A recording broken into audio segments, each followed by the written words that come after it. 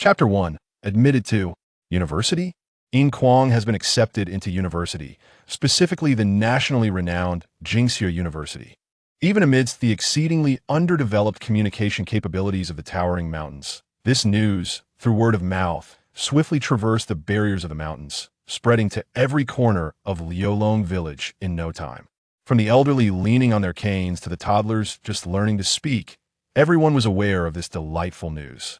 Truly, it is the virtue and blessings of our ancestors. Indeed, the divine dragon has manifested. Our Liaolong village has genuinely produced a real top scholar. Instantly, a sense of joy began to swirl above Liaolong village, akin to the long-told legend of a mighty dragon circling the heights of these mountains, enveloping and protecting the people below.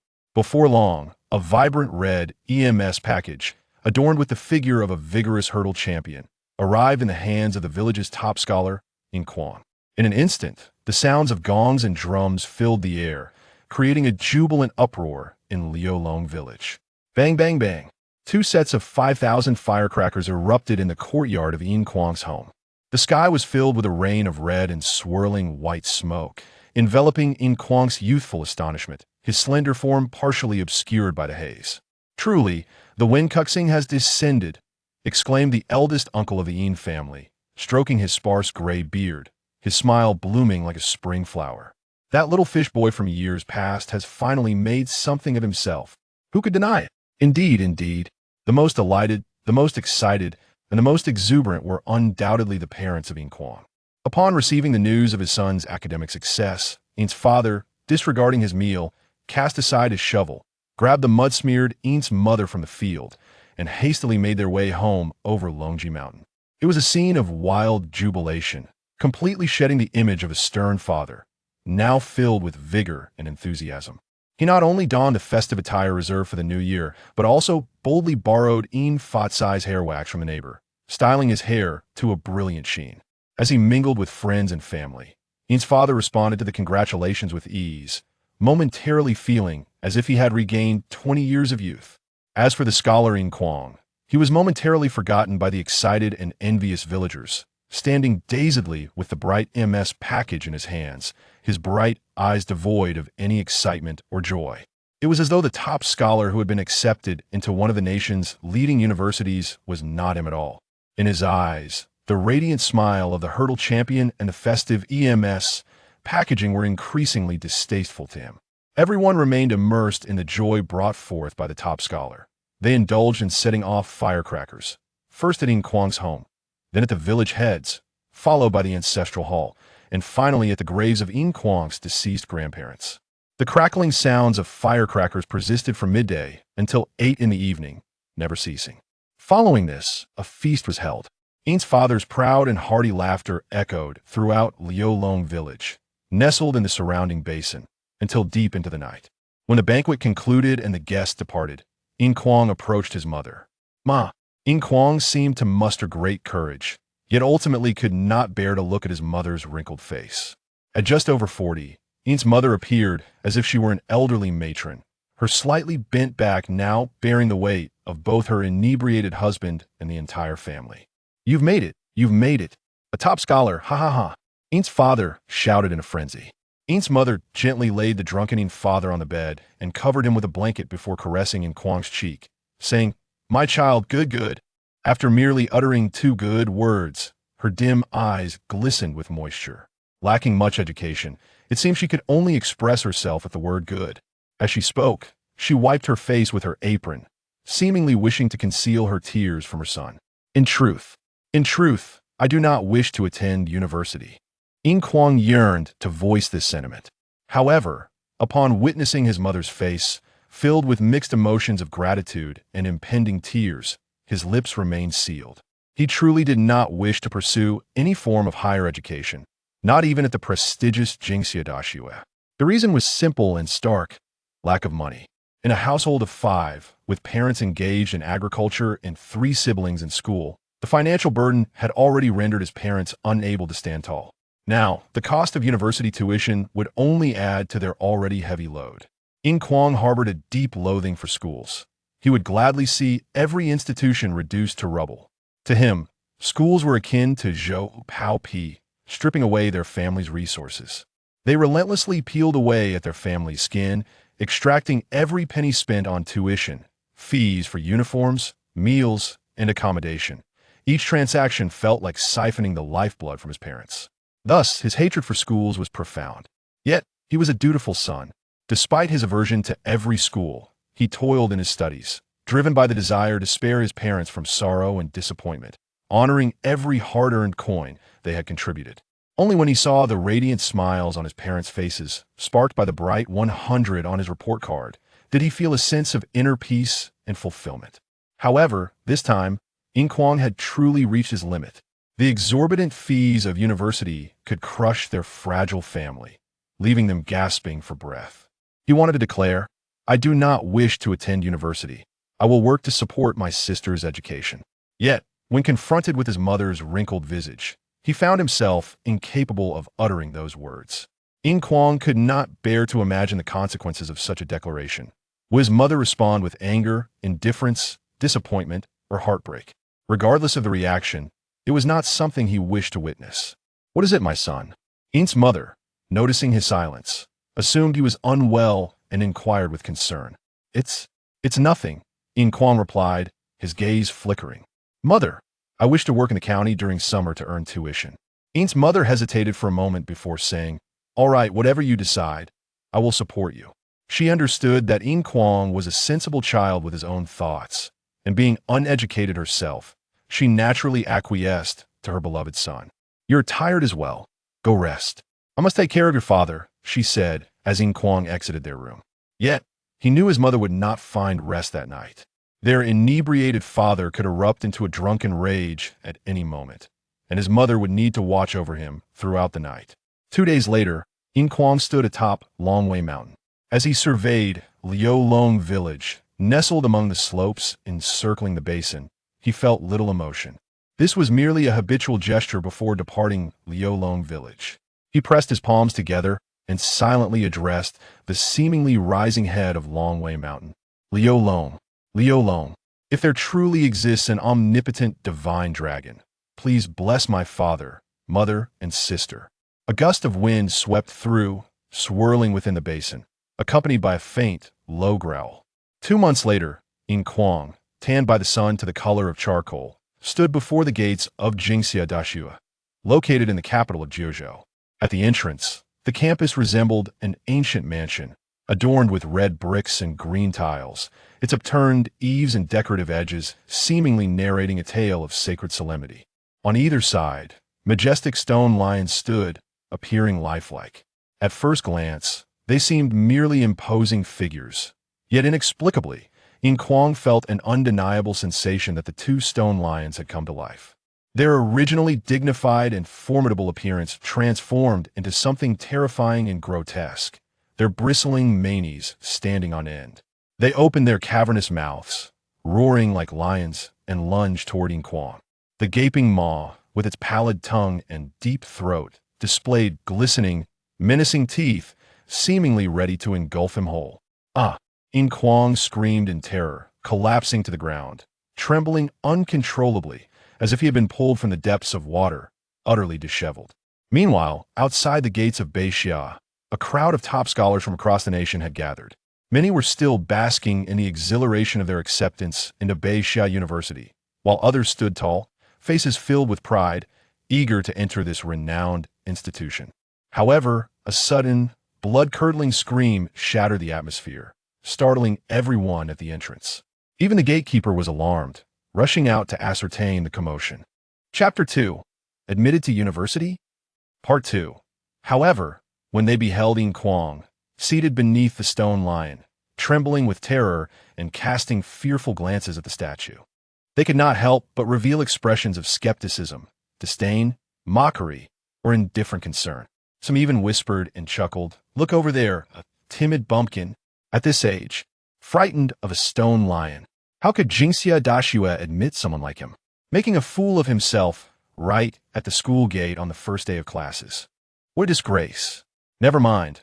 Let us be civil. It's none of our business." After all, he was being confronted by a guard from a prestigious university, a man who had only recently retired from a special forces unit. Brother Jiang pushed through the crowd, helping Yin Kuang to his feet, inquiring, "Are you all right, fellow student? Do you need me to escort you to the infirmary?" Yin Kuang, acutely aware of his embarrassment, was reluctant to linger at the entrance. He shook his head and replied, "Thank you, I'm fine." He then dared not glance at the stone lions or his fellow students, keeping his head down as he hurried towards the gates of Jingxia. Wait! Just as he was about to step through the threshold, a figure emerged, blocking his path. "Excuse me. I suspect you may not be a student admitted to Jingxia this year. After all, every year there are individuals who infiltrate the campus during the enrollment period, deceiving inexperienced newcomers with various schemes. To ensure the safety of our students' belongings, we cannot allow anyone with ulterior motives to slip into the campus. This is the duty of our disciplinary committee. Please cooperate by presenting your admission notice."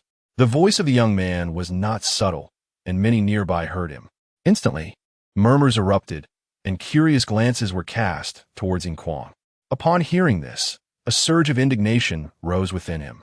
The tall, handsome student might indeed be acting to prevent deceitful individuals from infiltrating the campus, but his condescending demeanor, scrutinizing Yin Kuang as if he were a criminal, pierced deeply into Yin Kuang's pride.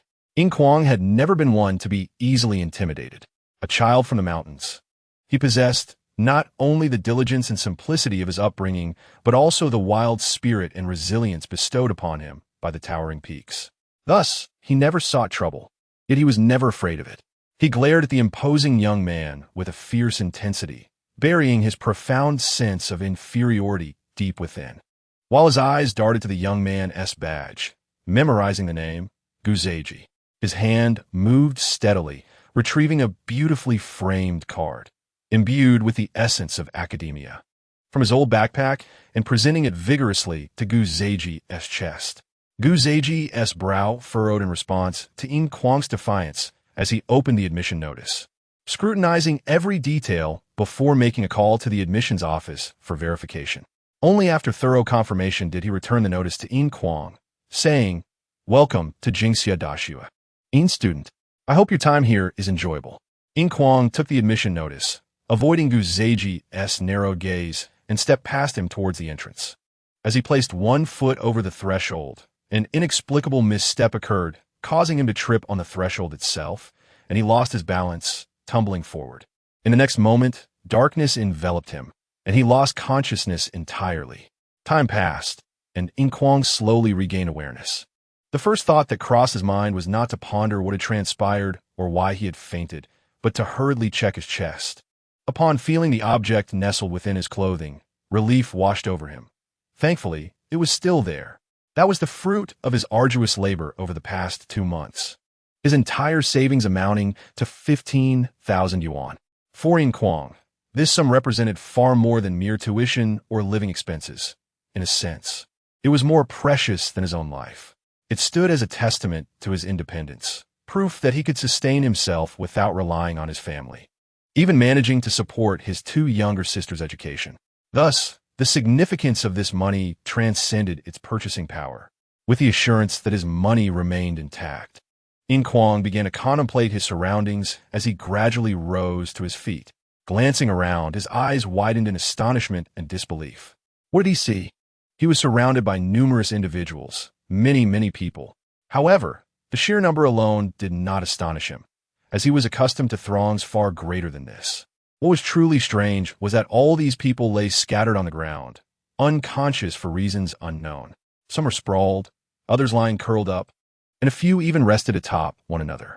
The scene before him bore a striking resemblance to images he had once encountered in a nightmare.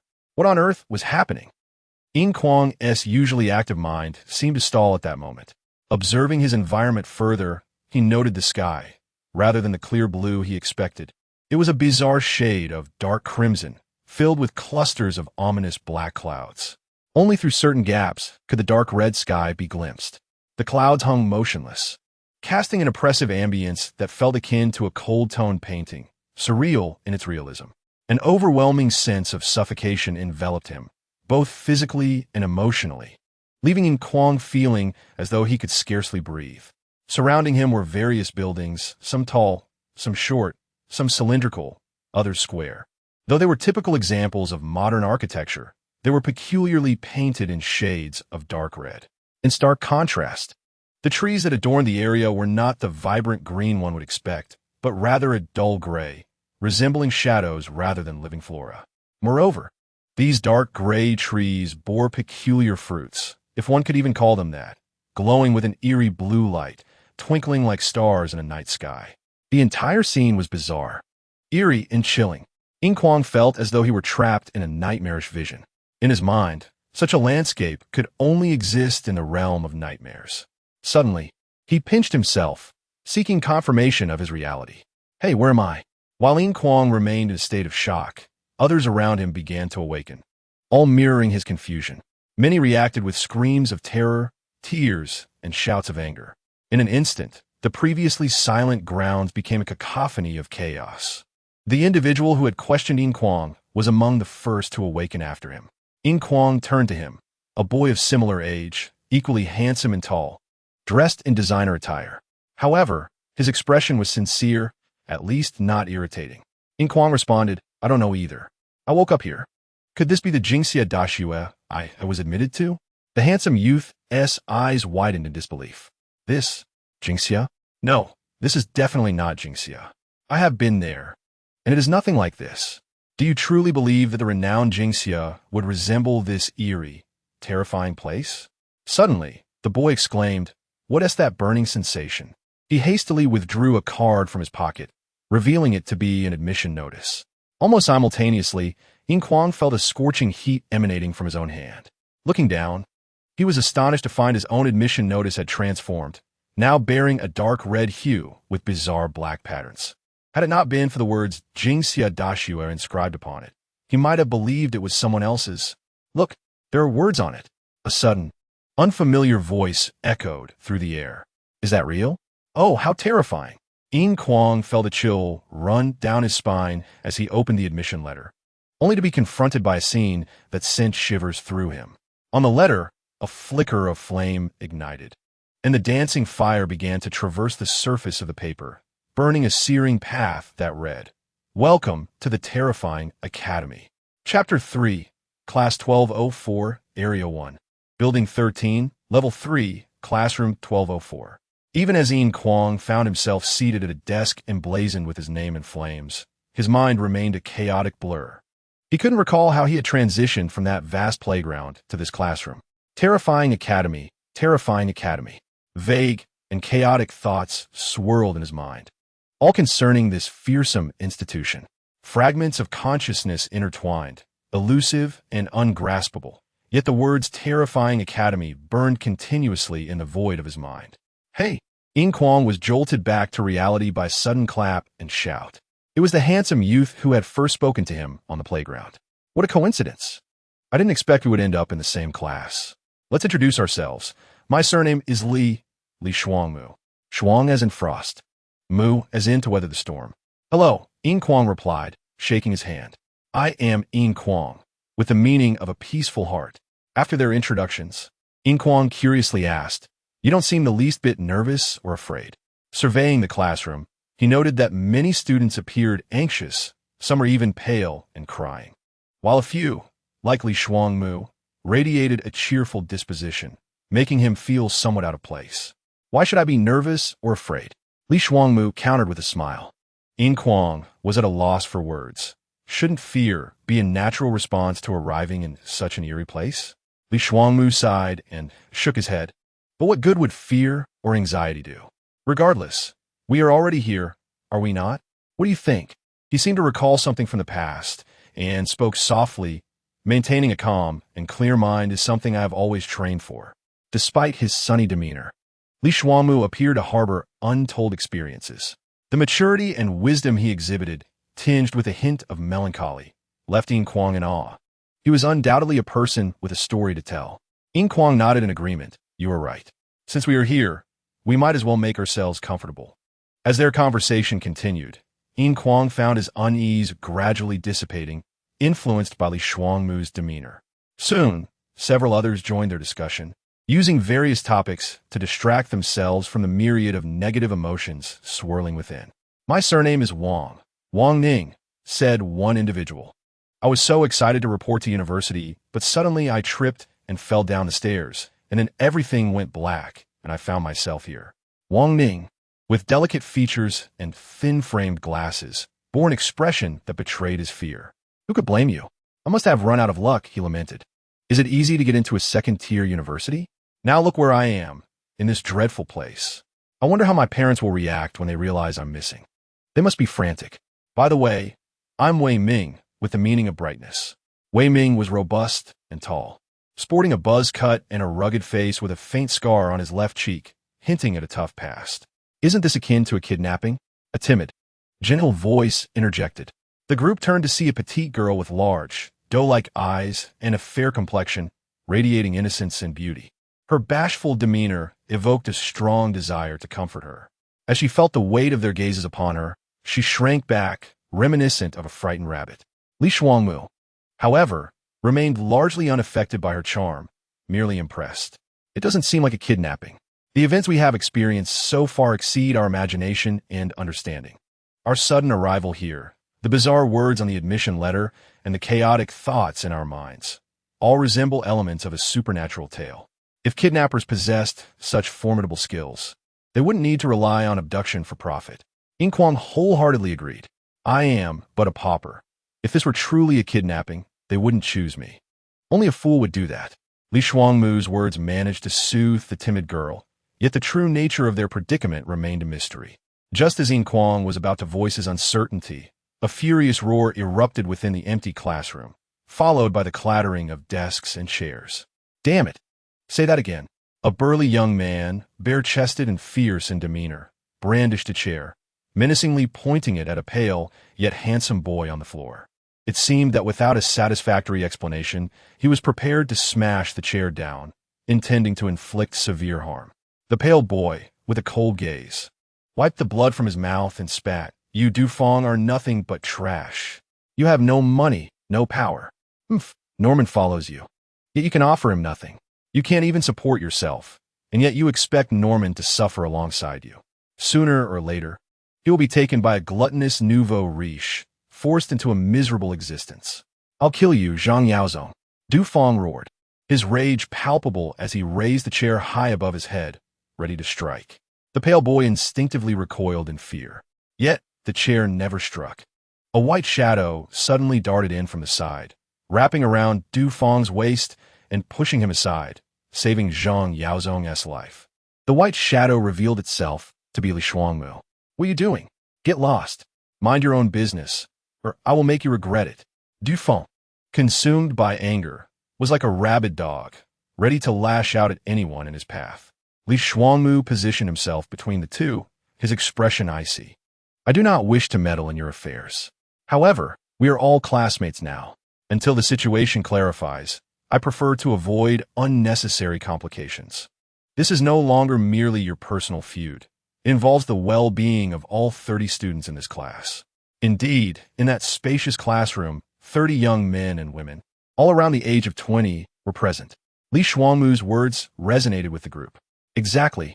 Even if there are deep-seated grievances, this is not the time to resolve them. Who knows what other supernatural events may occur? Let us not involve us all in your quarrels. Is this all because of a girl? Is it worth such a ruckus? The students voiced their opinions, and Du Feng, albeit still furious, began to regain some semblance of composure, begrudgingly slamming the chair down and returning to his seat. Yin Kuang moved to assist, righting the overturned desks and chairs. However, the pale Zhang Yaozong snatched the desk away, ungratefully stating, I can handle it myself. Yin Kuang merely shrugged, a wry smile gracing his lips as he returned to his own seat. At that moment, the classroom door, which had remained closed, was suddenly flung open. No, rather, it was kicked open with a tremendous force, sending a resounding echo throughout the room. Chapter 4. The Flame Queen. A tall woman, with a striking figure and fiery red hair cascading like seaweed, strode confidently into the room. Her blazing red eyes scanned the assembly of students below. Her eyes, akin to flames, seemed devoid of warmth. Anyone who fell under her gaze trembled as if being scrutinized not by a stunning beauty, but by a predatory beast. The sensation was undeniably peculiar. What was amiss? The fiery woman gazed down at the disorderly desks and spoke with chilling indifference. Silence enveloped the room, punctuated only by the pale-faced boy and the tall one, who silently gathered the mess. With a sharp clap of her delicate hand on the podium, she commanded attention. Freshmen, are your ears deaf? Or has your upbringing failed to teach you the meaning of courtesy? Or perhaps your parents are as ill-mannered as you. Upon hearing this, Yin Kuang shot up, his disdain for insults directed at his family igniting a furious reaction. He had once beaten a man into the hospital for harassing his sister, and now he demanded, "Who are you to judge others' upbringing?" The woman on the podium regarded Yin Kuang with a cold, mocking smile, as if observing a lifeless corpse. Suddenly, a radiant smile broke across her otherwise stoic face, amplifying her already striking beauty to an extraordinary level. The stark contrast left the classroom in stunned silence. "Very well. I shall overlook your naivety this time, as you are but novices. Yet, you exhibit courage in addressing me. I appreciate that. So I shall allow you to sit down now." Clearly, she was a formidable presence. Ignoring Yin Kuang thereafter, she continued, "I do not care whether you know each other or harbor past grievances. My foremost advice is that you are now a class, fellow students. If you cannot unite within your own class, you shall face dire consequences." Though no wind stirred within the classroom, a chilling draft seemed to sweep across their faces, penetrating their very souls. "Enough," the fiery woman declared, tossing her hair with a slight motion that caused her ample bosom, encased in a tight red leather outfit, to quiver enticingly, leaving the boys swallowing hard. "I shall introduce myself. I am known as Yin Queen. You may refer to me as Queen or simply the Queen. Your class is the 12th season, Class 04, and I am your counselor." Realization dawned that she was a teacher. A somewhat audacious boy chimed in, "Beautiful teacher. You are truly stunning." Yin Queen, what a powerful and sizzling name. "What is your real name, if I may ask?" It seemed he had a penchant for queens. His eyes sparkled with excitement, betraying any earlier trepidation. "My real name?" She mused. "I believe I have forgotten it, as I have not used it in ages." "How many years?" "I cannot recall." "Furthermore, do you wish to court me?"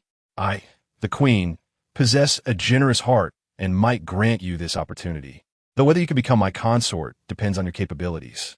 "Oh, truly, you are generous." He replied, "What is your phone number? I would love to take you to Hatong, sometime." The atmosphere lightened, and the boys began to cheer, seemingly forgetting their prior fears and anxieties. They believed that regardless of where they were, the profession represented by the teacher could soothe the students' troubled hearts. Typically, unless faced with a perverse instructor, teachers were harmless to students.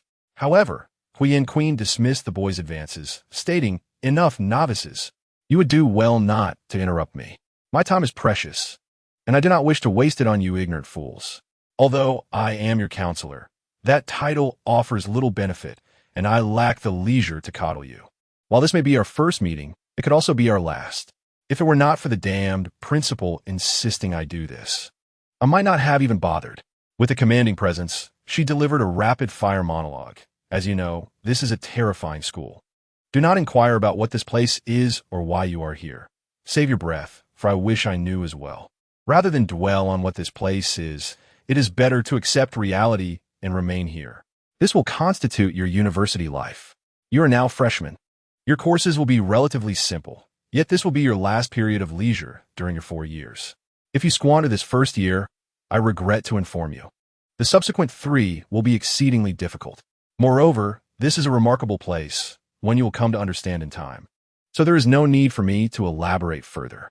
She paused, contemplating. "Additionally, do not skip classes. The penalties for absenteeism are severe. If all goes well, and you survive, fulfilling your credits and passing evaluations by your senior year, you may receive a graduation certificate from the principal, allowing you to depart this wretched place.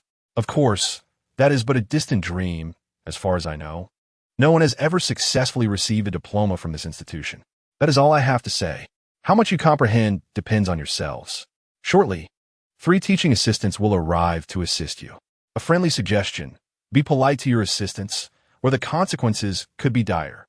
Finally, I remind you, regardless of what transpires, do not be astonished, for this is a terrifying school. Pray, novices, may we meet again in the future. Wait, teacher, Li Shuangmu stood up, saying, I have some questions for you. Yin Queen halted, her annoyance palpable. Regrettably, I am not your babysitter, nor am I obligated to answer your foolish inquiries. As I mentioned, 3 teaching assistants will soon arrive. They will accompany you for a week, during which you may pose any questions, provided they are able or willing to respond. If I were you, I would ask fewer questions and focus on taking action. Farewell, everyone.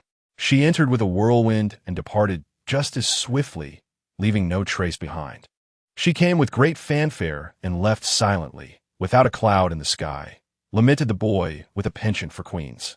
As the awe of Yin Queen lingered, 3 individuals entered the classroom in succession, 2 men and 1 woman. The woman, though average in appearance, possessed an exquisite figure, embodying a captivating charm, dressed impeccably in athletic attire. Standing in the middle, flanking her were 2 men. One was nearly 2 meters tall, broad-shouldered like a polar bear, with piercing eyes, while the other, though not short at around 170 centimeters, appeared frail, with a pale complexion reminiscent of a reclusive boy, unkempt. Are these 3 the teaching assistants? The students wondered. The woman in the center stepped forward to address the class. Allow me to introduce myself.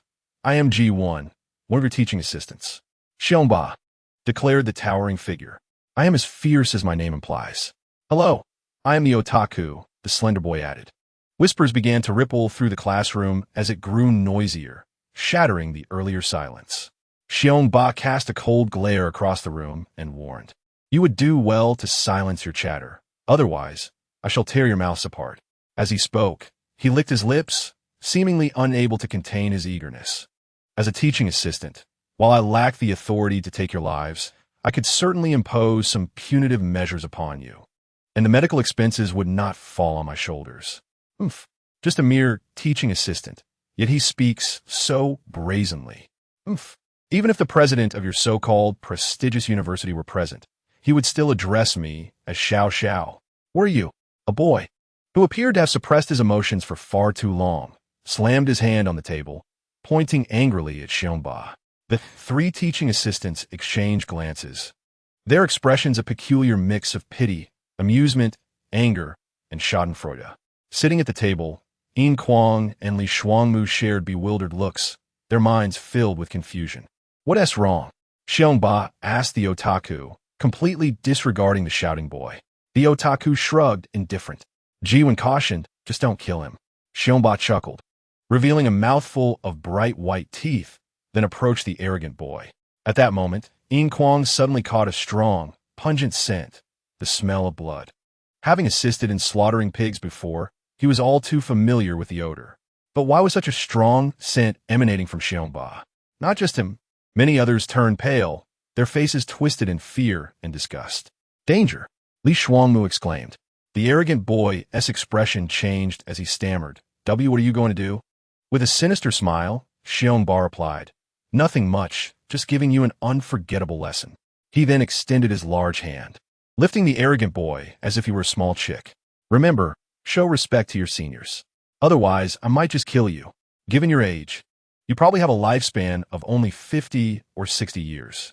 I could kill you 6 times and see if you die. He seized the boy's arm, grinning.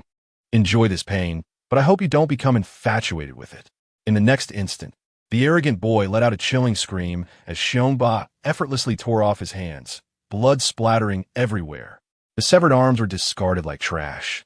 The entire class erupted in screams. Murder! Call the police. Blood! All eyes turned to Xiongba, filled with terror and trepidation. Some were so frightened they attempted to flee the classroom, only to find the door inexplicably locked. Others were so terrified they lost control of their bladders. In that moment, the words of the Fire Queen echoed in their minds. It is best to be courteous to your teaching assistants. This was no ordinary assistant. He was a ruthless killer. I want to drop out. I'm done with this.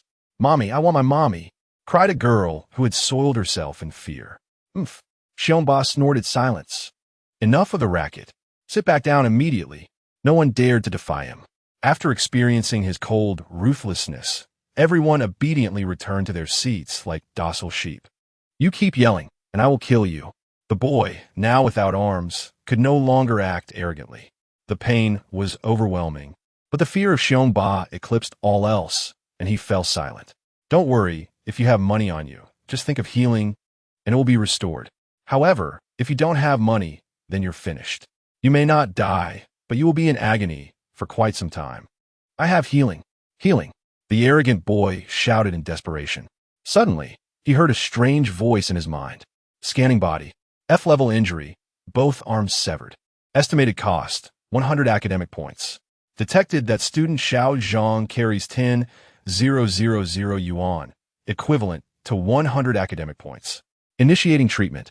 Cost reduced by half. At that moment, the terrified onlookers witnessed an astonishing sight. The severed arms suddenly flew up and reattached themselves to the boy's shoulders. Blood surging back into the severed limbs, as if they were rewinding a film of spilled water.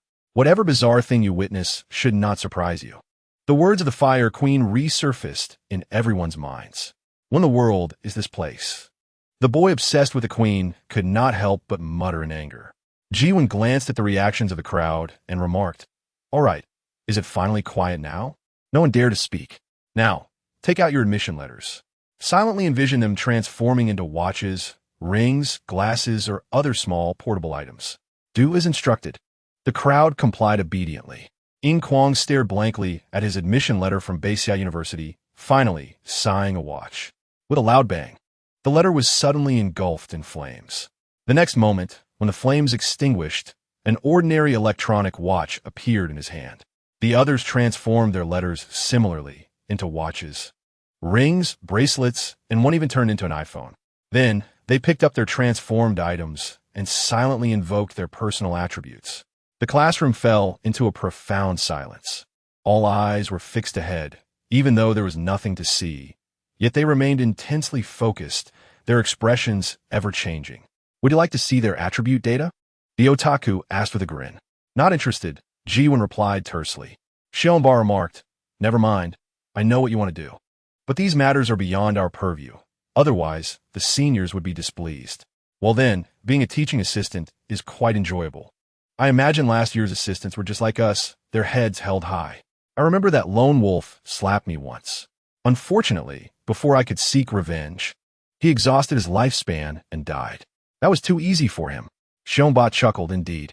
I never expected the effects of the teaching assistant title to be so powerful. Death doesn't deduct from lifespan, and we can earn 50 academic points. Moreover, with first-year courses being so simple, we might gain many benefits. The only trouble is that when a new student dies, we lose 1 point in overall evaluation and 0.5 points in F-level assessment. Jiwen sighed exactly. We only gain 2 points in overall assessment for every scene we experience. This means that for every 2 deaths, we get to experience a scene for free. Obtaining level assessments is even more challenging. It isn't something easily acquired. In college, there are definitely no free lunches falling from the sky. We should focus on being good caretakers for these novices. Chapter 6. Personal attributes. Everyone's gaze was transfixed on the scene before them. Not because of the presence of beautiful individuals or handsome boys that might attract these hormonally charged adolescents, but because a pale blue light screen had appeared, displaying many captivating elements. Yin Kuang was no exception, his eyes wide as he stared at the blue screen that emerged after he invoked his personal attributes. The screen was small, divided into 8 sections, presenting a comprehensive overview of Yin Kuang's information in a parasol shape. At the center was a holographic image of little Yin Kuang, rotating clockwise, revealing 1. Information name, Yin Kuang gender, male age, 19 personal introduction, a boy from mysterious mountain village, hiding the ferocity of a beast beneath a simple exterior, deeply filial. Father, Yin Jiqing, farmer. Mother, Zhang Xiao, farmer. Sister, Yin Linger, student. Sister, Yin Longer, student. Additionally, there are at least 20 relatives, including an uncle, a great-uncle, a grandfather, and various aunts and uncles. Admitted to Beixia University. Section 2. Attributes. Friendly reminder in parentheses. Lifespan. 34 years, remember. Each death deducts 10 years from your lifespan. Commentary. Dear student, A short life is not your fault. Cherish life. University offers boundless possibilities. Life, 15 points, reminder.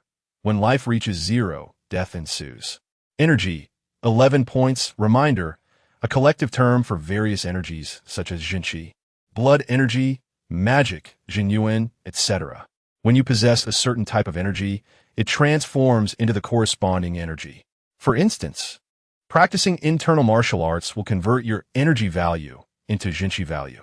Strength, 3, explanation, indicates the power and damage caused by your full force attacks.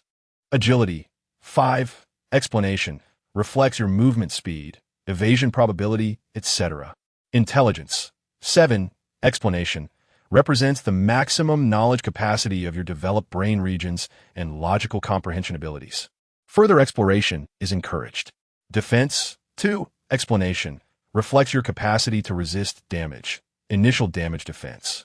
Dexterity, 5, explanation, demonstrates your reflex capabilities.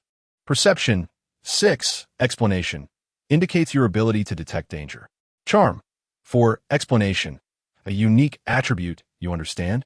Section 3, data learning points, equivalent to currency 0.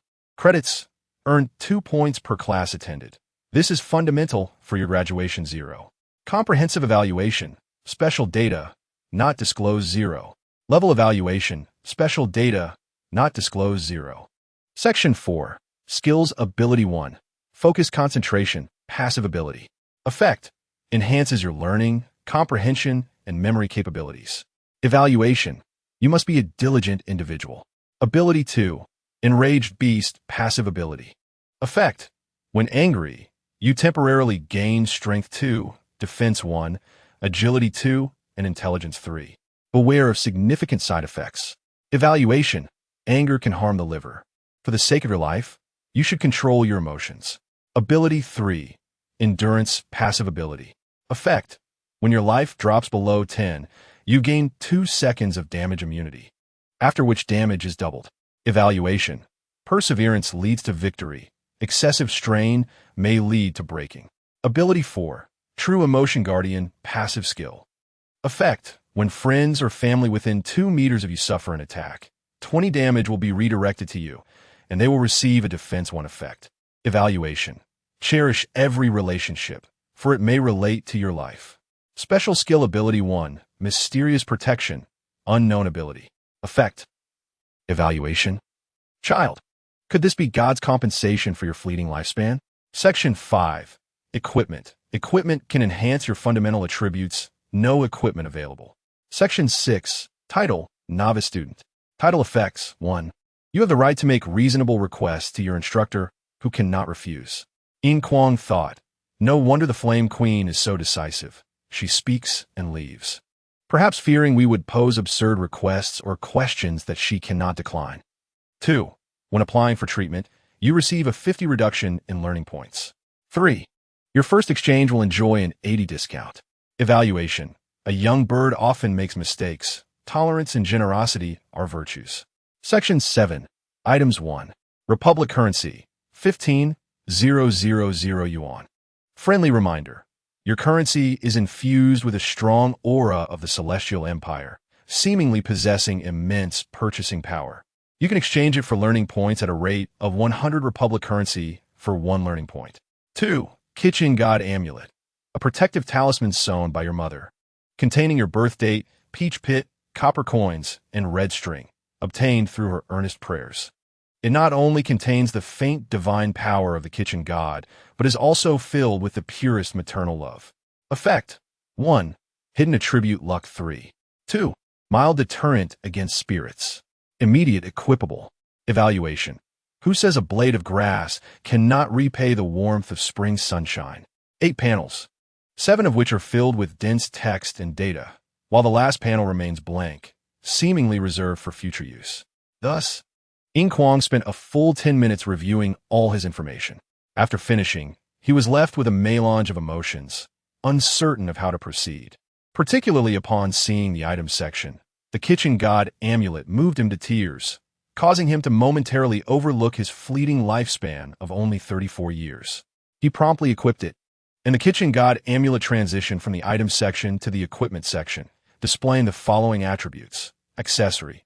Kitchen god amulet. Description. A talisman infused with selfless maternal love and the faint divine power of the kitchen god. Rating. Exclusive silver equipment. Condition. Usable only by Yin Kuang. Effect 1. Hidden attribute luck 3. 2. Mild deterrent against spiritual entities. Hey, what's wrong with you? Li Shuangmu inquired, noticing Yin Kuang's poor state. Yin Kuang shook his head, reluctant to elaborate, and replied, "It's nothing." Li Shuangmu observed him, nodded, then remarked, "It seems we have indeed arrived at an extraordinarily magical place." Huh, who could argue? Wei Ming chimed in, leaning closer and lowering his voice, yet still brimming with excitement. "I have a lifespan of 105 years. I can actually live this long. Moreover, my strength attribute is the highest at 8 points. What about you guys?" Yin Kuang smiled and replied, "It's all right." He thought to himself that Wei Ming's intelligence attribute must be low. Otherwise, he would not ask such a naive question. Who would willingly disclose their attribute secrets? Li Shuangmu chuckled, saying, "So you're the old sage.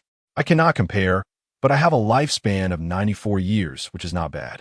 I lack any remarkable traits, though I do possess a special skill for tranquility, granting a 20 chance to be immune to mental damage, which should be quite beneficial." Special skill? I have one too. Wang Ning interjected. It's called Low-Key King, providing a 30 chance to evade perception, assuming the perceiver's attribute does not exceed mine by 5 points. I'm unsure how I acquired this skill. I don't feel particularly low-key. Upon hearing this, Yin Kuang felt a jolt. Had he not spoken, he might have unconsciously overlooked Wang Ning's presence. What a formidable skill. If he were to turn against me, I might not even have a chance to react. Li Shuangmu also commented, "This skill is impressive, is indeed practical. Low-key is truly the way to go." Hee. Wang Ning grinned proudly. "Hey big guy, what about you? Any special skills?" Wei Ming stammered, clearly hesitant. "I don't feel like sharing." "Not just that. Say it, and we won't laugh. What's so funny about it? Although I am unsure of the actual utility of these special skills, they seem quite significant. I feel as if we have entered a world akin to an online game, filled with attributes, skills, and equipment. Perhaps we will soon receive quests. I believe we should prepare ourselves well," Wang Ning stated seriously. As the Flame Queen said, rather than pose trivial questions, it is better to listen, think, and act. Regardless of what we undertake, we must rely on ourselves and trustworthy friends. Chapter 7. Entrance Examination. Are you suggesting that we unite? Li Shuangmu laughed. Precisely. Unity is strength. Wang Ning adjusted his glasses and replied. Thus, if possible, it is always better to band together. No matter what happens in the future, we will have each other's backs. Agreed. What about you all? Li Shuangmu asked. Wei Ming said, "Count me in." Yin Kuang added, "Count me as well." Thus, our temporary team was established. So, Wei Ming, please share your special skill. Although we may not yet be completely open with each other, cooperation should at least be sincere. Wei Ming scratched his head and said, "Actually, it's nothing much. Just don't laugh. We 1T laugh, we 1T laugh." The effect is a reduction of 20 in general damage, coupled with a recoil effect that inflicts 10 damage on the attacker. Did you not claim you would refrain from laughter? Wang Ning's lips twitched slightly as he remarked, "I am not laughing. Where do you see laughter? I merely intended to say, you are indeed a born blood cow. Go to hell." The whispers did not originate solely from the four of them. Other classmates began to engage in hushed conversations as well. It was a scene of mixed emotions, with those possessing high attributes and exceptional skills reveling in joy, while others were expressions of dismay. Of course, some maintained a neutral demeanor, revealing no discernible change. Meanwhile, two adversaries were embroiled in a quarrel. Zhang Yaozong, just wait. Don't let me catch you off guard. Otherwise, I shall use a brutal charge to send you flying. Du Fang, do not gloat. Do you think my Wing Chun is practiced in vain? In a confrontation with my inch punch, it remains uncertain who will live or die. As the two seemed on the verge of a physical altercation, the teaching assistant, Xiong Ba, finally intervened, declaring silence. You two, take your seats. If you wish to fight, there is no rush. Later, you will not be able to avoid it. Now, novices, return to your designated seats immediately. Witnessing his ruthless demeanor, no one dared to defy him any longer. Well then, you have all familiarized yourselves with your attributes. We shall now proceed to the next item, the entrance examination. Ji Yuan stated, "Do not allow me to look down upon your intellect. If you believe that failing the entrance exam will free you from this university, you are sorely mistaken. Frankly speaking, the entrance exam is merely a concession from the principal to you greenhorns. There, you will earn your first income, which is crucial for your future development. This is the extent of my words." The students, who had initially entertained lofty dreams at the mention of the entrance examination, were suddenly rendered speechless. Xiong Ba scoffed quietly, reflecting on how he had once envisioned the same, feeling pity for those who only heard him say, "I remind you, if you carry any valuable possessions such as gold, silver, jewels, jewelry, or currency, you may exchange them for academic points. Of course, if you possess the Jiuzhou currency imbued with the purple qi of Jiuzhou, I congratulate you. You are about to receive a substantial income." "Excuse me, senior, what can academic points be used for?" a girl asked timidly, her ample bosom slightly accentuated as she blinked her large eyes. The otaku cast her a glance and scoffed. "Big breasts, no brains. That is my seasoned assessment of you. Moreover, do not presume that you can flaunt yourself before me due to your looks. I have engaged with many more beautiful individuals and numerous captivating storylines. You would do well to tread carefully. Besides, I have no interest in the inexperienced. Did you not see the introduction above the attribute panel? It is equivalent to currency. Do you understand? It is money. Do you lack funds? Simply find someone to sell something." The girl with the generous bosom turned pale, her head nearly sinking into the desk drawer. Jiwen frowned and said, "Could you not behave yourself?" "Humph." The disdainful gaze of the otaku revealed deep-seated animosity towards such brazen characters. Xiong Ba shook his head, ignoring the otaku, and said, "I can utilize my authority as a teaching assistant to grant you access to the exchange menu. Items priced within 200 academic points will be displayed." With that, he waved his hand, and a luminous screen appeared atop each desk, automatically filtering exchangeable items for the novices. "I advise you to select items recommended by the university for exchange." Although Xiong Ba might appear ferocious, he was indeed more diligent than the other two teaching assistants. There are 4 main categories of exchangeable items: equipment, bloodline, legendary, and auxiliary. Equipment refers to exchanges for cold and hot weapons. Bloodline allows for the exchange of various extraordinary bloodline abilities, such as Spider-Man's bloodline or werewolf bloodline, which can significantly alter one's physique. This category is presently beyond your reach. Do not entertain thoughts of it. Legendary items pertain to exchanges of items and abilities from legends, such as cultivation, if you have the funds. Auxiliary items include medicines, ammunition, materials, and other goods. Many of these are not inexpensive. Although you enjoy an 80 discount, consider your choices carefully before proceeding with exchanges. Now, you have 10 minutes to prepare. With that, Xiong Ba leaned against the lectern, observing the classroom with a leisurely demeanor. "Hey, classmate, do you have any money? Can you lend me 5,000 yuan? Lend you? I do not even have enough for myself. I am truly grateful I did not heed my father's advice to deposit all my money in the bank. Otherwise, I would be in dire straits," the student said, gleefully gesturing into the void. "I want an AK-47. In the next moment, a shimmering aura manifested on his desk, coalescing into a gun resembling an AK-47. As the glow dissipated, a brand new AK-47 lay upon the desk. "Oh my goodness, how extraordinary. This cannot be a toy, can it?" With a series of gunfire, the AK-47 unleashed a volley of bullets into the ceiling, puncturing it mercilessly. It is indeed a real gun. The student's face transformed with terror, but the next moment his eyes sparkled with fervor as he grasped the AK-47, unable to contain his excitement. "I finally possess a gun." "Idiot! Quiet down," Xiong Ba shouted. Oh, suddenly, the boy leapt up, declaring fiercely, "I have a gun in my hands. Do you think I fear you? I have long found you all displeasing. No one has dared to threaten me from childhood to adulthood. Who do you think you are? Now that I possess a gun, I fear no one." At that moment, several others imitated this boy, acquiring AK-47s Desert Eagles, M16s and 4s and other rifles proudly standing with their weapons raised. Clearly, the possession of firearms emboldened them, and they no longer regarded the 3 teaching assistants with any seriousness. What does brute strength matter? I have a gun in my hands.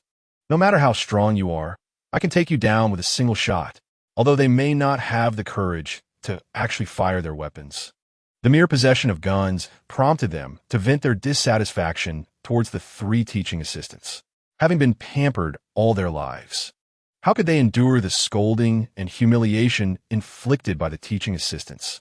The 3 assistants exchanged glances. Ji-Wen remarked, "I cannot fathom why we encounter so many fools." The otaku commented, "I finally understand. They are all dim-witted." Xiong-Ba, in exasperation, rubbed his head and said, "I truly wish to twist their necks and smash open their heads to see what thoughts dwell within." However, returning to the subject, the otaku chuckled. "It seems I was once like this too. Ha! Novices will always be novices. Do you remember what happened to me afterward?"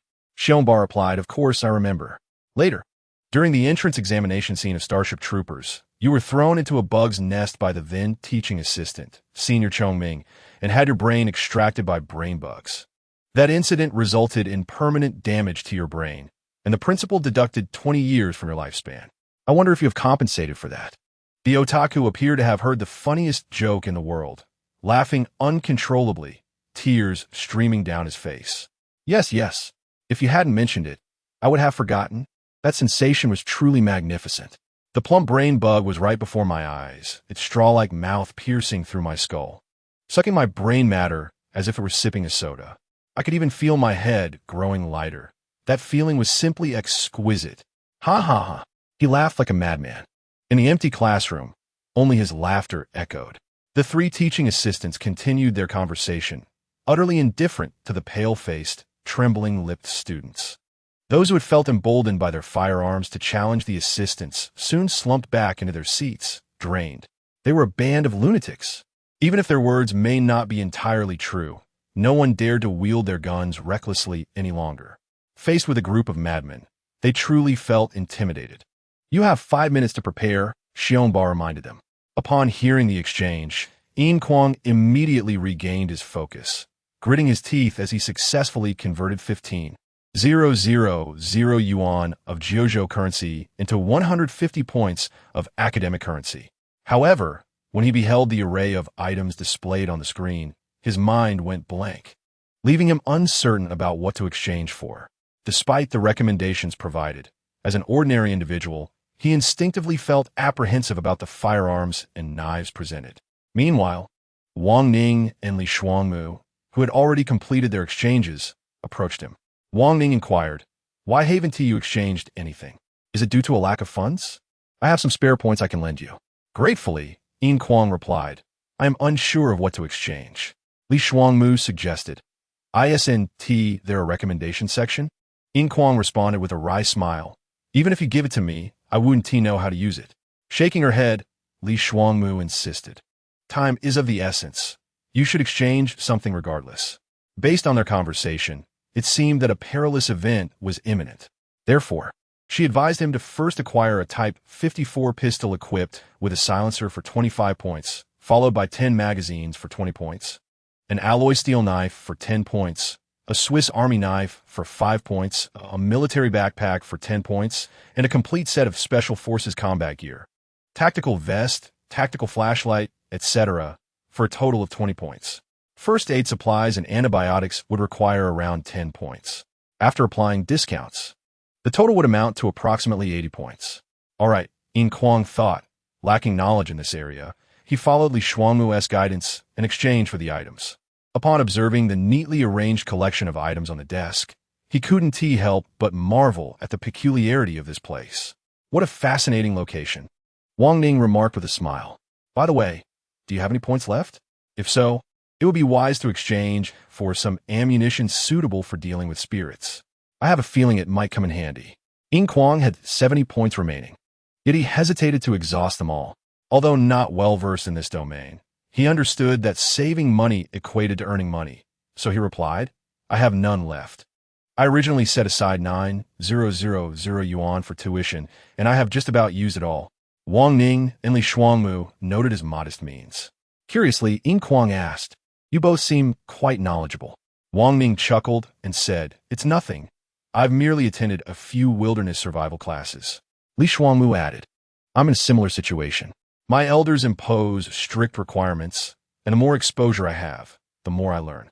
As he spoke, he caressed the silver-white pistol in his hand, which even an uninitiated Yin Kuang recognized as a Desert Eagle, a firearm known for its immense power and significant recoil, typically unsuitable for ordinary users. "All right, time's up." The three teaching assistants stood up, and when announced, "We will now proceed with the grouping arrangements. You may choose which of us three you wish to follow. A word of advice: do not let your preferences dictate your choice as it pertains to your very lives. I am a second-year student specializing in water system ability enhancement. If you choose to follow me, I can provide you with knowledge regarding abilities. Additionally, I possess some insights into firearm usage," Jiwen stated. Xiongba declared, "I am a second-year student specializing in werewolf lineage enhancement. I possess a greater understanding of lineage matters." The introverted student produced a black wooden stick, stating, "I am a second-year black magician." As he twirled the wand, dark energy swirled around it. Ji-Wen continued, "Choosing one of us does not dictate the direction of your future enhancement. That decision rests entirely with you. Now, the theoretical class concludes here, and we shall move on to the practical session. When I say class begins, you shall respond with 'Good day, teaching assistants.' Class begins. Good day, teaching assistants." The entrance exam is about to commence. Chapter 8. The Path of Biohazardous Death. A strange sound reverberated in the empty classroom, reminiscent of distant stars, yet seemingly originating from the doorway. Was that the sound of a bell signaling the start of class? "Look, the chalk is flying," a student exclaimed. Indeed, a piece of white chalk inexplicably floated up, gliding towards the inky blackboard, and began writing furiously. The white chalk inscribed blood-curdling words. "The entrance exam begins now. Exam scenario: Biohazard Crisis 2, Revelation. Scenario difficulty: First year F level, extremely easy. Exam task: survive for 5 hours. Passing the exam: reward of 200 academic points, 5 credits. 2 points for comprehensive evaluation and the title of freshman. Failing the exam: death equals failure. Infection by the virus equals failure. Upon complete death, immediate exit from the scenario. Deduction of 10 years of lifespan. Removal of a novice student title. Restrictions: large-scale weapons or abilities rendered ineffective. Teaching assistant abilities reduced by 50. Rewards for tasks involving teaching assistants decreased by 50. Additional rewards: 1. Killing 10 ordinary zombies rewards 1 academic point.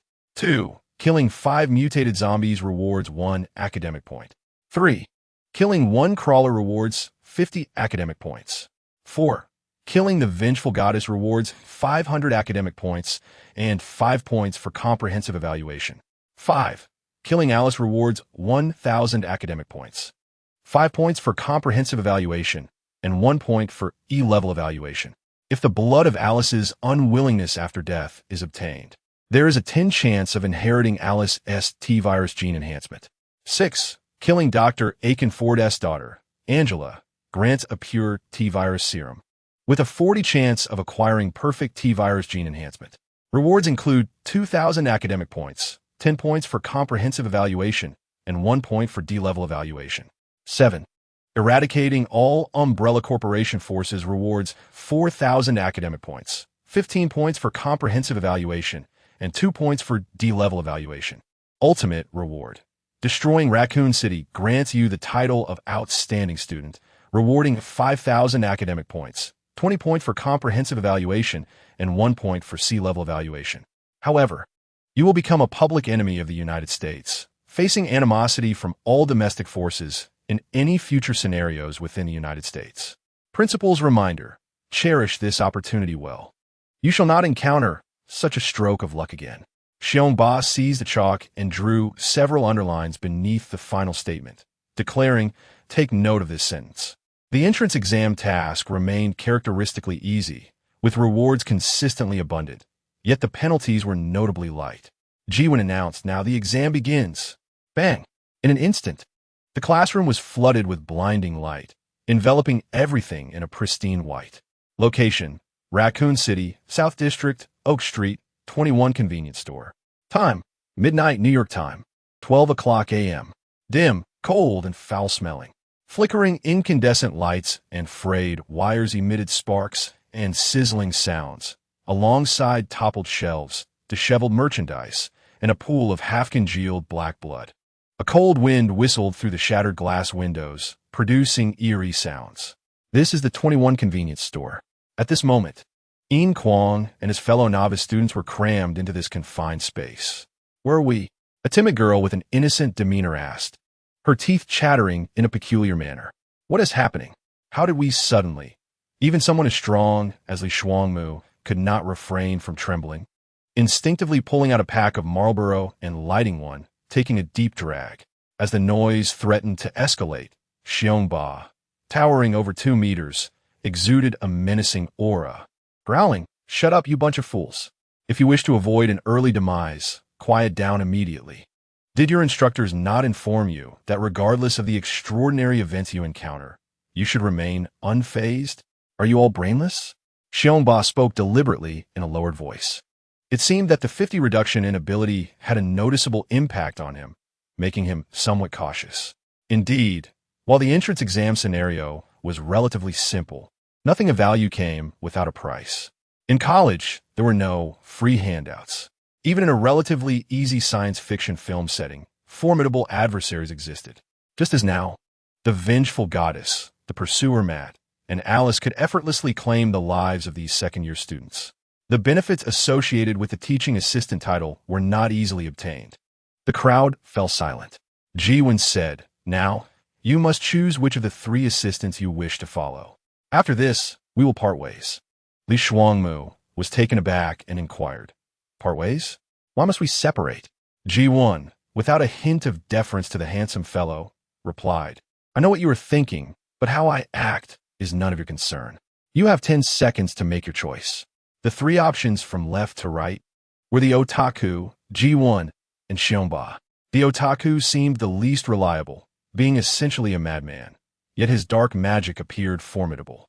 Ji1, a woman, had been rather aloof. While she initially seemed a reasonable choice, she exuded a sense of insecurity. Xiongba, towering and formidable, was ostensibly the best option, but his brutality and bloodthirstiness made everyone wary of him. It was indeed a challenging decision. However, they had only 10 seconds to decide. No one was foolish enough to venture alone in this unfamiliar territory. Following the 3 assistants was undoubtedly the safest course of action. Thus, the group quickly reached a consensus. Among the 30 individuals, 12 were girls, all of whom chose G1, while none of the boys did. Of the 18 remaining boys, 12 opted for the otaku and 6 for Xiongba. The impromptu quartet of Yin Kuang, Wei Ming, Wang Ning, and Li Shuangmu decided to align with Xiongba. In Li Shuangmu's words, though he was cruel and murderous, he was more pragmatic than the other 2. In the end, a timid and innocent girl hesitated but ultimately chose to leave Ji Wen's group and join Xiongba's, drawing curious glances from many. Some couldn't help but wickedly wonder if such a kawaii girl could withstand the ravages of that bear. After the groups were formed, the 3 assistants bid each other farewell. "Be careful," Ji-Wen cautioned. Likewise, Xiongba replied. The otaku waved dismissively, saying, "You needn't worry about me." Then, Yin Kuang watched as Ji-1 and the otaku's groups departed. Why did Xiongba's group linger? Simply because he was not yet ready to leave. After seeing Ji-1 and the otaku off, Xiongba plopped down on a sofa in a convenience store and casually grabbed a drink, sipping it without a care. Yin Kuang and the others were left speechless, glancing outside, clearly regretting their choice to follow Xiongba. Yin Kuang clenched his fists and mustered the courage to ask a question he had long pondered. "Assistant, may I ask something?" Xiongba grunted, his response ambiguous. "I wish to know, what happens if we die? I mean, if our lifespan is exhausted." Yin Kuang was aware of his short life expectancy, only 34 years, and he was already 19, meaning he truly had just 15 years left. Following the rule that each death deducts 10 years from his lifespan, he could only afford to die once. Thus, He sought clarity on what would happen after his second death. Xiongba removed the straw from his drink and stated death. Complete and utter death. Ah, the crowd gasped. And in reality? Xiongba shook his head and replied, I don't know. No one does. Those who entered the university have never returned. There are legends of a senior who once left the university and returned to the real world, but shortly thereafter, he came back. What happened? Unknown, Xiongba said. It is said he died suddenly upon his return. No one knows what he experienced or why he returned after leaving. Since then, no one has dared to discuss leaving the university. After a moment of silence, Xiongba continued, according to normal rules. As long as you complete your credits and meet the comprehensive evaluation standards, you can collect your graduation certificate from the principal and leave the university. However, to my knowledge, no one has ever received a graduation certificate. Therefore, I advise you to stop overthinking and focus on your studies. Perhaps one of you will be fortunate enough to obtain that elusive graduation certificate. What about our parents in the real world? Yin Kuang anxiously asked. There is nothing to be done, Xiongba replied. I worry about my sister, who has cancer. I fear she won't receive adequate treatment. The wolves in white coats of the hospital will care little for her fate and will cast her out. I dream of escaping, but what can I do? The only path is to survive, earn my diploma, and return with the medicine to treat her cancer. If those wolves dare to harm my sister, I will show them what true wolves are. Xiongba's tone was soft, almost inaudible, yet the atmosphere was heavy with the scent of blood. Seemingly fatigued, he closed his eyes, and the oppressive aura dissipated. Li Shuangmu asked, what should we do? Shall we just sit here for 5 hours? Wang Ning shook his head, asserting, that is absolutely impossible. If it were that simple to survive 5 hours, Ji1 and the otaku would not have left. Their departure must have been for a reason. Additionally, if rewards were so easily attained, they would not be called rewards. Years of gaming experience have taught me that only by completing challenging tasks can one reap substantial rewards. Standing idle will only lead to a game over. Yin Kuang concurred. Indeed, the only thing we know is that we are in the world of Biohazard 2, Revelation, specifically Raccoon City. The only option is to follow the senior. Wei Ming scoffed, if this is truly a cinematic universe, I would prefer to venture out and explore myself. I always found Biohazard thrilling. Now that I'm here, it would be a pity not to take the plunge. But do you all genuinely believe we are in the world of the film? It is too surreal. I have no doubts, Wang Ning stated. Every event unfolding before us is surreal, yet it is happening. Yin Kuang nodded in agreement. Li Shuangmu stood up and declared, from now on, we are teammates.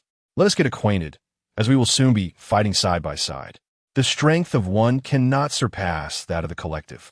If possible, please share your abilities so we can devise a better strategy. He introduced himself first, followed by Wang Ning, then Wei Ming.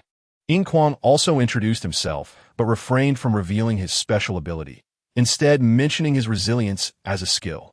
Next, a chubby boy stepped forward, introducing himself. I am Zhang Fei.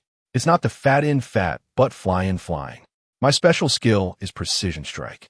My general skills classify me as a competent soldier with life 6, strength 1, perception 2, and charisma 1. Using a firearm enhances my shooting accuracy. I spent some time in the military where I discovered my talent for marksmanship. As he spoke, he raised a sniper rifle in his hand.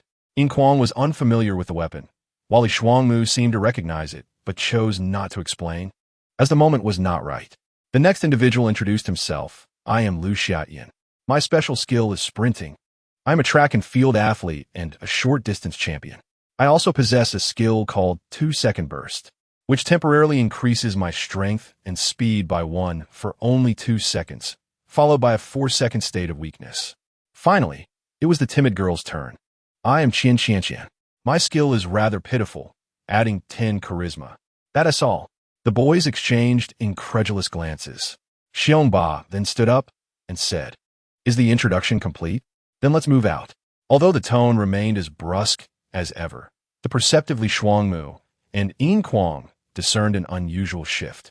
It seemed that Xiongba was somewhat kinder than before. Chapter 9, Biohazard. Crisis.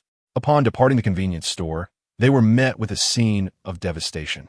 The dimly lit world, desolate streets, overturned vehicles, dilapidated public facilities, and fluttering newspapers painted a grim picture. The headlines screamed the dead walk, translating to the rampant presence of the undead. This night was destined to be dark, silent, and chilling. Not far from the center of the road lay a motionless figure. A faint cry for help seemed to emanate from him. "Look, there's someone over there," Wei Ming remarked. "It seems like a call for help. Shall we go check it out?" Wang Ning replied, "Is that wise? Even the senior has ignored it. Are we to stand by and watch someone perish?" Wei Ming countered, "If you want to go, I will." The group fell silent. After all, they had just stepped out of high school. None of them were so callous as to pass by a person lying in the street without offering assistance. They were reminded of a recent incident. A little girl struck by a car, her frail body run over while several bystanders turned a blind eye, indifferent to her plight. Although she was eventually taken to the hospital by a good Samaritan, her young life could not be restored. A precious life lost to the apathy of others. In that moment, the scene mirrored the past. The setting had shifted to Huanxiong City in the United States. But the characters remained the same, themselves and the person on the ground. Yin Kuang, unwilling to harbor guilt, declared, "I will go take a look." With that, he broke away from the group and jogged toward the motionless figure. After all, a life was at stake, and time was of the essence. "Wait." Li Shuangmu realized he could not stop him in time and added, "Honestly, have you forgotten where we are? Good intentions must be tempered with caution." He then drew his Desert Eagle and attached a silencer, courtesy of the principal, hastening toward the fallen man. Wei Ming and Wang Ning followed suit, having formed an impromptu quartet, naturally sticking together. Zheng Fei and Lu Xiaotian exchanged glances, then looked at Xiong Ba, who remained unfazed, arms crossed with an air of disdain. Ultimately, they sighed and chose to remain where they were. As for Qian, she glanced nervously from side to side, hesitant to approach, fidgeting anxiously. As Yin Kuang drew nearer, he observed the man lying with his back turned, seemingly unconscious. He tentatively reached out and gently shook him, asking, "Sir, what is wrong with you?" Here in the United States, English was the language of communication. The man remained still, but faintly murmured help in what sounded like a delirious whisper. Yin Kuang gritted his teeth and turned the man over, only to be taken aback. A gaping wound marred the man's shoulder, resembling a savage bite, oozing dark blood and disfigured flesh, reeking of decay. His complexion was ghastly pale, devoid of any semblance of humanity, with his features pockmarked and rotting. "How foul," Wang Ning remarked, noting the man's alarming condition. "We should leave. This feels dangerously wrong." Wang Ning's cautious demeanor was not merely a means of self-preservation, but, in fact, heightened his awareness. His initial perception score was a remarkable 11. Perhaps he did not realize how exceptional this was, but if compared with the others, he would see he was the only one surpassing 10. Wei Ming interjected, "Perhaps he is still alive. If you are afraid, step back." He then extended his hand to check for the man's breath. "Hold on," Li Shuangmu warned, shaking his head at Wei Ming. "He is already dead. Have you forgotten where we are? This is a world ravaged by biohazard. What reigns here? Zombies." "He has been bitten. Judging by the wound, it is clear he fell victim to a zombie. Approaching recklessly is utterly unwise." Wei Ming seemed to grasp the gravity of the situation and hesitated. "What then? Put a bullet in his head," Wang Ning suggested. "That way, we can prevent him from turning into a zombie and running amok." Yin Kuang, anxious, responded, "But what if he is still alive? That would be murder." Understanding the distinction between knowing and acting was crucial. To disregard a life was an entirely different matter. "He is bound to become a zombie," Wang Ning asserted firmly. "If he bites one of us, we too will become zombies, failing the test and losing a decade of our lives. It is best not to take that risk. Even if you think your lifespan is plentiful, it should not be squandered this way." Yin Kuang fell silent. He had only 34 years left to live, 34. Thus, he could afford to die only once. He was, in fact, the one who should be most cautious. The thought of his earlier recklessness sent a shiver down his spine. Had that man suddenly turned and bitten him? Then Wei Ming sighed, feeling a chill creep over him as well, though his lifespan was indeed more generous. "Sorry, American," he muttered. But just then, the man sprang forward, grabbing Wei Ming's leg, sending a shock of fear through him. Li Shuangmu instinctively prepared to shoot, yet the man, defying all odds, shouted help. He was still human. The figure on the ground had not yet transformed into a zombie, and at that moment he opened his eyes wide.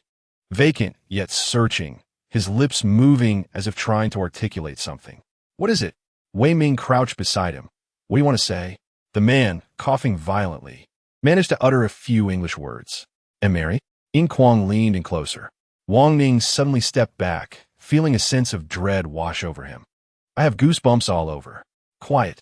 I can't hear, Wei Ming urged, leaning closer. With great effort, the man gasped out, Mary, waving a hand weakly to his chest. Continuing, Mary, help. Step back, Wang Ning shouted. Suddenly, Wei Ming let out a blood-curdling scream, struggling to pry away the zombie that had sunk its teeth into his neck. The excruciating pain rendered him powerless, despite his strength. The silenced desert eagle discharged a soft report, and the zombie's forehead erupted in a spray of bloodless gore. In that critical moment, Li Shuangmu had acted swiftly. It was too late. Wang Ning moved without hesitation, retrieving a tourniquet from his military backpack, applying it to Wei Ming. Wei Ming, how are you? Damn it. It hurts like hell. This is cursed. The tourniquet had the effect of restoring 5 health points and effectively stemming the bleeding.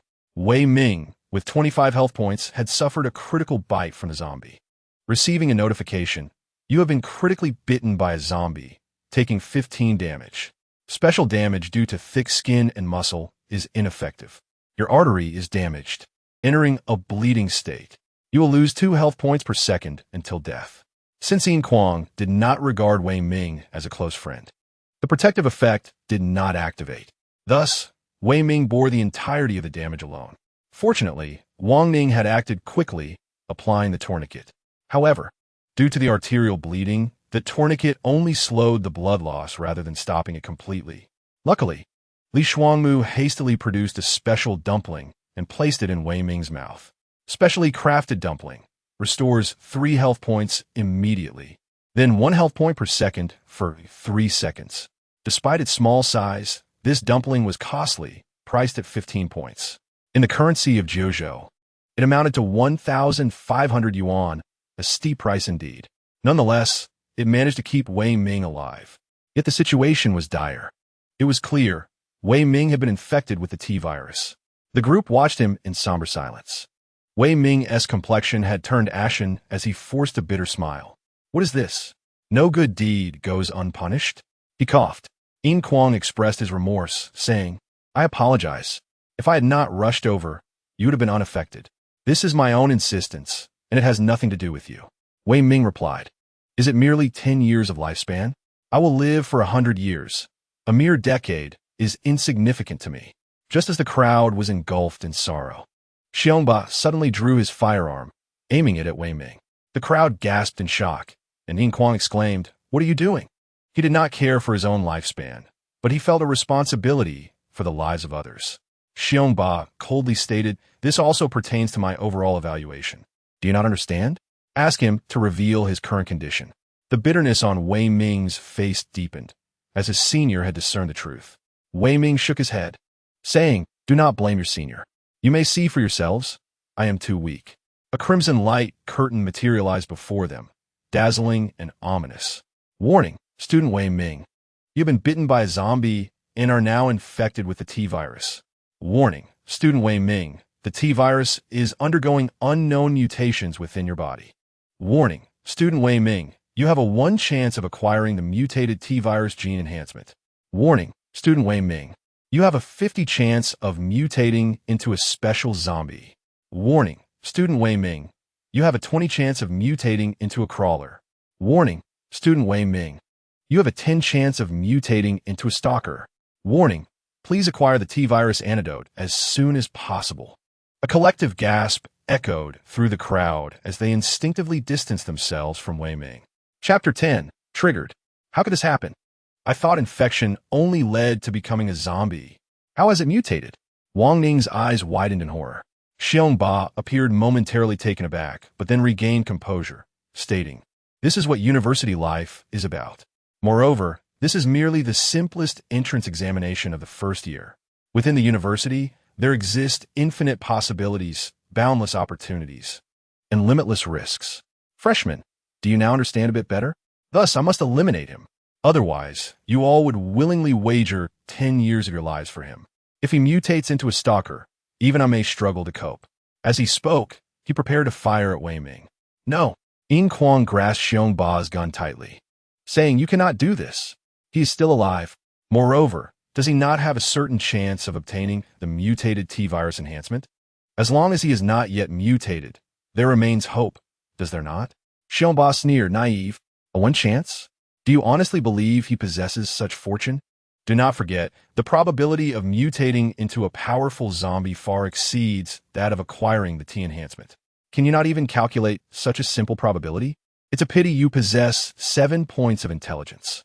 Xiong Ba, endowed with the special skill of wolf scent, had gained a remarkable boost of 20 points to his perception in his second year. Furthermore, he possessed a rare scouting skill that allowed him a chance to see the basic attributes of those weaker than himself. Skills and equipment were invisible. Thus, before him, the attributes of every individual present were laid bare. Yin Kuang remained unwilling to concede, yet he clung to the belief that hope persisted. Even the slightest chance signifies a potential for success. Can you assert he cannot obtain the enhancement? As you stated, university is filled with infinite possibilities. Kid, Xiong Ba retorted, I have faced dangers that far exceed the meals you have consumed. Before me, you possess no standing. Moreover, had I not found you somewhat agreeable, I would have ample reason to cast you to the zombies for your insolence. Respecting your seniors has always been the first rule for survival in university. Do you understand? Wei Ming, with great difficulty, pulled at Yin Kuang, shaking his head. Forget it. Is it not merely the loss of 10 years of life? It is truly not a great matter. If I must die, then so be it. In my life, I have experienced many things, yet I have never tasted death. Regrettably, this entrance examination would surely yield failure. Yin Kuang forced a bitter smile, unsure whether to mock his own short lifespan or to admire Wei Ming's open-mindedness. However, since Wei Ming had already expressed his sentiments, he felt he had nothing further to say. Li Shuangmu timely placed a hand on Yin Kuang's shoulder, sighing, in that case, we will respect your choice. Rest assured, upon our return, we will share some of our academic points with you. Li Shuangmu felt a twinge of guilt, for if he had noticed the gun earlier, Wei Ming would not have been bitten by the zombie. Ah, then I thank you. Ouch. It hurts. It hurts so much. Bang. A gunshot rang out, and Wei Ming's head exploded as if it were a habit, dark blood splattering across the ground. One student dead. Assistant Xiong Ba deducted 1 point from the overall evaluation. Xiong Ba smiled wryly. Truly, you bunch of garbage have caused me great trouble. Li Shuangmu mournfully gazed at Wei Ming's headless corpse, asking, Senior, you must have known that man was problematic, right? Xiong Ba replied, Indeed. Ignoring the mixed expressions of anger and vigilance from the crowd, Xiong Ba continued, Freshmen, please be mindful of your identity, and also be aware of mine. You are fledgling students, while I am assistant. My sole task is to assist you in completing a certain number of tasks and familiarizing you with the rules of the university, not to serve as bodyguards for you weaklings. In truth, I somewhat regret taking this assistant position. The quality of your cohort is exceedingly low. Last year, when I was in your position, I had already fought my way through the bug-infested seas of Starship Troopers. Unlike you, who complain at the slightest setback. Xiong Ba expressed his disdain and reiterated, the first rule for survival in university, respect your seniors. Do you think every senior is as agreeable as I am? Do not be ridiculous. Enough talk, let us depart. As the crowd prepared to leave, a faint voice interrupted. Wait a moment. Qian Qian said, Look, this was taken from his pocket. Everyone turned to see a photograph depicting a dog stained with blood. The he Qian Qian referred to was the zombie that Li Shuangmu had dispatched. What is there to see? It is merely a dog, Lu Xiaotian remarked, eager to escape this perilous place. Qian Qian hurriedly replied, No, there is a hidden task. A hidden task? Xiong Ba snatched the photograph and immediately received a notification. You have obtained a special item, a photo of Guide Dog Mary. You have triggered a hidden task. Rescue Guide Dog Mary. Task description, Blind Man Mike and his guide dog have gone missing. Their bond is incredibly strong. Poor Mary may be in danger at any moment. Kindly assist in locating the beloved guide dog Mary. God will bless every kind-hearted person. Task requirements. Rescue the poor guide dog Mary within 1 hour. Task rewards. Failure penalty. None. Do you accept? Yes. Xiong Ba's expression turned peculiar as he chuckled. Should I commend your fortuitous luck or lament your misfortune? What happened? Li Shuangmu inquired. What is different about this photograph? And what a hidden task? Wang Ning asked. Xiong Ba glanced around before addressing the shadowy corner nearby. Let us move to that secluded area, and I will elaborate. Once everyone had concealed themselves in the shadows, Xiong Ba explained, hidden tasks are one of the few known special tasks in the university's scenario assessments. There are various types of special tasks. Hidden tasks, key personnel tasks, area tasks, revenge tasks, and part-time tasks. For now, I will only discuss hidden tasks. These are special tasks triggered by unexpected events. In principle, any event could potentially activate a hidden task. However, the probability of hidden tasks appearing is quite low. Hidden tasks share a commonality. The rewards are unknown, and the penalties vary in severity. Completing a hidden task could lead to overnight wealth or total destitution. Moreover, hidden tasks are generally challenging and may even trigger a series of consecutive tasks. Fundamentally, this is a high-risk endeavor with uncertain returns. To abandon it would be a pity, as such tasks are exceedingly rare, yet to accept them poses significant risks, leaving one in a state of dilemma. Thus, I pondered whether to deem you fortunate or unfortunate. Fortunately, there are no penalties for failing this hidden task, likely due to consideration for your novice group. As everyone absorbed Xiong Ba's words, they reached a consensus, tasteless yet regrettable to discard. Wang Ning remarked. This is not entirely accurate, but it suffices to express the sentiment. For the essence of gambling is heavily infused in this matter. Xiong Ba stated, of course, as I have mentioned, I am merely an assistant instructor. I possess no authority to interfere with your tasks. The choice is yours to make. Discuss amongst yourselves whether to accept or decline. With that, he crossed his arms and leaned against the wall. Were it not for the principal's restrictions, he would have preferred to explore the entrance exam himself, to indulge in the simplicity of it. However, he understood that should he intervene in the entrance exam tasks, the principal would inevitably escalate the difficulty. The outcome of such an escalation would render him devoid of any benefits while forfeiting 6 points in comprehensive assessment. Should the difficulty increase, these novices would stand no chance of survival. Furthermore, the principal might hold him accountable, rewarding himself in the process, leaving Xiong Ba truly bereft of tears. Naturally, if executed proficiently, an assistant instructor could still reap considerable rewards during the entrance exam. Chapter 11. The choice. The 6 of them huddled together, exchanging glances, seemingly reluctant to be the first to speak. Ultimately, it was Li Shuangmu who cleared her throat and said, "Let us hear your opinions. Will we accept this gamble-like task? Or shall we refuse? Discuss it amongst yourselves. Personally, I hope we accept. Hesitation is not my style. And I believe that since this entrance exam is a leniency extended to us newcomers, the rewards for this rare hidden task should not be meager." Lu Xiaotian interjected. "I think it best to decline." He organized his thoughts and continued. Did not the senior say that the rewards for hidden tasks are uncertain? No one knows if it would be in vain. Moreover, the senior mentioned that hidden tasks are fraught with danger. Do we truly believe that we, as complete novices, can accomplish such a task? Our current objective is merely to survive for 5 hours. With caution, it should not be difficult. There's no need to complicate matters. Wang Ning disagreed, asserting, who said we only need to survive 5 hours. Please, my friend, broaden your perspective. Do not fixate solely on the present. Consider the future.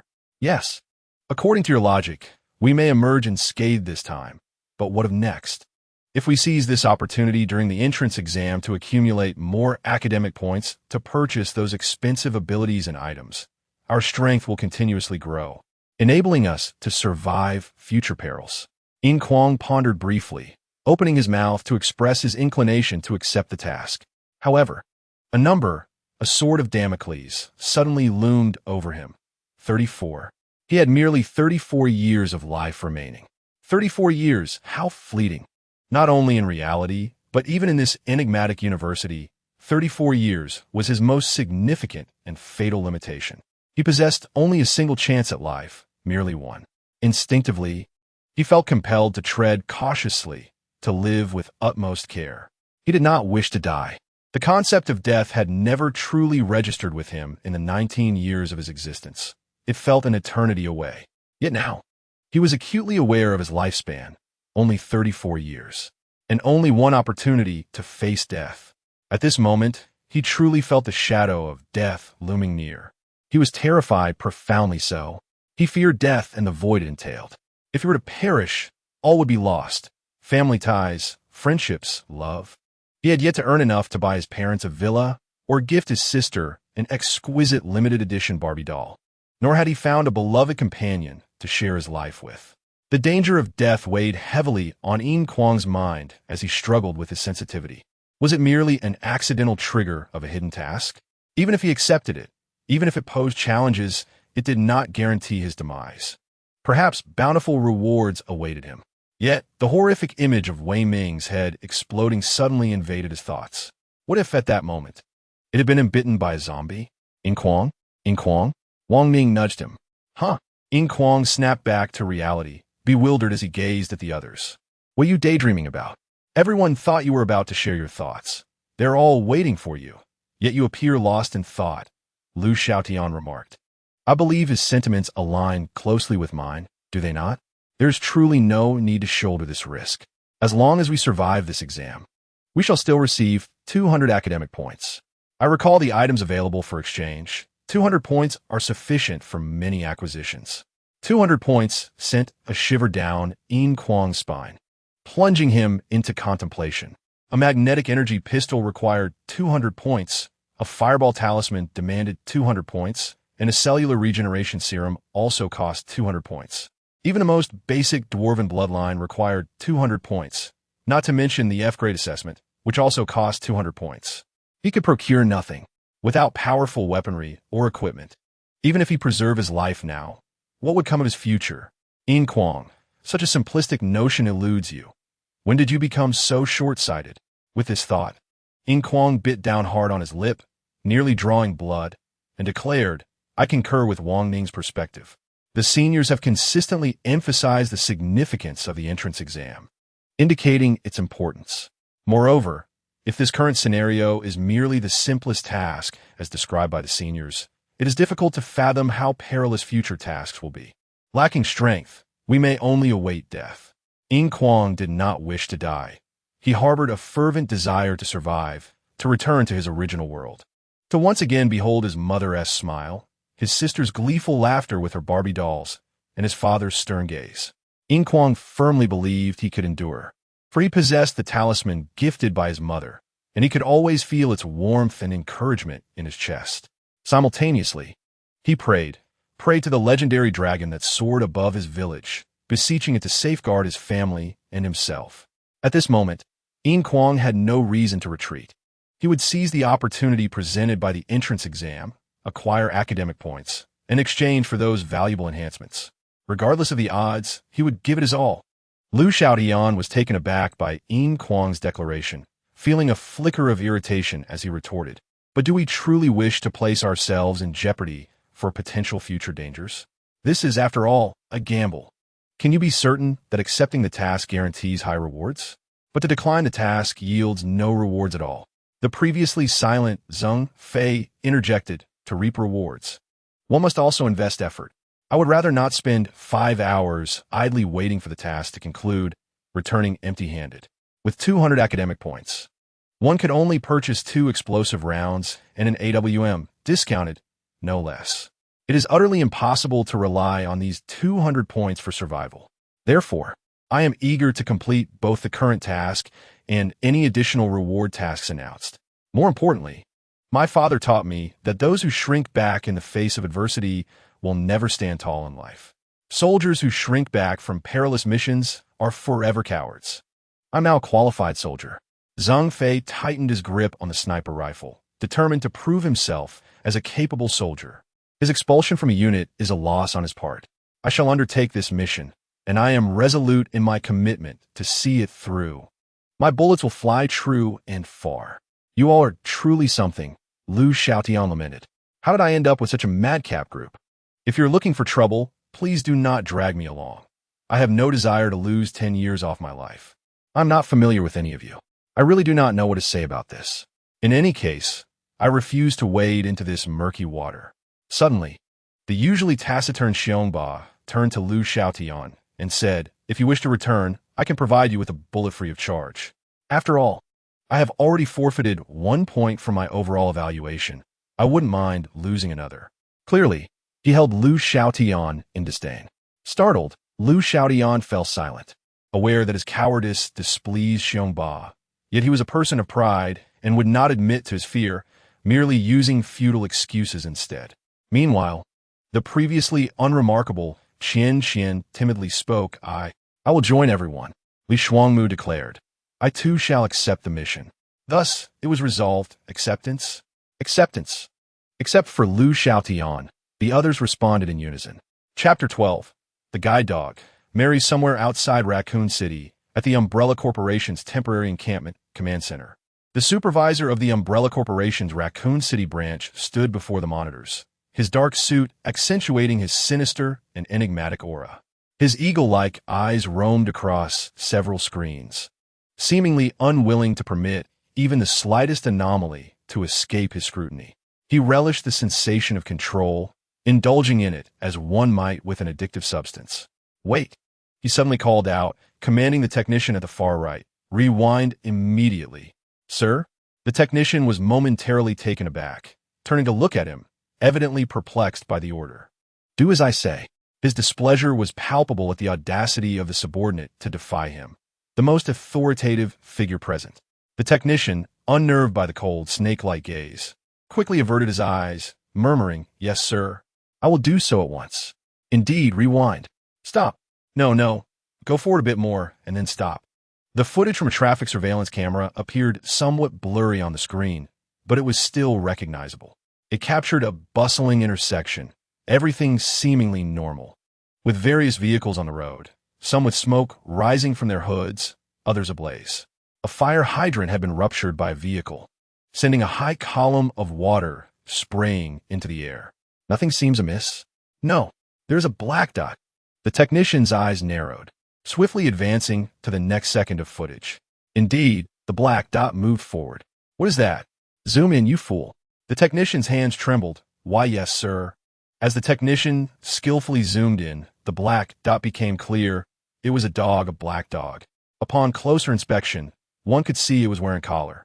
But why should such an ordinary dog garner the supervisor's attention? Switch to the next camera. Lock onto that dog. The supervisor's voice brooked no argument. The technician nodded vigorously. In a certain light, the development of Raccoon City could indeed be attributed to the Umbrella Corporation. By establishing a branch here, they created numerous job opportunities, drawing many individuals to relocate for work and life. Gradually, this place transformed into a city of considerable size. However, despite the town's humble beginnings, the umbrella insignia loomed over it, expanding alongside the city's growth. In other words, everything in Raccoon City was under the dominion of the Umbrella Corporation. Manipulating traffic surveillance cameras was child's play. Soon, over 10 cameras were trained on the black dog, following its every move. Gradually, those present began to notice something peculiar about the dog. It trotted along, effortlessly navigating various obstacles, unafraid of the zombies it encountered along the way. Astonishingly, the zombies seemed to instinctively avoid it. Yes, avoid it. This dog, an ordinary Labrador retriever, evoked fear in the very zombies that typically swarm any living creature as if drawn to honey. Was today April Fool's Day? Furthermore, the onlookers finally discerned the root of the anomaly. It was uninfected by the T-virus. How strange.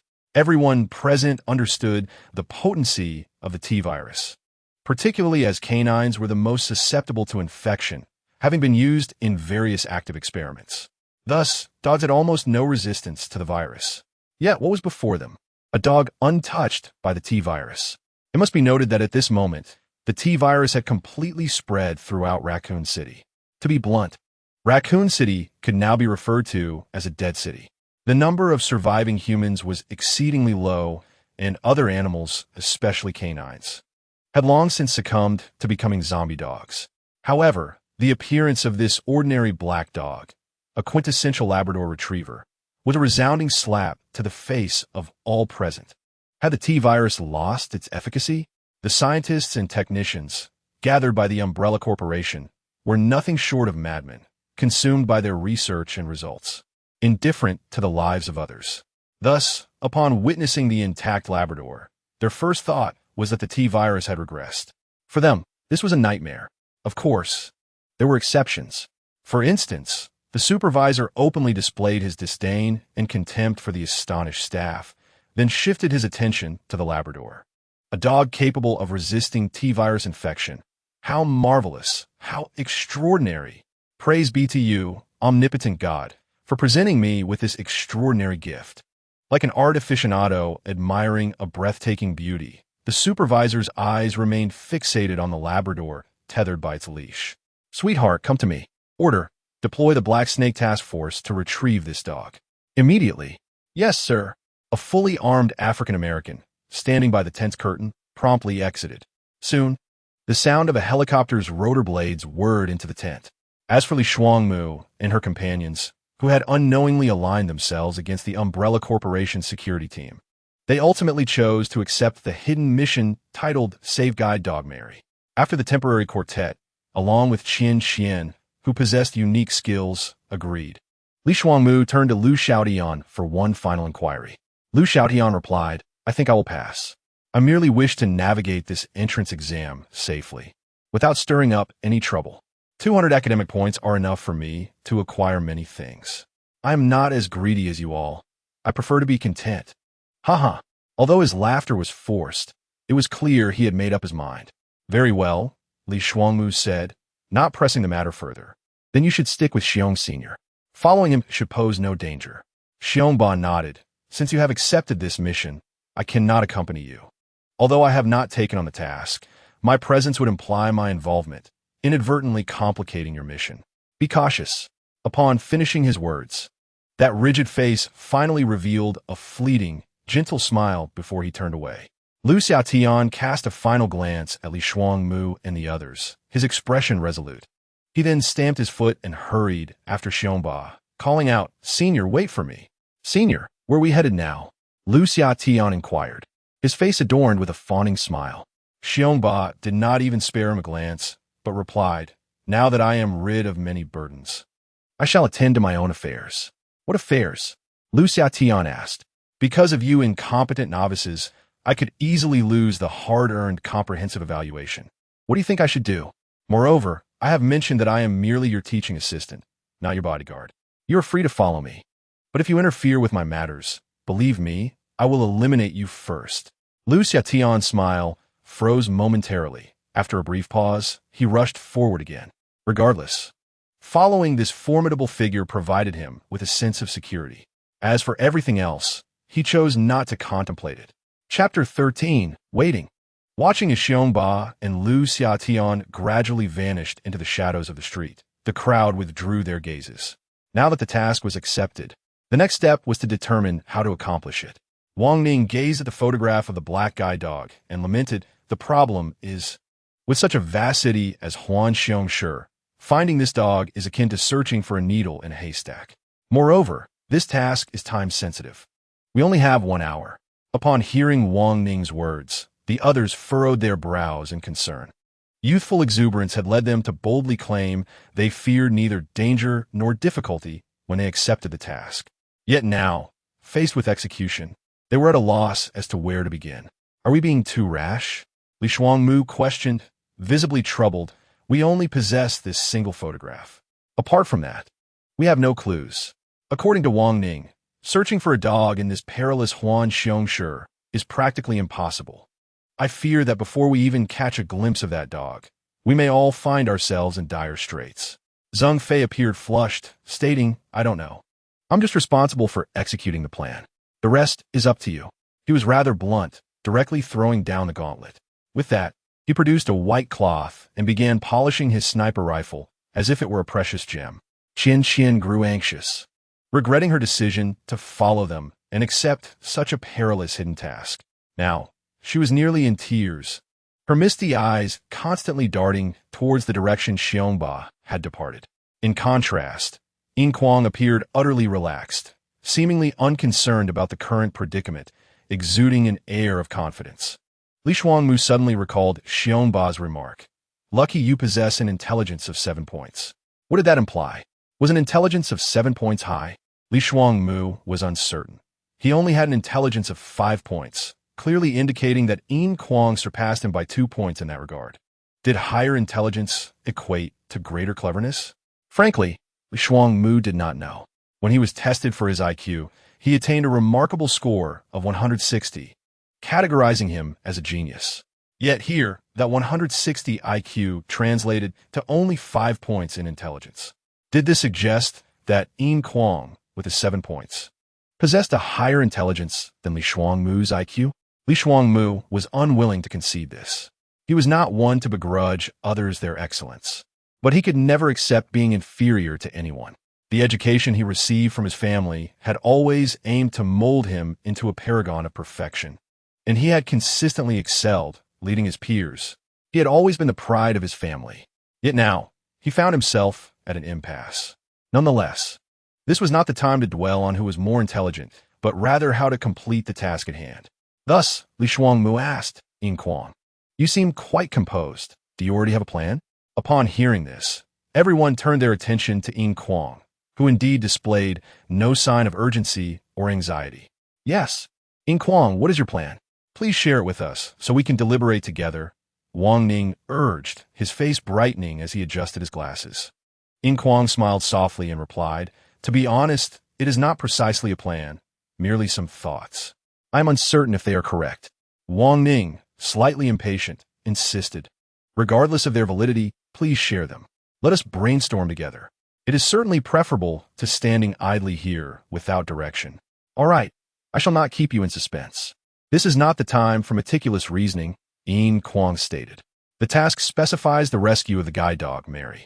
Please note the wording. It is rescue, not find. Is there a difference?" Wang Ning queried, sharing the group's confusion. The distinction between rescuing and finding was indeed significant. Yin Kuang continued, "Surely, you do not require me to clarify the semantics?" "No, I suppose not. Please continue," Wang Ning conceded, realizing he was at a loss for words. "Clearly, entrusting 6 of us with the task of locating a dog in all of Huan Xiongshi within 1 hour is virtually an impossible endeavor, is it not? Since it is inherently unattainable, I must ask, who is this principal that assigned us this task, and what is their intention?" "That makes sense," Zheng Fei interjected. "Moreover, we're tasked with rescuing a guide dog. As we all know, guide dogs serve to assist the visually impaired. Obviously, an untrained dog cannot function as a guide dog, and such dogs are typically quite intelligent. While we remain unaware of the circumstances that led to its separation from its owner, once it realizes its owner is missing, what do you suppose will happen? It will search for them, of course," Li Shuangmu murmured, suddenly striking his fist into his palm. "I understand. The guide dog must be seeking its owner. With its keen sense of smell and intelligence, it should easily find its way back. Perhaps it is already on its way here." Wang Ning exclaimed, "Yes? How did I not think of that? So, are we to wait here for it to find its owner?" Qian Qian asked. "No," Yin Kuang asserted. "The task requires a rescue. The need for rescue implies it is in danger or about to face peril. If it is indeed in danger, we would be powerless to help, as we do not even know its whereabouts. Thus, we must assume it is on the verge of danger. What should we do then?" Zheng Fei's eyes lit up. "Are you suggesting we lie in wait, ready to act when the guide dog arrives?" Yin Kuang's expression grew somber. "In truth, the only course of action we have is to wait. We can only pray that everything unfolds as I have hypothesized. After all, the unpredictability of such a task is immense. I believe the principal's decision to impose no penalties for failure stems from this very consideration. Nevertheless, regardless of the outcome, since failure bears no consequences, it is prudent for us to prepare as thoroughly as possible." Li Shuangmu's eyes gleamed with a hint of inspiration. He then picked up a stone from the ground and began to sketch on the earth. A large rectangle with several smaller boxes and lines. was marked with the cardinal directions, leaving everyone perplexed. However, Zhang Fei seemed to discern some semblance of direction. This was Li Shuangmu, holding the stone, pointed to a specific location on his drawing. Here is where we currently stand. And here is the location of the blind man, Mike's corpse. His body lies precisely at the intersection of the crossroads. Here, and here are the 3 paths we can take. And this spot is the tallest building in the vicinity. From its summit, we can survey all 3 intersections. What Li Shuangmu had drawn was, astonishingly, a rudimentary map of the surrounding area. Who could have imagined that this handsome and sunlit young man had unconsciously absorbed his surroundings into his mind? Thus, the eyes of those around him were filled with astonishment and admiration. Li Shuangmu said, "Do not look at me like that. I, like Zhang Fei, have undergone training in the military. Familiarity with the environment is a fundamental skill that every soldier must master." Zhang Fei cast a glance at Li Shuangmu, thinking to himself that she might not be an ordinary soldier. However, he kept this to himself and said, "Then I shall take the high ground." He continued, "Besides, you cannot keep your eyes open all the time. Therefore, Qian will team up with you to scout the situation. For a sniper, the eyes are more precious than life itself." Zhang Fei, possessing precise striking skills, was certainly a competent sniper. Nevertheless, Li Shuangmu's arrangement also indicated special consideration for the young lady.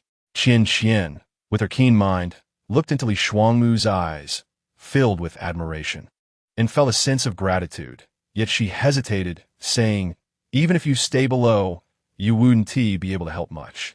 Li Shuangmu replied, "You may lower your head." Yin Kuang inquired, "What about the 3 of us?" Wang Ning added, "Yes, they have their tasks, so what are we to do? Become corpses." Chapter 14, Sniping. Part 1, Corpses. Wang Ning's eyes widened. Yin Kuang explained, "Fool. Of course, we pretend to be dead." "Oh, you scared me." "I certainly do not wish to die," Wang Ning remarked. "Pretending to be dead? That is not a bad idea. But what if zombies wander around here? What then? I certainly do not want to turn fiction into reality." Yin Kuang said, "That shouldn't be possible. Moreover, I believe that if our enemies were merely zombies, the principal wouldn't have gone to such lengths to set up a hidden mission.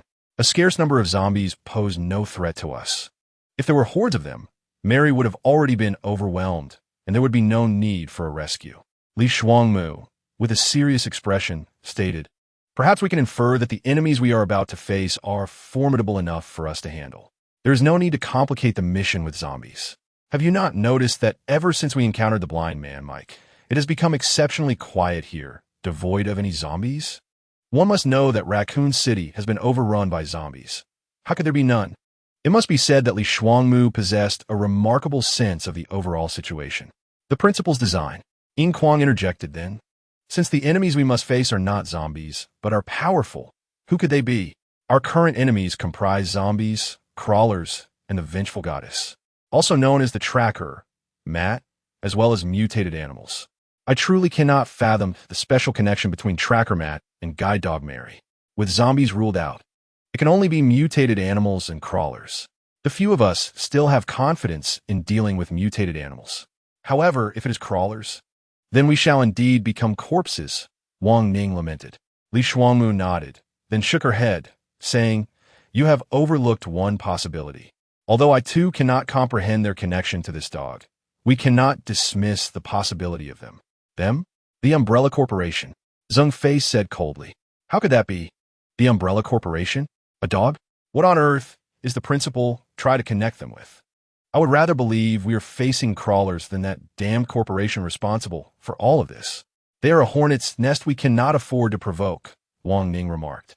Li Shuangmu declared, "Regardless of what enemies we face, if we lose confidence now, we are doomed.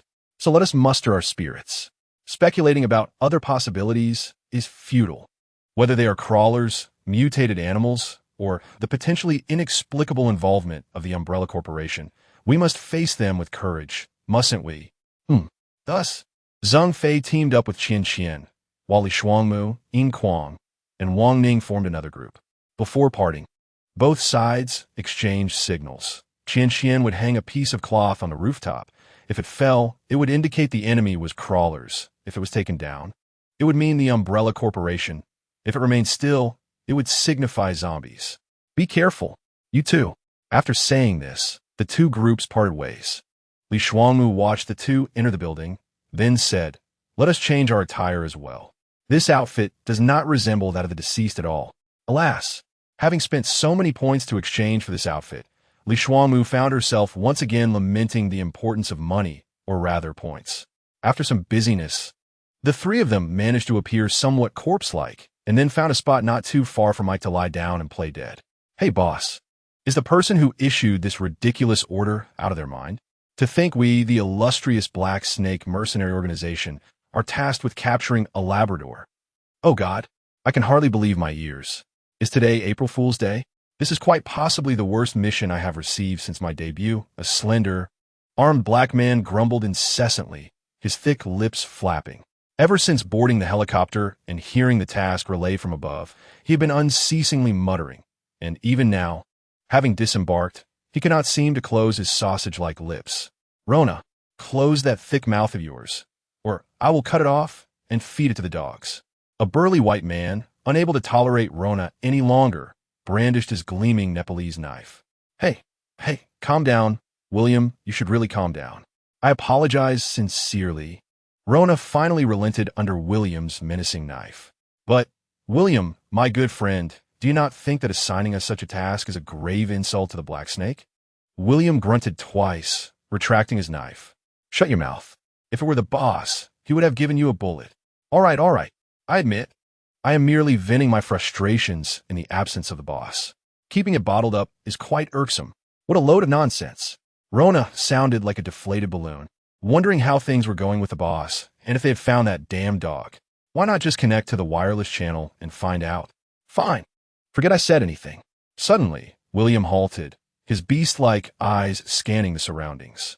The streets, littered with overturned vehicles, created a somewhat congested thoroughfare. And as far as the eye could see, it was nothing but abandoned cars. The cold and eerie night enveloped every corner of Raccoon City. "Hey, William, why have we stopped? Do you not find it too quiet here?" "Too quiet? What? Do you wish there were a horde of disgusting zombies here to say, 'Hey, friend, welcome to my belly. Have you lost your mind?'" Rona made a face.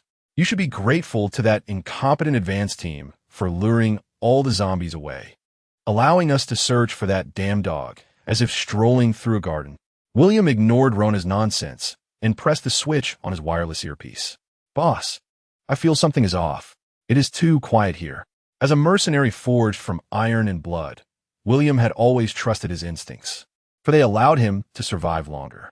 The earpiece crackled with static, rendering Rona's voice unintelligible, even as he leaned in. "Yes, boss." After replying, William continued. "The boss says prepare for battle." With that, he drew his rifle, chambered around, and assumed a very standard posture of vigilance, moving forward cautiously. His eyes shone brightly in the darkness. Luna shrugged and said, All right. As he spoke, he drew his gun. At that moment, a sudden, clear bark of a dog echoed from a distance. The sound of barking reverberated through the street, growing louder as it approached, then receded, spreading along the thoroughfare. In an otherwise eerily quiet night, this unexpected bark seemed profoundly unsettling. It would surely send shivers down the spine of anyone with even a hint of timidity. However, for this sound invigorated him. He exclaimed, it's that damn dog, it must be. I can already smell that wretched odor emanating from it. Just watch me catch it and give a good thrashing. With that, he dashed towards the source of the barking, weaving through the parked vehicles. On the rooftop, Chan set down the tactical binoculars she had exchanged for 30 skill points, her face etched with concern. Zheng Fei, there's a helicopter landing over there. I saw the Umbrella Corporation's insignia on it. What should we do? Zheng Fei, who had been resting with his eyes closed, suddenly opened them, his cherubic face now grave. Damn it, Li Songmu was right. I never imagined it would truly be the Umbrella Corporation. Quickly, bring in the blue cloth. Oh no, Zheng Fei sighed heavily, saying, if only I had brought more money with me initially, I could have exchanged for a set of wireless communication devices. There's no turning back now. Even if the Umbrella Corporation were to withdraw, it's already too late. We must press on. Chapter 15, Sniper, Part 2. With that, he grasped the AWM sniper rifle, skillfully affixed it to the tripod, and then lay down, wrapping himself in a piece of black cloth to conceal himself in the darkness. It must be said that this impromptu concealment was quite effective. "What are you doing here? Shouldn't you find a place to hide?" Seeing Chen Qianshan foolishly approach with a bundle of blue cloth, Zheng Fei admonished her softly, showing no regard for her feelings. "Oh!" Chen Qian's eyes reddened as she glanced around, quickly seeking refuge beneath the rooftop water tower, where she nestled into the shadows. "What should we do? Should we kill them or not?" Regardless of Zheng Fei's military experience or the training he had received from his father, these factors could not change the fact that he was merely an 18-year-old boy. The sky at 18 is typically a bright morning blue, filled with white clouds and soaring birds, unfettered. Yet now, his sky was shrouded in night, dark clouds, and cold winds. The object in his hand was not a pen, but a cold piece of metal. Despite his boldness and resolute mind, he found himself at a loss in this moment. As he peered through the scope and saw two fully armed individuals, one black and one white, he suddenly felt dizzy, his trigger fingers stiffening in a manner that would be deemed the most critical and disastrous mistake for a sniper. With his eye pressed against the scope and his finger poised on the trigger, fear blossomed within him like a virus. "No, I cannot let my thoughts wander. Calm down. Zheng Fei, you must remain composed. You are a soldier. Stay focused. This is not murder. It's merely hitting a target with a bullet. Not murder, not murder. Execute your mission. Carry out your task. Moreover, they are not human. They are merely dummies created by the principal. I am not killing people. I am slaying monsters, indeed, monsters. You are a competent soldier, and now you are also a sniper. You cannot allow your inner fears to conquer you. Breathe, breathe." Despite his continuous self-affirmation, beads of cold sweat began to seep from Zheng Fei's forehead, and his slightly plump body trembled beneath the black cloth. The eerie and mournful barking of the dog suddenly erupted, resonating from the desolate and strange intersection, echoing all around. The black man within the scope suddenly shouted and began to run.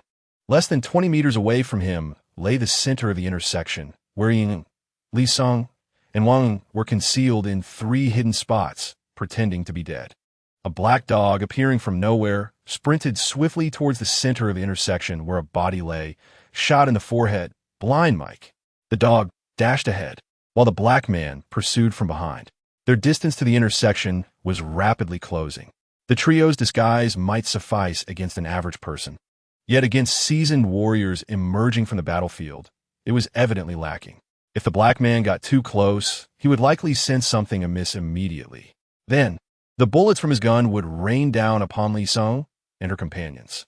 Without a doubt, faced with 2 or even more fully armed elite soldiers, Li Songmu and her companions might not even have the chance to fight back, being mercilessly riddled with bullets.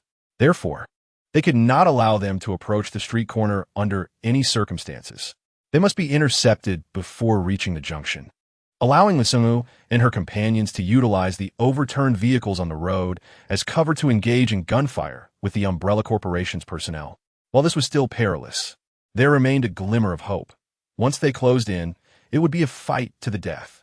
Clearly, proceeding according to the original plan had become impossible. Who were they facing if not the Umbrella Corporation's special forces? No, they absolutely must not be allowed to approach the street corner. They could not put their teammates in danger.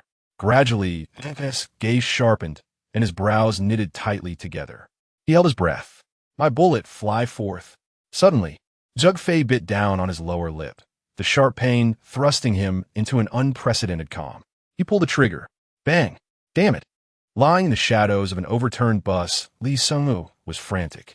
What on earth was Zheng Fei doing? Why hadn't he fired yet? If those people got too close. Even with their guns, they were clad in bulletproof vests. Unless they struck a headshot, they would be helpless against them. Not to mention, Yin Kuang and Wang Ying had never even touched a gun. How could they possibly aim for a headshot? We're doomed. I fear not a godlike opponent, but rather a pig-like teammate. This time, he has truly led to our ruin. Yet, even amidst dire straits, I, Li Song, am not one to easily concede defeat. How many elite special forces have fallen to my prowess? Today, even if it costs me 10 years of life, I shall take a few down with me. I just wonder how many points I would earn for eliminating an elite soldier. Slowly, Li Songmu reached into her bosom. Not far from her, Yin Kuang lay concealed within an overturned car, feigning death. He could see the rooftop across from him and was acutely aware that the enemies he was about to confront were the Umbrella Corporation security team. Though he felt nervous and frightened, there was also a flicker of excitement. Perhaps if he fully comprehended the prowess of the Umbrella Corporation security, he would no longer feel exhilarated. Yet in truth, he was genuinely thrilled at this moment. Even knowing he was feigning death, he couldn't resist sticking out his tongue to moisten his parched lips. He was sure why he did this. Perhaps it was simply thirst. Clutched tightly in his hand was a 54-style pistol equipped with a silencer. Though he had never fired a gun, having watched countless films and television shows, he had learned some things, albeit without practical experience until now. At this moment, with a gun in hand, he felt an unprecedented sense of security. The thought of potentially experiencing the thrill of firing a gun soon made him impatient with anticipation. The barking of the dog continued, growing ever closer. "Hey, you damn dog, you better stop right there. If you don't halt, I'll blow your head off." A sudden voice rang out. Though it was a distance away, it was closing in rapidly. Yin Kuang suddenly inhaled deeply, his heart racing as if it were about to explode from his chest. What should he do now? Shoot or refrain? The prior plan had completely lost its efficacy. Even if any plan lingered in his mind, he had forgotten it entirely in this moment. His blood coursed through his veins with increased velocity, his head swimming with a rush, leaving him with only the most basic capacity for thought. Any semblance of a plan had been cast aside. Shoot. Kill him. The moment he approaches, I will pull the trigger. Yin Kuang tightened his grip on the pistol, feeling a surge of resolve. If I do not kill him, he will certainly kill me. It is not murder. It is merely a game designed by the principal. I am simply battling monsters for the sake of learning, for the comprehensive evaluation. The man, Luo Na, who was still pursuing the black dog, remained oblivious to the fact that he had 3 guns trained upon him. He continued his furious chase, hurling a torrent of curses, not only in English, but also in French, German, and even Egyptian. To everyone's surprise, this loquacious individual displayed an extraordinary talent for languages. "Hey, Luana, stop." William's unease intensified as he saw the black man poised to dash into the street. Unable to contain himself, he shouted, "The boss is on his way.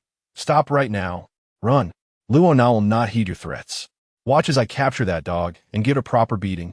Suddenly, Luona's mouth froze in an open gasp, for he felt a bone-chilling dread, the shadow of death. Bang! Pop! Luona's head exploded in a burst of colors, like a firework gone awry, scattering red and white in a bizarre yet brilliant display. In his final moments, the black man left behind a hauntingly beautiful image. Luona. William's eyes widened in fury, resembling a wounded lion as he let out a sorrowful roar. The next instant, 2 bullets suddenly shot forth from the shadows, aimed at William.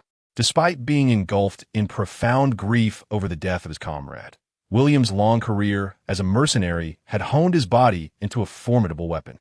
Almost instinctively, he lunged forward. He succeeded. The bullet that targeted his head narrowly missed him. However, another bullet that should have gone astray instead struck his arm due to his movement, bursting forth a spray of crimson from his elbow. His shooting hand was rendered useless. Chapter 16. Suppression what? Ambushed by armed assailants? A roar erupted from the temporary base of the Xiangshan Company. Damn it! Can anyone tell me where these damned armed men sprang from? Has Huanqiong City slipped from our grasp? Or did they fall from the sky? Are you all imbeciles? A group of technicians cowered under the supervisor's scathing rebuke. Why aren't you investigating? The supervisor adjusted his suit, his tone suddenly lightening. If you cannot find them, you might as well feed the zombies. I imagine the children must be starving. The technicians hastily gathered around the computers, fingers flying over the keyboards. The CPU of a computer brandishing the Sony logo began to operate at full capacity. Video windows popped up and were dismissed in rapid succession. At last, a short technician with an Asian visage stood up, trembling as he said, "Sir, we have made some progress." "Speak." Preliminary estimates suggest they emerged from a convenience store at 21 Oak Street in the South District. They appear to be a group of international students from Jiuzhou. The short technician stammered, struggling to articulate his thoughts. Slap! A crisp sound echoed as a red handprint appeared on the technician's chubby face. Pig, can't you understand my words? I want information on the armed assailants, not about some JoJo students. Sir, the short technician instinctively murmured. Enough. The supervisor abruptly removed his earpiece, stating, it no longer matters. Nicholas has already engaged them. While I'm curious about the origins of this armed group, I hold a forgiving attitude towards those who will soon return to God. With a dismissive wave of his hand, 2 security personnel entered and dragged the short technician away. Sir, please let me explain. No. The supervisor took a delicate sip from a glass of deep red wine. Well, the pesky flies have been swatted away. It is time to commence work. Let's begin. The technicians were momentarily stunned before quickly responding. Yes, sir. The Revenge Goddess Project is initiated. Clatter, clatter, clatter. Bullets rained upon the car frame, sparking a cascade of light in the dim environment. Amidst the interplay of shadows and illumination, Yin Kuang's pale face, filled with both terror and exhilaration, emerged, a complex and contradictory expression. At that moment, he huddled within the overturned car where he had initially sought refuge. Not far away, Li Shuangmu had completely vanished beneath another vehicle, occasionally peeking out to fire a shot before swiftly retreating. As for Wang Ning, he had seemingly disappeared altogether. No matter how hard Yin Kuang searched, he could not find him. It seemed his special skill had activated, allowing him to blend seamlessly into the surroundings. Yet, this concealment was perhaps advantageous. If their own team could not locate him, it was unlikely the enemy would either. Perhaps he was lying in wait, ready to ambush the adversaries. What of Zheng Fei? After he had fired the first shot that ended the black man's life, he had not discharged another round. Had he been discovered by the enemy? Nevertheless, Yin Kuang admired him for having the audacity to kill, and with such precision, one shot to obliterate the head. Perhaps Uncle Biao's golden headshot skills paled in comparison. Uncle Biao had been his roommate in high school, a veteran player of CF, renowned for his mastery of the AK and sniper rifle. Especially with the sniper, before one could even spot the enemy, the screen would already display a golden headshot icon. If Uncle Biao were here, he surely would not be as beleaguered as Yin Kuang was amidst the hail of gunfire. Unable to lift his head from the onslaught, Yin Kuang found himself lost in thought.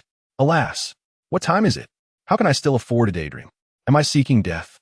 Startled into awareness, Yin Kuang let out a bitter laugh, glancing at the gun in his hand. If it were not for luck, he would have never hit the target.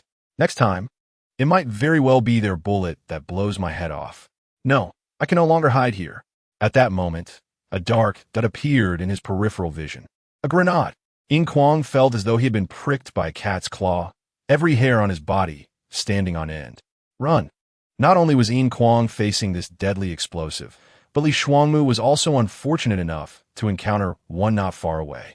Suddenly, Li Shuangmu cried out, sprinting from beneath the vehicle's undercarriage. Boom! A burst of crimson light erupted, flames surged, and the shockwave sent Li Shuangmu rolling across the ground. As for Yin Kuang, though he managed to escape the car, he was a moment too late and was blasted away, crashing into a clothing store on the street, shattering the glass. One must commend Yin Kuang's extraordinary fortune. Not only did he land within a clothing store, but he also tumbled into a pile of garments.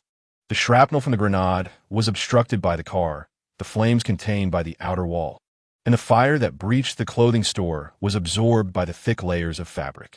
Thus, although he was indeed blasted away, the actual fatal damage he sustained was rather limited. Of course, the fact that he was thrown is indisputable. With his already diminished health, he experienced a drastic reduction of half his life. It must be said that, when compared to those battle-hardened elites, Li Shuangmu's capabilities appeared somewhat insufficient. Despite his personal prowess, in the heat of gunfire, one must rely on comrades for coordination, cover, alternating fire, reconnaissance of enemy positions, and so forth. Consequently, Li Shuangmu's individual contribution was significantly constrained. As for Yin Kuang, this was his first encounter with a handgun. Could one truly expect a novice to contend with a group of seasoned veterans? Only Wang Ning remained, though it seemed he had no idea where to hide throughout the ordeal. A stark reality confronted Li Shuangmu and his team. They were unaware of the enemy's numbers, nor their locations.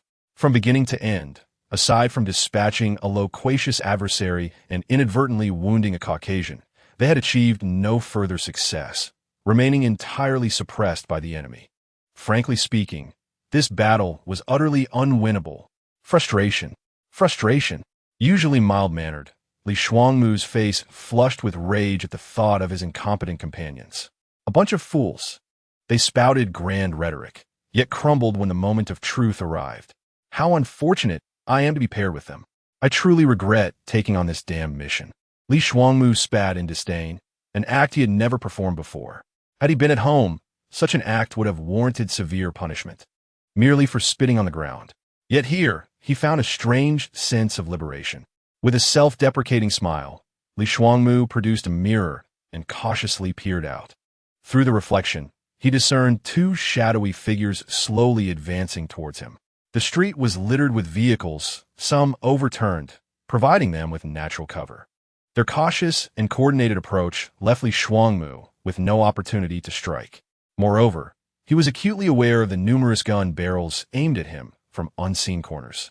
Damn it! What is that fool Zheng Fei doing? Li Shuangmu cursed under his breath, resigning himself to self-reliance. I refuse to believe that I, the esteemed heir of the Li family, cannot handle a few trifling adversaries. With that, he shed his outer garment and flung it away. The sound of bullets rained down upon his tattered clothing like a tempest. Before the garment even touched the ground, it was shredded into tatters by gunfire. Meanwhile, Li Shuangmu had repositioned himself in another direction, popping out and firing 2 shots before rolling onto the ground. In Chapter 17, The Duel of Flying Bullets, an Asian youth approached a middle-aged man with a short beard, speaking solemnly. The captain is dead. He was shot in the head. The man, sturdy and leaning against a couple of car tires, nodded slightly, acknowledging the news. Are you feeling unwell? He inquired. Yes, was the reply. You should feel honored for him. Dying at the hands of the enemy's bullets is the ultimate fate of a mercenary, the highest honor he sought throughout his life. Nicholas, the leader of the Black Snake mercenaries, spoke calmly. The old ghost always wished for death, yet could not bear to leave us, his comrades. Now, he has fulfilled his wish, perishing beneath the enemy's fire, thus ending his sinful existence. Perhaps he will descend into hell, but he is now liberated. With a click, Nicholas loaded his firearm and continued, in the words of your Buddhist faith, this is called transcendence. Either we transcend the enemy, or the enemy transcends us. As he spoke, his previously closed eyes opened wide, revealing the gaze of a predator. Arthur, have you located the enemy sniper? Nicholas pressed the button on his wireless earpiece, speaking in a low tone. Captain, the enemy is cunning. They fired a shot and then took cover. But don't worry, if he dares to show his face again, my bullet will surely find its mark. Nicholas replied, pausing before adding, do not underestimate the opponent. Haha, rest assured, Captain. In my eyes, there's only the target, nothing else. After saying this, the communication ended. Nicholas then issued commands through the shared channel. Fox, White Mouse, engage target number 2 and lure out the enemy sniper. Blue Whale, Sagittarius, handle target number 1. Maury, Arson, provide cover fire and converge on the central intersection. Ensure the enemy is dealt with in the shortest time possible. Yes, Captain. No problem. Leave it to me. Mission received. The bullets erupted from the gun barrels like a torrential downpour, illuminating the dark night with their lethal brilliance. The Black Snake Task Force advanced relentlessly, bolstered by overwhelming superiority. Meanwhile, Li Shuangmu and Yin Kuang could do nothing but cower behind their cover, utterly impotent against a group of mercenaries who possessed overwhelming advantages in terms of discipline, combat capability, and equipment. These fresh graduates from high school stood no chance whatsoever. Damn that principal. Yin Kuang, hiding in a clothing store, felt his frustration boiling over. They were faced with a squad of reckless warriors. Did he truly lack the foresight to assign such a perilous mission to a group completely untrained in weaponry? It would have been more merciful to simply eliminate them. Suddenly, an object was hurled in from outside, trailing a plume of white vapor. With a hiss, a cloud of white gas erupted from the object. What the hell? They're even using tear gas. Yin Kuang, who had never resorted to cursing, was infuriated. In a panic, he grabbed a piece of fabric. He referred to the triangular objects connected by red strings as fabric, covering his mouth and crouching low to scurry deeper into the store. Though he wondered why the enemy didn't simply toss in a grenade to eliminate him, he recognized that this wasn't the moment for such musings. In truth, he was merely venting his frustration. Don't let me catch a break. This time, I absolutely will not falter. The situation was dire, and Yin Kuang had not experienced such humiliation before. He had been forced to cower like a mouse, unable to lift his head under the relentless enemy fire. His heart burned with indignation. Perhaps if they entered here, he could use the environment to counterattack. Observing the rows of clothing and the intricately designed interior that maximized space, he realized it resembled a small maze.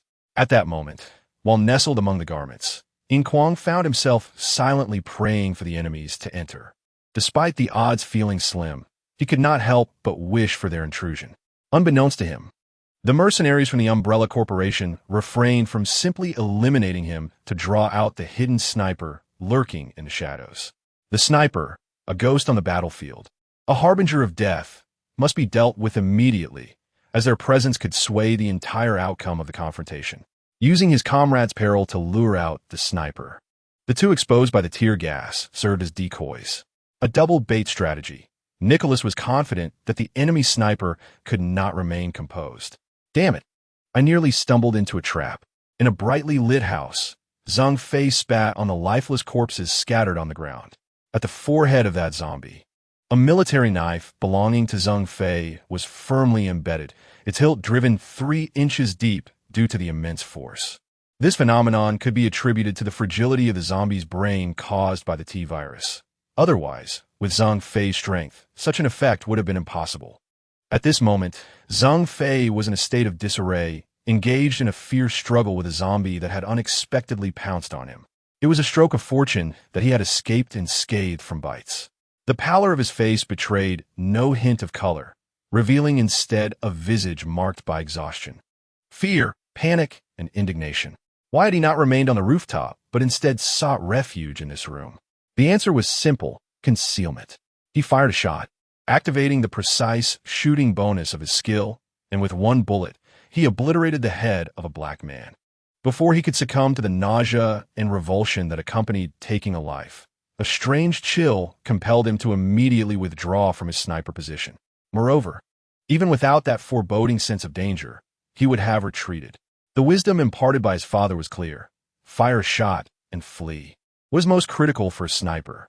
It is not merely the elimination of a target, but rather the ability to remain hidden.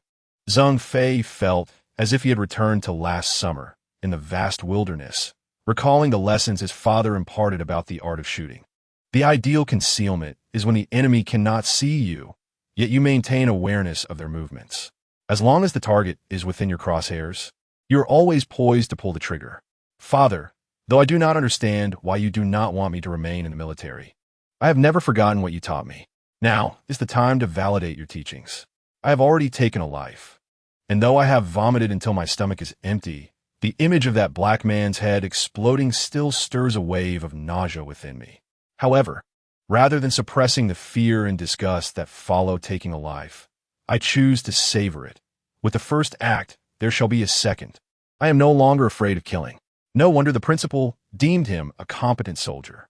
At this moment, Zhang Fei's demeanor, though still somewhat juvenile, revealed an impressive adaptability. Next, it was time to confront the enemy sniper, Zhang Fei murmured. Although he had not visually identified the opposing marksman, nor confirmed their existence, he trusted his instincts, perhaps due to his heightened perception or some other reason. Yet, he was certain that a pair of eyes lurked in the shadows, searching for his whereabouts. Indeed, a pair of eyes. Zhang Fei was convinced that only one sniper was present. Otherwise, he would have perished long ago under the coordination of 2 marksmen. Gazing at the zombie on the ground, a glint of determination shone in his eyes.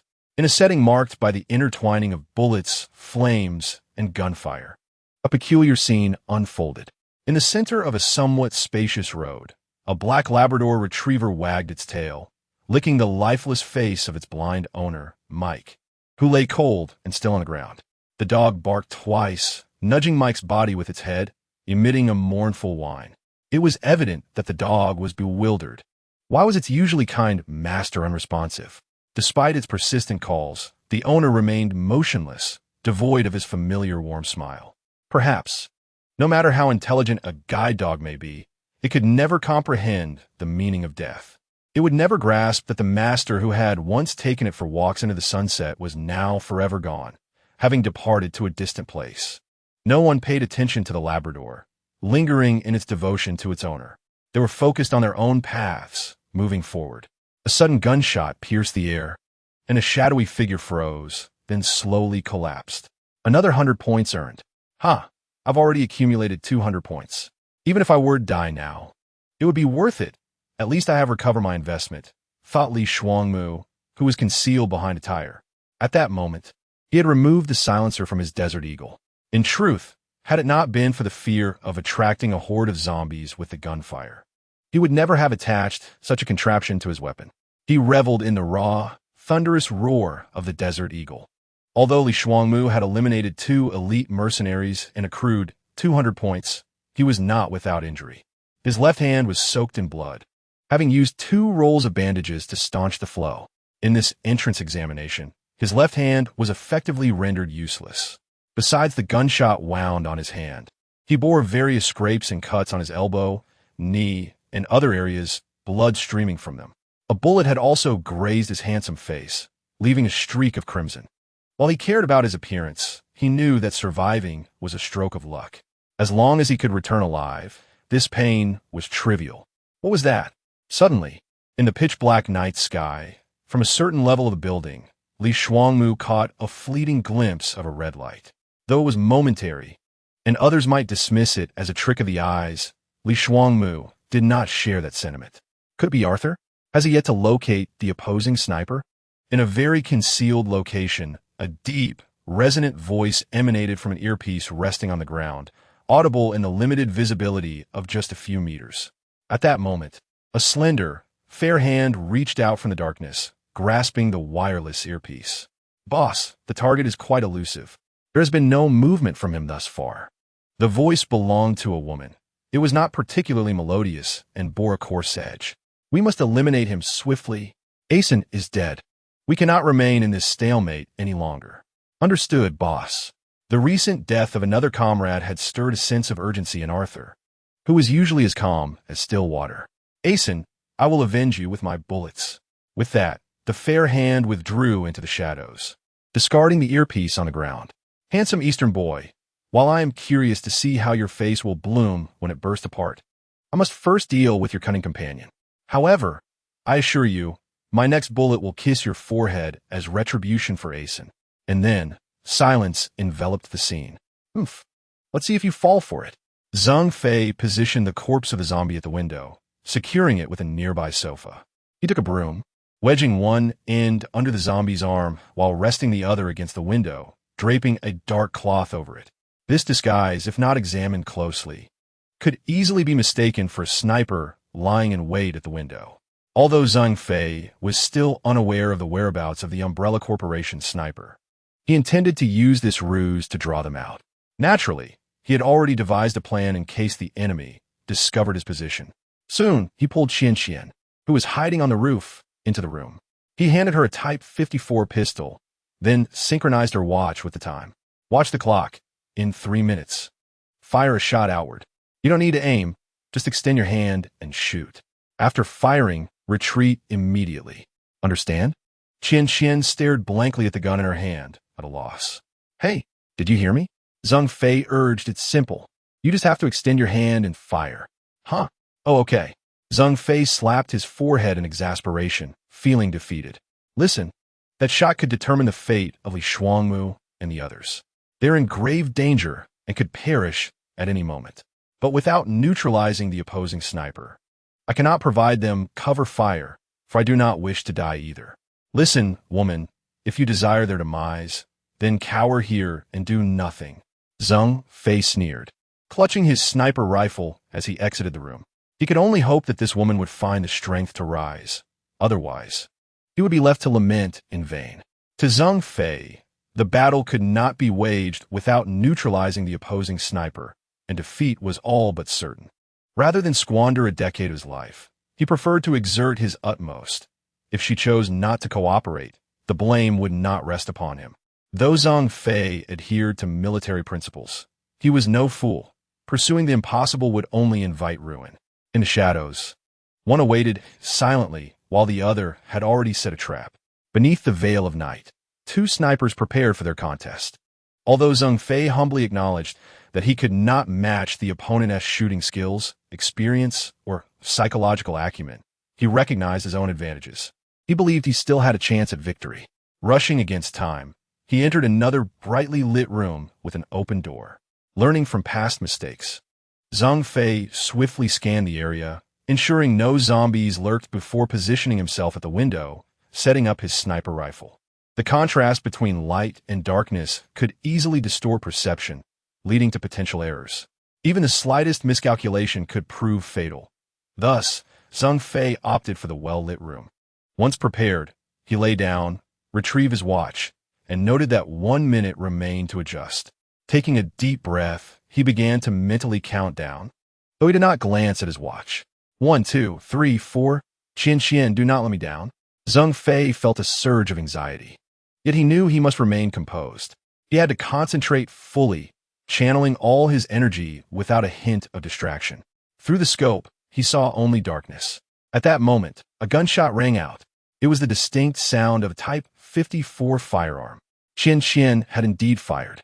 The abrupt shot echoed from above, scattering rapidly. Even the combatants on the ground, He Shi and Li Shuangmu, instinctively turned towards the source of the sound. Li Shuangmu's first thought upon hearing the gunfire was, "Damn it, Zhang Fei, you finally shot." A sniper had fired? No, that was no sniper rifle. Nicholas's expression shifted drastically. Arthur. But then boom. The familiar roar of the Barrett M82A1, a heavy-caliber sniper rifle, resonated in Nicholas's ears, reverberating through the darkness like distant thunder. "It's over," Nicholas murmured. "There." Zhang Fei's eyes sparkled with renewed determination as he adjusted his aim, displaying the prowess of a seasoned veteran on the battlefield. With precision, he commanded, "Fly, my bullet." Fortune smiled upon him once more. The enhanced effect of his meticulously designed shot activated. Bang! The explosive round, purchased with 25 skill points, soared from the barrel, vanishing into the night, aimed at a specific target. Nicholas heard an odd sound through his earpiece, as if something had exploded, followed by a rustling noise. All units, provide cross cover. Withdraw. Chapter 19, Retreat. What defines an elite unit? Elites follow orders without question. Any command, even one demanding self-destruction, they execute resolutely. Clearly, Nicholas led a cadre of elite fighters, the very best among the best. Upon receiving Nicholas's command, the team acted without the slightest hesitation or doubt, demonstrating unwavering trust and support for their leader. A barrage of bullets erupted from their weapons, unleashing a metallic tempest that forced Li Shuangmu and Yin Kuang back to their respective hiding spots. Yin Kuang had initially resolved to eliminate the enemy from within the clothing store, but was taken aback when the adversaries unleashed a relentless stream of bullets into the shop. Reluctantly, he found himself compelled to seek shelter once more. This was a disgrace. Yin Kuang ground his teeth in frustration. Meanwhile, Li Shuangmu, hiding against a wall, was struck in the left foot by a stray bullet, causing him to grimace in pain. However, he could not afford to dwell on the agony. Something was amiss. What was wrong? First, the sound of the Type 54 from above, followed by the Barrett's thunderous report. Had Zhang Fei's AWM suddenly increased in firepower? As realization dawned, Li Shuangmu's face paled, losing the last vestiges of color. Taking a deep breath, he shouted at the top of his lungs, "They're trying to escape. Run." His echo reverberated through the streets, intertwining with the fierce gunfire. Yin Kuang, not far from Li Shuangmu, clearly heard his words. Escape? Yin Kuang's eyes lit up with hope. They were fleeing? Victory was within reach. Yet before he could fully revel in the moment, his expression froze. Escape? This was not good. How could the enemy's retreat be anything but disastrous? The reason was simple. Their side struggled to lift their heads under the enemy's relentless fire. Once the adversaries vanished into the shadows, it would be a straightforward path to annihilation. A group of freshly graduated high school students were now the targets of mercenaries who had survived through blood and fire. Even a sip of water could lead to a bullet in the head, leaving no glimmer of hope for survival. This mission was utterly untenable. Abandoning it? No longer an option. The enemy had already suffered losses at their hands, and the vendetta was deeply entrenched. They would undoubtedly wish to see every one of them brutally slain. Moreover, the threat was not merely a petty thief. It was a band of desperate men armed with bullets. Thus, the only way to avoid death at their hands was to eliminate them all. With this thought, Yin Kuang's jaw clenched tightly, his teeth grinding together as he felt the walls closing in. It was a dead end. Advancing meant death. Retreating meant death. Very well. Let's see what happens. Yin Kuang's face flushed with determination as he gritted his teeth. Suddenly, he noticed a human-shaped mannequin lying nearby. Without a moment's hesitation, he seized the alluring figure and hurled it forward. Tat, tat, tat. A barrage of bullets tore through the mannequin, riddling it with holes. Seizing the fleeting moment of fire diversion, Yin Kuang swiftly exited the clothing store. He understood that once he stepped out, he would be fully exposed to enemy fire, yet he had no choice. Even if he was to be riddled with bullets like the mannequin, he had to act. He closed his eyes tightly. As he vaulted over the low wall of the store, he felt a chill run down his spine, as if he had plunged into an icy lake on a winter's day. Silence. An eerie stillness enveloped him, as if he had lost his hearing. Yet before he could comprehend the deathly quiet, a searing pain shot through his back. Was this what it felt like to be hit by a bullet? The agony was unbearable. As his body met the cold cement ground outside the store, he rolled forward with all his might. Ahead lay an overturned car. If he could reach it, he might escape the torrential storm of bullets. But in the distance, the white man, William, suddenly emerged. His face twisted with fury as he bit into a grenade, shouting, "Ronald, I avenge you." With that, he raised his left arm in a throwing motion. William, not far away, Nicholas's eyes were bloodshot as he let out a hoarse and anguished roar. But it was already too late. Another bullet, launched from the shadows, soared through the night and pierced his bulletproof vest, embedding itself in William's heart. A burst of crimson splattered forth. William felt as if his entire body had become weightless, the power he had accumulated in his left hand draining away like a flood released from a dam. Then came the deafening explosion of a grenade, the seething flames instantly engulfing his entire form. Nicholas, not too far from him, quickly dropped to the ground to avoid the blast's shockwave. The fiery eruption illuminated several mercenaries' positions. "Damn you, William."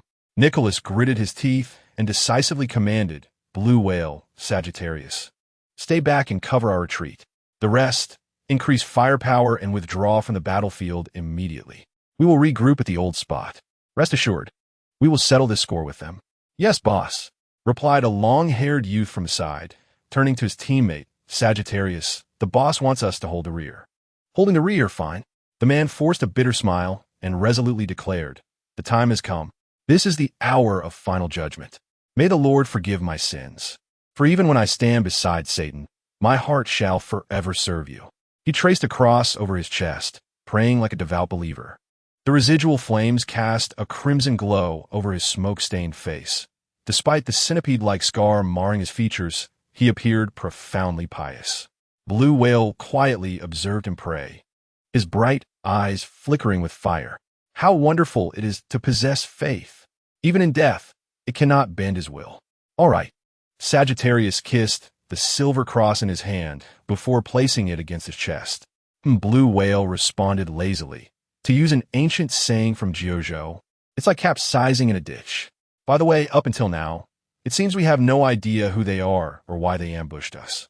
Their tactics are utterly lacking, even non-existent.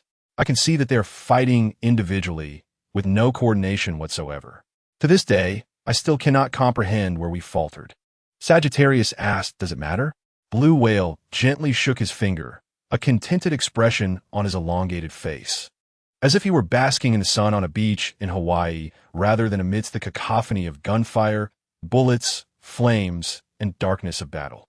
The people of Jojo say that knowing oneself and one's enemy ensures victory in 100 battles. His Mandarin was impeccable, with a distinct Beijing accent. One might easily mistake him for a bona fide Beijing. If we knew who they were and why they attacked us, we might be able to counteract them from here. Unfortunately, the headquarters has not transmitted any information, leaving us with 5 fallen comrades and still unaware of the enemy's true intentions. Now is not the time for your musings. Blue Whale. Sagittarius replied coldly. Pick up your weapon and with your bullets forgive your enemies. That is what you ought to do. Blue Whale sighed deeply, his eyes revealing profound disappointment, though it was unclear what exactly he was disheartened by. Fine, let us execute our mission. The reason they had the luxury of conversing here was that their teammates were buying them time to rest and regroup. Amidst their dialogue, the barrage of bullets in the air showed no signs of ceasing. Clearly, this group of black snakes had transferred their fury onto their bullets, aiming to exhaust their ammunition and vent their pent-up rage and frustration.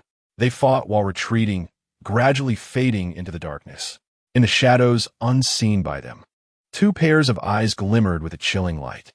One pair belonged to Yin Kuang, who crawled forward, his elbows and knees bloodied from scraping against the concrete. The other pair belonged to Wang Ning. In a dimly lit alley, Wang Ning was enveloped in shadow, leisurely reclining against the wall, his left hand resting on his bent knee, gazing up at the pitch-black night sky. His glasses, in this dark corner, reflected a black glimmer akin to thick ink, his entire being melded into the darkness, as if he were a wisp of black smoke. The special skill of black shadow is quite remarkable, allowing me to blend almost completely into the darkness. This skill is truly tailor-made for me. This place is rather splendid. Little did anyone know, Wang Ning possessed 2 unique skills. One was his understated royal demeanor, and the other was the black shadow he exhibited at this moment. Effect: integrate into dark environments, minimizing presence to the lowest possible level. Unless one's perception surpassed his by a factor of 2, they would be unable to detect his existence. Just then, an explosion erupted outside the alley as a car detonated, the flames illuminating the entire block. Wang Ning's figure flickered in the blaze before melding back into the darkness. He let out a soft chuckle. Well, after all, they're just a bunch of high school students. I never expected you to handle those small fry, Li Shuangmu. You, the young master of the Li family, have proven to be so ineffective. Zheng Fei, however, is quite impressive. His talent in shooting has opened my eyes. I wonder what connection he shares with the ghostly bullets and Zheng Long. As for Yin Kuang, aside from having slightly better luck and 3 more intelligence points than me, he's hardly worth mentioning. And that foolish woman, never mind. Listening to the gunfire, the sounds of flames, and the wind outside the alley, Wang Ning leisurely offered his assessment. Overall evaluation. This is a team with decent potential. If possible, it would be best to recruit Li Shuangmu and Zheng Fei. Yin Kuang is expendable. As for Qian Qian, she probably has a crush on Li Shuangmu. How amusing. Falling for him only seals your tragic fate. With Li Shuangmu's overall strength, combined with Zheng Fei's sniping talent and my assassination skills, perhaps having them stand before me could allow me to barely establish a foothold in this wondrous and mysterious university. Wang Ning Muset. This is truly something to look forward to. I have long grown weary of the mundane life of killing, collecting money, spending it, and then killing again. Here, it seems one can not only indulge in rampant slaughter, but also continuously exchange for various abilities and enhance one's strength. How could I not be filled with anticipation? With a flick of his wrist, a pitch-black dagger appeared eerily in his hand, swirling and dancing between his fingers as if it were not metal, but a supple serpent. All right, it's about time for me to take action. If I don't, I might soon invoke their dissatisfaction. It would be unfortunate for a relationship just established to crumble. Although I cannot keep them all, securing 1 or 2 should suffice. With that, Wang Ning stood, stretching his limbs in the darkness, uncertain if his skills had deteriorated from lack of use. Let us see how you fare. The next instant, the dim alley fell into silence, shadows as thick as ink. At an unknown moment, another tremendous explosion echoed. It seemed someone had thrown a grenade, landing perfectly amidst several cars. The furious flames and the sudden burst of energy ignited multiple vehicles. A brilliant fireball erupted in the street, illuminating half the sky.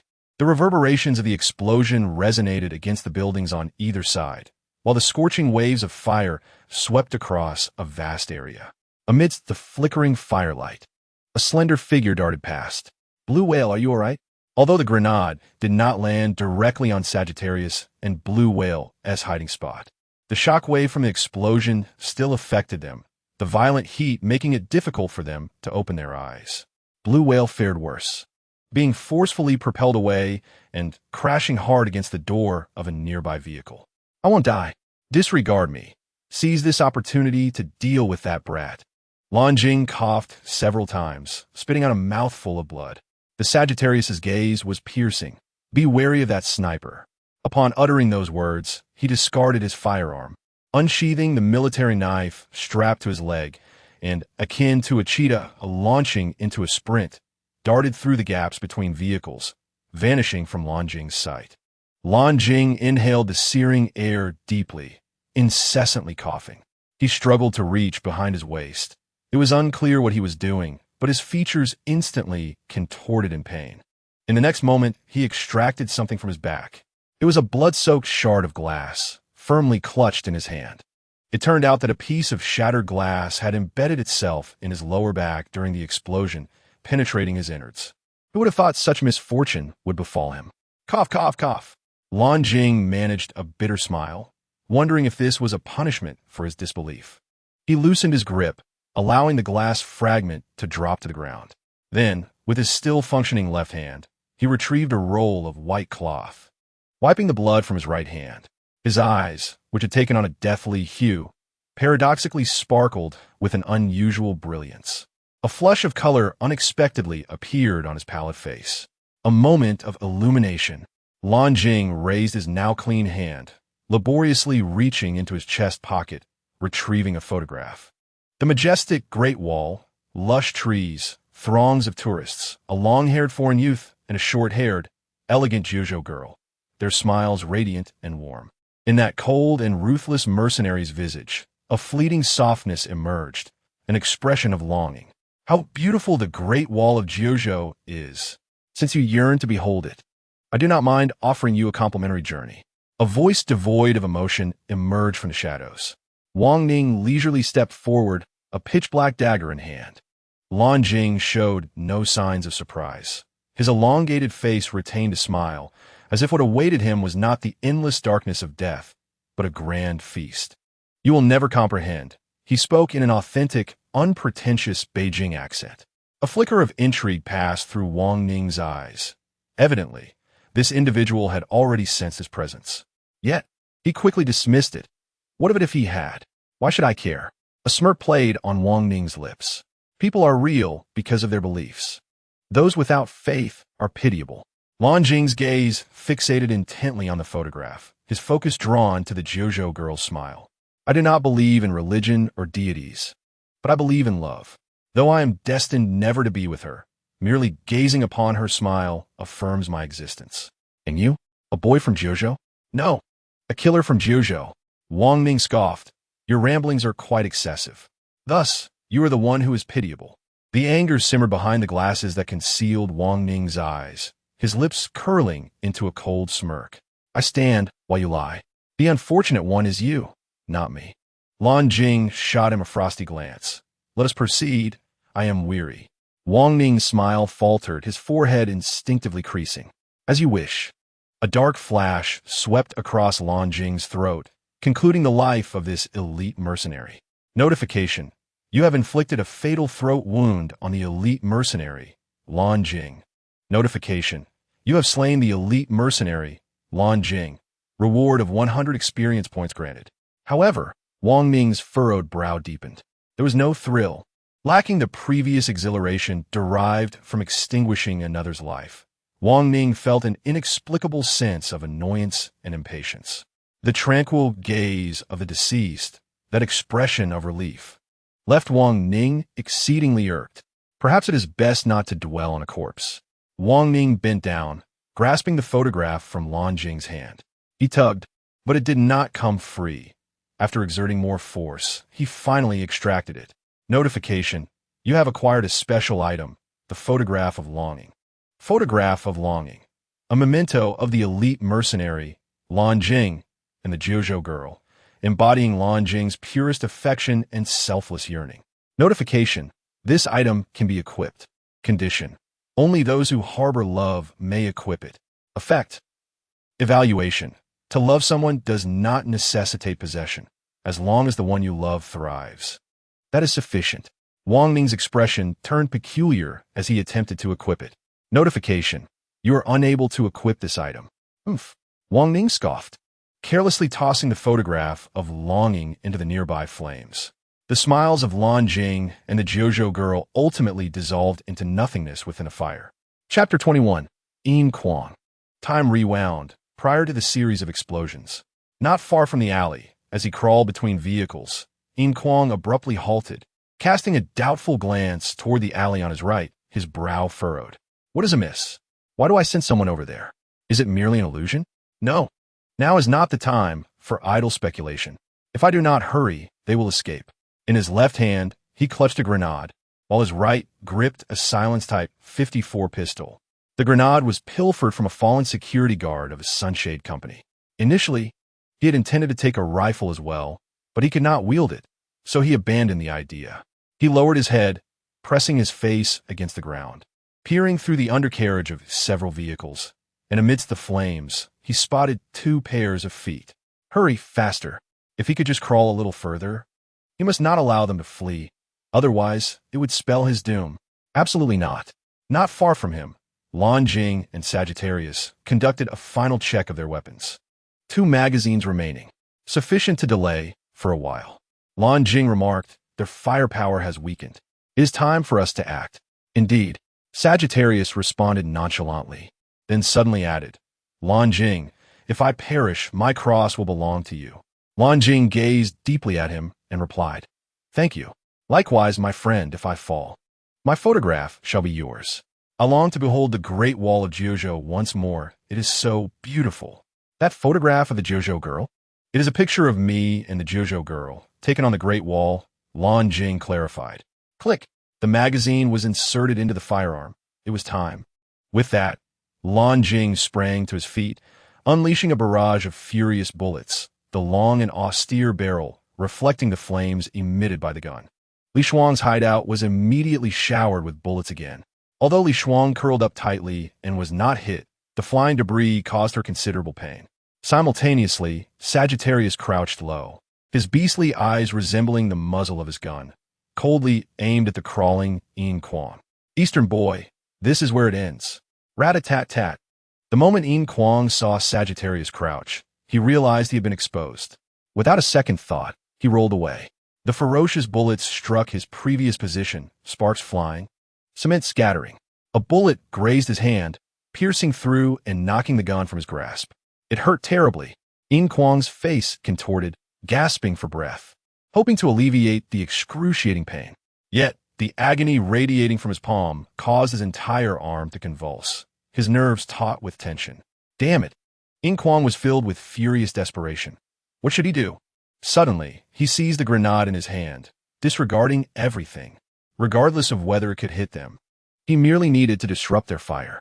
Otherwise, there would be no chance of approaching at all. Moreover, forcing them into the open might allow Zheng Fei, hidden in the shadows, to take them down. In a flash of inspiration, Yin Kuang bit down on the pin, yanking it free with force, then sprang up, hurling it. Boom! The grenade exploded.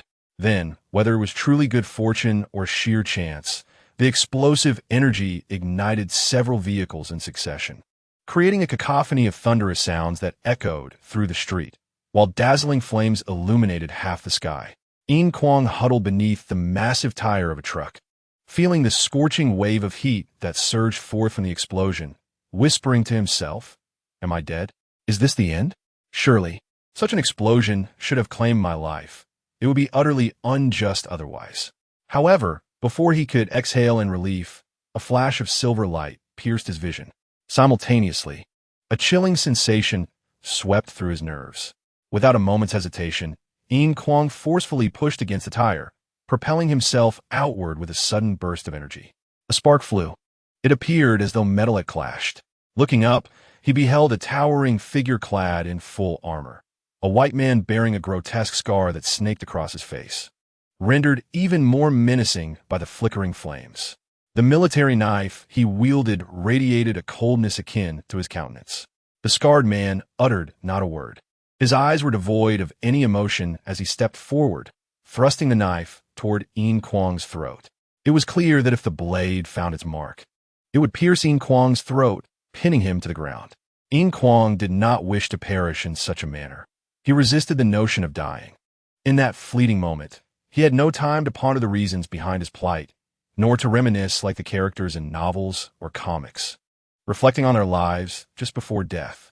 For him, such thoughts were impractical. His singular desire was to survive.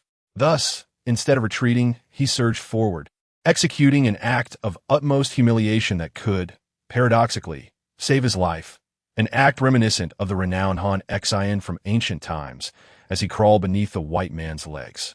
In that instant, Yin Kuang could not fathom what expression Han Xian bore when subjected to such disgrace, nor what thoughts occupied his mind. Yet at that moment, Yin Kuang's eyes widened in fury, bloodshot, radiating an unprecedented cold and fierce light, as if ablaze with an inner fire. Kill him! Kill him! Slay! Slay! Slay! Your blood will wash away this profound humiliation. The beast lurking within him awakened. His heart pounded violently, his blood boiled, and his nerves twitched, his clenched teeth nearly shattering. The enraged beast surged forth. With the activation of his skills, Yin Kuang felt a surge of newfound strength pouring out from within him, coursing through his entire being. He descended into a frenzy, as if endowed with boundless energy. As he darted through the scarred man's legs, Yin Kuang even forgot the excruciating pain in his right hand, seizing a shard of metal from the ground and plunging it into the inner thigh of the scarred man. Notification: you dealt 10 critical damage to the elite mercenary Sagittarii. A howl erupted from the scarred man's throat, the excruciating pain fracturing his iron will. His leg, once poised to strike, lost control, and he stumbled forward, thrown off balance. But Yin Kuang did not relent. He withdrew the sharp metal shard and, with a primal roar, leaped onto the scarred man's back, driving the blade into his throat with all his might. Sagittarii, of course, would not succumb without a fight. Despite the agonizing pain in his groin, threatening to rob him of control, the instincts honed on brutal battlefields flared with remarkable ferocity. Almost instinctively sensing the danger to his life, he twisted his body, casting Yin Kuang aside.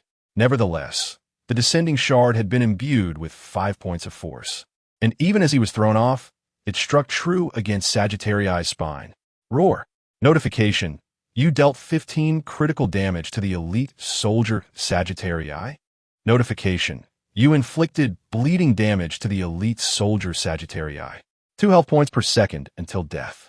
Like a wounded and ferocious beast, Sagittarii let out a roar devoid of anger or resentment. Instead, it was a blend of madness, exhilaration, and a longing to return to the embrace of his master. In a sudden act of desperation, he relinquished all defense, tearing off the last grenade, prepared to pull the pin with his teeth. Yet a bullet struck his hand, causing the grenade to tumble to the ground. Not far away, Wang Ning, who had just dealt with a blue whale, approached, brandishing Yin Kuang's drop-type 54 pistol. However, Yin Kuang was oblivious to the fact that Sagittarii intended to take him down with him. The raging beast had elevated his intelligence to 3, and at that moment, reason was completely devoured by fury, plunging him into a bloodthirsty frenzy. It seemed that only the blood of his enemies could extinguish his wrath. His eyes were wide with rage, his face contorted, and his teeth bared. He flipped over and mounted Sagittarai's back, driving the metal shard into his neck, withdrawing it, then plunging in again and again, each thrust accompanied by a spray of blood. Like a maddened, bloodthirsty beast, he reveled in the thrill of tearing apart his prey. Notification: you dealt 10 critical damage to the elite mercenary Sagittarii. Notification: you have slain the elite mercenary Sagittarii. Reward: 100 experience points.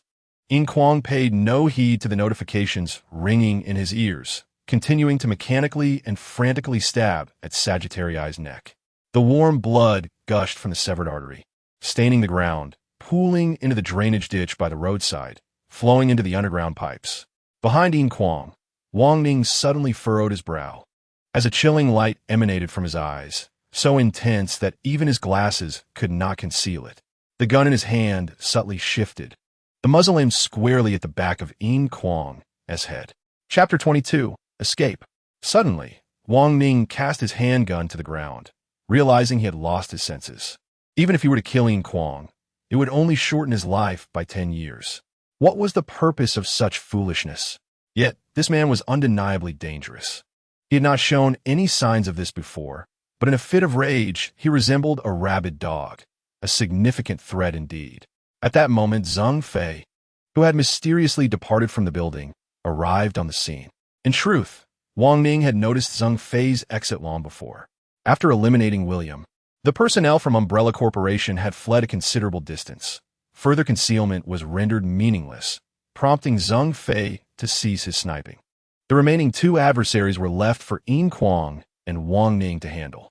He had no desire to be accused of robbing kills, having already earned 300 experience points. He felt satisfied.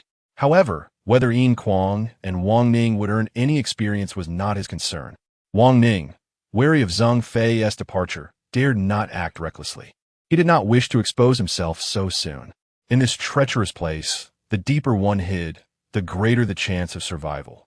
Stealthily enhancing his own abilities was his path to success. Wang Ning had to tread cautiously, as if walking a tightrope. After all, he had only 27 years of life to spare. Yet, what did it matter if he had but 27 years? Wang Ning was confident that with his skills and cunning, he could live well and thrive. Upon seeing Zheng Fei, Wang Ning's icy demeanor melted like snow under the spring sun, accompanied by a trickle of cold sweat. His complexion paling slightly, panting ever so slightly, and a hint of anxiety and unease creeping in. He pointed toward the still rampaging Yin Kuang, exclaiming, "Look!"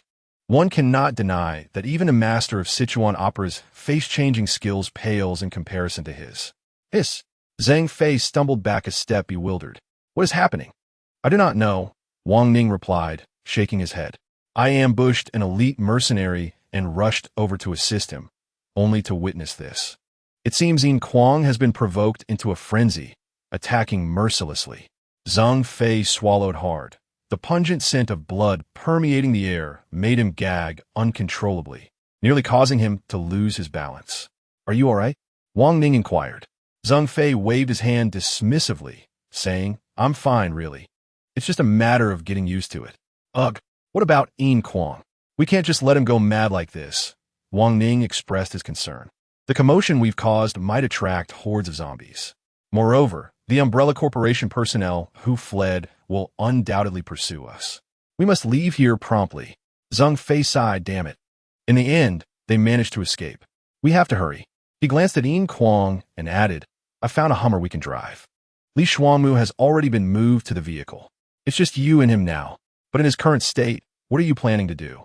Wang Ning asked, stepping back in alarm. Suddenly, Zheng Fei raised his sniper rifle, loading a tranquilizer round, and aimed it at Yin Kuang. "Don't misunderstand," he quickly clarified. "This is a tranquilizer." "A tranquilizer? How did you manage to acquire such ammunition?" Wang Ning asked, intrigued. "Heh, it's just a habit," Zheng Fei replied, taking aim at Yin Kuang and firing. "I used to go hunting with my dad, and we often used tranquilizers. I couldn't resist exchanging for a few. They're not expensive. Who would have thought they'd come in handy now?" Indeed, the frenzied Yin Kuang collapsed to the ground. "By the way, did you take care of that dog as well?" Wang Ning inquired as they lifted the unconscious Yin Kuang. "Yes," Zheng Fei responded. "After an intense gunfight, I nearly forgot about that task. I only remembered when I heard the dog barking, so I went to catch it and almost got bitten. That's when I used a tranquilizer on it and tossed it in the vehicle." "Oh," Wang Ning acknowledged. Zheng Fei continued, "It turns out that dog is quite special. No wonder the Umbrella Corporation sent elite mercenaries to capture it. We've struck gold this time, but unfortunately, we'll have to hide like mice for the next 4 hours. One misstep, and we're done for." Wang Ning's eyes brightened. What is so special about that dog? Let us discuss it later, Zhang Fei urged. We need to leave quickly. I can already smell the foul stench of zombies approaching. I knew the principal Wu Ti let us earn rewards so easily. Damn, this kid doesn't look imposing, but he is surprisingly heavy. Finally, the two of them tossed Yin Kuang into the spacious trunk of a convertible Hummer and jumped into the vehicle. In the back seat, a bloodied Li Shuangmu sat weakly, eyes closed, seemingly devoid of the strength to speak, merely glancing at Wang Ning. Meanwhile, Qian, with her pure and beautiful face stained with tears and her large eyes red, was diligently wiping the blood off Li Shuangmu. Fortunately, the peculiar rules of this strange place seemed to be quite unique. Although Li Shuangmu was gravely injured after having the bullet removed and consuming a few special buns, along with applying a tourniquet, his wounds miraculously began to heal. In reality, even if he survived, the amount of blood he lost would have been sufficient to keep him bedridden for half a year, let alone serious injuries. How could he then recline leisurely on the cushion, enjoying the care of a pure girl? Zhang Fei took the driver's seat and said, "Attention, I'm starting the engine now." With a thunderous roar, the engine bellowed, and the Hummer skidded out of the slightly wider road into the encroaching darkness. The middle and right streets, strewn with devastation and lingering flames, spoke of the fierce battle that had just transpired. Looking further, one could see shadows swaying, slowly drawing closer. It was clear those were the zombies lured by the sounds of gunfire and explosions. Even nearby, a few zombies staggered out from the buildings. Of course, it could also be interpreted as the principal's strategy to prevent Yin Kuang and his companions from finding respite. By the way, Zhang Fei, you still haven't explained what's so special about that dog? Wang Ning inquired from the passenger seat. Zhang Fei replied, I think it's best to wait until Yin Kuang wakes up. The tranquilizer I gave him was carefully controlled. He should regain consciousness in about 10 minutes. Hey, Qian, don't play favorites. Even if Yin Kuang isn't as handsome as Li Shuangmu, he is still our teammate. Qian responded with a quick, oh, but continued to wipe Li Shuangmu's face. Li Shuangmu opened his eyes, no longer maintaining his previous gentle smile. I'm fine now. You should check on Yin Kuang, he said. Qian pursed her lips and nodded. The trunk of the convertible Hummer was spacious enough to hold several people, with Yin Kuang lying inside. Next to him was a black Labrador retriever, its limbs bound to prevent it from waking and causing a ruckus, its mouth also wrapped in bandages. The sight of the bloodied Yin Kuang had a considerable impact on the timid Qian. Although Li Shuangmu was also covered in blood, she felt differently toward him. Looking at his face always made her heart race. Compared to Yin Kuang, she preferred to care for Li Shuangmu. Sighing softly, Qian seemed lost in thought as she used an alcohol-soaked cloth to clean Yin Kuang's wounds, then skillfully applied a tourniquet. For the gunshot wound on his back. She gritted her teeth and, after disinfecting, used a small knife to extract the bullet, expertly wrapping it in bandages. Thankfully, Yin Kuang was unconscious. Otherwise, with Qian's clumsy method of extracting bullets, he would have surely cried out in pain. Wang Ning watched and couldn't help but ask, has Qian studied medicine? She mentioned attending a nursing school. Zhang Fei replied, who knows? Those who attend nursing school end up here somehow. Wang Ning nodded, saying nothing further. Where to next? Li Shuangmu suddenly asked. Zhang Fei replied, Senior Xiongba left via this route. If we hurry, we might catch up with him. Though he wants to protect us, we have no choice but to involve him for our survival. The Umbrella Corporation will likely assume he orchestrated our actions, and he'll have no choice but to intervene. Will that upset the senior? He is not easy to deal with, Wang Ning cautioned. Zhang Fei replied, what does it matter if he is upset? Unless you all are confident in handling that group of elite mercenaries. I certainly don't want to face them again. Besides, with Senior Xiongba's strength, I believe he wouldn't regard them as a threat. Being able to easily tear off a person's arm, Xiongba's prowess must be formidable. As if to convince himself, Zhang Fei added, don't forget, he claims to have the blood of a second-year werewolf. Although I'm not sure how powerful that enhancement is, werewolves are legendary beings. All right, Wang Ning said with a wry smile, let us hope so. Chapter 23. The Heart and Blood of Guide Dog marries shortly thereafter. Approximately 10 minutes later, Yin Kuang suddenly opened his eyes wide. The ferocity lingering in his bloodshot eyes startled Qian, who was cleaning his bloodied face, causing her to scream in fright. "Where's this?" Yin Kuang attempted to sit up, but the searing pain throughout his body rendered him unable to control his movements. Upon recognizing Qian as one of his own, the rage in his eyes gradually dissipated. In the vehicle, Qian responded, then turned to Li Shuangmu, saying, "Li, he is awake." Li Shuangmu struggled to turn his head, forcing a slight smile as he remarked, "Hey kid, well done." Li Shuangmu's words were sincere. After all, for an ordinary person, such performance was truly commendable. As he spoke, he produced a cold baozi and said, "This is the last Gobali baozi. Do have it." With that, he handed the baozi to Qian. She pouted slightly, but accepted the baozi, feeding it to Yin Kuang. A prompt appeared. "You have consumed the secret recipe Gobali baozi, instantly recovering 3 health points, with a continuous restoration of 1 health point per second for 3 seconds. Once the cold baozi was swallowed, Yin Kuang felt a warm current flowing down his esophagus, quickly spreading throughout his body. He distinctly sensed that more warmth was gathering around the wounds on his back and the palm of his right hand. Almost visibly, the blood hole in his palm began to heal, and a tingling sensation ran down his back. Yin Kuang, amazed, sincerely expressed his gratitude. "Thank you." At that moment, he was reluctant to dwell on the terrifying experiences he had just endured, the profound fear he felt for himself. With the baozi consumed, his health was restored by 6 points. Coupled with the effects of the hemostatic bandage, his health returned to 15 points, which was notably low to begin with. Regaining a bit of strength, Yin Kuang crawled to his feet and unexpectedly touched a furry object beside him, revealing the guide dog, Mary. "Is it dead?" he exclaimed, his eyes wide. Li Shuangmu quickly clarified, "No, it has merely been anesthetized. It refused to leave its owner, so we had to resort to this method to transport it." She continued, "Now that you are awake, let us discuss the rewards for this mission. We fought valiantly, nearly losing our lives, but ultimately we triumphed, albeit temporarily." As she contemplated the rewards, her expression grew animated with anticipation. "What are the mission rewards?" Yin Kuang inquired, a surge of excitement coursing through him. Wang Ning turned back and replied, "We do not know yet. We were waiting for you to awaken. The principal has designated us as a temporary team. Thus, all members must submit the mission for rewards to be distributed." Yin Kuang, quickly summon your information panel and submit the mission, Wang Ning urged, his eagerness palpable. Yin Kuang hesitated but complied, summoning his information panel. Despite his urgency, he was not foolish enough to reveal everything. So he opted for a mode that was visible only to himself. Wang Ning, though outwardly calm, felt a flicker of disappointment. He was curious to see the attributes of this individual who, in a fit of rage, displayed ferocity akin to a beast. Was this the mindset of someone with 7 intelligence points? Despite his extreme emotions, could he still maintain inner composure? It seemed time to reassess Yin Kuang. Furthermore, what did 7 intelligence points truly signify?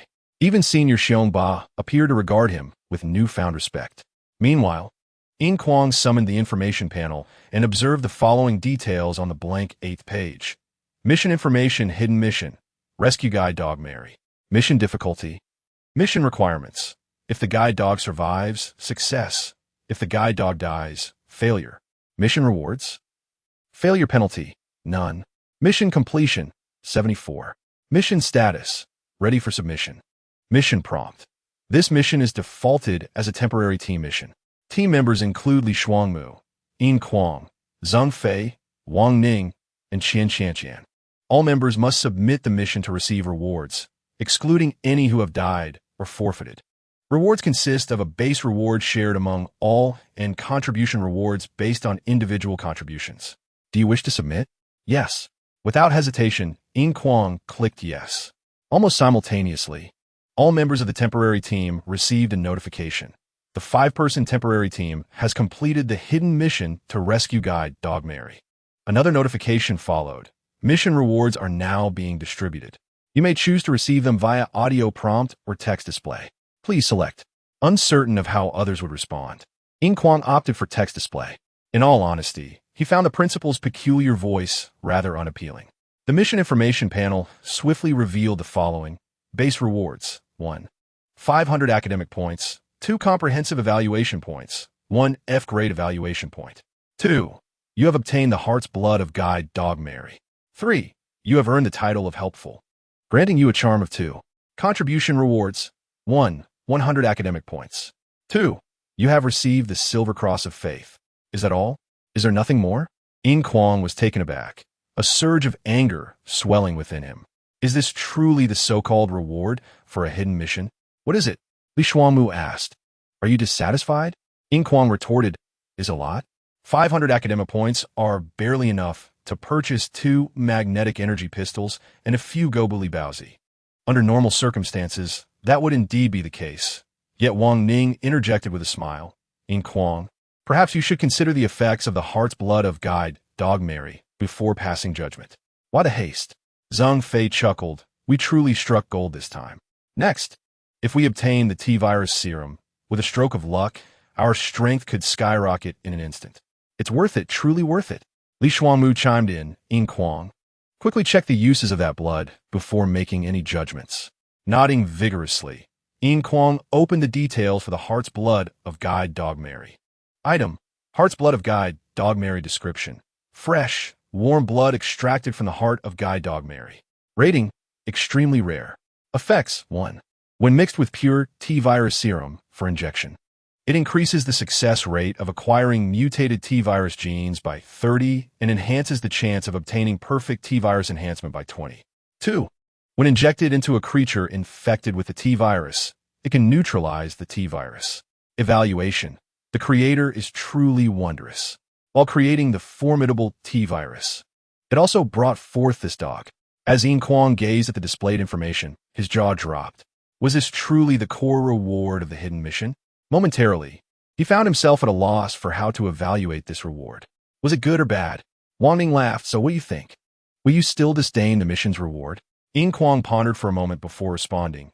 However, the premise is that we have pure T-virus serum on hand. This is only possessed by the Umbrella Corporation and Angela, the daughter of Akafuo. The Umbrella Corporation is out of the question. But are we to resort to harming a young girl for that pure T-virus? Zhang Fei's expression changed. Li Shuangmu's eyes flashed with conflict.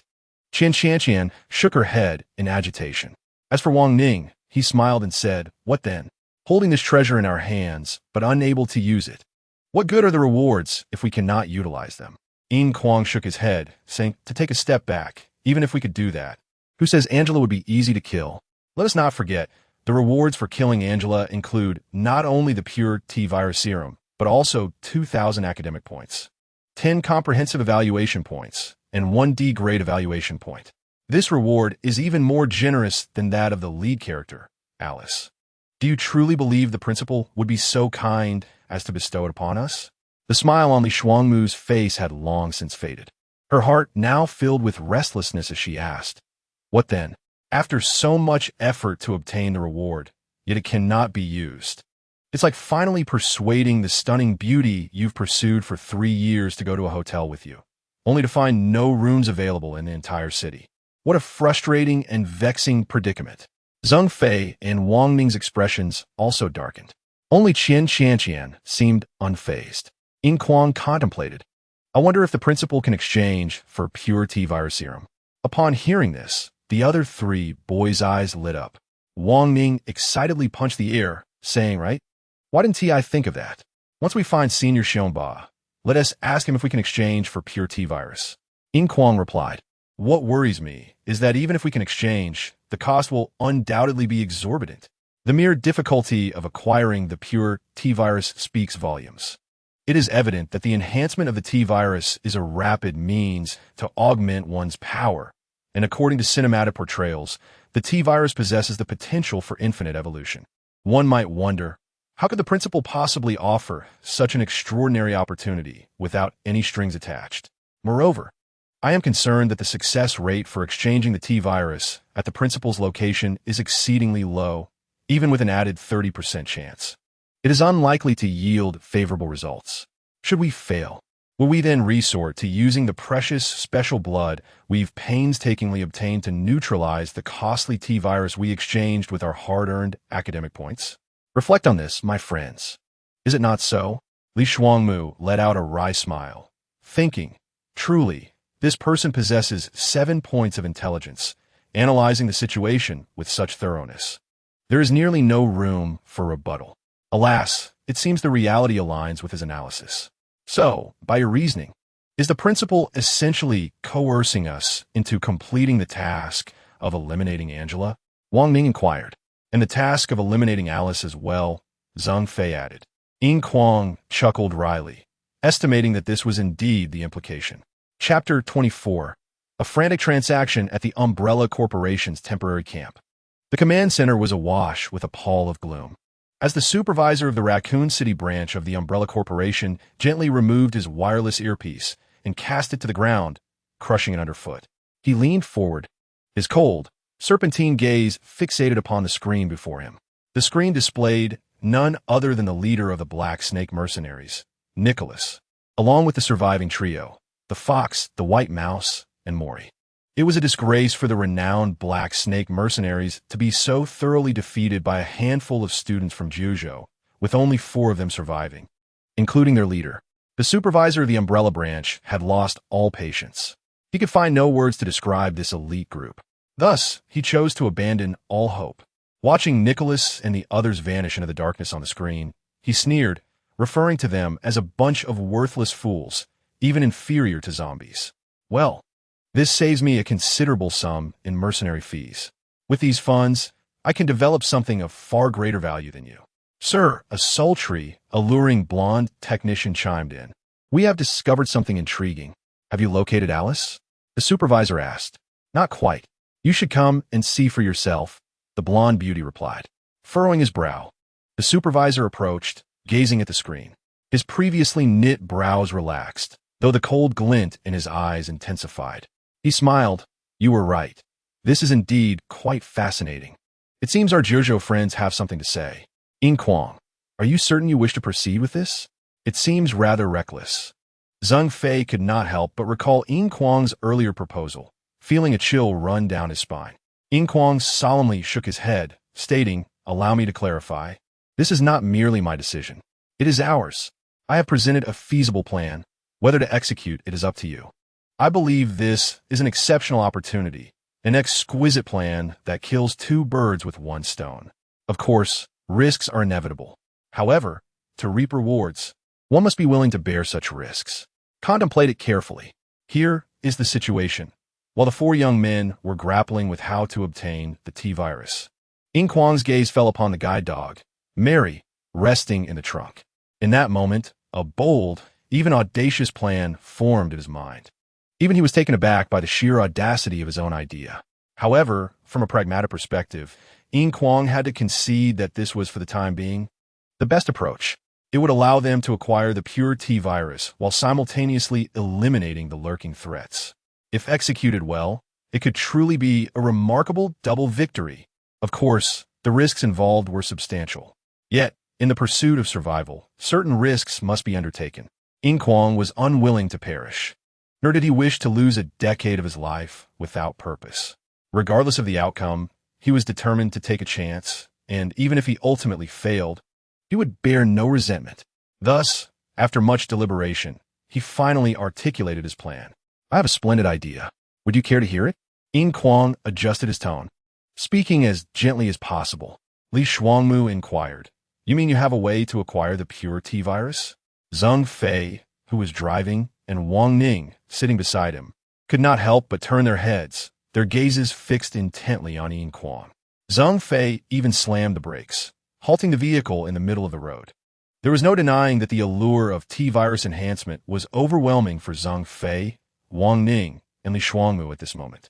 Unabashedly speaking, accomplishing this task would signify that they possessed a solid foundation for establishing themselves at the university. For a considerable period, they would be ahead of others. The temptation was indeed immense. What is this plan? Please share, Wang Ning urged. At this moment, even he felt a newfound admiration for Yin Kuang's intellect. impressed that he could still conceive a solution under such circumstances. Of course, the practicality of his plan could be set aside for now. Yin Kuang pointed towards the trunk and, without beating around the bush, stated emphatically, "We will exchange the guide dog Mary for the pure T-virus." Hiss! Zhang Fei gasped in disbelief. "Are you insane? Trading with the Umbrella Corporation? You must be out of your mind. That colossal entity is beyond our reach." Indeed, throughout the realm of Resident Evil, whether in film or game, the Umbrella Corporation stood as an undeniable behemoth. This company, one of the most influential in the world, was not only terrifyingly powerful, but also disturbingly fanatical. Just look at Resident Evil 4 to see how the entire world was ravaged by its actions. Engaging in commerce with such a completely deranged organization feels, to be frank, exceedingly unsafe. Wang Ning's previously budding admiration for Yin Kuang evaporated in an instant, his gaze now resembling that of someone observing a fool. Yet Li Shuangmu refrained from premature judgment, stating, "Yin Kuang, please elaborate on your reasoning." Yin Kuang explained, "My analysis is as follows. Since the Umbrella Corporation dispatched elite mercenaries to capture the guide dog, it clearly indicates their interest in Mary. However, if we examine this closely, we would realize that the Umbrella Corporation does not prioritize Mary to the extent that they would issue lethal orders to ensure her capture. It is evident that during our confrontation, the elite mercenaries had ample opportunities to seize Mary, yet they did not." "What does this signify?" Wang Ning replied. "You said it yourself. The Umbrella Corporation is merely interested in Mary, but does not consider her essential." "No," Yin Kuang insisted, "in my view, the executives at the Umbrella Corporation are entirely unaware of Mary's extraordinary nature and the significance she embodies. Thus, their interest is merely superficial rather than a desperate need. If we can make them comprehend the value contained within this dog, do you believe they would be willing to engage a trade with us? But what value does Mary possess that would warrant a trade with the Umbrella Corporation?" Zhang Fei questioned, his brow furrowed. "Fool!" Li Shuangmu suddenly exclaimed, smacking her forehead. "The value lies in the dog's blood. Not only can it enhance the chances of organisms acquiring T-virus enhancements, but it can also neutralize those infected by the T-virus. What do you think? It is priceless. If the Umbrella Corporation were to realize this, they would undoubtedly go to great lengths to obtain her. Absolutely. A company dedicated to T-virus research and the creation of superbioweapons, upon learning of the value of guide dog Mary. One need not be a genius to envision the frenzy they would unleash." Zhang Fei and Wang Ning gradually began to comprehend the implications, their faces flushing with excitement. Indeed, indeed, Wang Ning exclaimed, pumping his fist. "How could I not have thought of this? How foolish. Such a simple concept eluded me." One can only imagine how the entire Umbrella Corporation would become frenzied over this dog. Li Shuangmu suddenly inquired, "But Yin Kuang, have you ever contemplated that if the Umbrella Corporation truly recognizes the worth of this dog, do you think, with their formidable power, they would still engage in trade with us? I fear they would resort to every possible means to seize it. They might even employ the tracker mat, originally intended for Alice, to deal with us. This is the risk we must bear." Yin Kuang replied, "Without experiencing the tempests, how can one witness the rainbow? Without striving, how can one achieve success? Moreover, obtaining the T-virus serum is merely one of my objectives. Another goal is to leverage the Umbrella Corporation against those mercenaries who have fled." "What? You've lost your mind, Yin Kuang," Wang Ning exclaimed. "This is tantamount to seeking death. While I do enjoy adventure, I would never be foolish enough to court demise. I apologize, but I cannot endorse your plan." Li Shuangmu interjected, "Wang Ning, hold your conclusions for a moment. Listen to Yin Kuang's specific thoughts before making a decision." Yin Kuang continued, "Let us not discuss how I will confront them. Even if we do not take action against them, do you believe they will not target us? Furthermore, do you have confidence in your ability to survive under the guns of these elite mercenaries? Do not forget, they lurk in the shadows while we are exposed. With death looming from all sides, it is better to gamble. Perhaps we can carve out a path through bloodshed." Wang Ning remained silent, contemplating. In truth, he cared little for the mercenaries' pursuit. He intended to hide, confident that few could locate him. Thus, deep down, he was reluctant to involve himself in Yin Kuang's plan. Yet, he desperately yearned for the T-virus serum, Weighing the pros and cons, Zheng Fei and Li Shuangmu, however, were slightly swayed. As Wang Ning had stated, faced with certain death, it would be better to take a risk. Hence, my plan is to exchange Mary for the T-virus serum while simultaneously securing temporary support from the Umbrella Corporation, requesting their provision of weapons and intelligence regarding the mercenaries. Do not forget, the entire Raccoon City is under the surveillance of the Umbrella Corporation. As long as they furnish me with intelligence, the success rate of exterminating the mercenaries exceeds 80%. But they are from the Umbrella Corporation. Zheng Fei could not help but object. Li Shuangmu shook her head, asserting no. Do you not realize that they are merely mercenaries employed by the Umbrella Corporation? If they continue to fulfill this contract, all the better.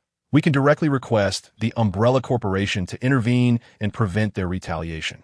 If they have already severed ties with the Umbrella Corporation, then with their assistance, perhaps we can indeed extract this thorn from our sides. Thus, the matter's context was laid bare. According to Zheng Fei, this transaction was indeed exceedingly reckless. Chapter 25, In Truth. I am not a good person. Yin Kuang's bright eyes scanned Li Shuangmu, Wang Ning, and Zheng Fei once more reiterating, I stand by my words. I have laid out the plan. Whether you choose to execute it is your decision. Regardless, I must proceed. Yin Kuang gritted his teeth, declaring, if you are unwilling, I am prepared to trade all my academic credits and comprehensive evaluations for this dog. After all, you have already obtained Mary's blood. To you, this dog has lost its value. How could it have lost its value? Wang Ning questioned. Li Shuangmu cast a glance at Wang Ning, her eyes narrowing slightly, and stated matter-of-factly, it has indeed lost its value. Do you think the principal would be so benevolent as to gift us such a significant present? Otherwise, he would not have directly provided us with Mary's blood, specifically the blood from her heart, rather than allowing us to extract it ourselves. For us, this dog has become useless, but for the Umbrella Corporation, it holds immense research value. Wang Ning nodded in realization. Well, are we in or out? Yin Kuang pressed. Yin Kuang seemed to sense a murderous intent looming from behind him, unwilling to delay even a moment longer. Zheng Fei could not restrain himself, asking Yin Kuang, why must you confront those mercenaries? Is it merely because they pose a threat to us? It is not merely a threat. They will undoubtedly kill us to avenge their fallen comrades. Yin Kuang asserted, unless we can quickly locate Senior Xiongba and involve him as a shield. This may provide temporary respite. But do not forget, Senior Xiongba is a figure far more formidable than the mercenaries. Offending mercenaries means we need only survive until we leave this scene.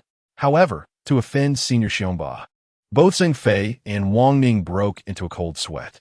Zheng Fei felt a sense of dread for his earlier thought of using Senior Xiongba as a shield. Clearly, they had come to accept Yin Kuang's conjecture. Moreover, if you truly do not wish to participate, simply hand over the guide dog to me. Once I acquire the T serum, I shall provide you with a portion as well. Even if I fail, you will incur no losses. But if I succeed, you shall receive a share of the pure T-virus serum. What say you? Zheng Fei and Wang Ning exchanged glances. To them, Yin Kuang appeared utterly deranged. Wang Ning pondered, then gritted his teeth, replying, I'm sorry, but I still cannot proceed. There are other ways to obtain the T-virus serum. If you want a guide dog, take it. If you succeed, I shall not require the T serum from you, as it is your own hard-earned reward. Zheng Fei sighed, saying, I apologize, Yin Kuang. I am feeling quite fatigued. Thus, while your plan holds high feasibility, entangling ourselves with the Umbrella Corporation is beyond our control. Finally, Yin Kuang turned to Li Shuangmu. Li Shuangmu had yet to speak when Qian interjected, Li Shuangmu, do not go. This is far too dangerous. She looked at Yin Kuang, saying, ISNT he meant to attract the attention of the mercenaries? This way, we remain safe and have no need to take risks. This sentiment resonated within her. Though she did not voice it, Wang Ning and the others understood her implication. Indeed, since Yin Kuang had decided to scheme against the mercenaries, regardless of his success or failure, it would benefit Wang Ning and the others without any detriment. If successful, Yin Kuang would eliminate a significant threat. If he were to fail, the mercenaries' attention would be drawn to him, granting them time to escape. Thus, The originally hesitant Zheng Fei and others found no reason to accept Yin Kuang's plan. Li Shuangmu, however, looked at Yin Kuang thoughtfully, pondering, why do I feel that Yin Kuang does not wish for us to partake in his scheme? Otherwise, he would not utter such words. I cannot believe that with his intellect, he would fail to grasp the stakes. Everyone's concern rests solely on the mercenaries' ambush, yet he seems eager to attract their attention. What exactly is he planning? In an instant, Li Shuangmu found herself uncertain of how to decide. Yin Kuang, too, eyed Li Shuangmu with a hint of anxiety. It was not a desire for her agreement, but rather a hope for her refusal. Time is of the essence, Li Shuangmu. What is your decision? Yin Kuang urged. Ultimately, Li Shuangmu shook her head, forcing a smile as she said, look at me now. I lack the strength even to raise my hand. How could I possibly wield a gun to kill? This was a veiled rejection. Yin Kuang sighed, managing a wry smile. It appears we must part ways. Yin Kuang and Zheng Fei felt urgency. Though he feared the mercenaries' retribution, he did not wish to use Yin Kuang as a shield. After all, they had just fought side by side as comrades. He felt a pang of reluctance. Wang Ning, however, interjected, Yin Kuang, you should think this through carefully. Do not act foolishly. There are numerous other methods to acquire the T-virus. While they may not be as pure as that from the Umbrella Corporation with Mary S. Blood, the success rate of obtaining enhancements is still quite high. Moreover, those mercenaries may not even be able to find us. There truly is no need to take such risks. Yin Kuang cast a glance at Wang Ning, then spoke. Wang Ning, I appreciate your concern. However, I have made my decision. Wang Ning looked at Yin Kuang, letting out a deep sigh, and said, since you have resolved to proceed, I shall no longer persuade you. Take care.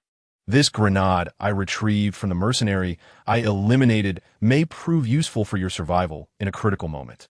Thank you, Yin Kuang replied, tucking the grenade away.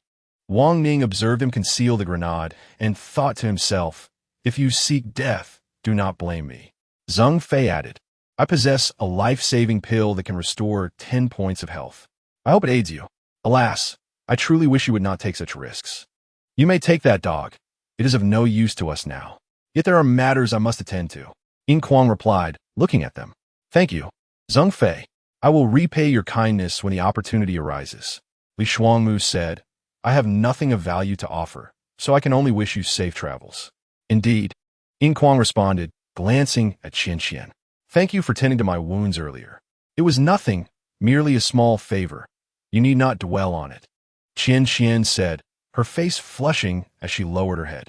Yin Kuang smiled, then jumped from the vehicle, lifting the black Labrador retriever, Mary, from the trunk. Perhaps we shall meet again once this scene concludes. Take care, everyone. You too, Zheng Fei replied. I truly do not know how to wish you well. Just take care, Wang Ning said. Be cautious, Li Shuangmu added. Qian Qian merely gazed at him with her large eyes, wishing to say something but unable to find the words. Yin Kuang sighed softly, saying, until we meet again. With that, he bent down, grasped Mary, and walked in the direction from which he came, disappearing into a shadowy alley. Let us depart swiftly, Wang Ning urged, watching as Yin Kuang vanished into the alley.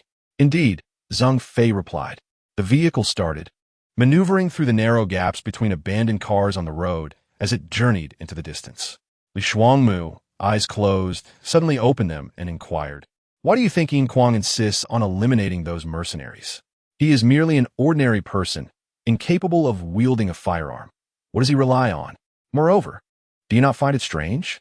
Yin Kuang so generously attracts the attention of mercenaries, despite our relatively shallow acquaintance. Wang Ning, upon hearing Li Shuangmu's words, felt an immediate sense of bewilderment. Are you suggesting Yin Kuang harbors some hidden agenda? An agenda? Surely not, Zheng Fei interjected. I agree, Li Shuangmu continued. While he may not have a scheme directed at us, he undoubtedly conceals something significant from us. What could it be? Perhaps that dog? Wang Ning exclaimed. Li Shuangmu shot him a glance and replied, stop fixating on that dog. I have already stated it is of no use. I have touched that dog and received the principal's warning. Special creature, unauthorized use. Do you think I would be foolish enough to casually give away something of immense value? Wang Ning chuckled awkwardly, pondering what secrets Yin Kuang might be hiding from them. Li Shuangmu was right. What means did Yin Kuang possess to contend with those elite mercenaries? This situation is too convoluted. Likely, only Yin Kuang knows the truth. Zhang Fei sighed in resignation, saying, Wang Ning, you should turn back to that dark street.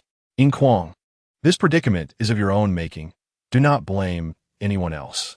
Although I am unaware of the secrets you harbor, it is of little consequence now. Oof. The things belonging to Wang Ning are not so easily acquired. Emerging from the shadows, Yin Kuang gazed at the vehicles gradually disappearing in the wasteland of abandoned cars under the night sky. With a sigh, he said, I apologize. I am not a good person, nor should you regard me as a fool. When the opportunity arises, I will repay you. With that, he discarded the grenade given by Wang Ning and the life-saving pill from Zhang Fei, as they were not his possessions, even if they were valuable. He could not trust their efficacy. Chapter 26. Yin Kuang's scheme. Did I not notice you aiming the handgun at me? Yin Kuang chuckled bitterly. Although my intellect diminishes by 3 points when angered, I am neither an imbecile nor blind. How could I not see such a large mirror before me?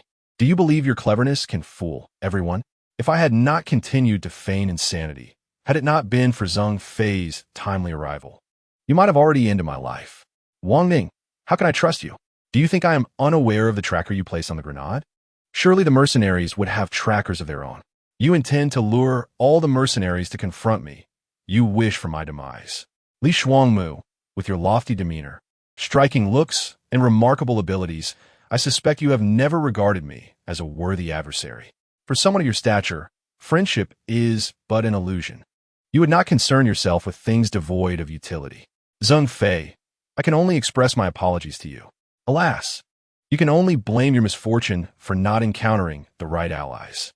Perhaps, if fate allows, we may become friends in the future. Qian. With her infatuation for handsome men, Yin Kuang tread cautiously with his guide, Dog Mary, muttering to himself about his former companions, as if attempting to convince himself. If you wish to use me as a shield, why should I not employ you as one in return? Reciprocity is never a fault, is it? Besides, you are all so formidable, surely capable of dealing with those mercenaries. I am but an ordinary person, unfit to be your shield. Unbeknownst to anyone, Yin Kuang left an item behind in that Hummer, an item known as the Cross of Faith, a reward from the mercenary he had slain. Item, Cross of Faith description, a silver cross imbued with the unwavering faith of the elite mercenary, Sagittarius. Rating, special item hint, this item can be equipped. Condition, only those who believe in Jesus may equip it. Effect, evaluation, forgiveness brings liberation. Trust in me grants eternal life. Please note, this cross is embedded with a miniature signal transmitter. Use with caution. Upon reading the description of this item, Yin Kuang was immediately drenched in cold sweat. Yet, as inspiration struck him, he thought of the guide dog in the trunk, the T-virus serum, the Umbrella Corporation, and the escaping mercenaries. Finally, recalling Wang Ning's actions. A sinister yet ingenious plan surged to the forefront of his mind, a plan that implicated everyone. Even Yin Kuang himself was startled by the thoughts swirling in his mind. He wished to discard this plan that could achieve multiple objectives, yet the notion clung to him like a parasite impossible to shake off. Ultimately, unable to endure the turmoil within, Yin Kuang resolved to reveal his intentions while concealing his true purpose, believing that their choices would dictate the outcome. In his mind, this would ease his conscience, for regardless of the outcome, it would be their own decision, would it not? However, once he articulated his thoughts, the others expressed considerable skepticism, leading to prolonged disputes and increasing danger. In the end, Yin Kuang abandoned his initial plan and proposed to act independently. At this juncture, he did not wish to deceive Zhang Fei and the others. He merely hoped to prompt them to make a swift decision. He welcomed those willing to join him, but understood the trepidation regarding dealings with the Umbrella Corporation. Yet their overt selfishness deeply disappointed Yin Kuang, prompting him to reconsider their involvement in his plans. Desiring the T-virus serum, yet unwilling to pay the price, they resort to using themselves as shields in the face of mercenaries' pursuit. Wang Ning, showing utter desperation, even generously offers a grenade equipped with a miniature locator to ensure his own survival. How could Yin Kuang possibly tolerate such treachery? How could one feel secure in the company of such individuals? Enraged, Yin Kuang ultimately gritted his teeth and placed the cross of faith into the trunk of the Hummer. As he bent down to lift the guide dog, Ma Li, he stealthily tucked the silver cross into a hidden crevice. Sighing, Yin Kuang glanced at the watch on his wrist, which read 1:37. This meant he would spend the next 3 hours alone, facing the darkness and the ever-present threat of zombies ready to strike, along with the ferocious and bloodthirsty crawlers. Yet, these dangers paled in comparison to the true peril and crucial task of negotiating with the Umbrella Corporation. The only solace he found was that he could fully immerse himself in devising a plan without fearing betrayal from his companions. Even if he ultimately failed, sacrificing 10 years of his life, Yin Kuang would have nothing to say. Furthermore, he absolutely refused to accept failure. The pure T virus from the Umbrella Corporation had a 40 chance of enhancing biological entities. However, he pondered whether there was any distinction between the T virus from the Umbrella Corporation and the pure T from Angela. Ma Li's heart blood could elevate the success rate of acquiring T enhancement to 70. Although failure remained a possibility, 70 was already remarkably high. He suspected that the 40 success rate was merely a gesture of goodwill from the principal towards newcomers. It was unlikely for individuals in this world to have such favorable odds. Otherwise, Alice would be running rampant, with little else to consider. The only path for him to acquire the T-virus lay in trading Ma Li with the Umbrella Corporation. After all, the mission to save the guide dog had been accomplished. And now that this creature had become a special biological entity, it was better to extract its value than to waste it.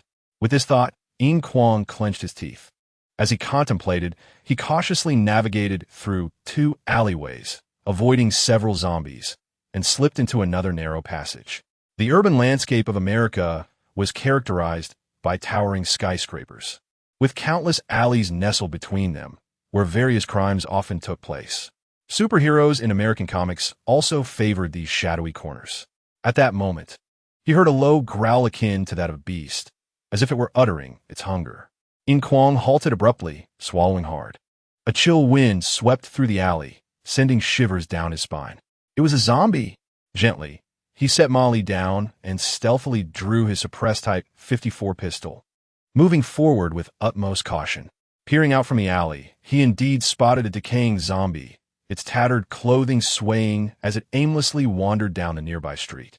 Remarkably, this zombie was a female, albeit one whose left side bore little flesh and whose right breast resembled a volleyball. If only her left leg were as slender as her right, rather than resembling a skeletal appendage, she might have been considered a zombie beauty. From a distance, the repugnant stench assaulted Yin Kuang's senses. Yet, the next moment, his eyes lit up, not out of attraction to the grotesque figure, but rather due to a sudden realization of how to demonstrate Ma Li's worth to the Umbrella Corporation. If Ma Li's blood could indeed neutralize the T-virus, then perhaps the heart's warm blood could counteract the virus in infected individuals. However, Yin Kuang was uncertain if the blood outside of the heart would be effective. Nevertheless, given that the principal had hinted at special biological entities being off-limits for use, he speculated that Ma Li's heart blood might indeed hold the key. He decided to use this female zombie for an experiment.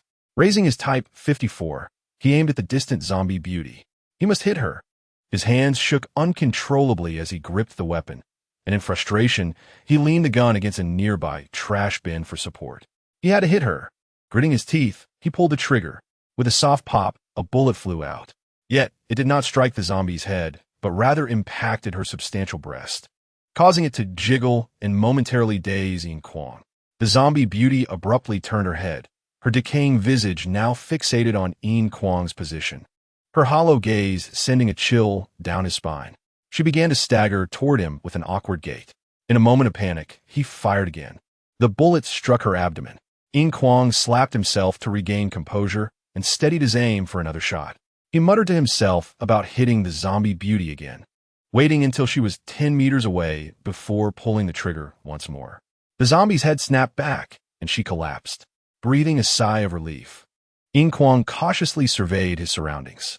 Once he confirmed there were no other zombies, he crouched down and dragged the zombie beauty's body into the cold, dark alley. Chapter 27, Yin Kuang and the Umbrella Corporation, Part 1. At the Umbrella Corporation's camp in the command center. Sir, we are connected. A blonde technician looked up, tossing her shimmering golden hair, addressing the supervisor of the Umbrella Corporation's Raccoon City branch. Excellent, my dear.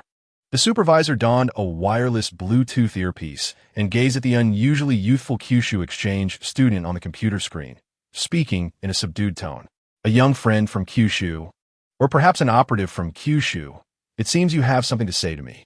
In a certain area of South District, Raccoon City, before a public telephone booth, when the phone finally rang after nearly 20 minutes of waving before the surveillance camera, Yin Kuang knew his efforts had not been in vain. Having narrowly avoided a zombie encounter, he picked up the receiver, initially intending to greet the caller in the broken accent he had learned from his English teacher. But the other party spoke first. After a brief moment of confusion, as he grasped the meaning of the voice on the other end, a bead of cold sweat trickled down his forehead. Me? An operative? Surely, the person on the other end was mistaken. He was merely an ordinary worker, not even worthy of being called an operative. Thus, Yin Kuang replied, No, sir, you have made an error. I'm not an operative, just a humble exchange student. Feeling somewhat nervous during his first interaction with a foreigner in English, he accidentally confused the titles of sir and madam. There was a moment of silence on the other end, clearly struggling to comprehend Yin Kuang's poor English. Regardless of who you are, state your purpose. If he were merely an ordinary person, the supervisor would not have given him second thought. However, as a member of the Kyushu exchange students who had caused significant losses for the Black Snake mercenaries, the supervisor felt a surge of curiosity about what this seemingly youthful Kyushu boy, not exceeding 20, wanted from him. I want the pure T-virus serum, Yin Kuang stated directly. He was aware that foreigners preferred straightforwardness and direct communication, and he appreciated candor. What? What did you say? The supervisor felt he was being mocked, suddenly overcome with the impulse to crush the wireless Bluetooth device on his ear. Kid, your joke is not amusing at all. Moreover, you have chosen the wrong person to joke with. Although I hold you in high regard for your ability to thoroughly discipline the Haish, it does not imply that I can tolerate your foolishness. Yin Kuang sensed that the other party was about to hang up, although he could roughly comprehend their intentions. He quickly interjected, I have a black dog. I believe your Umbrella Corporation would be quite interested in it. This is a remarkable canine. A dog? The supervisor, having returned the Bluetooth device to his ear, suddenly had a thought flash through his mind. Damn, in the midst of pursuing the tracker and Alice, he had completely forgotten about that extraordinary Labrador. Frowning, he replied, Indeed, I have a keen interest in that Labrador. So it is with you? Yes, Yin Kuang affirmed. To be honest, the reason I ambushed your security personnel was also due to this dog. I cannot disclose the reasons, but now, I wish to make a simple trade with your company using this dog. I believe your company would be quite eager to engage in this transaction, for this dog holds immense significance for you. Struggling with his English, Yin Kuang found it somewhat challenging to convey his thoughts.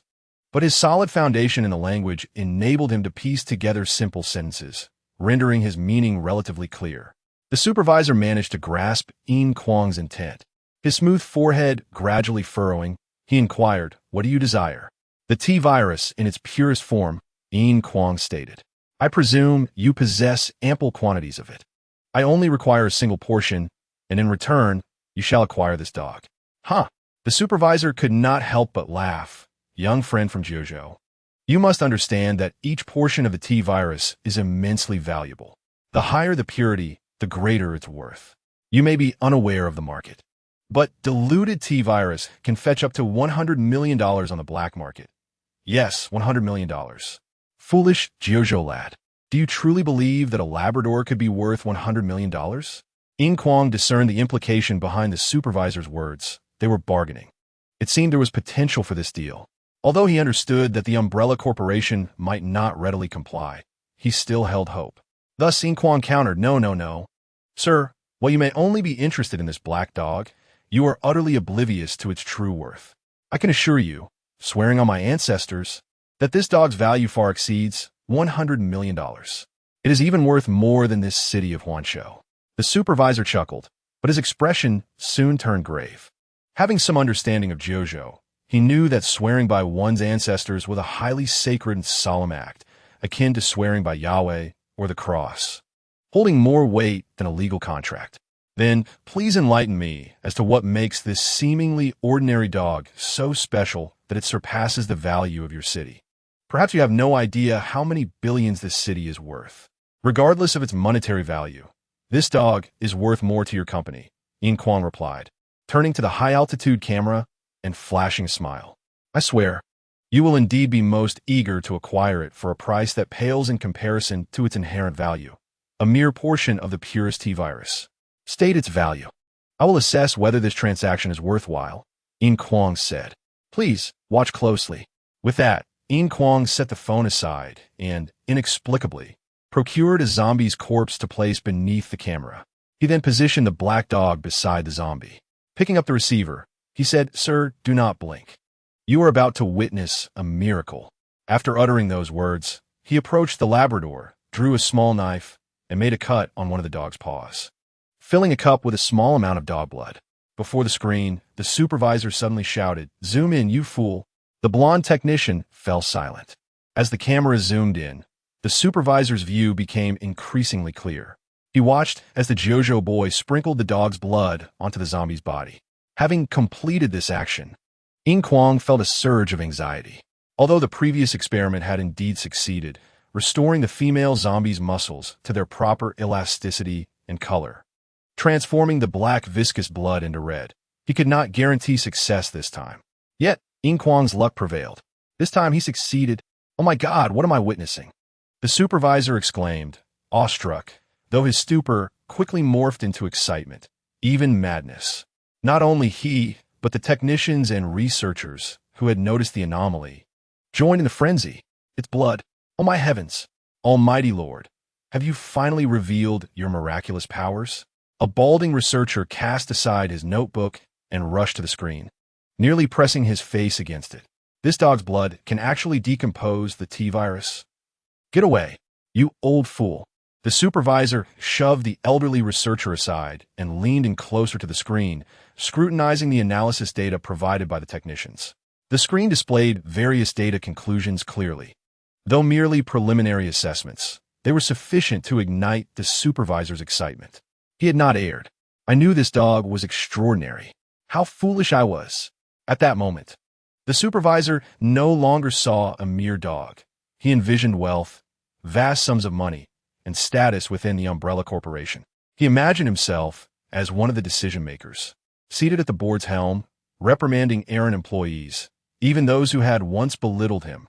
Chapter 28, Yin Kuang and the Umbrella Corporation, Part 2, Wealth, Fame, Status, and even more.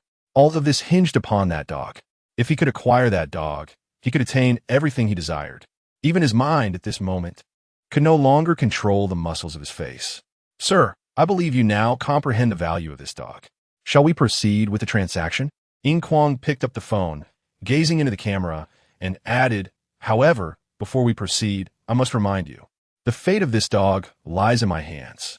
I acknowledge that my words may seem impolite, but for my own safety, and of course, for your benefit in obtaining this remarkable canine, I hope we may engage in a pleasant negotiation." The supervisor gradually regained his composure, his cold eyes fixated on the screen, scrutinizing the smiling Jojo boy's face. "Jojo boy, state your demands. I suspect you desire more than just the T-virus, do you not?" Upon hearing the supervisor's words, Yin Kuang offered a bitter smile. He knew well that the Umbrella Corporation would not readily acquiesce to his demands. The director would not allow him to obtain the T-virus so easily. However, he had already devised a plan. Reflecting on this, Yin Kuang replied, "Indeed, I seek not only the T-virus, but also require you to provide me with a set of weaponry." "Weapons?"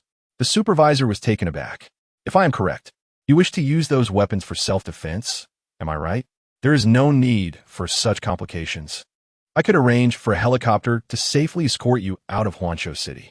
You could take the purest T-virus and fetch a good price in the black market."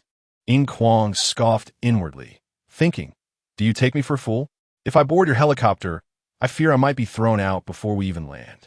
Of course, he displayed no signs of his thoughts, instead feigning anger.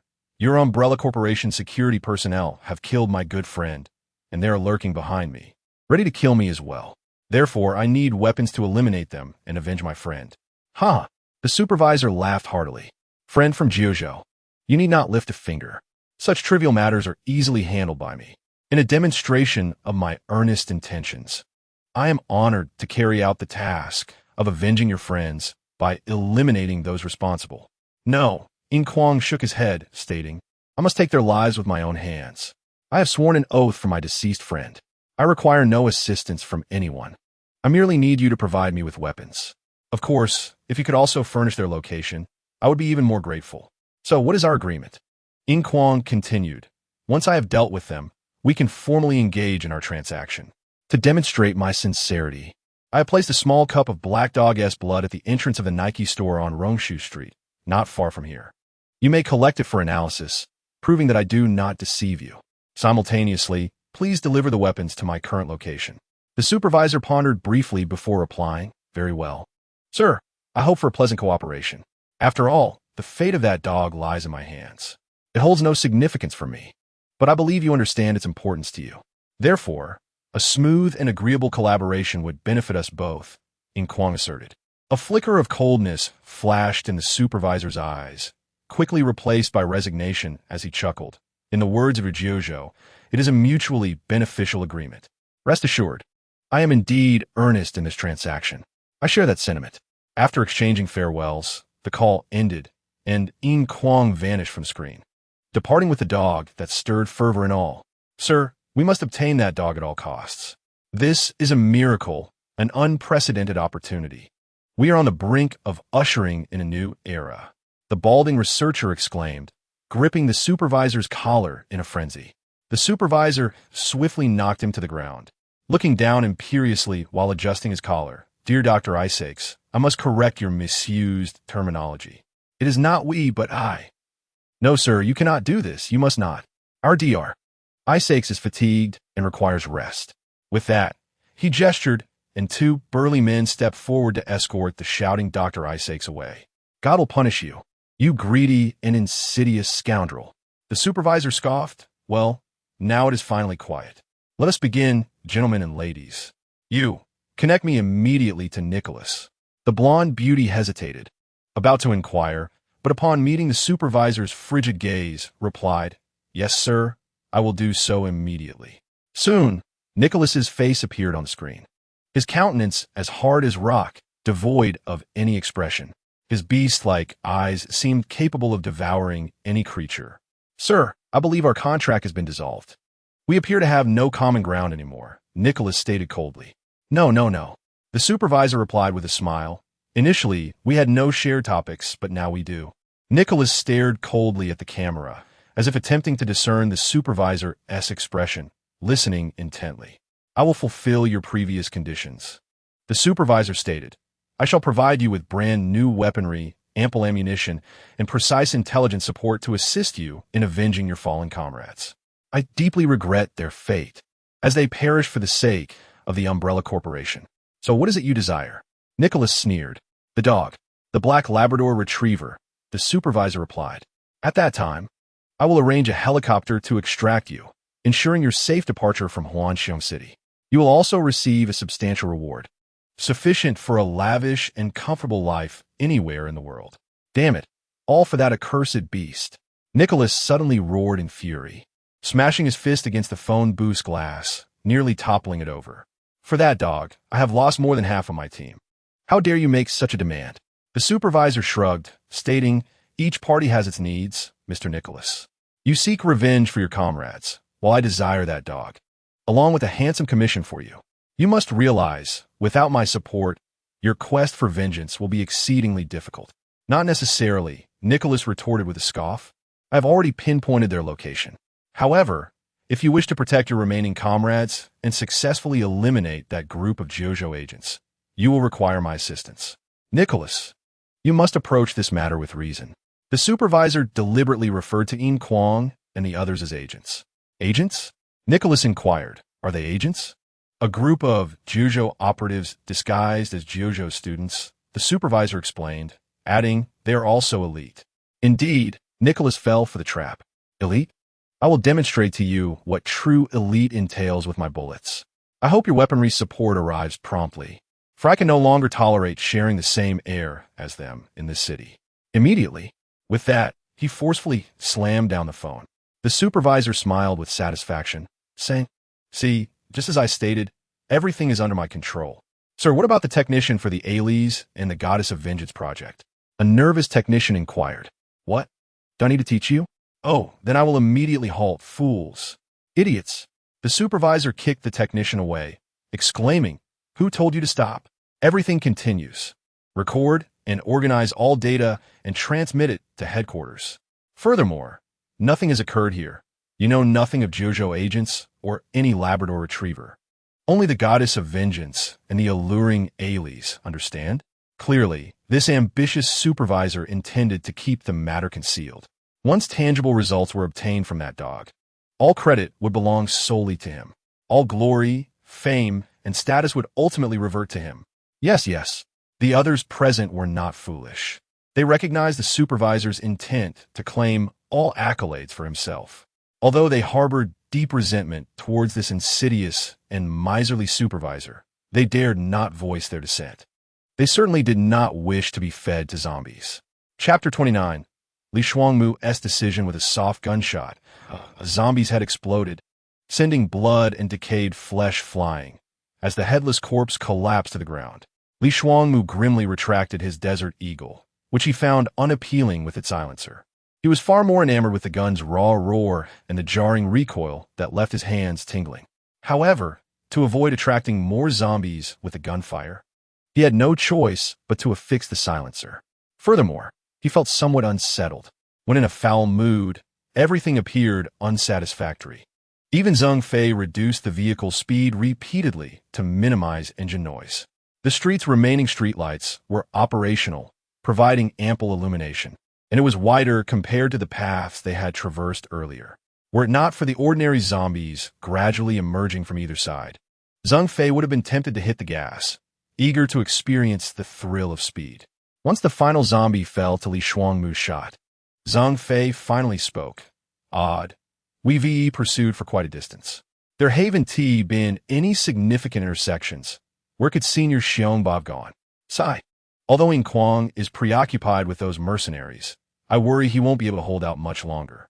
Wang Ning nodded, suggesting, "Since we cannot locate Senior Xiongba, perhaps we should find a place to hide? After all, we have already gathered quite a bit. We also do not know what to do next. Of course, we could also seek a concealed spot to gradually accumulate learning points. Throughout our journey, he had eliminated numerous ordinary zombies and even some agile special zombies. Though the learning points gained were meager, yet they could accumulate over time. Besides, we still had plenty of ammunition." Li Shuangmu appeared to be oblivious to the words spoken by Wang Ning and Zheng Fei, as she suddenly interjected, "Zheng Fei, halt," with a sharp screech. Zheng Fei applied the brakes and came to a stop, inquiring, "What is the matter?" Li Shuangmu replied, "The more I ponder, the more I sense something is amiss. Yin Kuang must be concealing something significant from us. I have a foreboding feeling that perhaps we have indeed fallen into his trap." Zheng Fei pursed his lips and responded, "Surely not. I believe Yin Kuang is not the type to be so devious." Li Shuangmu said somberly, "While one should not harbor ill intentions, one must remain vigilant against the designs of others." Wang Ning felt a chill run down his spine, contemplating, could it be that he has uncovered something? Li Shuangmu continued, "We do not share a deep bond with Yin Kuang. He has no reason to face those ruthless mercenaries on our behalf. Do you truly believe you possess such benevolence and magnanimity? I certainly do not. Moreover, his reasoning seems insufficient. He might indeed wish to trade the T-virus with the Umbrella Corporation via Mary, yet he has no need to involve mercenaries. He could have conducted this discreetly. I simply cannot fathom what is going through his mind." Wang Ning furrowed his brow, pondering for a moment, but failing to grasp the underlying intricacies. "However, even if we follow your line of thought, why would he scheme against us? We have not wronged him in any way. Furthermore, if he intends to plot against us, how would he go about it?" At that moment, Qian suddenly remarked, "Do you remember he mentioned wanting to use the Umbrella Corporation to deal with those mercenaries?" Zheng Fei contemplated and said, "It seems he did mention that. However, I believe such a method is utterly impractical, given the umbrella corporation's usual conduct. They would never willingly engage in a transaction with Yin Kuang. It is utterly improbable that he could leverage the umbrella corporation's power against the mercenaries. And he may even find himself betrayed, with the corporation using mercenaries against him, while they gain the benefits. Li Shuangmu chuckled bitterly and said, I truly wish I could pry open his mind and see what he is contemplating. Nevertheless, regardless of his plans, they have no bearing on us. I fear we may unwittingly be ensnared in his schemes. Wang Ning clenched his hands behind his back, exclaiming, What shall we do then? There's indeed a possibility of that. Li Shuangmu closed her eyes, her mind racing through the events from Yin Kuang, awakening to him, revealing his plan, and then leaving with Mary. These scenes flashed through her mind, and she thought, I must comprehend this. My heart is unsettled. I detest this feeling of being out of control. It seems I must scrutinize this individual carefully. Suddenly, Li Shuangmu opened her eyes and declared, I must return to find him. I am determined to uncover what he is plotting. What? The group gasped, their expressions shifting dramatically. Li Shuangmu, do not act impulsively. Zhang Fei urged, Raccoon City is fraught with peril. It is far too dangerous for you to go alone. The unease within her intensified, and she felt restless until she unraveled the mystery. Li Shuangmu, her expression grave, stated firmly, Do not try to dissuade me. Take care. With that, she leaped from the vehicle, unwilling to say more, and began walking in the direction they had come from. Li Shuangmu. Wang Ning called after her, then sighed heavily, asking Zhang Fei, What shall we do? Zhang Fei slammed his hand against the steering wheel, stating, What can we do? If Yin Kuang has indeed ensnared us all, separating will only heighten our danger. If we are to return, then so be it.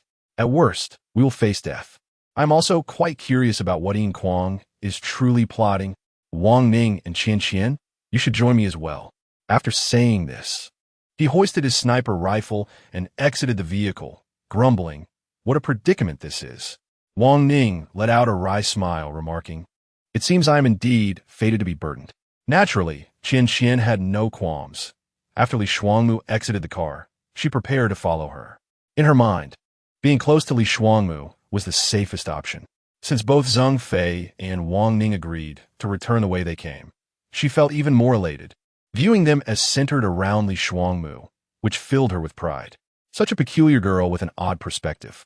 Wait, are we not driving? Wang Ning inquired. Zhang Fei replied, Let us walk instead. Li Shuangmu's words have made me uneasy as well.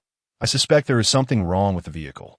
After catching up with Li Shuangmu, Wang Ning asked Li Shuangmu, How do you plan to find him? Raccoon City is vast. Who knows where he may have gone? At that moment, Wang Ning regretted not having shot him back then, which would have spared them this current trouble. Li Shuangmu glanced at Wang Ning, causing him to feel a shiver. He had indeed left something on him.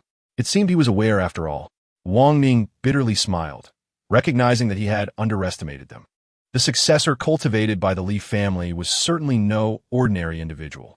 As for Yin Kuang, Wang Ning mused, Let us see if you dare to be so presumptuous in the future. Zhang Fei asked, What did you leave on him? Li Shuangmu produced a small box and opened it. A buzzing sound filled the air as a tiny bee emerged, flitting around Li Shuangmu. This is a guiding bee, valued at 20 points. Its effect is to track. It is a consumable and can only be used once, Li Shuangmu explained. I left some of his favorite royal jelly on Yin Kuang.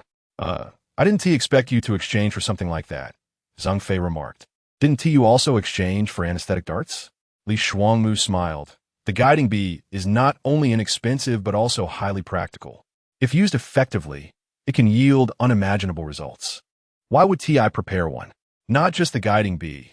There are many affordable yet extremely useful items available from the principal. A meticulous person can easily discover them. Zhang Fei scratched his head, saying, So we just need to follow it? Unless Yin Kuang takes a shower and changes clothes, we should be able to locate him swiftly. Li Shuangmu rapidement. Of course, if he is truly that clever, then I would have nothing more to say. Moreover, perhaps it is merely psychological. But my unease has diminished somewhat after leaving that vehicle. Wang Ning observed the guiding bee flying ahead, feeling a mix of emotions. It seemed his preparations paled in comparison to theirs. Qian gazed at Li Shuangmu with admiration, stealing glances at her. Thus, the group followed the guiding bee as it led the way back to search for Yin Kuang, who had parted ways with them not long ago. Chapter 30. The Secret of the Church, Part 1. Help me, a faint, sorrowful voice echoed through the vast hall, drifting away. Here lies Ravensgate Church. This location is a pivotal scene from the original film, a dark, chilling place fraught with peril. In the movie, Alice rode a Harley motorcycle, crashing through the church's glass like a savior, descending amidst a cascade of colorful light like an angel, and then, with grace and poise, vanquished several creepers. Accompanied by an exhilarating score, it was truly a stunning visual and auditory spectacle. This was supposed to be an ordinary church, yet its fame appeared to stem primarily from the fact that Alice's first battle after acquiring the T-virus evolution occurred here.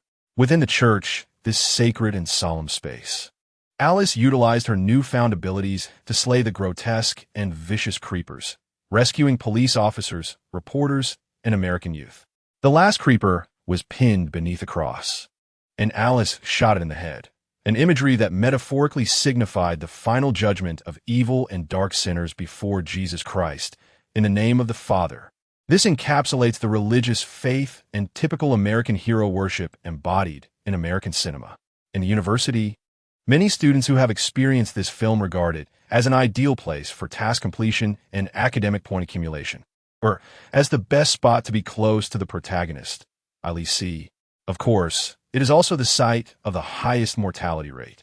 Similarly, in this cohort, some self-proclaimed clever individuals from Class 04 of the 12th season have come here, hoping to bask in the glow of Alice's protagonist aura.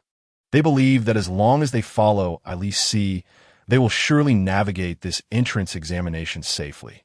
In truth, this belief holds some merit. Unlike the flamboyant entrance depicted in the original work, this time Alice leads a large group of burdens into the church. The kind-hearted and superpowered Alice indeed shows ample sympathy towards this group of international students from China, promising to protect them. Almost all novices who actively distance themselves from their seniors believe they have found a safe haven, compared to the somewhat unreliable seniors. They are willing to place their trust in the invincible protagonist aura. However, is reality truly so straightforward? The world is never short of intelligent individuals, nor is it devoid of those who overestimate their own cleverness. Believing that their path ahead will be smooth sailing, they suddenly find themselves plummeting from paradise to hell. An overwhelming number of crawlers swarm into the church, launching a frenzied massacre against these novices who mistakenly think they have outsmarted the principal. Blood swiftly saturates the entire church, and the bloodstained cross seems to mock and judge them. Such is the wrath of the principal. Those who dare to provoke him and flout his rules, seeking to exploit loopholes with their petty cleverness, will face his severe punishment. Although Alice is indeed protecting them, she is but one person. How can she contend with so many crawlers? Ultimately, a group of individuals escapes the church in a state of utter disarray, filled with regret for having heeded the advice of their seniors. How naive to think that the principal's loopholes are so easily exploitable. After everyone flees the church, it welcomes two new guests, Liu Xiatian and Xiongba. Clearly, they're not here for prayer. Liu Xiatian has come of his own accord, while Xiongba seems indifferent, strolling leisurely as if the church is his destination as well. Liu Xiatian is unaware of Xiongba's true purpose for being there. However, he does not concern himself with such thoughts. As long as he is beside the imposing teaching assistant, he feels a sense of security. Yet, upon entering the church, the overwhelming stench of blood sends Liu Xiatian reeling to the side, violently retching until the world around him spins. Suddenly, he seems to hear a faint cry for help. "Senior, there is someone over there." Xiongba pays him no mind, directly taking a seat on the church bench. Seemingly unfazed by the blood, severed limbs, and mangled flesh strewn about, Liu Xiatian swallows hard, unable to resist the urge to approach. As he carefully steps onto a blood-free patch and reaches the cross, he is struck with shock. "It's you, Senior, the one whose arm you tore."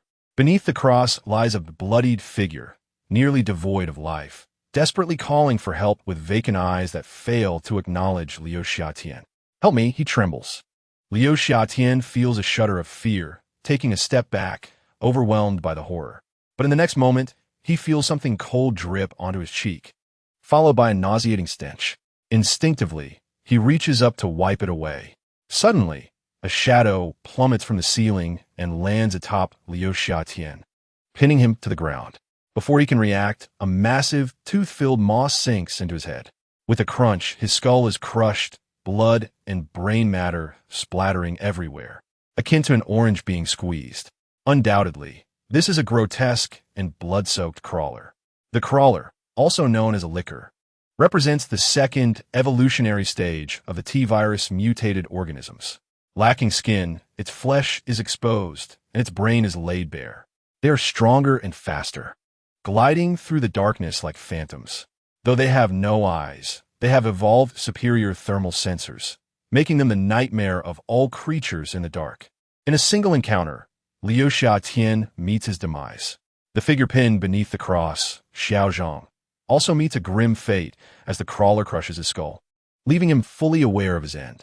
The crawler then pivots sharply, presenting its bloody brain and gaping maw towards Xiongba. However, it does not immediately attack. Instead, it seems to regard Xiongba with wariness, prowling or growling at him. Yet, Xiongba remains unfazed, casually reclining as if the crawler's predatory gaze does not concern him. With a roar, the crawler finally charges at Xiongba, unable to contain itself. Xiongba merely scoffs, seeking death. He rises, bending his knees to spring forward, his nearly 2-meter frame leaping high like a pouncing wolf. In that instant, his muscles bulge, straining against his clothing, which seems on the verge of bursting. An intensely cold and bloody aura radiates from him, a faint red mist igniting around his body. The mist resembles a wolf's pelt draped over Xiongba. The man and beast collide midair. With a low growl, Xiongba unleashes his right leg, transforming it into a steel whip, creating a black shadow that cuts through the air with explosive force. With a crack, the crawler's head bursts apart under the force of Xiongba's kick. A swift kill. Notification: you have inflicted a critical headshot on the crawler, achieving a one-hit kill. Notification: you have slain the crawler, earning 50 academic points. Notification: the effect of the teaching assistant title, Xiongba, is activated, reducing the reward by 50. Actual reward: 25 academic points. The principal is truly stingy. Xiongba scoffs, the faint red mist dissipating as his bulging muscles deflate, and he returns to his seat with a look of disinterest. "You're late." Suddenly, Xiongba, who had been resting his eyes, speaks without preamble. His voice, light as a breeze, echoes in the church hall before fading into silence. The church returns to its former stillness.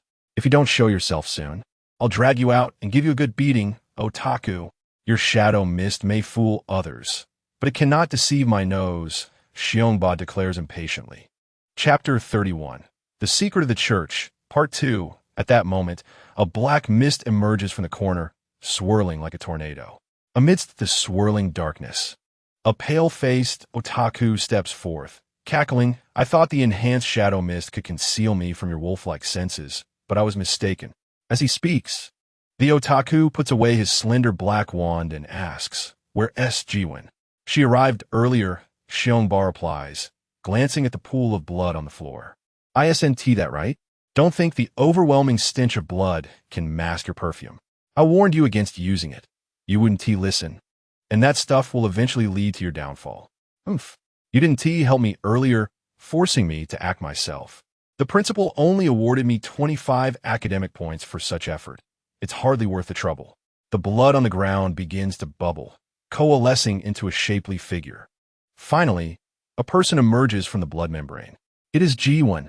Striding with a seductive grace, she smiles and says, "Xiongba, your strength has improved significantly. Surprisingly, even the blood wolf smoke could be easily utilized. Congratulations are in order." Xiongba Dao remarked, "Your water skills have also significantly improved, have they not?" After a casual remark, he inquired, "What's the situation? How many of your group perished?" The Dainan smirked ominously and replied, "Half of them are dead." Haha, a bunch of fools. They actually believed I was their bodyguard? Although the principal decreed that the death of a single student results in a deduction of 1 point from the comprehensive assessment, this rule is ineffective under task conditions. After all, the principal doesn't expect us to be full-time babysitters for rookies, does he? Hence, I assigned them a rather simple task. With a shrug, the Dainan added, "This isn't my fault." Heh, these veterans are quite familiar with the rules. If they truly wish to engage in something clandestine, they merely need to exploit the rules slightly, and even the principal cannot touch them. Xiong Baddao sneered and turned to Ji-Won, asking, "What's the situation on your end?" Ji-Won shrugged and replied, "It's about the same. A few girls didn't trust me and chose to leave. Their blood is also down here. Let them be. I'm not their babysitter. If they want to die, so be it. Do they think the protagonist's halo is so easy to attach to? They deserve it. As for the rest, like the Dainan, I casually assigned them a task of moderate difficulty and managed to extricate myself. I have no idea about their fates now. May heaven protect them. What about you?" Xiong Baddao responded, "Two have died. One was bitten by a zombie, and the other, as you can see, they were neither in task mode, nor did they voluntarily withdraw. So the principal deducted 2 points from my comprehensive assessment and 1 point from my F-level assessment. Damn, what a loss. What about the others?" The Anon inquired. "They took on a hidden task to rescue the guide dog. Mary, is it really a hidden task?" Yvain exclaimed, surprised. "They are indeed lucky." Xiong Baddao replied, "Who knows? But one of them surprised me quite a bit. I checked his attributes and found he possesses an intelligence of 7 points. 7 points? The Dainan's expression shifted as he said. A newcomer was granted 7 points of intelligence by the principal. If he were to pursue a mage path, his future accomplishments would be immeasurable. Jiwen added, 7 points of intelligence, indeed a potential asset. Perhaps he could be recommended to Senior Chongming. Xiong Baddao shrugged. However, he only has a lifespan of 34 years. Such a short lifespan, haha. Ji-Won and the Dainan exchanged astonished glances. Could this be considered a case of heaven envying talent? Heaven opened a door for him, only to close a window. Ji-Won smiled, noting that with his situation, he likely only has one chance at life. The Dainan chuckled. What a pity, what a pity.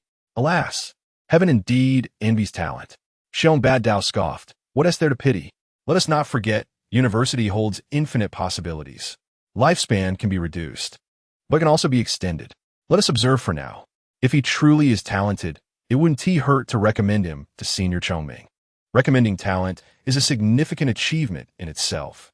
After a pause, Xiong Baddao declared, All right, enough idle chatter. Let us get down to business.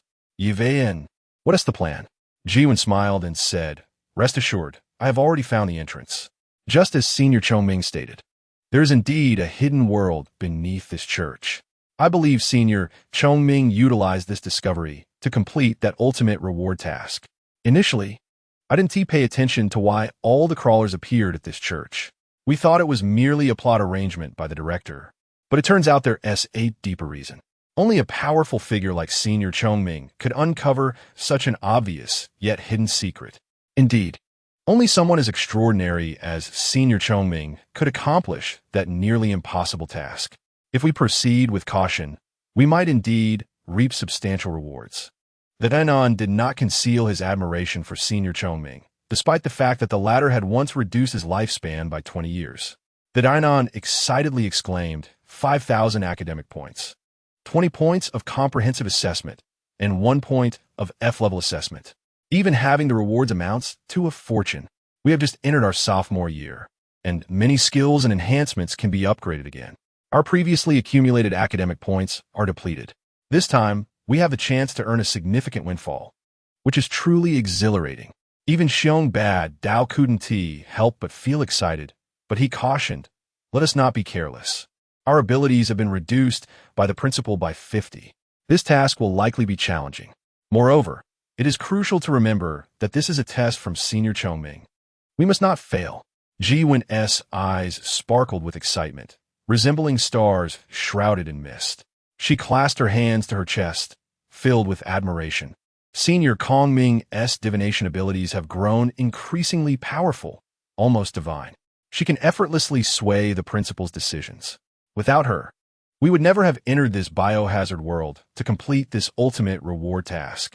Upon hearing the name Kong Ming, the nun, who had previously appeared pale, revealed an infatuated expression, his complexion reddening.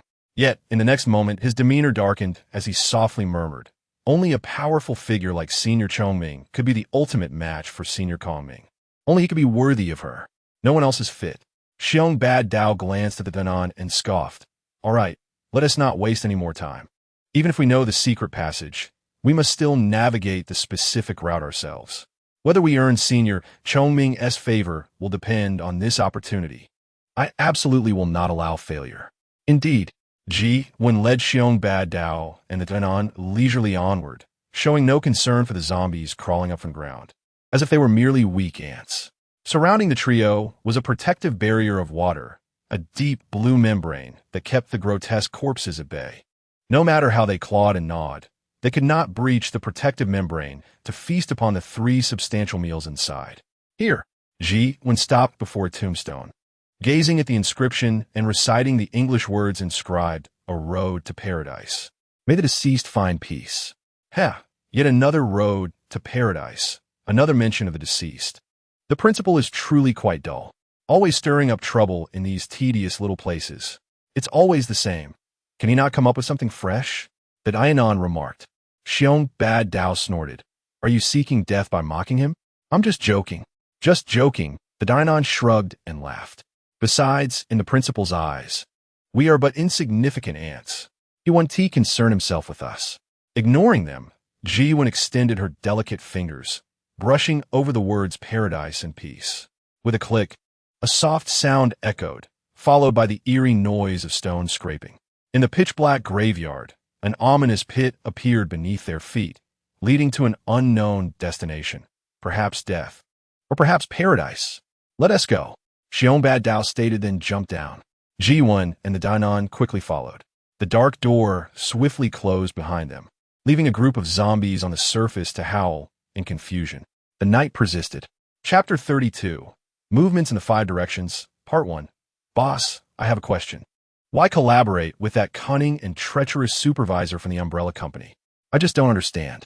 Even without the weapons and intelligence support from the umbrella company, we could still avenge Old Ghost and the others." In a dim alley, for individuals held guns, their expressions tense as they advanced in a unique formation. As they walked, one individual, positioned right behind Nicholas, spoke up. This person was of average height and appearance, yet sported a striking head of white hair.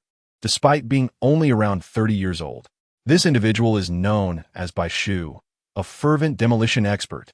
The brilliance unleashed at the moment of detonation resembles the radiant sun rising over the sea. The sound produced by the explosion is, in my opinion, more melodious and pleasing than Beethoven's symphonies. Such experiences have ensnared my affections inescapably. This is a phrase frequently uttered by this character. Nicholas remarked, "Without weapon intelligence, we could indeed easily eliminate those Jiuzhou agents. However, if we do not collaborate with the Zhejiang Sand Company, we will be trapped in this damned city, destined to become fodder for zombies. I must take responsibility for you all." He continued, "Fear of death is a sign of cowardice." Bai Shu retorted, "The people at Zhejiang Sand Company are insatiable wolves. I would rather perish than accept a partnership with them." Nicholas countered, "But I am your leader. I possess the authority to dictate your actions, unless you wish to sever ties with Haish." Bai Shu's expression stiffened, and he fell silent. A black woman behind Bai Shu patted his shoulder and smiled. "Bai Shu, the boss is right. He is indeed the boss, so you should obediently follow orders." The woman, bearing a scar on her face, revealed a terrifyingly bright smile. Bai Shu shot her a glare, grunting in response and choosing silence. Meanwhile, a young man of Indian descent beside her remarked, "You despicable rodent, do not fix your rodent-like gaze upon my fox. Be cautious, or I shall gouge out your eyeballs. Mori, if you do not wish to be transformed into a human bomb, kindly silence yourself, unless you wish to witness the moment of your own explosion, which will be quite spectacular," Bai Shu warned. Mori shrugged and took the fox's hand, saying, "I am indeed eager to see. However, you better not let my fox poison you first." As they spoke, Maury gazed at the fox with tenderness, and she returned his smile, showcasing their mutual understanding. All right, you lot, Nicholas interjected. There's a time for banter. If you wish to survive, focus your energies. It is time to commence. With that, he lifted his head. At that moment, a beam of white light descended from the heavens, accompanied by the sound of propellers stirring the air. The four gazed upward, faintly perceiving the red and white insignia of the Zhejiang Sand Company emblazoned on the underside of a helicopter. Two metal boxes were dropped from the aircraft, landing perilously close to Nicholas and the others. Let's go, comrades. Let us see what our esteemed client has prepared for us. Nicholas beckoned eagerly. The location remained that of the telephone booth. Yin Kuang tilted his head, observing the helicopter above, and remarked, "They do seem rather impatient." One metallic box plummeted from the sky, slicing through the air with a sharp whistle before crashing onto the pavement near Yin Kuang, creating a significant dent in the asphalt. He picked up a nearby microphone and said, "Dear sir, I have received your gift. Thank you for your generosity. Of course, I hope you have not tampered with it." He continued, "The black dog and I shall remain together forever." Without heeding the interlocutor's response, he scooped up the Labrador and approached the metal box, which bore the insignia of the Zhejiang Sand Company on all sides. He positioned his guide dog, Mary, in front of the box and moved to the rear, cautiously opening it. He could not afford to be careless. Dealing with the Zhejiang Sand Company was akin to walking a tightrope over an abyss. One misstep could lead to utter destruction.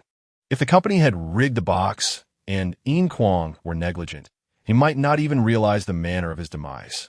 The box was finally opened completely.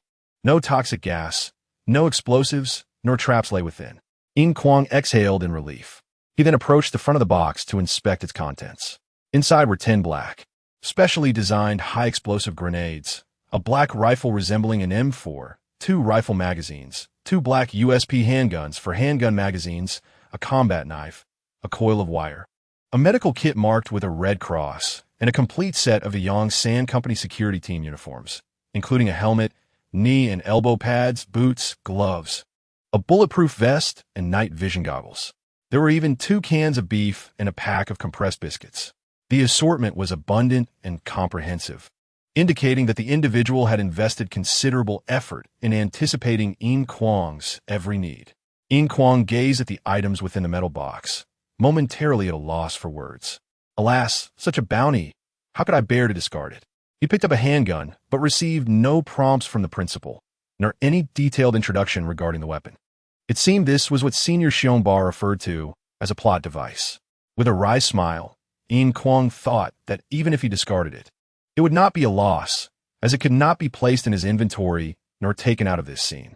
Plot devices are various items that appear within the scene, such as weapons, equipment, and special props. While they can be utilized, they cannot be removed from the scene and must be used solely within it. Thus, the principal does not provide any introduction, nor can they be stored in the inventory, making them quite cumbersome to carry. Yin Kuang's inventory contains 3 slots, one occupied by Mary's blood, while the other 2 remain empty. Just as Yin Kuang frowned in contemplation, a crisp ringtone echoed, emanating from a mobile phone nestled within the metal box. He grimaced, answering the call. "How is it, Jiuzhou boy? Are you satisfied with this gift? I believe with these, you can easily avenge your fallen friends." "I am satisfied. Thank you very much," Yin Kuang replied with a smile. "I shall await your good news with bated breath. I fervently hope our transaction concludes swiftly, for Raccoon City is fraught with peril." "You shall have your wish," he concluded, ending the call. As the moment approached, he hoped it would unfold as he envisioned. With that, Yin Kuang bent down, straining to drag the metal box into the shadows. The flickering screen displayed the Jiuzhou boy, hunched and hauling the metal box, gradually disappearing into the pitch-black night. The supervisor of the Zhejiang Sand Company's Raccoon City branch curled his lips in a smirk, a glint of disdain flashing in his cold eyes, as he commanded, "Track his signal, pinpoint his location, and relay it to that fool Nicholas. Jiuzhou brat, savor this delightful feast I have prepared for you." In truth, if this supervisor had a deeper understanding of Jiuzhou culture, he might have better articulated the notion that when the clam and the snipe contend, it is the fisherman who benefits. "Yes, sir," replied the blonde woman. Subsequently, The supervisor beckoned the sturdy black man stationed beside the curtain, stating, "Do we not have a logistics unit at our disposal?" "Sir, the logistics team is our last available resource," the muscular black man replied, seeming to grasp the supervisor's intent. "However, it also serves as the final line of defense for the camp. As we are about to implement the cleanup plan, we must ensure the camp's safety. Only the company headquarters has the authority to deploy the logistics team." The supervisor turned slowly, saying, "I beg your pardon, but I did not quite catch what you just said." "Sir, obey the orders, security officer." The supervisor's gaze bore into the muscular black man, his cold eyes piercing through to his very core, as he stated, "You see, even though I lack the authority to utilize that force, I can certainly dismiss you. And do you truly believe anyone would come to visit our camp at this time? As the host, I would be more than happy to entertain them." A flicker of internal struggle crossed the strong black man's eyes before he straightened his posture, declaring, "Yes, sir." "Very well, security officer," the supervisor replied. The supervisor squeezed out a faint smile and said, "Deploy your logistics team and find a suitable hiding place. Then, when they have mutually inflicted wounds upon each other, take them all down. Remember, try to capture them alive. I have yet to properly entertain them." "Yes, sir," the black man roared before exiting the command center. "Little boy from Jojo, do you not desire the T-virus? Rest assured, I have prepared a plethora of it for you." Chapter 33, Developments in 5 Directions, Part 2. In the shadows of Raccoon City, in the Southern District, a group of 4 follow the guide B, retracing their steps to the location where they had originally parted ways with Yin Kuang at the intersection of a broad street and narrow alley. Vang ning sutendi halted, approaching a pile of garbage and bending down to pick up a spherical object. "What did you find?" Zheng Fei inquired with curiosity. Wang Ning tightened his grip, discreetly tearing off the miniature signal transmitter from the bottom of the grenade, then opened his hand and said, "It is the grenade I gifted to Yin Kuang." "A grenade?" Zheng Fei's expression changed. "Has something happened to Yin Kuang?" At that moment, Li Xuanmu also approached the garbage pile, picking up a capsule and holding it in her hand, saying, "And this is the emergency heart-saving pill you gave him." Zheng Fei, quick-witted, soon deduced a possibility. "Are you saying that Yin Kuang discarded these?" It was evident that if Yin Kuang had indeed encountered danger, he might have panicked and discarded the grenade without pulling the pin. However, the likelihood of him throwing away a life-saving capsule was exceedingly low. The only explanation was that he had willingly disposed of them. But why would he do such a thing? Zheng Fei's mood began to sour. He had kindly gifted him life-saving medication, yet Yin Kuang had thrown it away. Anyone would feel displeased to have their goodwill squandered. Li Xuanmu cast a glance at Wang Ning and remarked, "I do not know. Perhaps he does not trust us. After all, our previous actions were indeed somewhat excessive." Zheng Fei opened his eyes wide, then sighed, "You are right. At that time, we were solely focused on our own safety, not only rejecting his plan, but also using him as a human shield." If it were me, Wang Ning felt that Li Xuanmu's words hinted at something deeper, likely implying that his actions had indeed been excessive. Yet he was curious as to why Li Xuanmu did not expose him on the spot for tampering with the grenade. What was she trying to achieve? Wang Ning was filled with confusion.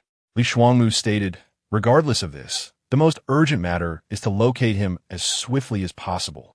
If there is indeed a misunderstanding between us, it is best to clarify it. After all, it is better to resolve enmity than to foster it. In this perilous place, an additional friend equates to less danger. Even if we cannot become friends, at the very least, we should not become foes. What do you think?" Zheng Fei nodded in agreement, saying, "You are right, Li Xuanmu. Misunderstandings must be resolved." Wang Ning nodded as well. However, he harbored disdain in his heart, thinking you, Li Xuanmu, would consider others friends? What grand joke.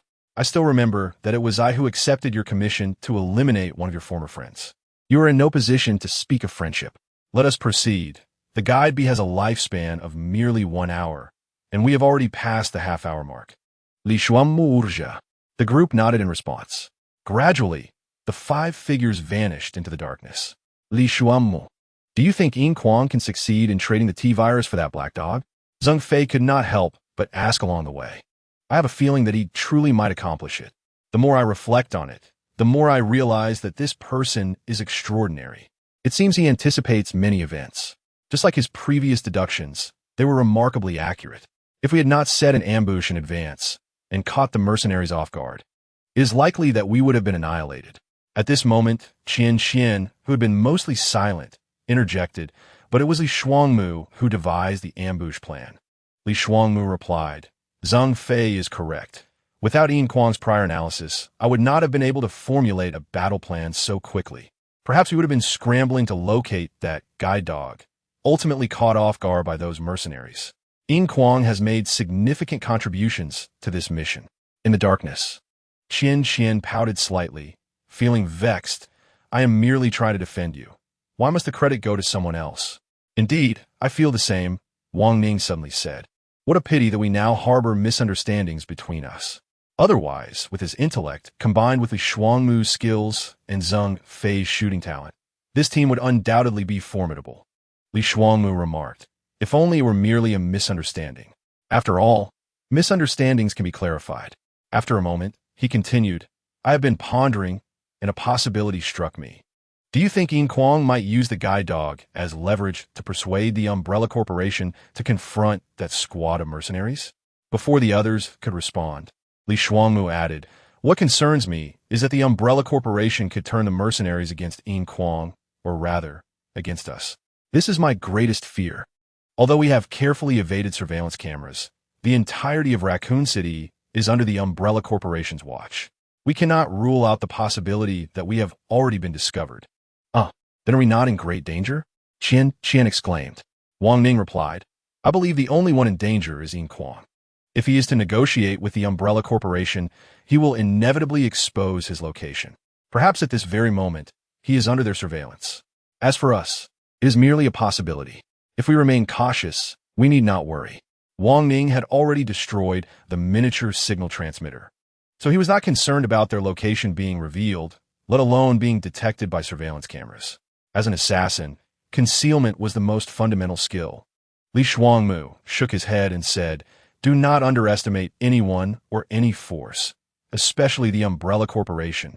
When we locate Yin Kuang, we must refrain from acting impulsively. Let us observe what he intends to do. Qian inquired, what if he is in danger? Should we not rescue him? Li Shuangmu paused for a moment before responding. We will assess the situation. My thoughts are rather chaotic right now. Alas, we are still too naive. The situation is a complete mess. The more we try to make sense of it, the more convoluted it becomes. We can only take it one step at a time. It seems that to survive in this university, we must grow up quickly. Wang Ning and the others involuntarily nodded in agreement. However, a dazzling fireball erupted behind a distant building, and after a while, it was engulfed by the thick darkness. Moments later, a tremendous explosion reverberated, drawing nearer with a thunderous roar, akin to a giant striking a colossal drum, resonating in a deafening manner. The faint glow illuminated the dark alley, revealing the astonished faces of Li Shuangmu and the others. Damn it! I knew that completing that ultimate reward task would not be so easy. How many waves of crawlers have we faced now? In a dim and damp underground tunnel, a rough and furious voice rang out. At the tunnel's corner, a faint red light flickered, illuminating the tunnel walls before being swallowed by the shadows. In that fleeting moment, the walls glistened with dark red liquid, which had nearly turned black, as if a layer of dark red paint had been brushed upon them. The pale red light cast an increasingly eerie and bloody ambience. It was clear that this was not paint, but blood infected by the T-virus, exuding a foul stench and containing the mutated virus. Turning the corner, they saw the towering figure of Xiongba, a wall-like presence blocking the tunnel. A nerd behind Xiongba pulled out a black scorpion from his pocket, handing it to him while saying, "This is the 5th wave." A total of 31 crawlers, each wave doubling the last. The 5th wave of crawlers evidently underwent another mutation, emerging as a unique breed. "How about it, big guy? Can you hold on?" The last remark was laced with mockery from the Danan. Xiongba grimaced as he grasped the black scorpion handed to him by the Danan, exclaiming, "I am truly fed up with these revolting creatures." Yet, despite his protestations, he promptly shoved the fist-sized black scorpion into his mouth, chewed a couple of times, and swallowed with a grunt. "Jainan, Can't you raise your scorpions to be a bit leaner, with less fat and more tender meat? The Jianan shrugged. It's beyond my capabilities. I'm neither a Goom master nor a beast tamer, merely a dark sorcerer. The ability to cultivate such a dark scorpion is already a gift from the principal. Regardless of its unpalatable taste, it does replenish your blood energy, so you'll have to make do. Humph. Xiongba spat on the ground. This time it's mutated crawlers. What if the next wave brings actual pursuers? Even we second-year students find this task immensely challenging. For first-year novices, it's nothing short of a delusion. Yet, Senior Chong Ming and Senior Kong Ming accomplished it. Yevayan interjected. How can that be compared? Xiongba retorted. Forget it. Let us move on quickly.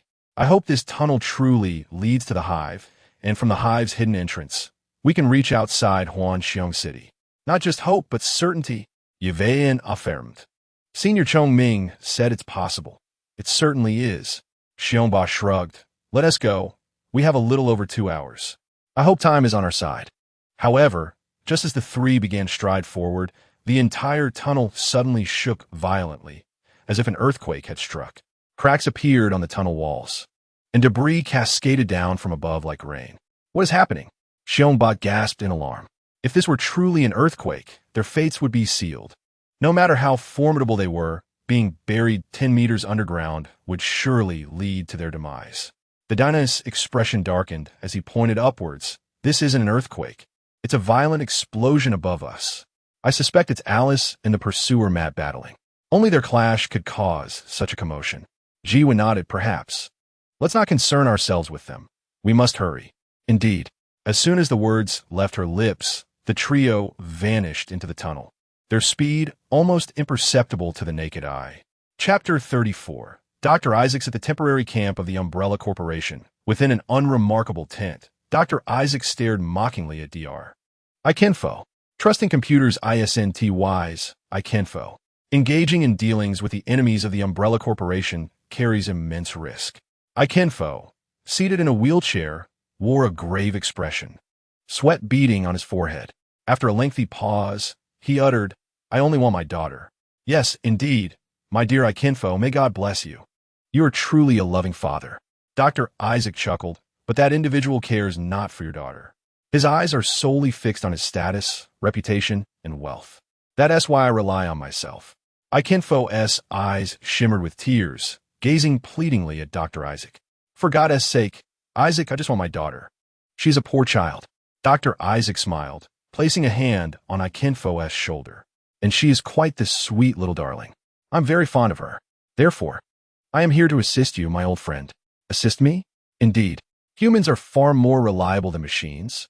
Wouldn't you agree? Dr. Isaac stated, I possess the highest authority to rescue your daughter through proper channels, bringing forth your little princess, Angela. I can assure you she will soon be before you, calling you daddy. Can I trust you, Isaac? But who else can you trust? Dr. Isaac grinned. Only I can assist you. What do you need me to do? Ikenfo, not being naive, was acutely aware of Dr. Isaac's nature. He was a devil adorned with a smile. Yet, for his daughter, he would not hesitate to sell his soul to a demon.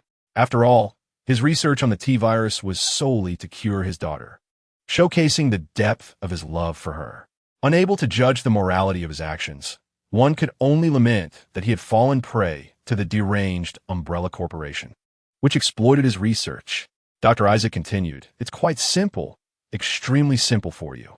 I require you to collaborate with me in researching the T-virus, conquering this extraordinary subject, thereby ushering in a new era for you and me. Naturally, I will also need a small sample of the lovely Angela's blood, but only with your consent. Dr. Isaac knew well that Ikenfo's daughter was his everything. If he even hinted at anything that could harm her, Ikenfo would undoubtedly fight him fiercely. During such a critical juncture, he wished to avoid any missteps. Evidently, after weighing the matter, Ikenfo replied, Very well, I agree. As long as you are willing to save my daughter, I will do anything for you, anything. A wise choice, Dr. Isaac said with a smug smile. You will come to appreciate your decision today. Now let us commence our work. With that, Dr. Isaac approached the computer, his fingers flying across the keyboard as he swiftly accessed the Umbrella Corporation's backend, issuing a command under the guise of a board member from headquarters. Now, the next step is to locate that boy from Jiuzhou. Ignoring I Kinfo's astonished expression, Dr. Isaac expertly manipulated the computer, a sly smile adorning his face. Suddenly, the sound of a ringtone startled Yin Kuang, nearly causing him to cry out. At that moment, every nerve in his body was taut, acutely aware that the hidden enemy could spring forth at any moment, unleashing a barrage of bullets to end his life.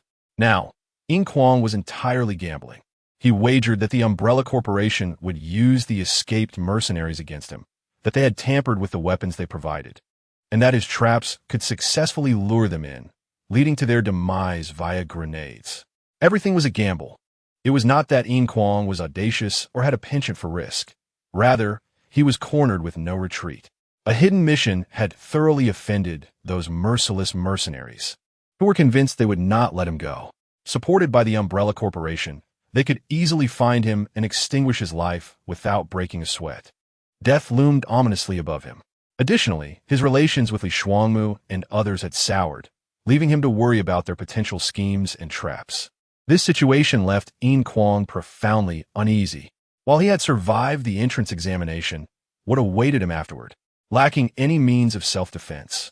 How could he contend with Li Shuangmu and the others? Thus, Yin Kuang had no choice but to take a gamble.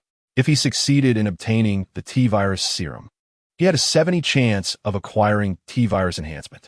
Should he succeed, he would gain the strength to protect himself and embark on a promising beginning, making future challenges relatively easier.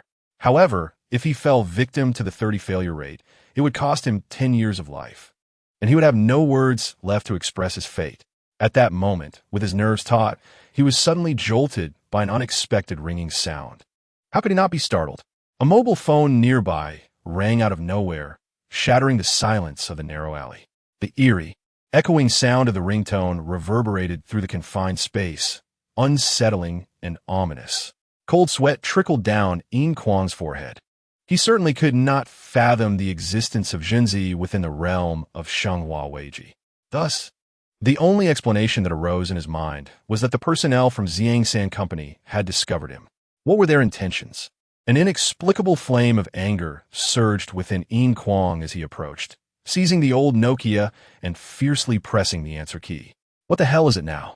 There was a brief silence on the other end of the line before a deep, hoarse yet gentle voice emerged. Jiuzhou Nanhai, please remember this. We are in Xingqiao country, not Jiuzhou. Upon hearing that voice, Yin Kuang's brow furrowed. It was not the same individual as before. Hello, what is the matter?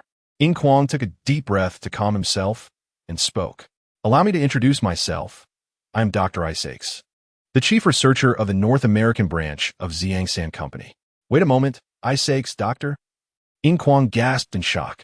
Could it be the same mad Dr. Isaacs who executed the Alice Project in Shenghua 3 and ultimately transformed into the tyrant? How could he appear here?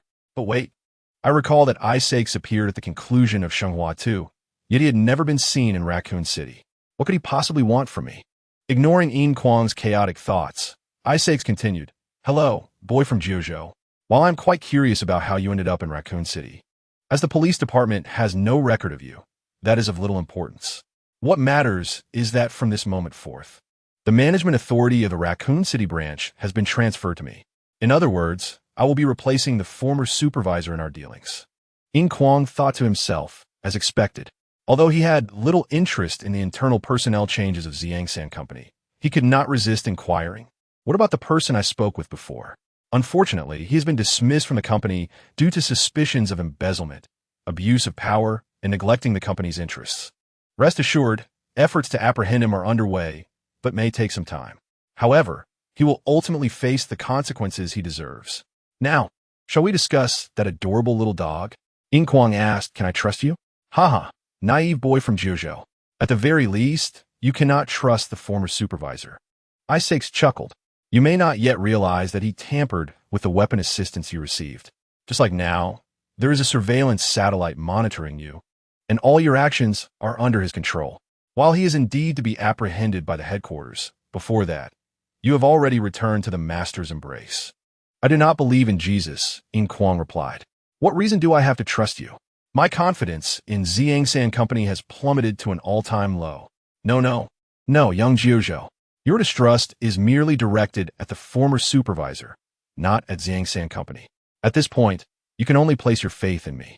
I can assist you in manipulating the satellite surveillance while providing you with accurate intelligence support. Furthermore, I have arranged for my associates to deliver to you the purest T-virus serum, which I personally concocted, valued at $200 million on the black market. All you need to do is eliminate those mercenaries and hand over your dog to my people. Of course, I can guarantee your safe exit from Raccoon City. I will not resort to any underhanded tactics, as I have no need for them. I have plenty of T-virus here. As long as you promise not to release it indiscriminately, I can provide you with as much as you desire. To be honest, your dog is incredibly enticing to me, and I am willing to pay any price for it. Isaac's words were undeniably tempting, and they sounded sincere, unlike the previous insincere individual, making them quite persuasive. Those mercenaries are not far from you. You must make a decision swiftly, Jiuzhou boy, Isaac said leisurely. What is this? Under the eaves, one must bow? Yin Kuang bitterly smiled to himself before replying. All right, I agree to cooperate with you. After I eliminate those mercenaries, have your people come to fetch me. I hope you keep your word. A pleasant collaboration, dear Jiuzhou boy. By the way, you need not hang up.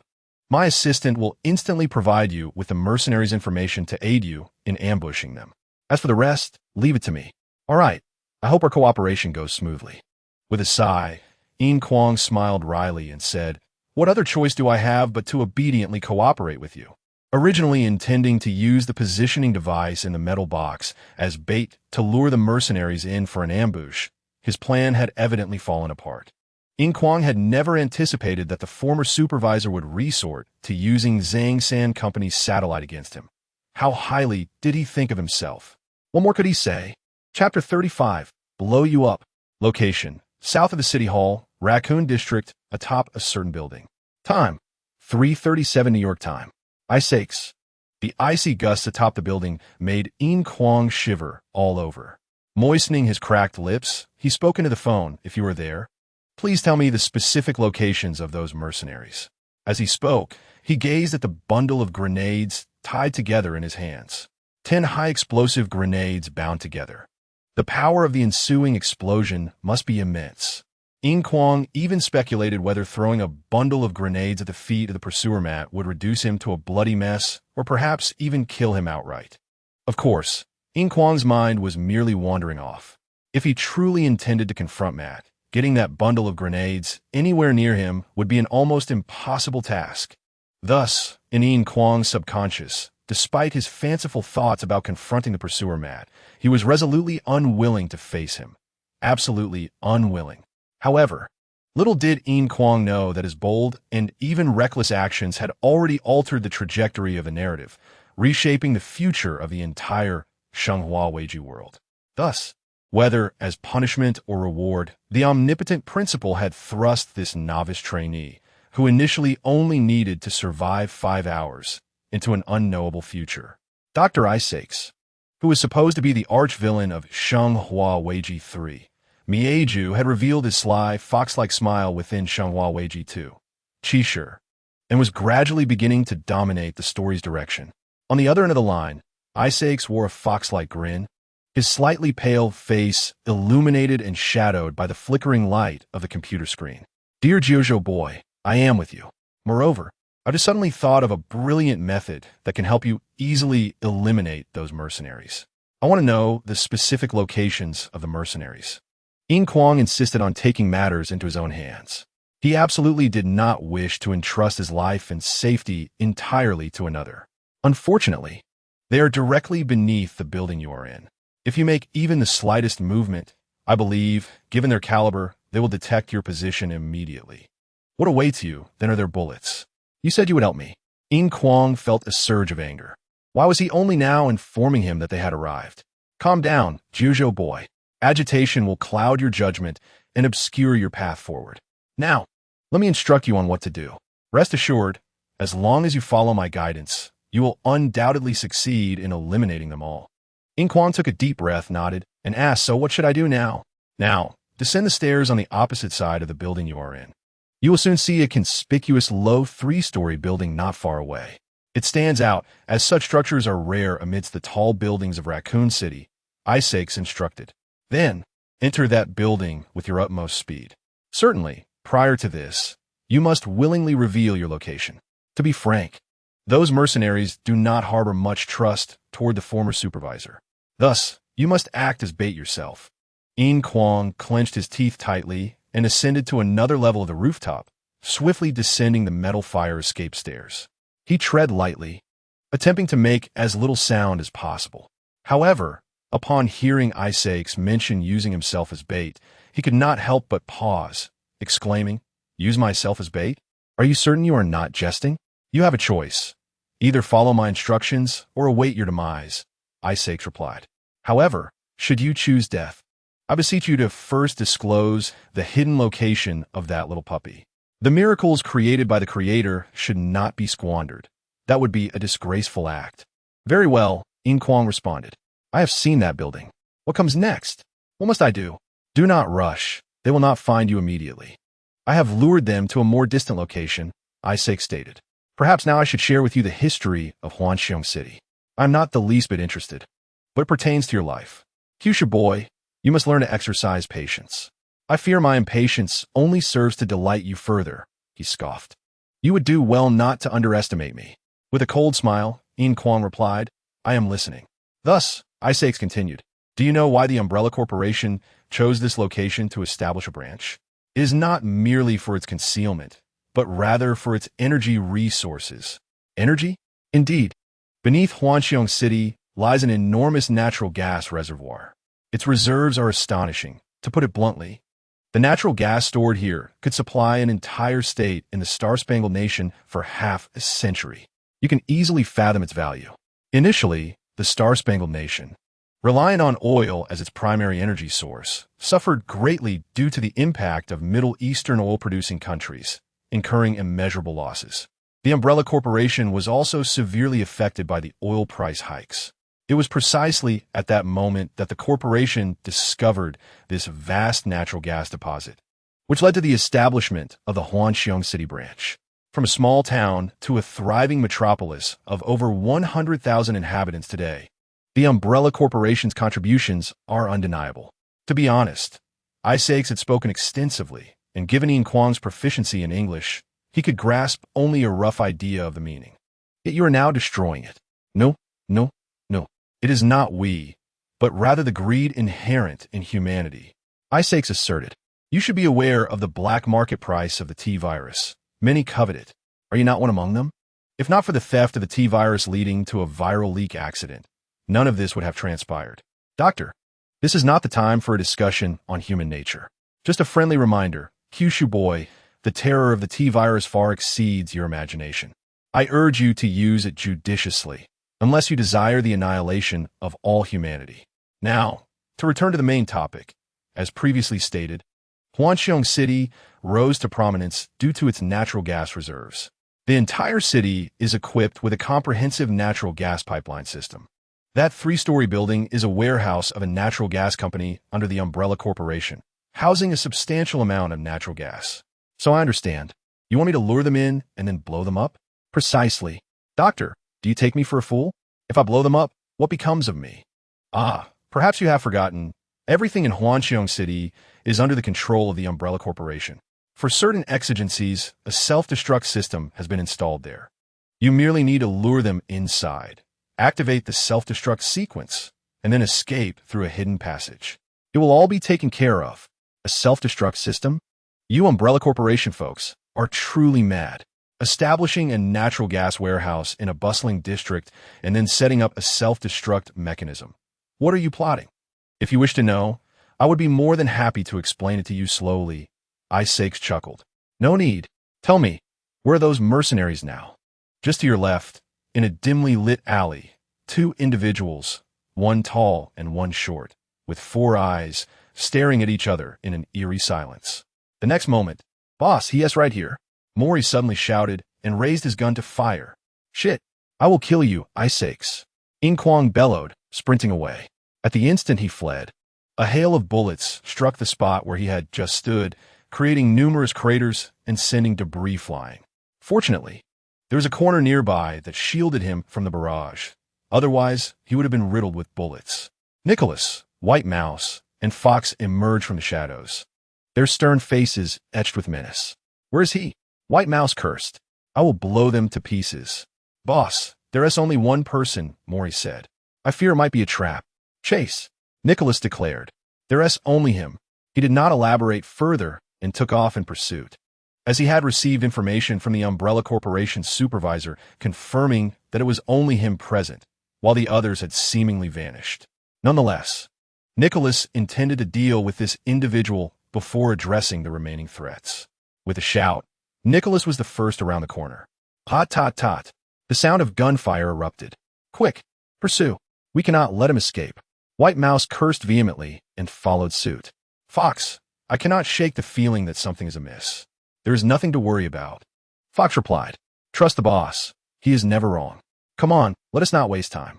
And what of Yin Kuang? Having just emerged from the alley, he sprinted desperately, barely covering 10 meters before a bullet struck a nearby vehicle, sparking flames.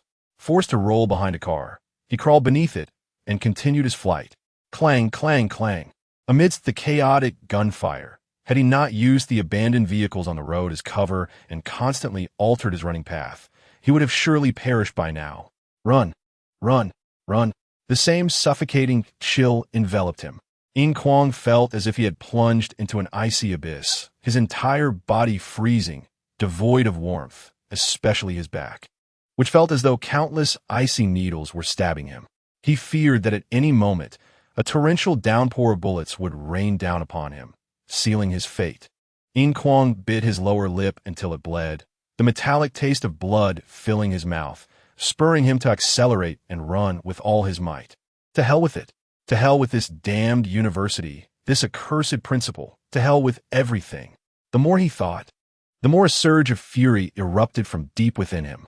Yet he forcefully suppressed that rage, for he understood that should he activate the passive ability Raging Beast, his agility would diminish, and a decrease in speed would lead to his inevitable demise. Never shall I perish, even if I am destined to bite the dust. I shall struggle until the very end. Behind him, for mercenaries, though furious, maintained their composure, pursuing him while keeping a certain formation. Nicholas and Fox served as the firepower, while White Mouse and Maury, while firing, remained vigilant of their surroundings, guarding against any ambush from other Kyushu agents. Boom! A grenade landed not far in front of Nicholas, exploding with a tremendous force that compelled the four to take cover. "Damn it! He has grenades!" White Mouse spat vehemently. "How dare he play with explosives in my presence? I have made up my mind. I shall turn him into a human bomb." I imagine that would be quite a spectacle. Having thrown a grenade, Yin Kuang did not look back and continued to sprint forward. Run. Run for dear life. This was the sole task he had at hand.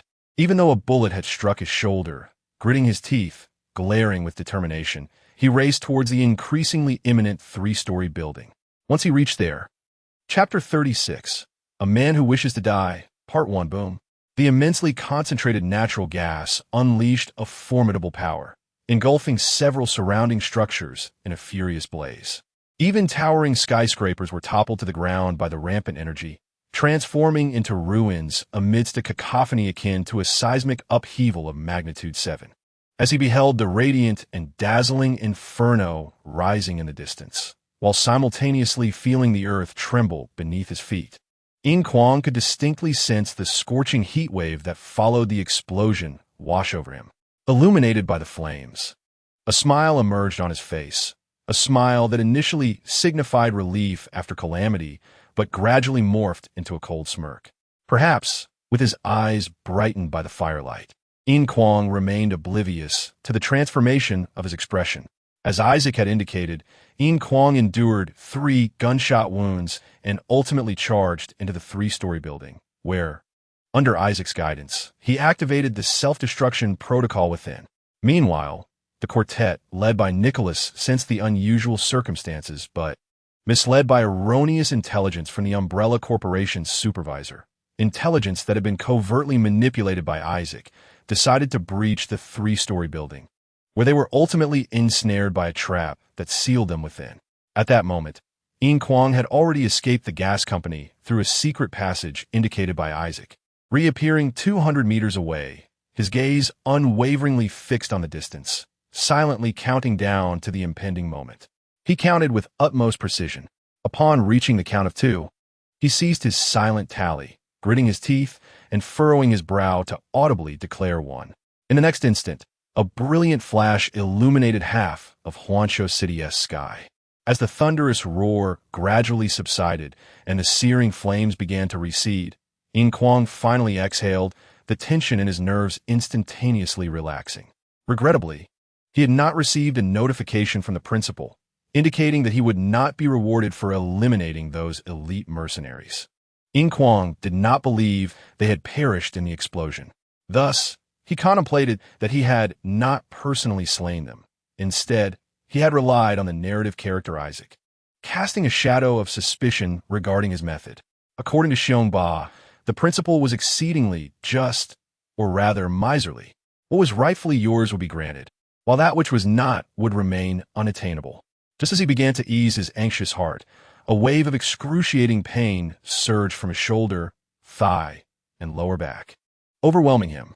His complexion turned ashen, and the convulsions in his nerves rendered him unable to control his limbs, causing him to stumble and collapse to the ground, drenched in cold sweat from the agony. Cursed be it! Had he known, he would not have discarded the fast-acting heart-saving pills. Next time, he vowed to exchange for items that would restore health, since the bullets remained lodged within his body due to his gunshot wounds. The injuries would not heal without their removal, rendering the bandages ineffective. Yin Kuang glanced at his life bar, now dwindled to a mere 5 points, filled with regret. However, just as he grimaced in pain, a cold gun barrel pressed against his forehead, accompanied by the acrid scent of blood mingled with charred flesh invading his nostrils, provoking an urge to cough. In truth, even the instinct to cough was stifled by the chilling gun barrel. Almost instantaneously, every hair on Yin Kuang's body stood on end. He yearned to turn his head and discern the identity of the person brandishing the weapon at him. Yet, to his terror, he discovered that his neck had become rigid, as if encased in concrete. Regardless of the commands his brain issued to turn, his neck refused to heed the essential directives of his mind. The true tragedy lay not in death, but in the yearning for it while being condemned to live, a life as wretched as that of a wild dog. A figure approached slowly, casting a shadow over Yin Kuang. The cold gun muzzle remained steadfast against his head. He could feel the chilling metal on his temple. Then shifting to his brow, scraping painfully against his skin. The sensation of death was embodied in the coldness and hardness of the gun's barrel. With the muzzle pressed against his forehead, the pain and chill compelled Yin Kuang to slowly raise his head. Before him stood a middle-aged man with a rugged, steel-like beard. As powerful as a tiger or a leopard, his eyes devoid of emotion, or perhaps his emotions had been extinguished along with the death of his closest comrades. At that moment, he was a true avenger, a man who had descended from the battlefield, stripped of everything, his family, his friends. Having tasted the bitterness of loss, he remained bereft of divine mercy, now mourning the loss of his comrades, those who had fought alongside him through the torrents of gunfire, the last vestiges of his will to survive. He longed for death. To him, it represented liberation.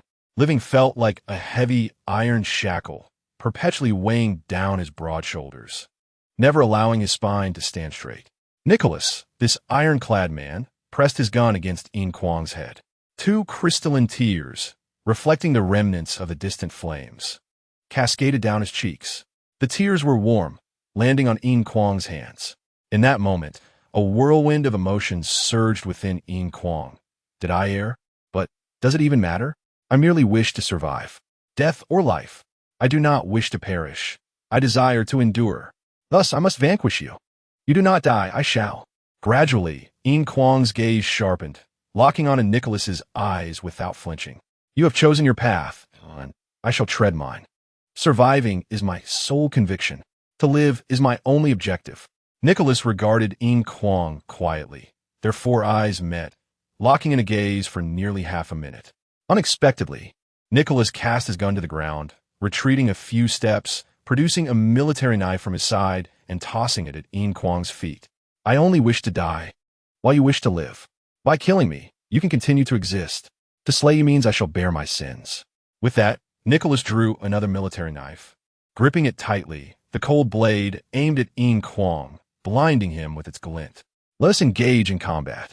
Life or death. At this juncture, Yin Kuang had neither the time nor the inclination to ponder why Nicholas had survived the explosion, silently circumventing him. Nor could he afford to query why Nicholas opted not to simply shoot him, but chose instead to engage in a duel with cold steel.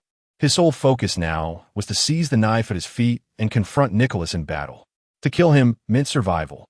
Though the agony from his 3 gunshot wounds relentlessly assailed Yin Kuang's nerves and flesh, what did it matter? That searing pain, the tearing agony of flesh, incessantly affirmed one undeniable truth. He was still alive. For only the living could so vividly perceive the messages of pain transmitted through their nerves, providing unequivocal proof of their existence. Simultaneously, this pervasive pain spurred Yin Kuang to cling to life, determined to endure, if only to continue feeling this nerve-wracking torment. Embrace the pain, he thought. May you not become enamored with it. Xiong Ba had once uttered a phrase that Yin Kuang had failed to grasp at the time, dismissing it as mere bravado. Yet now, he suddenly comprehended the dread, helplessness, sorrow, anger, resentment, madness, numbness, unwillingness, and even the aftertaste encapsulated in those words. Embrace this pain, but do not become enamored with it.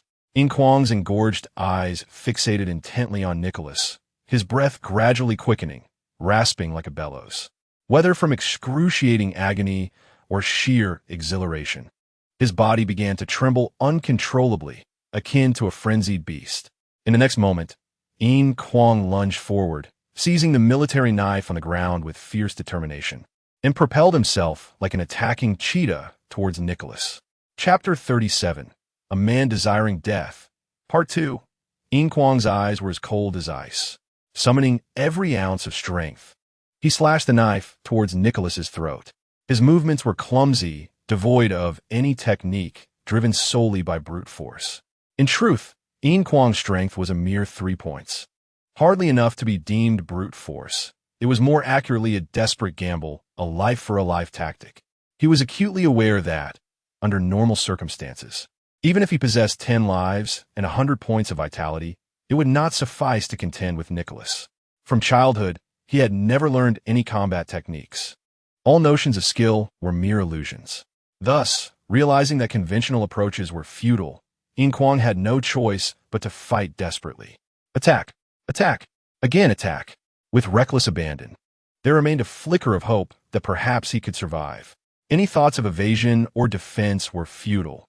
A single strike could easily send him back to the university. Before him, Nicholas, despite harboring a death wish, was a battle-hardened warrior with a soldier's unwavering resolve. To fight, with all his might, was Nicholas's sole embodiment of value. When faced with Yin Kuang's reckless slash, Nicholas, with his seasoned combat instincts honed through countless battles, was fully aware of Yin Kuang's intentions. A life for a life. Nicholas had no need to resort to such measures. In a swift counter, Nicholas struck with his own knife, the clash resonating with a sharp clang as their blades met, igniting sparks that illuminated their austere expressions. The force of the parry sent a jolt through Yin Kuang's arm, rendering it numb, blood seeping from his palm, nearly causing the knife to slip from his grasp. Yet before Yin Kuang could react, an agonizing pain surged through his abdomen, propelling him backward like a kite severed from its string, crashing violently onto the asphalt. One kick had depleted 2 points of Yin Kuang's vitality. With his life originally at 5 points, he was now reduced to a mere 3. If one were to calculate, Nicholas's kick had delivered a staggering 4 points of power. Such force surpassed Yin Kuang's own 3 points. It was not difficult to imagine that had Nicholas unleashed his full strength, Yin Kuang might have faced immediate demise. Wait, full strength? For points? Impossible. Even Wei Ming had 8 points of strength. It was illogical for this elite mercenary's power to be so meager. Was he holding back? Or was he simply unable to unleash his full potential? Amidst the flames, a peculiar glint flickered in Yin Kuang's eyes. Blood? It was then that he noticed a pool of crimson staining the ground, unmistakably fresh. This blood was clearly not his own. So why was he still facing me directly? A sharp glance revealed, from this angle, a droplet of blood cascading from the mercenary's back, splattering onto the ground in a bloom of red. For Yin Kuang in this moment, that blood was dazzlingly conspicuous. He too was injured. Indeed, it must be so. Surviving such a violent explosion, how could he be unscathed? Fortune favored me.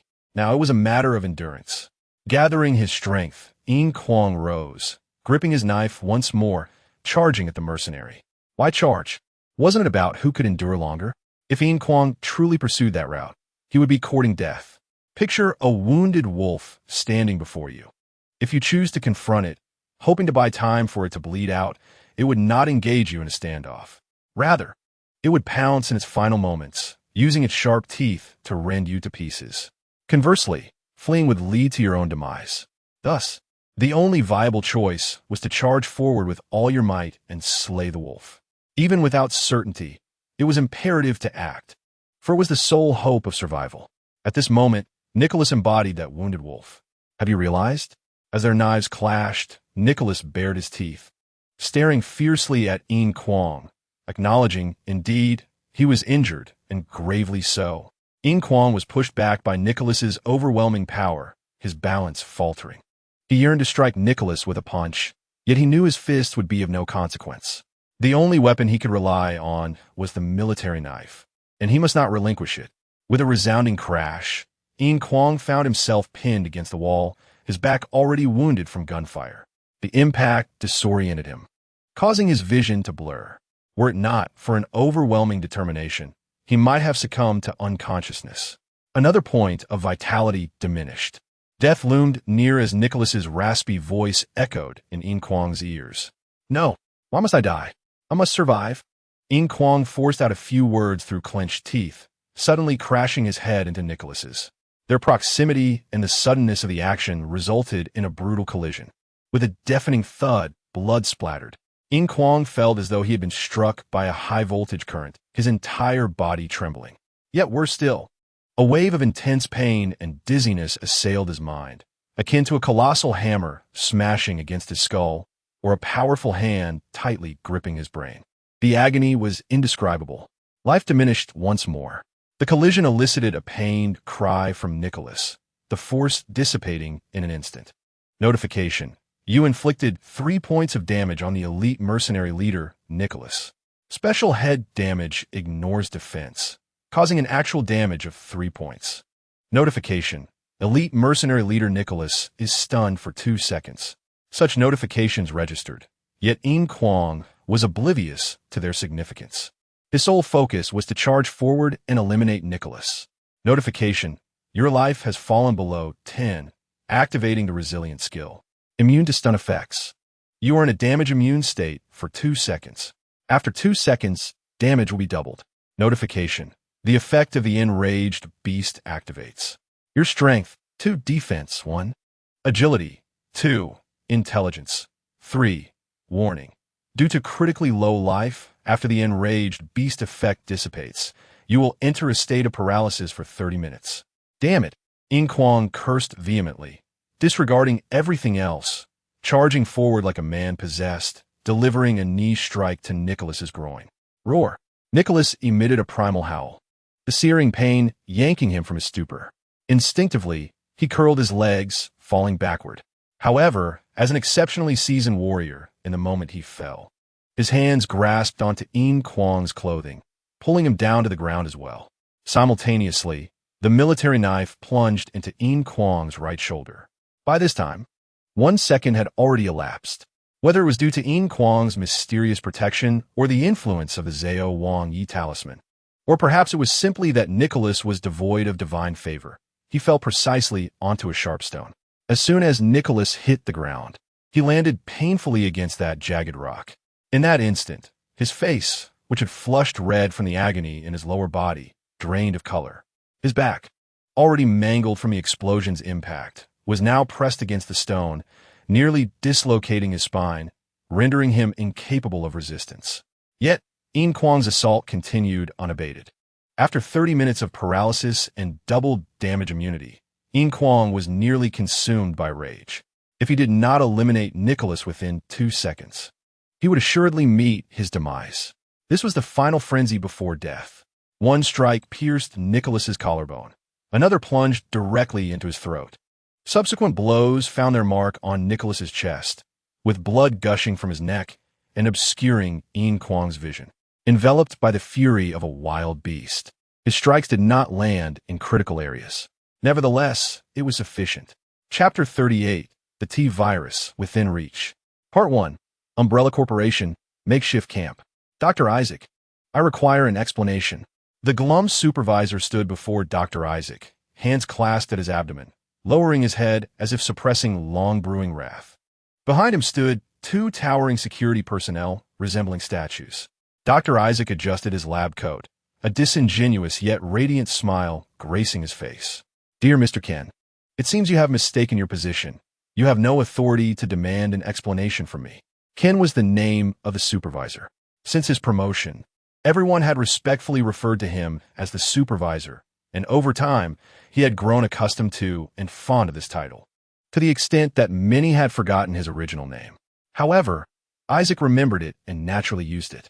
The supervisor of the Raccoon City branch, Mr. Ken, looked as if he might weep.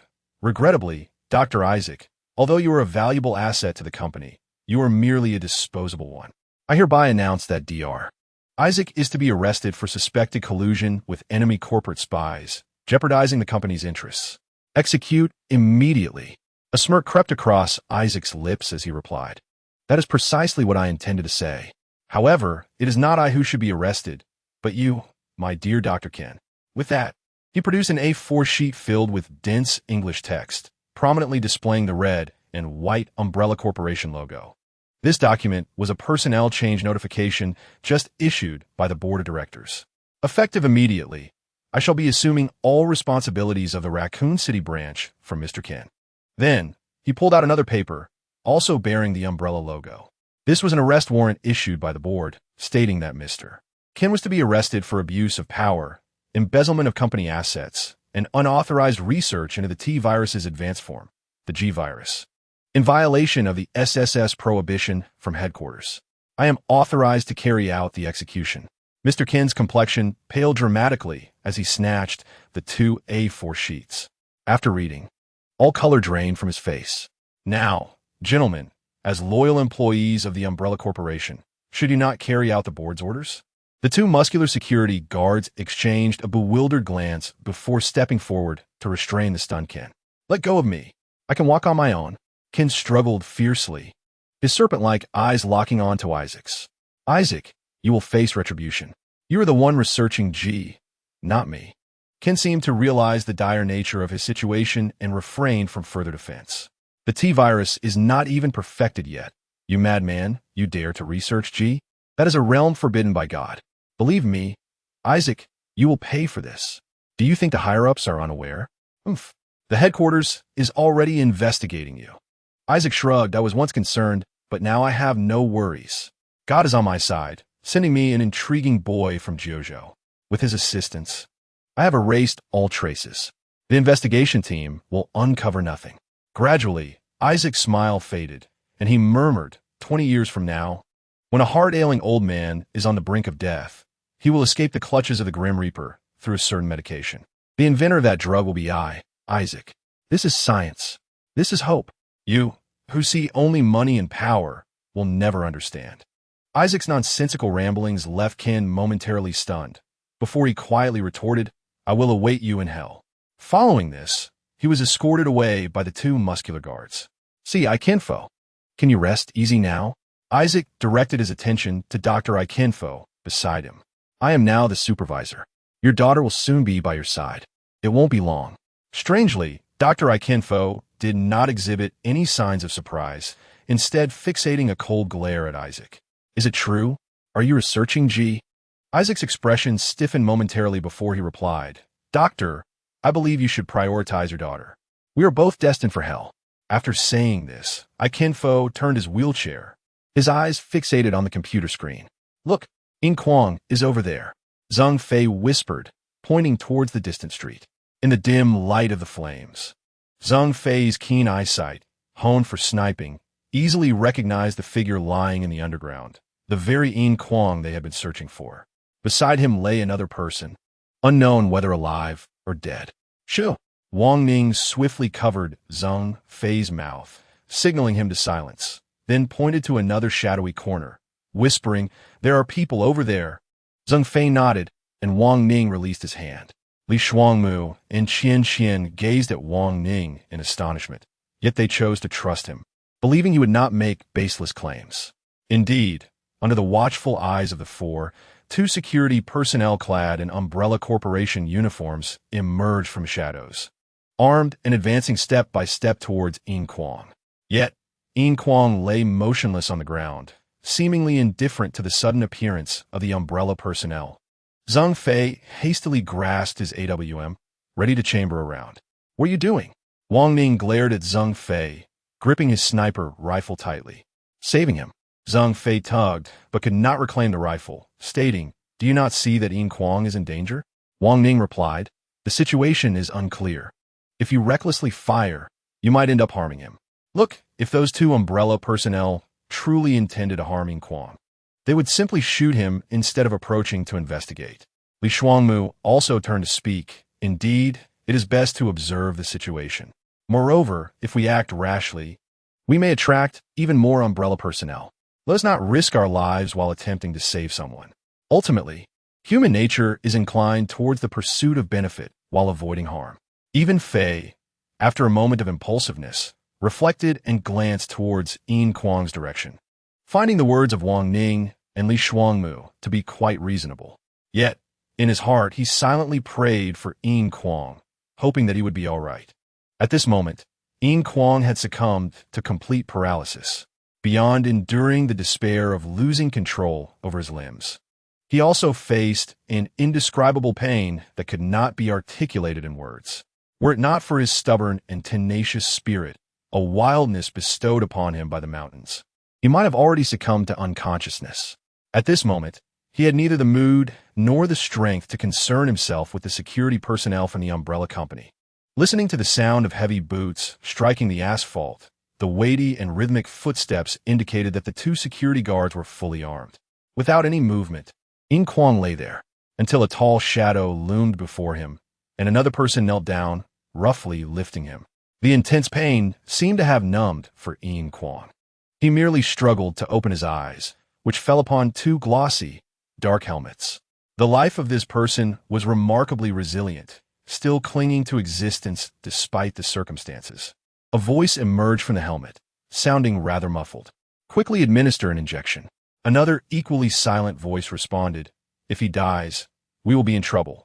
I do not wish to be subjected to that madman's experiments." Subsequently, Yin Kuang felt a sharp pain in his neck, followed by a cool liquid flowing into his body. Notification: You have been injected with a T-88 cellular repair agent specially formulated by the Umbrella Company. Notification: Your health will continuously increase, recovering 1 point of health every minute until fully restored. Notification: Due to your state of paralysis, the cellular repair agent cannot completely heal you, resulting in a state of weakness. Notification: All your basic attributes are currently at 1 point, lasting for 30 minutes. Regardless, upon receiving the notifications, Yin Kuang ultimately sighed in relief, thinking to himself, "It seems that Isaac's will not do anything to me for the next 30 minutes, with just 1 point in attributes." At this moment, the muffled voice from the helmet resounded again. "Hey, kid from Jojo, where's that dog?" Yin Kuang barely opened his eyes. Although his mind was still a bit dazed, his rationality had fully returned. "Give me the T-virus. After I leave, I will inform Isaac's." The two round, dark helmets exchanged glances. After a long pause, one of them produced a palm-sized silver-gray metal box, slapping it onto Yin Kuang's chest. "I know that you Jojo people value honesty. If you betray me, I will represent the Lord and give you a bullet. I do not believe in your Lord." Yin Kuang replied with a smile, "Because I am from Jojo, so you can completely trust me. Are you sure your current state is normal?" "I am fine." Yin Kuang asserted, "You may leave. Inform Isaac's to call me in 5 minutes, and also leave me a gun for self-defense. God bless you. Do not get eaten by zombies." One of the black helmets produced a handgun, equipped with a silencer, and placed it on Yin Kuang. Then he said to the other, "Let us go."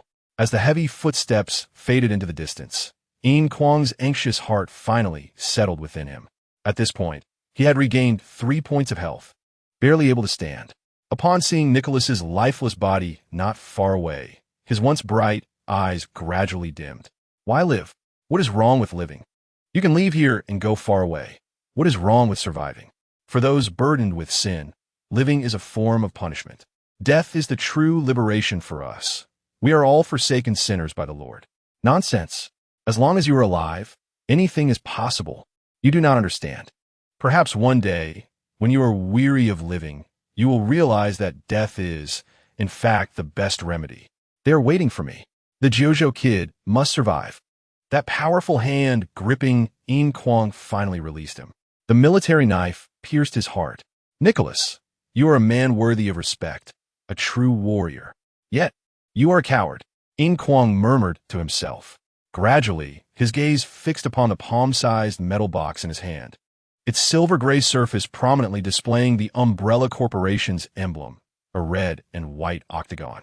Upon opening it, Yin Kuang received the following notification. Item: 100 pure T-virus solution. Description: this is a T-virus solution personally formulated by Dr. Isaacs, the chief researcher of the Umbrella Company's North American branch.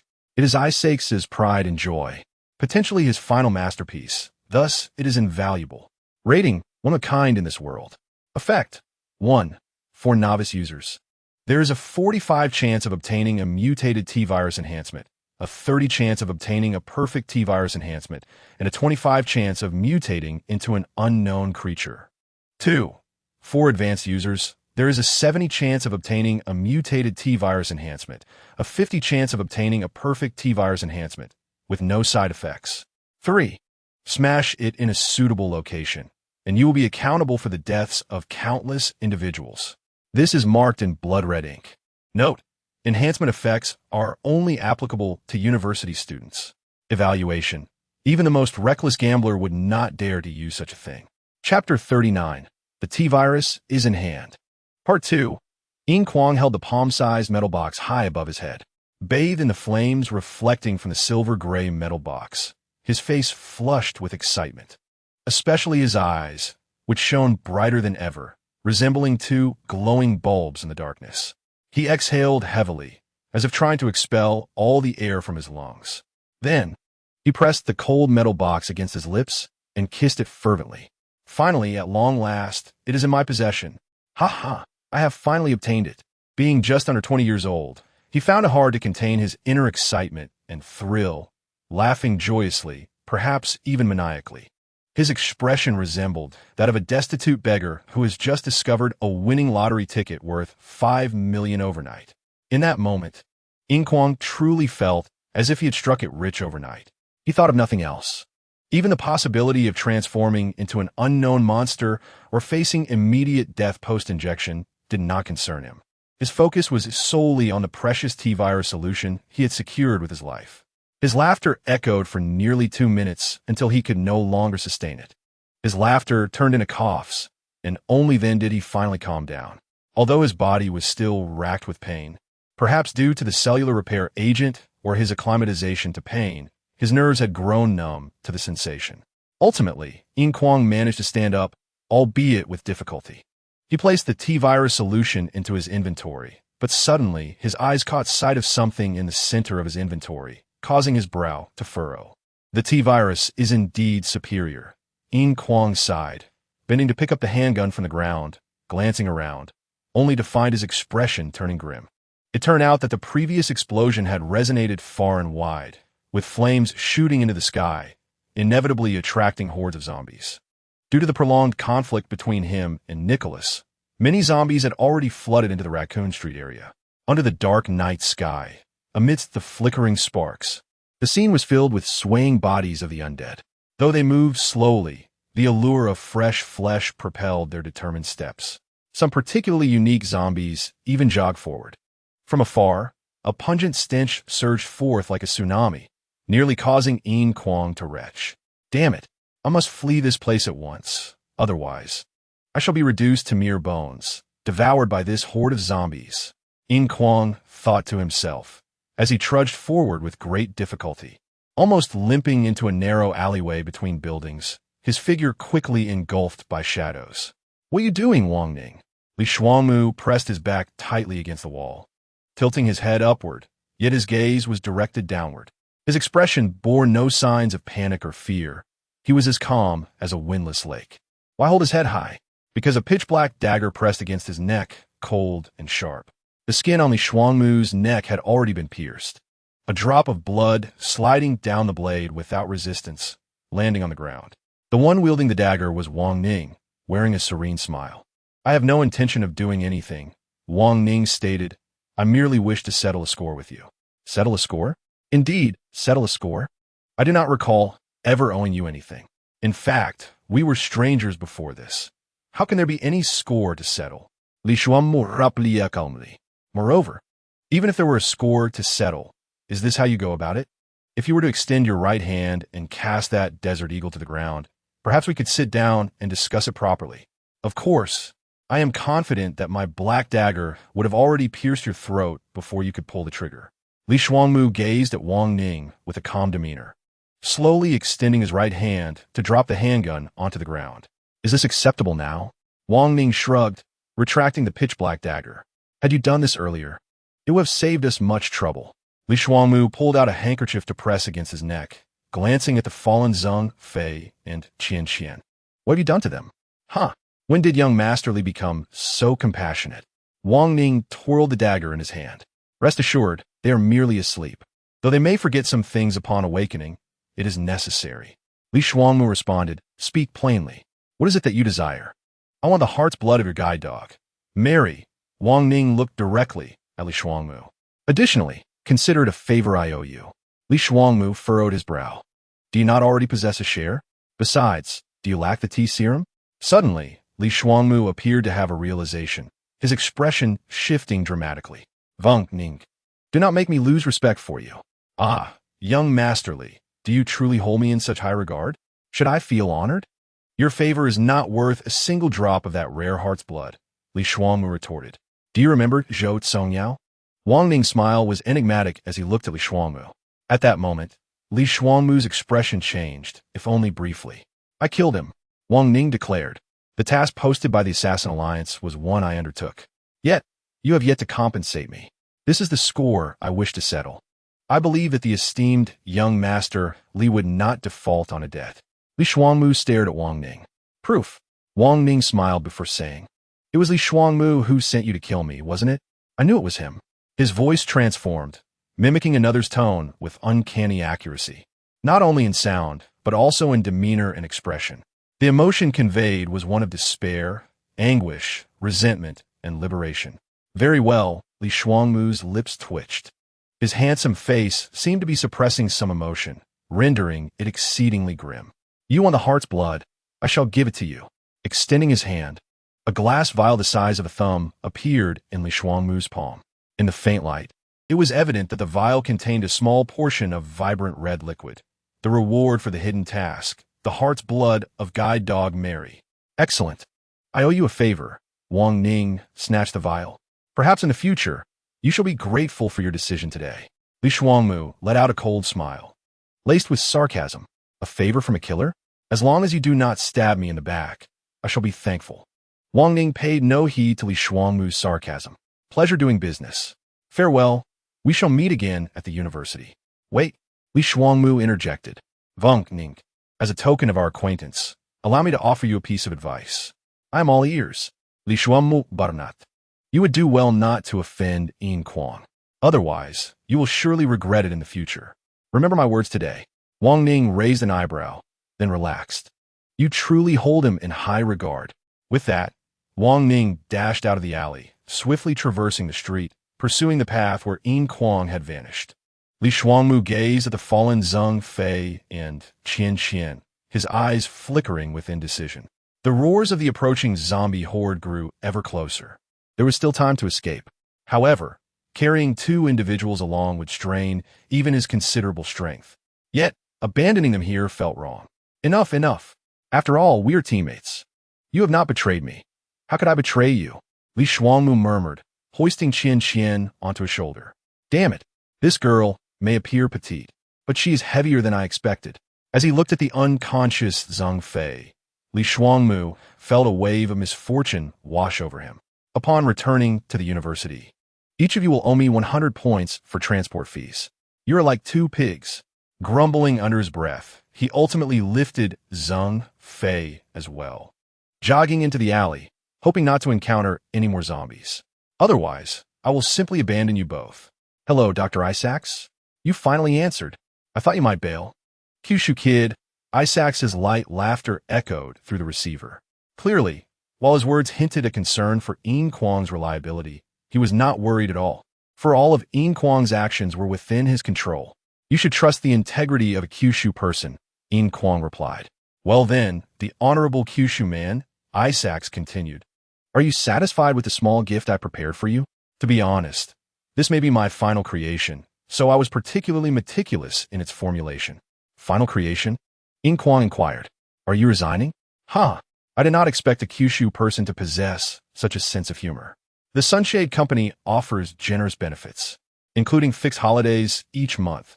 Such a good job is hard to come by. Yin Kuang frowned. Isaacs seemed utterly unperturbed, casually discussing the benefits of the Sunshade Company. What was his intention?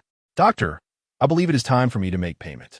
Yin Kuang did not wish to prolong the conversation, stating directly, the dog is in the basement of the building I was just in. I have placed it in the refrigerator. It will be easy to find. Well, a pleasant cooperation it is, Kyushu kid. By the way, do you require an escort out of Raccoon City, as we previously arranged? Thank you, but that will not be necessary. Yin Kuang was eager to distance himself from the Sunshade Company personnel. Such a pity, Isaacs remarked. Good luck, Kyushu kid. As the call ended, Yin Kuang tossed the phone aside, leaning against the wall to continue on his way. However, just a few steps later he halted, for a chilling blade emerged from behind, pressing against his throat. One more step forward, and he would meet his demise. Alongside the icy steel, a familiar presence lingered. At this moment, Yin Kuang could not even swallow, for the slightest movement of his throat would meet the sharp edge of the knife. Hand over the T-virus.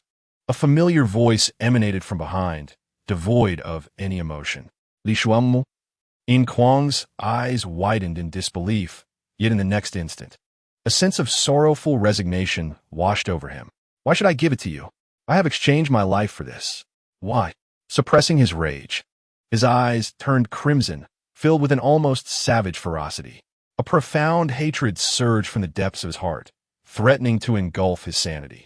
I advise you to refrain from rash actions. If you wish to kill me, then do so. At worst, I shall forfeit 10 years of my life. If you desire the T-virus, you might as well dream on. Yin Kuang's fury was extinguished by the icy edge of a blade, his mind oddly becoming tranquil. Huh. The voice behind him scoffed, saying, I can silently kill you once, and I can do so a second or third time without a sound. However, I seriously doubt you possess a second or third life for me to take. Am I not correct? I have pondered for quite some time why you are so intent on dealing with those mercenaries, why you are so desperate to acquire the T-virus. Hee. In the end, do you know what I have concluded? I have surmised that your lifespan is exceedingly short.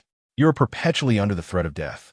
Therefore, you must obtain the T-virus at all costs to gain T enhancement. Am I right? No response. Then I have guessed correctly. Even if you acquire T-virus enhancement, do you believe your frail body can truly harness its miraculous potential? Your starting point is far too low. Even with T enhancement, it would merely bolster your physique. Although the potential for growth is limitless, can you ensure that you can evade my blade before you mature? Even if you were to use it, it would be a sheer waste. Gradually, beads of cold sweat began to trickle down Yin Kuang's forehead, gliding down his delicate cheeks. Thus, the prudent choice would be to hand over the T-virus. I can maximize the power of the T-virus enhancement. I can guarantee your survival 3 times in the future should you find yourself in peril. What do you think of this transaction? The voice of Li Shuangmu stated matter-of-factly, of course, you may choose to refuse. In that case, as retribution, I will kill you 3 times, provided you can withstand my attempts. The choice lies in your hands, dear. After a long silence, Yin Kuang raised his arm, seemingly weighed down by lead, and declared, Li Shuangmu, you will come to regret this. The grievances of today, I shall repay in kind on a future day. In his hand, Yin Kuang held the vial of T virus, its spiral-shaped container emanating a chilling blue glow. A very wise choice, his adversary Li Shuangmu chuckled lightly.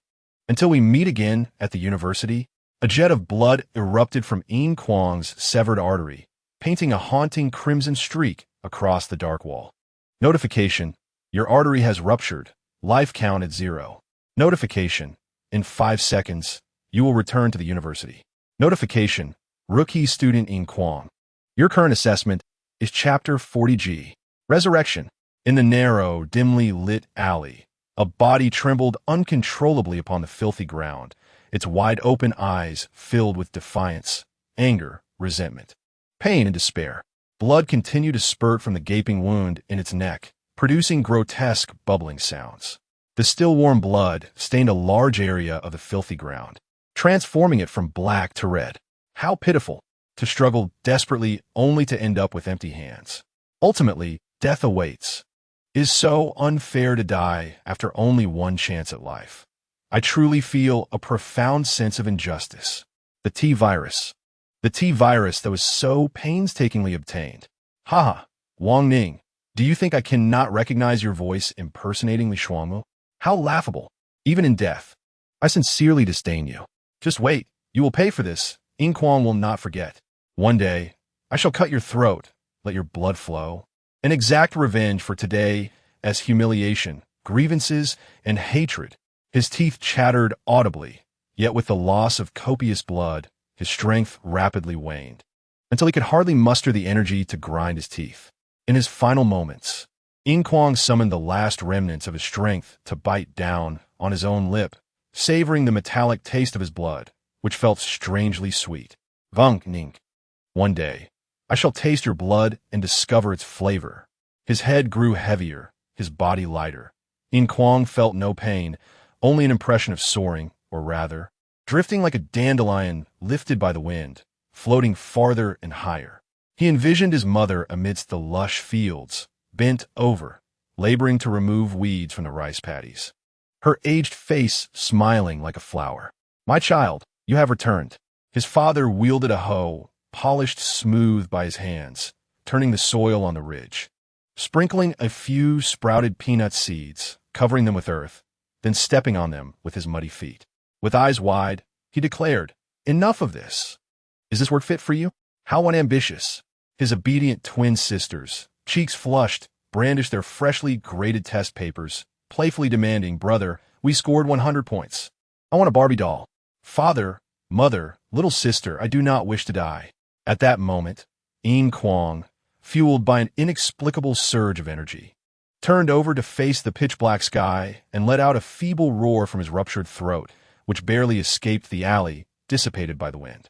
No, I do not wish to die. Absolutely not. I still have a chance. I still have a chance. Nicholas, you watch me. I am not finished. I, Yin Kuang, will survive. With a single thought, an item in his inventory vanished, and suddenly, a glass vial appeared in Yin Kuang's hand. This vial, akin to the one containing the T virus, held something different within its double spiral container. It was not the chilling blue of the T virus. This glass vial originated from the underground passage of the natural gas company affiliated with the Umbrella Corporation that he had destroyed. It was tightly grasped in the hand of a researcher who had already perished, having taken his own life for reasons unknown. When he fortuitously picked up the vial, he was met with a prompt. This prompt elucidated why Isaac had urged him to initiate the self-destruct sequence of the 3-story building, ostensibly to assist Yin Kuang, but in reality, it was to obliterate evidence for himself. The amber-hued, sinister liquid within the vial was, in fact, the object, semi-finished G virus. Description: a T virus advanced variant strictly prohibited from research by the Umbrella Corporation under SSS-level restrictions. Rumor has it that this new virus was discovered by the brilliant researcher Dr. William Birkin during his study of the T virus. For reasons unknown, after Dr. Birkin's death, the Umbrella Corporation forbade further research on this virus.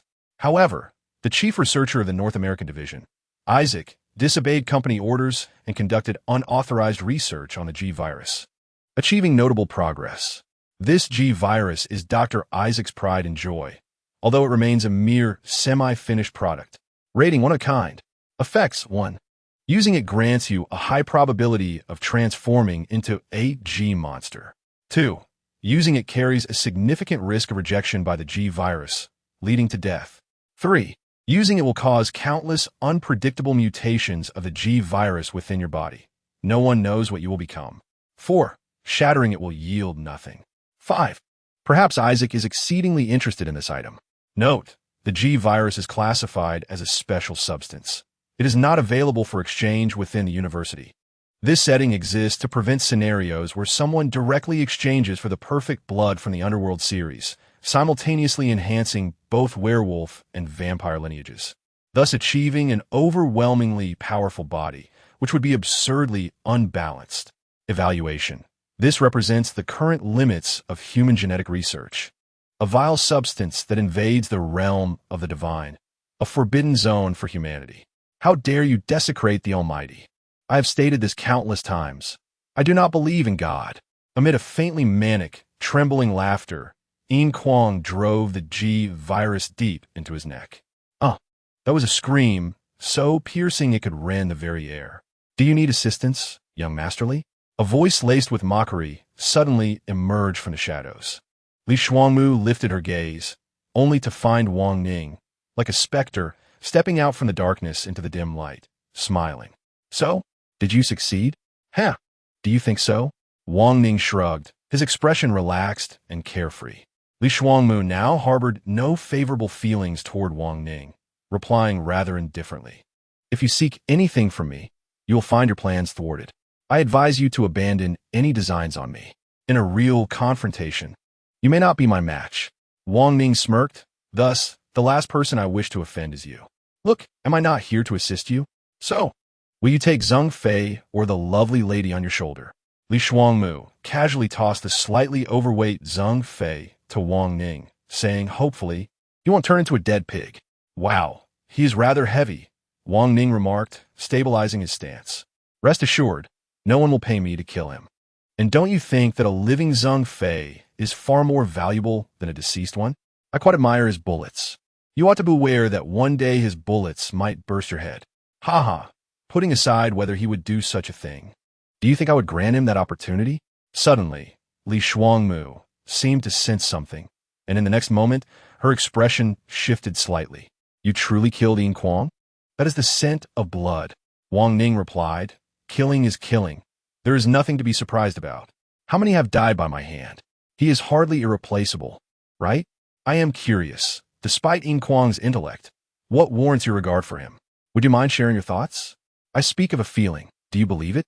I only trust what I see and hear. Then I have nothing more to say, Li Shuangmu responded. What about you? Why the relentless need to kill him? Since he has already given you the T virus, why go to such lengths to eradicate him? Know that killing him merely deducts 10 years from your life. Now, you have likely become his archenemy. Yet he is not worthy to be my opponent.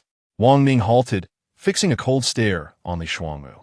You, Li Shuangmu, are perfectly suited to be my nemesis. Oh, is this your sentiment? Li Shuangmu's expression was enigmatic. Wang Ning nodded, indicating his ears and eyes, witness and hear. Should I feel honored then, Wang Ning? Gradually, Li Shuangmu's expression became more restrained. The phrase unseen emotions aptly describes her countenance at this moment. An aura of formidable presence emanated from Li Shuangmu. Her seemingly slender physique straightened, as if she could touch the heavens with her head and tread the earth with her feet. Those eyes, calm yet commanding, exuded an undeniable pressure that made others hesitant to look directly at her. This was the true Li Shuangmu, the heir cultivated by the Li family over 2 decades. Excellent. I believe this is the adversary I must truly confront. Beware of playing with fire. A raspy, low voice escaped Li Shuangmu's lips. Although it was still her voice, the sensation it imparted to the listener was markedly different. Even Wang Ning paused momentarily before asserting, "We shall see."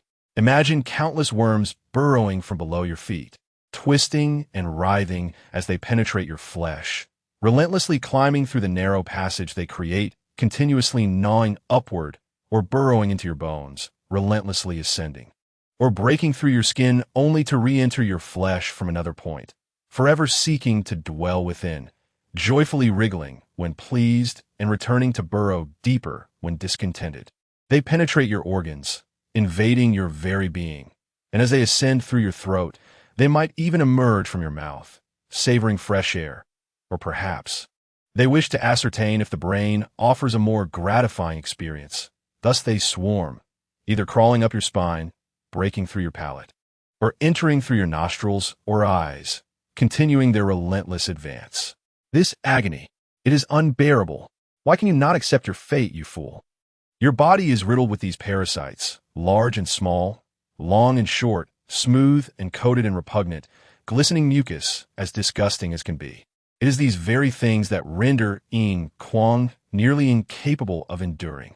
Suddenly, Yin Kuang struck the ground with a fist. Bang! The concrete floor bore the imprint of his fist, a bowl-sized dent. Another punch. Again, the once smooth surface became a landscape of craters and depressions from his relentless assault. Bang! This time he rammed his head in the ground, cracking it. Bang! Then he slammed his head into the wall, fracturing it. Roar! This cry echoed like the roar of a beast, reverberating through the narrow alley under the shroud of night. After what felt like an eternity, Yin Kuang lay motionless on the ground, his body drenched in blood, on the verge of mental collapse. Just as he seemed destined to cross into the realm of the dead, he unexpectedly received the following notification. Notification: rookie student Yin Kuang has injected a semi-finished G virus, activating the resurrection effect for the deceased. You have successfully revived. Notification: due to the injection of the semi-finished G virus, your genes have undergone unknown mutations. Please note, your Zhao Wang Yi protective talisman's hidden attribute luck 3 has activated, enveloping you in a selfless and pure maternal love, increasing the success rate of all favorable events by 30. Please note, your special skill, mysterious protection, has activated. The situation is anomalous and cannot be analyzed. Notification: rookie student Yin Kuang, after preliminary assessment, concludes that you have acquired new, unknown enhancements. Please check the detailed enhancement values for yourself. Notification: rookie student, as you have acquired a new, unknown enhancement, you have the right to name it. Please note, your special skill, mysterious protection, will forcibly be stripped of 5 examination scenarios. As compensation, your hidden attribute luck 1. Chapter 41, The Sudden Unfolding. Meanwhile, as Yin Kuang endured the immense pain inflicted by the G virus, a related scene unfolded within the temporary camp safeguarding the company. Ikenfo, with a noticeably poor complexion, pushed his wheelchair to Isaac's front, slapping a stack of papers before Dr. Isaac, stating, "This is the preliminary analysis of that small cup of black dog blood." Isaac's eyes suddenly brightened as he eagerly snatched the stack of documents. "Oh, thank you, dear Dr. Ikenfo. You see, our collaboration is indeed quite harmonious. This is precisely what I require at this moment." With that, Isaac paid no further heed to Ikenfo, sitting down to meticulously scrutinize the documents, flipping through each page and even softly pronouncing a few technical terms in English. Gradually, as the pages turned and the end drew nearer, Isaac's face grew increasingly flushed. Clearly, this was a manifestation of excitement. How enlightening it was! I finally comprehended that the crux lay here. Thank the heavens. Thank the omnipotent creator for crafting such miraculous substance and presenting it before me. I could scarcely contain the exhilaration swelling within my heart. Isaac, in a fervor of excitement, flailed his arms and, in a fit of passion, overturned a table laden with electronic devices, attempting to express the indescribable elation he felt at that moment. He clutched Ikenfu's shoulders, shaking him fervently, exclaiming, "Ikenfu, do you see it? God has opened a door for us. A door to paradise. Trust me, believe me, you will soon rise again, able to run like a normal person. Your daughter will become even stronger. Humanity shall no longer suffer from ailments, nor fear cancer or AIDS. We can live longer. Every individual shall be a Hercules, a champion of endurance." Can you imagine? This is history. You and I, are creating history. Ikenfu merely gazed at Isaac coldly. allowing himself to be shaken, as if Isaac might dislocate his bones. It was only after Isaac uttered his final word that Fu adjusted his misaligned glasses and calmly replied, "If God wishes for a person to die, he first drives them to madness." Isaac, the forces of nature are boundless, and human evolution has its own laws. What you are attempting to do is to define nature. If you truly wish to compress millions of years of biological evolution into a day, a month, or year, then believe me, you bring not hope, but destruction. At that moment, Isaac was impervious to any counsel. In truth, he had always marched to the beat of his own drum. He had defied even the board's prohibitions. So what was there that he would not do? "Forgive me, I got a bit carried away," Isaac said, adjusting his lab coat. "Fu, I believe we need not pursue that primitive revenge plan any longer. I wish to initiate the Alice project directly. Since Alice can perfectly integrate with T, I believe she may also gain the recognition of G. With this data and that black dog, I surmise it won't be long before I can develop the perfect G. At that time, you and I shall witness history unfold." Fu let out a cold grunt. "Ensuring my daughter's safety is your concern. How you choose to proceed is your business. I am solely responsible for assisting you with research and analysis. I have no interest in your G. That is of no consequence. I am confident you will find it intriguing," Isaac replied, and then he seized a wireless Bluetooth device, declaring, "Attention all units, order, terminate the Revenge Project. Transfer all data to headquarters, declare the Revenge Project a failure, and formally apply to implement the Alice Project. Orders, evacuate Raccoon City, and send in cleanup crews in 10 minutes. The previously quiet Raccoon City camp suddenly buzzed with activity. "Damn it, there are indeed pursuers, and 2 of them at that. The principal has increased the difficulty of the task due to our involvement. I warned you, didn't I? Now, it is coming true." The pale-faced otaku grew even more ashen, wielding a wand that resembled a blackened, gnarled tree root, absorbing a serpentine wisp of dark energy. Not far away, on the ground, lay 2 grotesque humanoid monsters, reminiscent of the pursuer from the original film. They were tall, robust, repulsive, and foul-smelling. Anyone encountering such a creature would harbor no fondness for it. And it was no wonder that the Umbrella Corporation opted to abandon the Revenge Project in favor of Alice, who had perfectly integrated with the T-virus. To execute the so-called Alice Project, utilizing Alice's genes to clone hundreds of replicas. However, despite the pursuer's repulsive appearance, its formidable strength was indisputable. It was immensely powerful, with a bulky physique but remarkable agility, equipped with a rocket launcher and a 6-barrel machine gun, among other devastating weapons. As a torrential downpour of 5,000 bullets rained down, an ordinary person would have been reduced to mere pulp. Even the thought of it was chilling. The trio of teaching assistants dared not confront that terrifying metallic storm. Undoubtedly, if placed on the battlefield, it would serve as a human tank. Take, for instance, the 2 pursuers that had been battered and bruised by the 3 teaching assistants. Their resilient 250 points of life and thick skin made them formidable adversaries. Engaging in combat within such a confined space took the trio nearly 20 minutes to dispatch them. Although the teaching assistants sustained no significant injuries, the battle left them intensely frustrated. Yet, what good would it do to be angry? The legendary principal had effectively reduced their strength by 50%, leaving them with no outlet for their rage.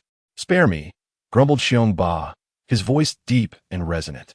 "Your tongue is like a crow's. It brings misfortune.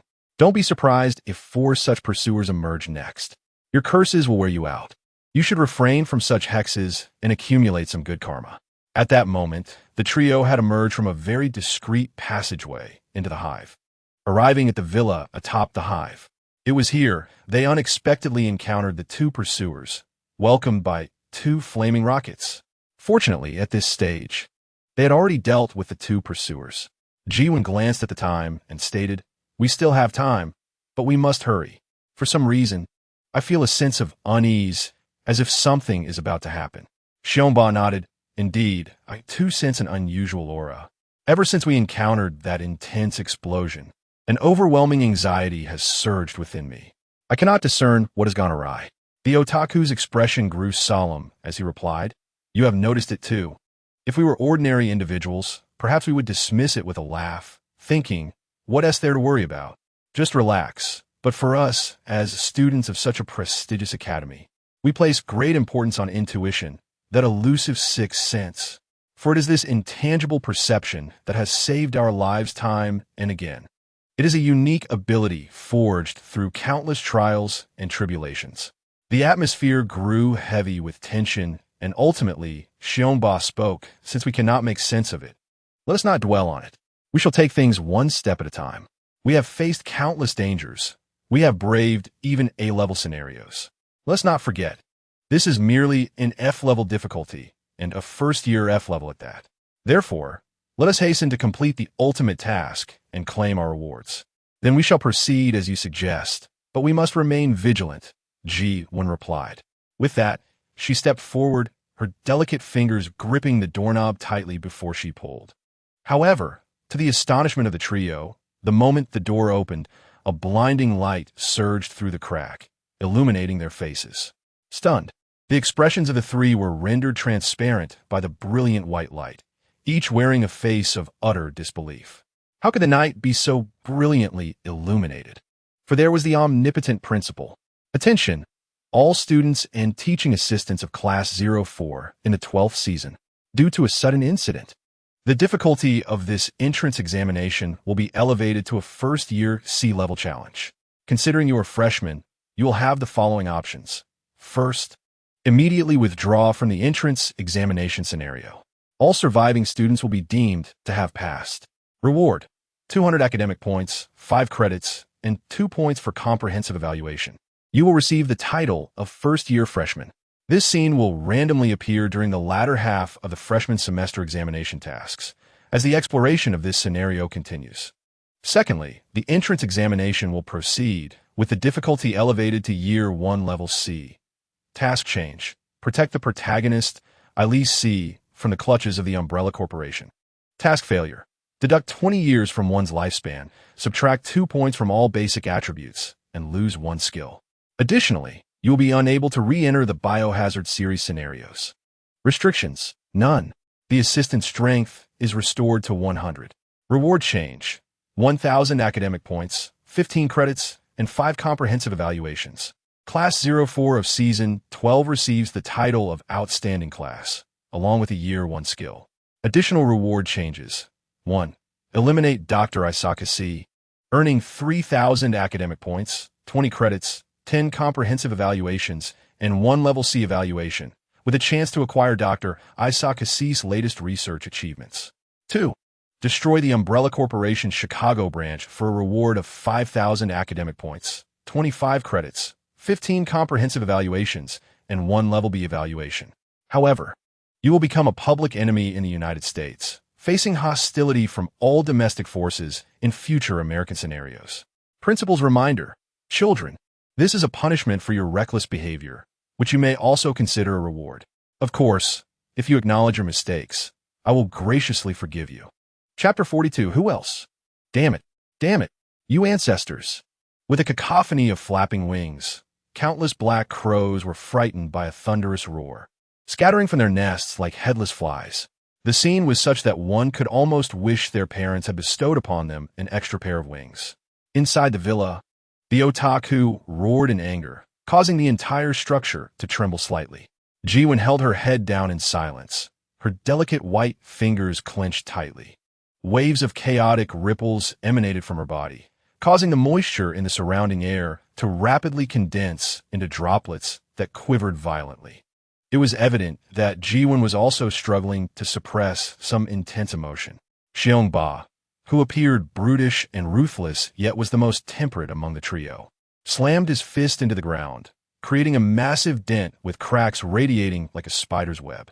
If I find out who did this, believe me, I will ensure they experience the taste of the evil spirit's curse, one they will never forget.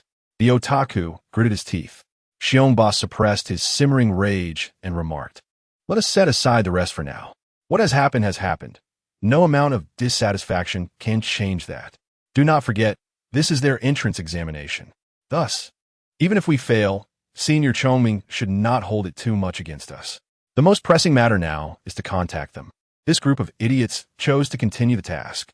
Jiwon exhaled heavily, stating, "Indeed, Year 1 Level C tasks are nearly equivalent to the difficulty of last semester's final exams.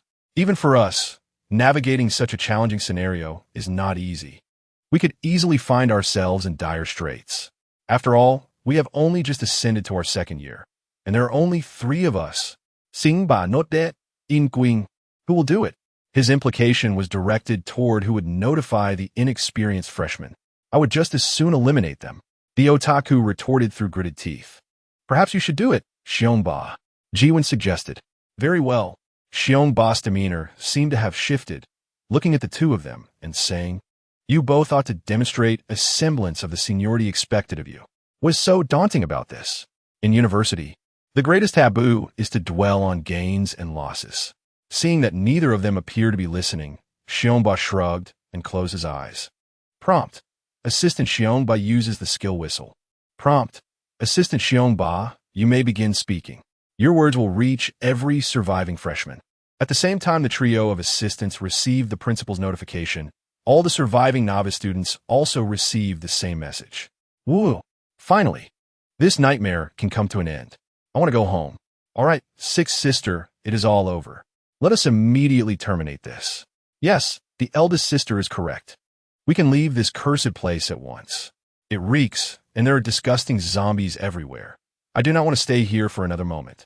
However, eldest sister, if we return now, our academic points will be minimal. We can hardly exchange for anything. I still want to redeem a knight elf lineage, and I need many more academic points. Second sister, perhaps we should reconsider. It is truly dreadful here. Forget it. Let's depart immediately. If you truly wish to redeem the knight elf lineage, we sisters should be able to pool enough points. The rewards from the last completed task, though not substantial, should suffice. Indeed, second sister, let us heed the eldest sister's words. I truly do not wish to remain here any longer. Eldest sister, you are simply wonderful. Gulme, let me give you a kiss. Get away. It seems these 6 surviving girls have already formed a sisterly bond, appearing quite harmonious. What is going on? Why did the principal suddenly issue such a notification? I have not finished slaying zombies yet. Are you an idiot? Look at the task below, level C difficulty. Then look at the rewards. Each one exceeds 1,000. Do you think the principal would grant you such bountiful rewards for nothing? Are you trying to get yourself killed? If you wish to die, do not drag us down with you. Who are you scolding? Coward. Afraid of death? You can return. I do not want to. Bang. Dare to call me a coward? Your actions will endanger us all. You fool. Fine. You dare to strike me? I will shoot you dead. If you're a real man, then let us settle this with fists. What is the use of guns? Disgusting. You are a woman. Why use a gun against you? Bah. If we are to compare, I will still knock you down. Let us see who brings whom down. The 2 boys immediately engaged in a brawl, seemingly the way men resolve conflicts.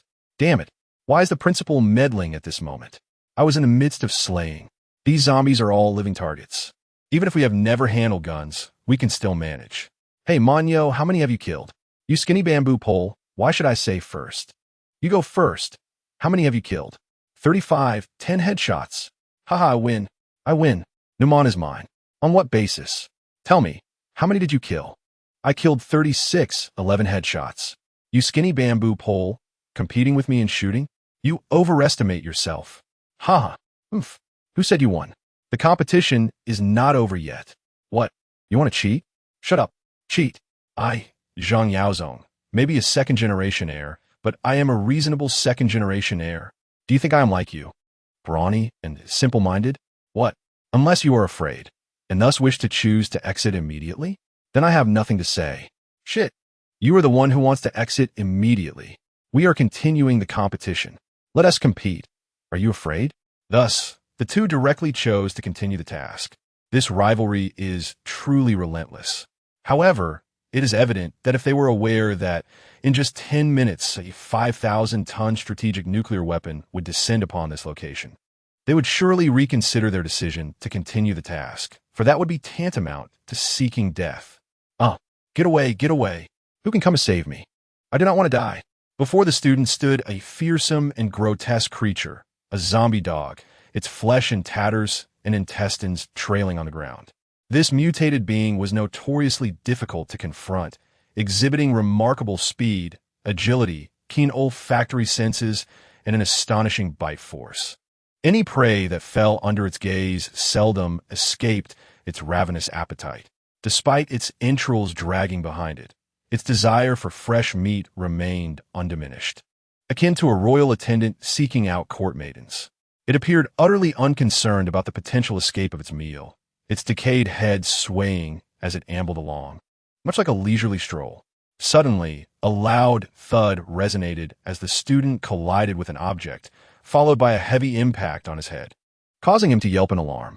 Upon closer inspection, he discovered it was the lid of a trash bin. Turning around, he spotted a garbage-filled receptacle. In a moment of unexpected clarity, he seized the lid and hurled it at the zombie dog, then emptied the bin over himself, seeking refuge within it. Following a prompt from the principal, frantic cries emanated from the bin, pleading for escape. As the zombie dog crashed against the trash can, his voice became increasingly incoherent. Li Shuangmu, Wang Ning, and the recently awakened Zheng Fei and Qian Qian also received the principal's announcement. What had caused such an abrupt shift? Li Shuangmu glanced at Wang Ning and stated, "If it were me, I would choose to leave immediately. The reasoning is simple. Staying here is tantamount to courting death." Clearly, the principal does not wish for US to remain. However, the task's duration has not yet concluded, hence he has granted us the power of choice. I find it perplexing that a sudden event could lead the principal to alter the task's difficulty. Wang Ning shrugged in response to Li Shuangmu's gaze. Who knows? Our fate seems to lie entirely in the hands of that enigmatic principal. He can do as he pleases. All we can do is obediently endure, is it not? Nevertheless, since you have chosen to leave, my staying here seems rather pointless. After all, I've already gained something. Zheng Fei, nursing a throbbing head, expressed indifference to further deliberation. Li Shuangmu's calm demeanor contrasted sharply with Wang Ning's somewhat altered state, yet Zheng Fei thought little of it and declared, "Then I too shall choose to leave immediately. Although the reward may not be substantial, it should suffice. I just wonder how Yin Kuang is faring." Vang Ningasuret. Do not worry. That fellow has his own fortune and will surely escape the encirclement of zombies. Perhaps he has already opted to leave and returned. Zheng Fei found this reasoning sound, saying, "Let's hope so." Qian Qian, as usual, exhibited a timid demeanor, seemingly following Li Shuangmu wherever she went. Almost simultaneously, the deep, somewhat angry voice of Xiong Ba echoed in everyone's minds. "Listen up, you fools. Look at the mess you've made. A bunch of overestimating idiots. I warn you, choose to leave immediately. Anyone who dares to make a reckless choice will face dire consequences upon returning." At Xiong Ba's abrupt announcement, everyone froze. Those who had chosen to leave sighed in relief, while those foolish enough to opt for continuing the task broke into a cold sweat. Then, the principal's androgynous voice resonated in everyone's ears. Alert. In 5 minutes, Huanxiong City will undergo a nuclear strike. All survivors from Class 12 Season 04 must make an immediate choice. Class 12 Season 04 currently has 16 survivors. 15 have made their choice, and one has yet to decide. Please act swiftly. Nuclear strike, and there is still one person left. Who could it be? Chapter 43, Biochemical Catastrophe. Nuclear bomb. I thought the plot twist was an hour away. What on earth is happening? Who is this last person? Are they trying to doom us all? We must decide quickly. What the hell is going on? Who is it? If I find out, I will confront them. Get away from me, you idiot. You're the idiot. Your whole family is. This is absurd. I just chose to continue. What now? That bear will surely eliminate me. Fool, you only think with your muscles. A nuke is about to drop, and you're fretting over a bear. Who the hell is this last person? This ISNTA game. Please, whoever you are, just choose to leave. The zombie dog's sharp teeth tore through the trash can's lid. Who is it? Who wants us all dead? Wang Ning, losing composure, clenched his fists. His once serene face contorted with anxiety. He felt the shadow of sudden death closing in, for he had only 27 years of life remaining. In contrast, Li Shuangmu remained calm, casting a glance at Wang Ning, seemingly unperturbed. Perhaps it was his nature to maintain a serene disposition. even in the face of the bizarre and terrifying. Or perhaps, with a lifespan of 94 years, he felt indifferent to the prospect of losing 10 years. Regardless, he appeared remarkably unfazed. Zheng Fei, however, was engulfed in the dread of death. Although a 10-year penalty was inconsequential to him, the very notion of death was inherently unsettling. Who would willingly face such a fate? At that moment, Qian was also in a state of distress, her pale lips trembling as she fretted. What should we do? Perhaps, being a girl, she was inherently more fearful of death. Let fate decide, les fung musaid. As for the trio of teaching assistants, they had come to terms with the situation. Their failure to complete the ultimate reward task and the challenge set forth by Senior Chongming was significant. Yet ultimately, they faced no grave losses. The assistant title's effect, wherein death did not reduce lifespan, meant that, in truth, they had little reason to panic. After all, they were not new to the concept of death. Who do you think this last person is? Are they intentionally trying to drag us all down with them? The curiosity of the girls, even G1, was palpable. The wait was agonizing. The otaku remained fixated on the failure of their ultimate task, exclaiming, I just want to know who the hell this jerk is. What do they do to ruin Senior Choming's assessment? I want them to experience the curse of the vengeful spirit. With that, the otaku spat on the ground in frustration. Shionba scoffed, Otaku, given our friendship, I advise you to abandon your infatuation with Kongming. Otherwise, no one can protect you. We are here to join Senior Chongming's student council. Do not let your thoughts be clouded by desire. Kongming is not someone you can disrespect. Shut up, the otaku shouted. You know nothing. What gives you the right to judge me? In his relentless pursuit of strength for the sake of his sister, he would forsake even his own life. Similarly, I would willingly sacrifice everything for Senior Kongming. Your entry into the student council is driven by the desire for power, whereas my intentions are purely to bask in the presence of Senior Kongming each day. What of it? Huh? Xiongba glared coldly at the otaku, challenging him. What? Do you wish to fight? Bring it on. Do you think I fear you? At that moment, Ji-Wen suddenly appeared between them, her demeanor radiating a menacing aura. What is there to quarrel about? Two grown men, with chests as broad as doors, yet your hearts are as narrow as needles. Is this the time for your ruckus? Settle down. The two men huffed in response, crossing their arms as they turned their backs to one another. Just one more minute. Prepare to be sent back, one muttered. The prospect of failing the entrance exam was utterly humiliating. If Li Sheng were to find out, he would surely mock me mercilessly. Yevei sighed, and an unusual flicker appeared in her icy gaze as she mentioned Li Sheng, hinting at a hint of bashfulness. Meanwhile, the much-coveted Yin Kuang leaned against a pockmarked wall, gazing upwards at the pitch-black sky of Huanxiong City, reminiscent of his initial arrival. Just a short distance away, a horde of zombies gathered at the alley's mouth, howling and swaying, their hollow, pale eyes fixated intently on the spot where Yin Kuang stood. It was evident they yearned to pounce upon him, to rend his throat, pierce his abdomen, tear out his entrails, and feast upon his flesh. Such frenzied pursuit of fresh meat was instinctual, yet they could only watch hungrily, baring their teeth and clawing at the air, seemingly too terrified to approach and devour him completely. Were they truly afraid of Yin Kuang? With a neck stiff from prolonged gazing, he gradually lowered his head, his eyes, hidden beneath dark locks, fixating on the nearby zombies. Remarkably, those eyes, with pupils of a hue between yellow and coffee, glimmered with an otherworldly amber radiance.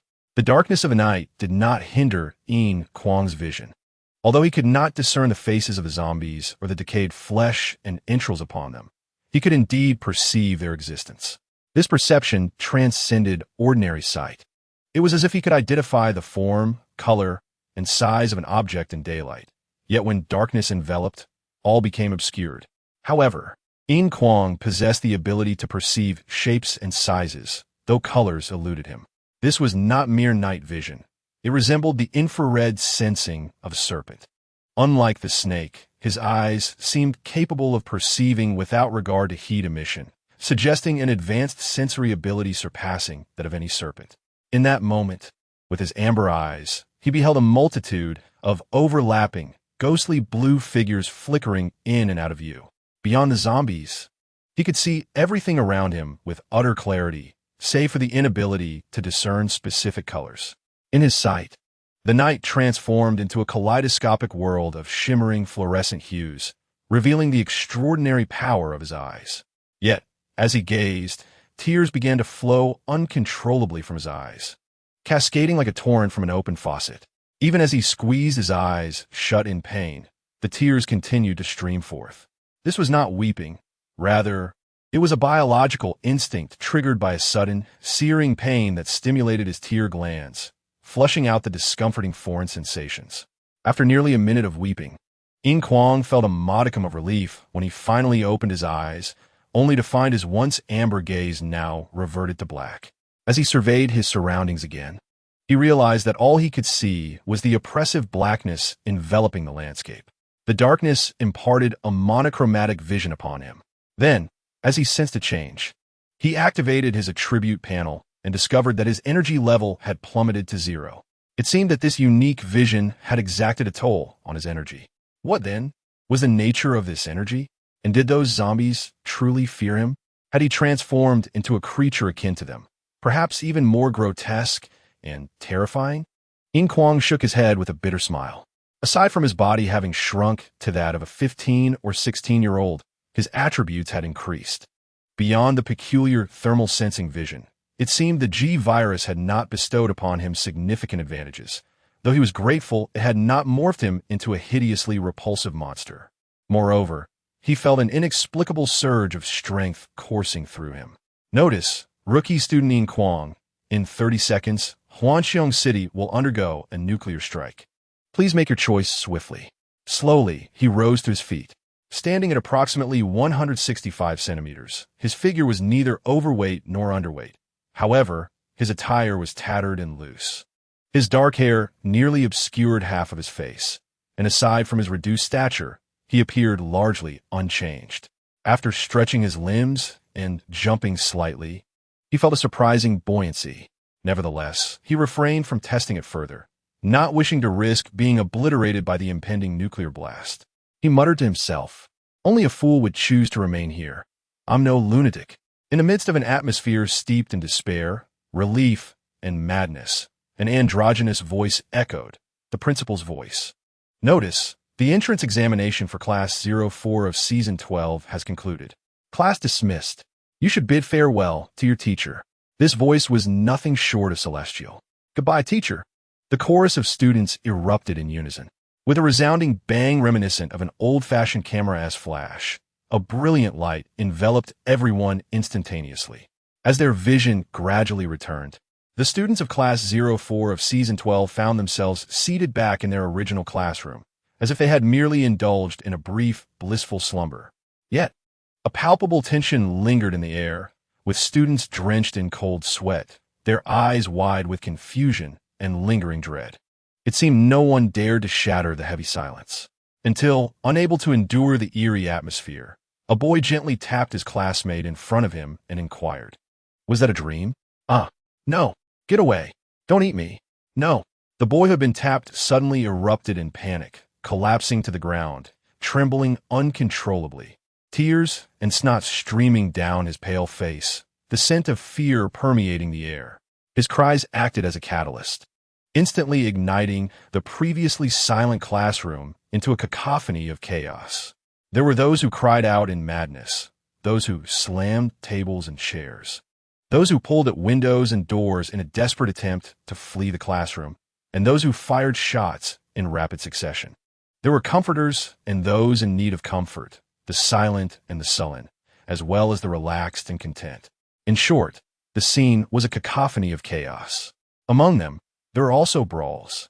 For instance, the moment Yin Kuang and Li Shuangmu began a quarrel, Yin Kuang leaped up and lunged at Li Shuangmu, seemingly whispering something covertly in his ear. Then, as if they were sworn enemies, they engaged in a fierce struggle, exchanging punches and kicks. Within a few exchanges, Li Shuangmu's handsome face was swollen and bruised, while Yin Kuang fared worse, sent flying by a kick that toppled a great many desks and chairs around him. Even Zheng Fei and Wei Ming, who rushed in to mediate, were inexplicably struck with a couple of punches. Meanwhile, Qian Qian, who had a crush on Li Shuangmu, was beside herself with anxiety, wanting to intervene but too intimidated to do so, and instead resorting to stamping her feet in frustration. In contrast, Wang Ning, while also trying to mediate, appeared almost amused by the fierce battle between Yin Kuang and Li Shuangmu. However, occasionally, a hint of suspicion flickered in his gaze towards Yin Kuang. Had he misremembered, or did it seem as though Yin Kuang had become slightly shorter? Before he could ponder this further, the fight escalated right in front of him, forcing him to intervene. "You two, stop fighting. Can't you just sit down and talk things over?" he urged, attempting to edge away. He certainly did not wish to share the fate of Wei Ming and Zhang Fei, who had been caught in the crossfire. Yet, it seemed that misfortune followed Wang Ning, as wherever he tried to hide, Yin Kuang and Li Shuangmu would follow. And in the midst of dodging, he was unexpectedly struck by a punch from an unknown assailant, causing him to nearly lose his composure and rush in to retaliate against both of them. "I'll remember this debt," he thought, frustrated. Just then, Yin Kuang, who had aimed a punch at Li Shuangmu's face, missed as Li Shuangmu deftly dodged. In a reflexive motion, that punch ended up aimed at Wang Ning instead. Would Wang Ning stand there and take a hit? Clearly not. However, misfortune struck, though he managed to sidestep and lean back to avoid Yin Kuang's punch. He was caught in the abdomen by a sweeping kick from Li Shuangmu, sending him staggering back several steps and colliding with others. Instantly, Wang Ning's expression darkened, and as he clutched his stomach, he felt a thin blade appear in his hand, glinting ominously as a fierce glint flashed in his eyes. If they were seeking destruction. Just as he was about to charge and under the guise of mediation, a towering shadow appeared before him, as if from nowhere. "Hurry up!" At that moment, Wang Ning sensed a faint whiff of blood, a scent he recognized from his 3 years of experience. A scent that emanated from freshly spilled blood after a throat had been slit. The speed of the shadow was so rapid that it left him momentarily stunned. If he were to face this figure directly, would he be swiftly dispatched? Upon seeing the imposing silhouette of Xiong Ba, a deep-seated fear surged within Wang Ning. In the next instant, to the astonishment of all, Yin Kuang and Li Shuangmu were sent flying as if severed from their strings, crashing into the wall at the back of the classroom like cannonballs. Indeed, they did not simply crash against the wall. Rather, it was as if the white surface had transformed into a colossal jelly, absorbing their impact. With a soft thud, they melded into the wall, sending ripples cascading outward before the jelly-like surface expelled them back to the ground with a heavy thud. "If you two wish to continue fighting, I will gladly join in." Xiong Ba's cold and indifferent voice resonated in the ears of every student, as his towering frame cast a shadow over both Yin Kuang and Li Shuangmu. The two, begrudgingly rising to their feet, were astonished to find themselves completely unscathed. They had just been launched over 10 meters by Xiong Ba's kick. How could they suffer no injury? It remained unclear whether Xiong Ba had shown mercy or if the peculiar jelly wall had absorbed the force of the blow. Both wore grim expressions, locking eyes with one another, yet they wisely refrained from resuming their scuffle. Who knew what might happen if they dared to fight again? Especially in the presence of such a brutish figure as Xiong Ba, it was evident that the disparity in their years of schooling rendered Xiong Ba's strength far beyond what these fresh students could contend with. With a cold snort, Xiong Ba turned and stated, "You have 10 seconds to return to your seats. Otherwise, I will end you. Let me warn you, in university, if you are killed, there is no chance of resurrection. Do not think it as simple as losing a life during an exam." Silence. In the next moment, under the threat of death, all the students scrambled into action with remarkable efficiency. Not even 5 seconds elapsed before they were all seated quietly and orderly in their respective places. The 3 assistant teachers, their pale faces reflecting a sense of gloom, leaned against the blackboard, their icy, penetrating gazes sweeping across the classroom as if searching for a mortal enemy. Each student caught in their line of sight broke into a cold sweat, too fearful to meet their eyes. As for Ji-won, though she did not bear the same wretched expression as the assistant teacher, her face was equally grim. She leaned against the edge of the podium, showing no intention of speaking. Unbeknownst to anyone, she clutched a smooth pebble in her hand as if it were a treasure, her gaze fixed vacantly upon it, occasionally sighing as if in deep distress. Xiong Ba glanced at the assistant teacher, then at G1, snorting in annoyance at having to deal with such teammates. After his complaints, he approached the podium, resting his hands on its surface as he surveyed the 30 young men and women before him. Now, I trust that some of you have begun to grasp the situation. Let me inform you that after the entrance examination, you are no longer mere novice students. You are now freshmen. This exam was merely an appetizer. The real feast awaits you. Even if you are reluctant or unwilling, even if you resort to self-deception, you must force yourselves to accept the reality before you, unless, of course, you truly desire to perish. Regardless of the rewards you earn during the exam, I advise you to refrain from exchanging any items or abilities for the time being. Of course, whether you heed my warning is entirely up to you. Additionally, we will be spending the next 6 days together. Xiong Ba continued. During these 6 days, we will accompany you through 6 classes. If you are fortunate enough to encounter a decent teacher, you may not require our assistance. However, if misfortune befalls you, feel free to seek any one of us 3. Don't look for me. I'm not interested. The assistant teacher grumbled through clenched teeth. Ji-Wen shrugged and added, I'm available on odd days. But don't bother me on even days. Xiong Ba rolled his eyes in exasperation. As for contact information, I have already transmitted it to your information board. Now, novice students, you should listen attentively to what I have to say. As the students, who had initially lowered their heads to access the information board, suddenly raised their heads with newfound resolve to absorb Xiong Ba's words, the atmosphere shifted. Chapter 45, The Rules. You better be aware of your situation. As I mentioned earlier, the entrance examination is the least difficult and most rewarding. If you have gained from this exam, congratulations, you have already won at the starting line. For those who let the opportunity slip away, you have only yourselves to blame. Do not resent others. However, this is not absolute. In university, there exist infinite possibilities. Perhaps one day, one of you may surpass the 3 of us. The opportunity is yours to seize. Furthermore, as your mentor, Huiyin Shuejia, has likely advised you, always remember that you are a class, a collective entity known as 12G04 Band. Regardless of any grievances among you, do not forget this unity. Should you fail to stand together as a class and instead engage in petty squabbles, trust me, you will surely regret it in the future. These words were spoken by Xiong Ba through gritted teeth. Now, on to the final matter at hand. Each of you is to submit 20 academic points, totaling 60 points for the 3 of us. Upon finishing his statement, Xiong Ba leaned forward and declared, This is our remuneration. The once tranquil classroom erupted into chaos. Where are academic points? They are akin to currency. The students realized that to purchase various items or exchange for bloodline abilities, a substantial amount of academic points was required. Most of them had only the minimum of 200 points, and 14 individuals, having failed their exams, possessed not a single point. How could they possibly gather 60 points? Moreover, even if they could, why would they willingly part with points they had earned through hardship?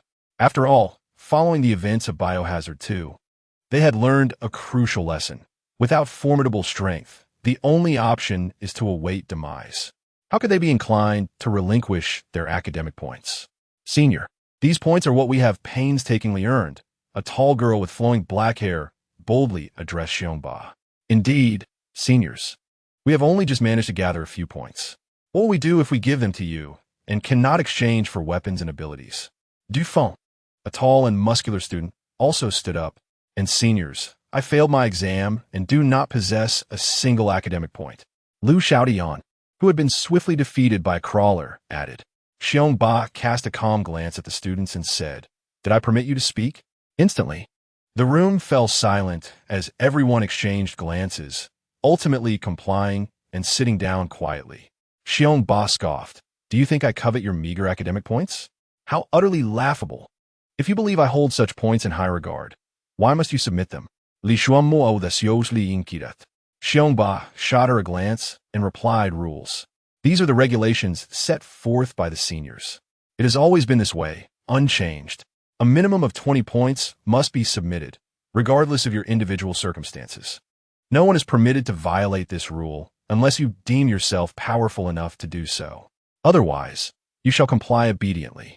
Only the strong have the right to establish or dismantle rules. At this moment, a male student suddenly exclaimed, "Damn it! We should extract every last point from them to compensate for our losses. You fools should summon a count to drain you dry. Then tell me, senior, what happens if we refuse to submit?" Li Xuan Mukaria. Xiong Ba smiled and replied, "Congratulations, you will become a renowned figure in the university. Subsequently, seniors from the second and even third year will seek you for a chat. Eventually, the university's dissection room will acquire another corpse for educational purposes. After all, many courses require cadaver dissections, and students are weary of the principal's fabricated bodies. I believe they would relish a change of pace. Trust me, novices," Xiongba warned. "Those who adhere to the rules will find peace, while those who defy them will pay a grievous price.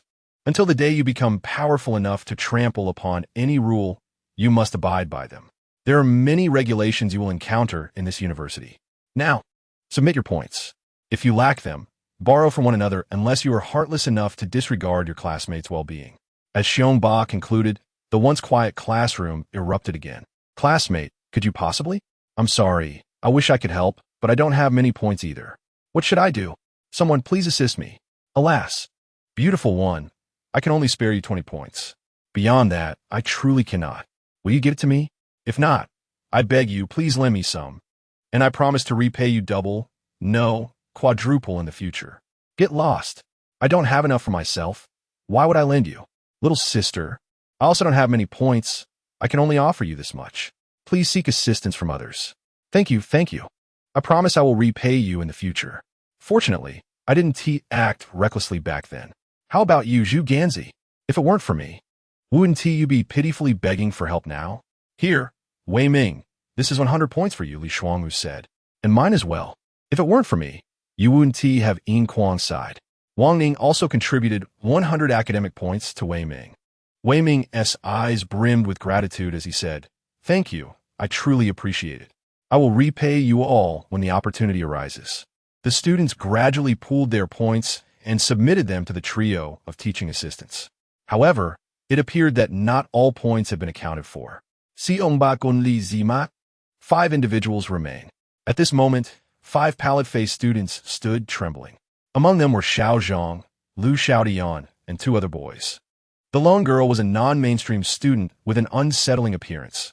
Her face caked in makeup that resembled a wall, and her wild, wine-red hair was frizzy. She sported a nose ring, making her visage unpleasant to behold, which may explain why no one had lent her academic points. "So what do you intend to do?" Lu Xiaodian's gaze incessantly darted towards Li Shuangmu and the others, his pleading eyes revealing an internal struggle. Why? Because he couldn't bring himself to ask, whether out of shame or an inability to lower himself to beg for assistance. He remained silent, merely casting longing glances as if awaiting someone to offer points voluntarily.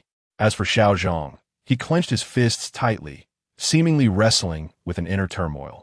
Suddenly biting his lip and shutting his eyes, he almost shouted in desperation, "Who would lend me 60 points?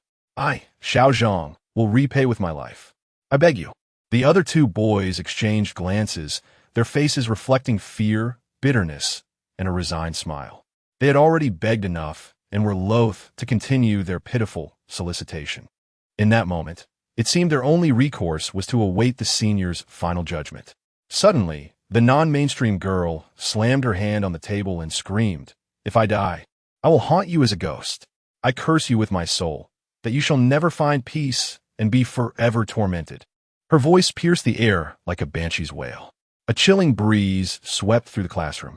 Is this what it means to be weak? To submit to the rules set by the strong, like a dog wagging its tail in supplication? It is abhorrent, lamentable, and contemptible. Perhaps the only answer is simply that you are too weak. At this moment, the trio of teaching assistants observed the scene with detached amusement, exchanging glances filled with disdain and scorn, devoid of any sympathy. A group of unfortunate souls, sighed Yin Kuang inwardly. With a mere flicker of thought, he allocated 30 points of learning to each of the 4 individuals, while bestowing a generous 60 points upon Xiao Zhang. It is said that the price of a life is no less than 60 points, and by any calculation, it is undeniably worth it. In total, He has expended 180 points, which represents the utmost he is willing to sacrifice. Any more would be beyond his inclination. It is essential to remember that these learning points were painstakingly earned through his own life.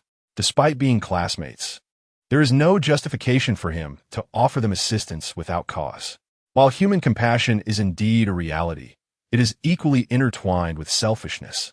Yin Kuang felt content as long as he acted in accordance with his conscience. Upon receiving the 60 learning points, a wave of ecstatic joy washed over Xiaozhang. He glanced around, eager to identify the benefactor, but alas, everyone assumed he was merely seeking to borrow points. Thus, he could not discern who Yin Kuang was. Nevertheless, this did not impede him from committing the name to memory. 60 points, a life saved, Xiaozhang shall remember. Following this, he distributed the 60 points among the 3 teaching assistants before lowering his head to sit down. Yet, 4 individuals remained standing, still lacking 30 points. The stifling atmosphere in the classroom was so oppressive that it felt as though everyone was gasping for breath. Particularly, those 4 were drenched in perspiration, their clothes thoroughly soaked. Were they to simply watch as these individuals met their demise? Alas, Li Shuangmu sighed, rising to inquire, "How much do you still need?" 30 points, they exclaimed in unison, as if they had clutched a lifeline amidst drowning. Regardless of the outcome, they were determined to grasp it tightly and not let go. Li Shuangmu focused his thoughts and transferred 30 learning points to each of them, saying, "You can return it when you have it. I do not require you to repay me multiple times. Just 30 points will suffice." "Thank you, Li Ge. Thank you, Li Ge." They expressed their profound gratitude. Although 30 points may not seem substantial, it could indeed save their lives. Li Shuangmu waved his hand dismissively, sinking back into his seat, his expression one of evident disinterest. Xiongba clapped his hands, declaring, "All right, you may all return to your respective dormitories. The principal should have already implanted some information into your minds. Gather here again at 5 p.m. I will escort you to the cafeteria. Make sure to present yourselves well. Do not appear as though you have just lost your parents. I must inform you that the cafeteria is not merely a place for meals. There, you will encounter the seniors from the 3rd year. If you leave a poor impression on them, humph." With that, Xiongba waved his hand and, accompanied by Ji1 and the otaku, effortlessly exited the classroom, which had previously resisted all attempts to open. In the corridor, under the dim, reddish glow, the trio of teaching assistants walked side by side. The otaku suddenly remarked, "Look at them. Xiongba just advised them to unite." "Huh, do you call that unity?" "Not in the least. I fear that Class 12 Season 04 will soon be erased." Xiongba shrugged nonchalantly. "What does it matter to us? After this week, we may not even have the chance to see them again. Whether we perish first or they do, who can say? Do not harbor resentment over their disruption of the seniors' assessment. It will only bring you unnecessary anguish," Ji1 added. "Xiongba is right. Otaku, let go of that matter. Senior Chongming has promised us 2 opportunities. Besides, the seniors mentioned that we should use these days to prepare." The otaku exhaled heavily, seemingly letting go of his grievances, and ruefully stated, "I thought we merely had to contend with other classes and examinations. Who would have thought this wretched university is truly intent on our destruction? Now I understand why there are so many ultimate rewards." "Fear not," Xiongba reassured him, "we still have the 3rd-year seniors with us. Moreover, based on past experiences, the principal will not assign us tasks that are impossible to survive. It is up to us to seek out opportunities amidst adversity. Additionally, I trust that Senior Chongming will not abandon us. After all, we are on the same side." "Xiongba, who do you think is more formidable? Senior Chongming or that individual?" The otaku suddenly posed. "I have heard whispers that Senior Chongming and that person were once quite close friends, perhaps due to Senior Calming." "Enough." Ji1 forcefully smacked the otaku's shoulder and glanced around furtively, warning, "Are you seeking death by spreading rumors about the seniors? If you wish to perish, do so on your own. Do not drag us down with you. And do not speak of that individual." Xiongba nodded solemnly. Ji1 is correct. "Otaku, curb your gossip. Do not jeopardize us all. Let's focus on our own matters." The otaku muttered in acquiescence. Fine, fine, I shall say no more.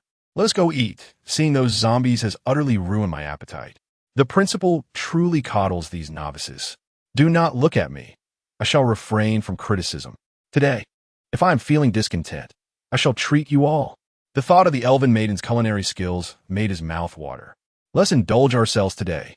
As they spoke, the three figures vanished around the corner of the staircase. In the classroom of Class 12, Season 04, as the teaching assistants departed, the 30 boys and girls collectively exhaled in relief. Instantly, the previously silent classroom erupted into a cacophony of chatter, laughter, tears, anger, and contemplation, all mingling together. At that moment, Wei Ming dragged a chair over and asked Yin Kuang and Li Shuangmu, "What is wrong with you two? You were fine before. Why did you come to blows?" Was there no way to discuss things calmly? Yin Kuang cast a cold glance at Li Shuangmu and replied, "I have nothing to say to him. Wei Ming, you should stay out of this. It is beyond explanation. Just be cautious." After that, Yin Kuang seemed disinclined to elaborate further, glancing at his watch before accessing his information panel. Only now did Yin Kuang have the opportunity to truly assess the changes wrought upon him by the G virus. "This is exactly what I wanted to say," Li Shuangmu replied coldly, touching his ring as if summoning his attribute panel, scrutinizing it closely. As he did, his expression grew increasingly grave. Wei Ming observed both Yin Kuang and Li Shuangmu, then sighed heavily and turned to Wang Ning, asking, "What on earth transpired? Why do they seem like sworn enemies?" Wang Ning shook his head helplessly. "It is complex, and I cannot explain it. However, I believe this is a matter between them. We outsiders should refrain from intervening. Otherwise, we may find ourselves in a precarious situation. You should focus on your own predicament. If you enter and perish, you will gain little from this entrance examination. We cannot afford to allocate you too many points, as we also require them." Wei Ming's expression darkened as he said, "What can I do? I can only exchange for some inexpensive but practical items for now. Next time, I shall devise a way to acquire more learning points. I promise I will not make such a foolish mistake again. I was truly naive, try to appear noble for no reason." Wang Ning smiled, but chose not to respond further, instead accessing his own attribute panel, his expression equally solemn. However, amidst the hustle and bustle of everyone, an astonishing white pillar of light suddenly materialized in the classroom, enveloping a boy entirely within its radiant embrace. The blinding and intense white light obscured everyone's vision, leaving them unable to discern the events unfolding within. The sudden occurrence immediately drew the attention of all present. What was happening? No one knew. The light just appeared. I bet he must have exchanged for something remarkable. Alas, how enviable. If only I hadn't perished back then. The crowd erupted into a cacophony of speculation, their envious and jealous gazes directed towards the boy caught in the pillar, all curious about the powerful ability or lineage he had acquired. After a full 5 minutes, the light began to wane, gradually revealing the boy within, until the pillar dissipated like mist. "Huh, how incredible! Am I dreaming?" the boy exclaimed, laughing as if he had just won a grand prize of 50 million. "I feel so empowered. This sensation is truly magnificent." "Huh, so cool. Hey buddy, what did you exchange for?" inquired a curious bystander. "Why should I tell you?" the boy retorted, lifting his chin defiantly and puffing out his chest. "If you're capable, go exchange for it yourself. What do you mean by asking so much?" His demeanor was one of utter arrogance, dismissing the others entirely. The inquirer was taken aback. "How impressive. Why don't you flaunt that in front of the teaching assistant?" "Humph, acting tough in front of me?" Clearly, this individual was not one to back down easily. The boy, who had exchanged for some ability, flushed with anger and slammed his hand on the table, cursing, "You little brat. Say that again if you dare. Do you believe I want to take you down? Come on, I'm right here. Try me." The other person stood tall, pointing at his own chest. "You brought this upon yourself."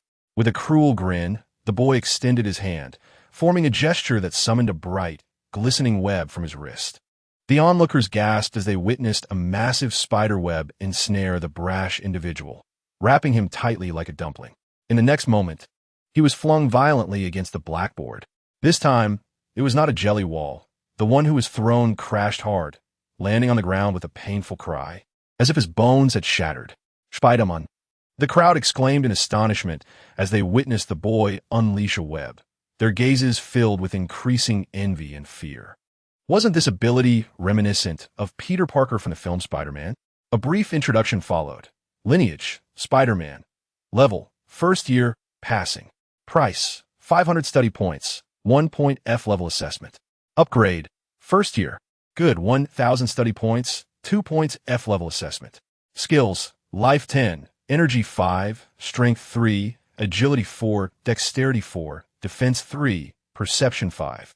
Primary Spider Sense, Primary Resilience Web Shooting, Primary Wall Crawling. The boy who had exchanged for Spider-Man's lineage laughed heartily, declaring, "Dare to provoke me? Oomph. You're simply courting death. Everyone, I am Tang Xiaotian. You may call me Brother Tian from now on. Since we are all classmates, I will not turn a blind eye to your troubles." As the teaching assistant mentioned, we are one class and should unite. Turning to the individual he had just thrown down, Tang Xiaotian remarked, "Humph, I don't wish to hold a grudge against you. We might as well consider this a fortuitous encounter. By the way, what is your name?" The fallen person, evidently intimidated, replied, "I am Lai Lai Xiaolong. Get up. Remember to speak politely in the future. Do you understand?" Tang Xiaotian approached him and helped him to his feet, adopting the demeanor of an elder reprimanding a younger counterpart. Lai Lai Xiaolong could only nod submissively, filled with resentment yet powerless to retaliate. The others looked on, most gazing at the Spider-Man, Tang Xiaotian, with envy. They observed him basking in the satisfaction of his newfound power, his proud expression almost struggling to suppress a jubilant laugh, a sight that was both compelling and torturous. However, a few individuals remained indifferent, continuing their own pursuits. Among them were Yin Kuang, Li Shuangmu, Wang Ning, Zhang Fei, along with a tall girl referred to as Big Sister by the surrounding girls, and a pair of rivals, Zhang Yaozong and Du Feng, who were embroiled in a heated argument. At this moment, Yin Kuang was fixated on his attribute panel, which read as follows. Name, Yin Kuang. Lifespan, 34 years. Life, 152. 035 points. Energy, 111, 021 points. Intelligence, 718. Strength, 3, 710. Agility, 5, 712.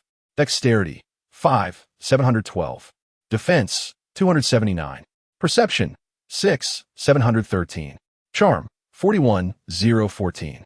The values added later were due to the enhancement from the G virus, except for intelligence, which had only increased by 1 point, strength, agility, dexterity, defense, and perception had all risen by 7 points. Life had increased by 20 points, and energy by 10 points. The charm attribute had notably risen by 10 points. Yin Kuang mused, could it be that my appearance has improved with my diminished stature, thus enhancing my charm? Additionally, in the center of the octagonal holographic information display, a small holographic image of Yin Kuang revealed the following information: character enhancement, lineage enhancement, gene mutation enhancement, a name chosen by Yin Kuang himself. Lineage level, first year, passing. Enhancement description. The injection of a semi-finished G virus has resulted in one of countless unpredictable mutations, leading to a new unknown lineage enhancement, which requires further exploration by the enhancer. Lineage effects. 1. First year G mutation enhancement increases life by 20 points, energy by 10 points, intelligence by 1 point, and increases strength, agility, dexterity, defense, and perception by 7 points each, charm by 10 points. 2. Awakening lineage skill. The eyes possess extraordinarily sensitive, unusual vision, requiring energy consumption during use. 3. Awakening lineage skill, G-body mutated form. This form can double your life, strength, agility, dexterity, defense, and perception, with energy continuously consumed.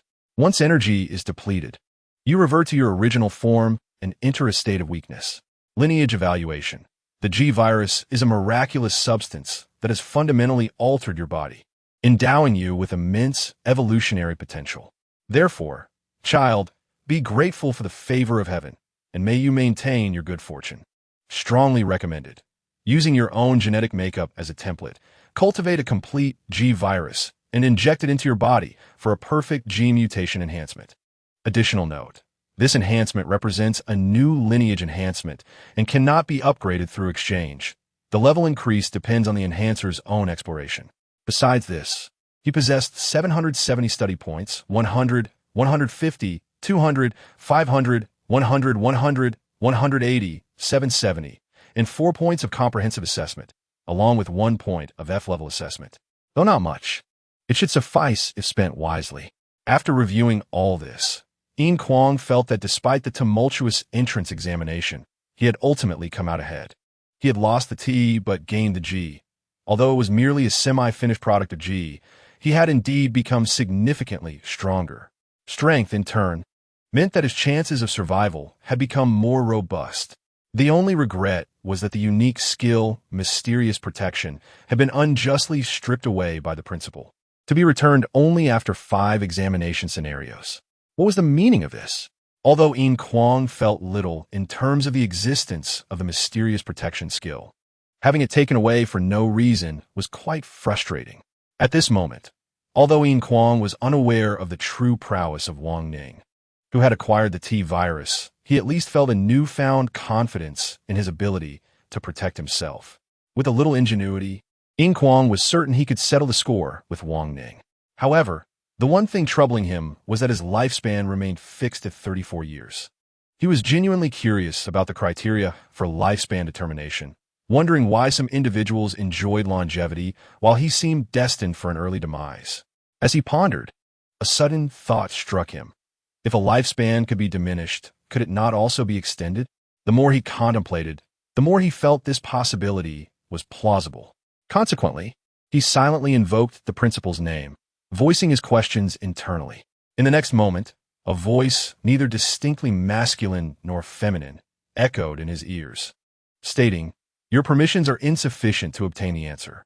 It continued, "You may wish to explore the exchange interface." The exchange interface?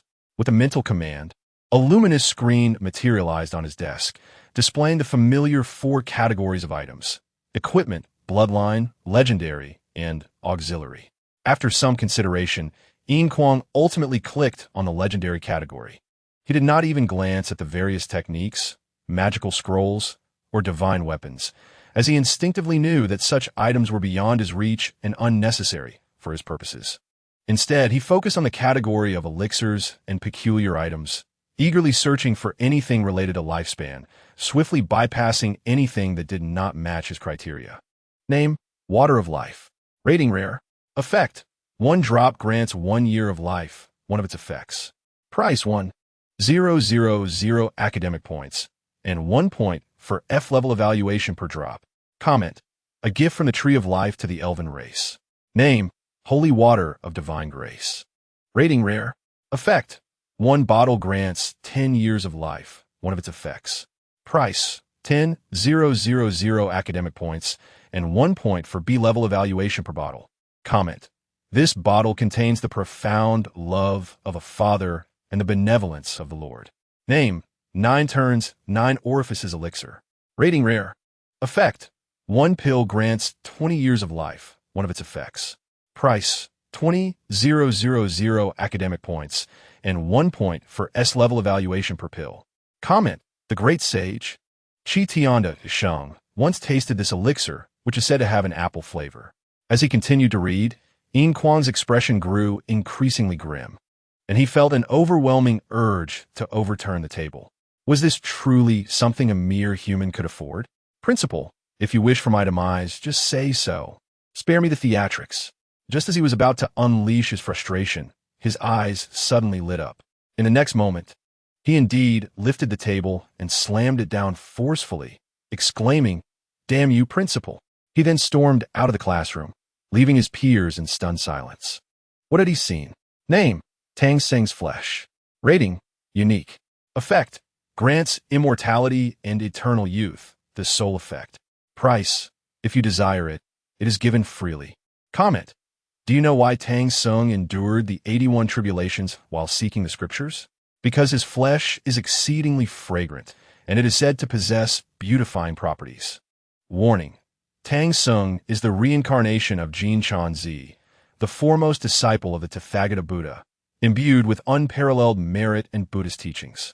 Consuming his flesh will indeed grant you an immortal body, yet the boundless merit he possesses will transform into limitless karma that will weigh upon you. You will lose everything you hold dear and endure infinite retribution across the endless ages. Use with caution. Suddenly, a glimmer of hope appeared, only to be followed by a plunge into the abyss of despair. How could Yin Kuang not be enraged and throw the table in response? Chapter 47. The one adorned with roses observing Yin Kuang's departing figure. Zheng Fei and Wei Ming exchanged bewildered glances, shaking their heads in a mixture of resignation and confusion. Li Shuangmu merely frowned, choosing not to dwell on it. Conversely, Wang Ning wore a subtle smile, as he could likely surmise the reason behind Yin Kuang's agitation. Ah, lifespan. Lifespan. How am I any different? How could that wretched principal have calculated this? Why do I, Wang Ning, possess only 27 years of life? Wang Ning gripped his scalp in frustration, feeling an inevitable annoyance rising within him. It is worth noting that Wang Ning did not believe the principal had established lifespan attributes for their benefit to allow them more chances at life. Quite the opposite. He perceived the lifespan attribute as a clear indication of the principal's malice and cruelty. Why? Why do people sometimes fear not death? Because everyone, especially the youth, rarely contemplates death, nor do they believe they will meet their end so soon. Thus, they remain unconcerned about mortality. However, the situation had changed. Everyone was acutely aware of their lifespan. With each death, their life expectancy dwindled. Just imagine the despair of witnessing one's lifespan decrease. The specter of death drawing ever closer. It could drive a person to madness. Lifespan is akin to a wolf pursuing you, to avoid being devoured. You must run with all your might. Yet, no matter how fast you flee, a glance over your shoulder reveals that the ferocious beast is drawing nearer and nearer. The slightest lapse in vigilance could result in death. Hey! A hand clapped on Wang Ning's shoulder. Startled, he leapt away, instinctively reaching for the blade concealed in his left hand, prepared to strike at the neck of the person who had startled him. Zheng Fei, taken aback, quickly inquired, Wang Ning, why are you sweating so profusely? Wang Ning, feeling a mix of anger and helplessness, shot Zheng Fei an exasperated glance and hissed, You nearly scared me to death. Did you know that people can die from being frightened? Oh, I apologize. I didn't realize you were deep in thought. I merely noticed you were drenched in sweat and thought something might be amiss. Sighing, Wang Ning replied, I was startled by the exchange prices set by the principal. Just look at these items. They're utterly beyond what any person could afford, aren't they? Take this dragon subduing 18 palms. It demands 5,000 academic points, along with 1 point for B-level evaluation, and requires personal comprehension. And this Dao De Jing cultivation technique is even more outrageous, 20,000 academic points and 1 point for S-level evaluation. I distinctly remember that the Dao De Jing outside costs only 5 yuan a volume. As if to vent his frustration, Wang Ning slammed his hand down on the table. In my opinion, the principal clearly intends for us to perish. Is this not a cruel game? Zheng Fei nodded in agreement, saying, Indeed. I just saw a mecha from Mobile Suit Gundam that is incredibly cool, but the exchange price, let us not dwell on it. It only makes me envious. By the way, what did you want to discuss with me? Wang Ning asked. Zheng Fei wore a pained expression as he replied. Do you remember the blood of Mary from our hidden mission? Yes, that miraculous blood that enhances the probability of T-virus enhancement. What about it? Zheng Fei continued. I just checked, and indeed, there's a T-virus exchange. Can you believe it? It's divided into 5 tiers, with success rates ranging from 10 to 15, up to 39, but never exceeding 40. Moreover, the price doubles with each tier increase. The 10 tier alone costs a staggering 1,000 academic points and 2 points for F-level evaluation. No wonder the teaching assistants said the entrance exam rewards are quite substantial. This conversion is exceedingly generous. Wang Ning also feigned a troubled expression, feeling a sense of indignation. I knew it. The T-virus enhancement is beyond our reach.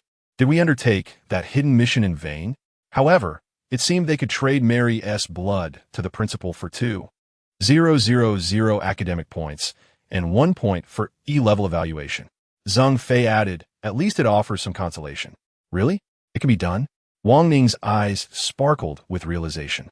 He had 2 vials of Mary S. blood. If he used one for the T-virus injection, he would still have another vial left. Of course, the prerequisite was to avoid falling victim to the 25 failure rate. Otherwise, he would find himself in dire straits and would need the other vial to neutralize the T-virus. I shall share with you my thoughts. After a bustling day, one might say there are gains and losses. I shall take my leave now. After all, the teaching assistant advised against redeeming enhancements for the time being, and it seems he has his reasons. I will go and search for my dormitory. Perhaps we might even be roommates, I jested. With that, Zheng Fei waved goodbye and departed. As for me, I would prefer to reside alone, seeking tranquility, muttered Wang Ning, casting a glance at Li Shuangmu in the distance. Wang Ning pondered for a moment before standing up and exiting the classroom. In a fit of frustration, Yin Kuang stormed out of the classroom, descending the stairs. Upon reaching the first floor, he gazed at the eerie serenity of the campus beneath the dark crimson sky. It dawned on him that this was no longer the school he once knew. In a fleeting moment of habit, he had mistaken this place for his former high school. Accustomed to the verdant trees, blooming flowers, azure skies, and fluffy clouds of his previous institution, he now faced a landscape dominated by a foreboding and uncanny palette, leaving him unable to reconcile it with the cherished memories of his former campus or the essence this new environment evoked. The contrast was staggering. Suddenly, he felt that, in comparison, his original school was indeed a paradise. Observing the seemingly frozen dark clouds above, the ominous red glow, and the shadows cast by the trees in both the near and far distance, as well as a pitch-black pond not far off, Yin Kuang couldn't help but sigh. Was this truly a campus? This question became indelibly etched in his mind, impervious to the ravages of time. In the end, Yin Kuang took a deep breath and exhaled heavily, resolving to adapt to this new environment and strive diligently, just as he had in the past, to achieve commendable results and swiftly obtain his diploma, so he could safely return home. Clenching his fists, he stepped forward, though it was his first time in this place. He felt an inexplicable familiarity, mixed with an unsettling strangeness. It was a curious contradiction. It was as if he knew that the nearby Heishui Lake was called Jingling Hu, yet he could not fathom why it bore such a name. The black trees were known as Ing Wudong. Their mysterious blue fruits were not fruits at all, but rather the eyes of the Ing Wudong. The building behind him was referred to as Luhan Lu, also known as the 13th Slaughterhouse, situated in District 1, a name both terrifying and bizarre. In the distance, a dimly discernible black-red structure, reminiscent of the Leaning Tower of Pisa, appeared to be the library, located in District 4. As he surveyed the surroundings, each building bore peculiar names and odd designs, making Yin Kuang feel a strange sense of familiarity, despite only knowing their names and not their functions. It was as if, as the teaching assistant Xiongba had claimed, the omnipotent principal had implanted relevant information directly into their memories. It was simply astonishing. However, as he continued on his way, a sense of unease began to creep into Yin Kuang's heart. This was not due to getting lost, nor was he frightened by the scenery before him. Rather, it was because he had ventured so far that, upon turning back, he could no longer see the 13th Slaughterhouse. Having circled around Jingling Hu and navigated through the Ing Wutong Grove, he found himself in the Black Fire Garden, only to discover that the vast campus seemed to be utterly devoid of life. Indeed, apart from himself, Yin Kuang had not encountered a single soul. It felt as though he were the sole human being amidst this desolate expanse. Suddenly, an unsettling thought struck him, and he was enveloped by a wave of panic. "Is anyone there?" He called out tentatively, but his voice seemed to dissipate without traveling far. "Hello, is anyone around?" He shouted again, yet his voice, even louder this time, echoed back to him as if swallowed by the very air, leaving him with the eerie impression that no barriers obstructed his voice, yet it still failed to carry. Though he knew his dormitory was not far ahead in Building 33, this knowledge did little to assuage his growing fear. While he possessed a certain resilience and intellect, suppressing his unease was becoming increasingly difficult. It was akin to the terror he experienced in a previous encounter resembling a scene from Resident Evil 2, where the fear of being hunted loomed behind him, urging him to remain calm, especially with Wang Ning by his side. However, upon truly relaxing his nerves, the haunting memories surged forth like a tide. In this eerie, desolate, and dimly lit crimson-hued environment, he unconsciously recalled the entrance examination experience and the hollow, soulless eyes of the man who had seemed to long for death. Gradually, Yin Kuang's composure began to falter. This place resembled a scene from a nightmare. Loneliness and solitude are the most potent poisons, the most terrifying of phantoms. Calm down, Yin Kuang. You must regain your composure, he murmured to himself, taking deep breaths, reminding himself that there was nothing to fear as he was nearing his dormitory. With this mantra in mind, he quickened his pace, lowering his head and hurrying forward, almost in a blind panic. Uncertain whether he was moving too quickly or not, Yin Kuang suddenly stumbled over something soft yet solid, akin to steel. Of course, these details were inconsequential. What mattered was that he had fallen once more. In that moment of falling, a fleeting thought crossed his mind. Was he destined to fall back? Thud! He landed on the ground. Though the ground was cushioned by black grass, there were still stones of various sizes hidden within, and naturally, he would feel some pain. However, before he could rise, a shadow enveloped him. A wave of hot, rancid breath washed over his face. Hey kid, are you blind? Not watching where you're going and daring step on my tail? Are you looking for death? The voice was coarse and beastly, reverberating in a manner that left Yin Kuang breathless and struggling to inhale. Startled, Yin Kuang slowly lifted his head, only to behold a colossal wolf's head, as large as a car's front end, with eyes that resembled gigantic lanterns, its sharp teeth gleaming menacingly. The foul stench emanated from its cavernous nostrils. Before him lay a massive wolf, its fur as white as snow, starkly contrasting with the surrounding gloom. Oddly, it lay concealed behind a mound of dark, low-hanging trees, seemingly engaged in some mysterious activity. Strangely, this enormous white wolf sported a crown of roses upon its ears. Hey kid, the gigantic white wolf, noticing Yin Kuang's stunned silence, spoke in a human tongue. Are you so daft that your teaching assistant failed to instruct you on how to show respect to your seniors? Tell me, who is your teaching assistant? I ought to enlighten him on how to fulfill his duties. Yin Kuang scrambled to his feet, stammering, you forget it. The white wolf interjected. Considering you appear to be dumbstruck by my majestic presence, I one T press you further. Just help me remove the floral crown from my ears, and I shall spare you. For a moment, he was at a loss, but one thing was certain. This giant wolf regarded itself as a senior. And according to the teaching assistant's words, seniors were not to be trifled with. Thus, Yin Kuang nodded vigorously. However, the problem was that the wolf's head was far too high for him to reach. Could you lower your head a bit, esteemed senior? It's too high up. The white wolf huffed, damn it. You expect me to bow my head for a mere sprout? You should be grateful I'm letting you off easy this time. The next time, just you wait. I will make sure to take you down. You actually expect me to run around the school wearing a wreath of roses. In wolf form, no less. If I cannot do it myself, why can't I ask someone else to do it? I don't know what he is underestimating.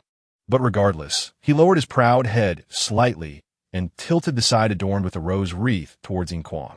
Hey kid, be careful. This wreath has been enchanted. Once you take it off, just toss it aside. Don't think it's a joke. Huh? Oh, an enchantment? What difference does that make? Yin Kuang still has to obediently take it off. Otherwise, if he offends a senior, who knows what might happen? Chapter 48. The president of the Colorful Wolf Association. The president is Xiao Xiong. You're back. My apologies, president, for disappointing you. I have already learned. Your senior sister has long foreseen failure. Let it be. However, you must seize the next opportunity. You know, many aspire to join the student council, but it is better to have a few trusted members.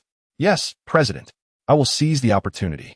Although you were introduced by Biao, for the sake of fairness, I can only give you one more chance.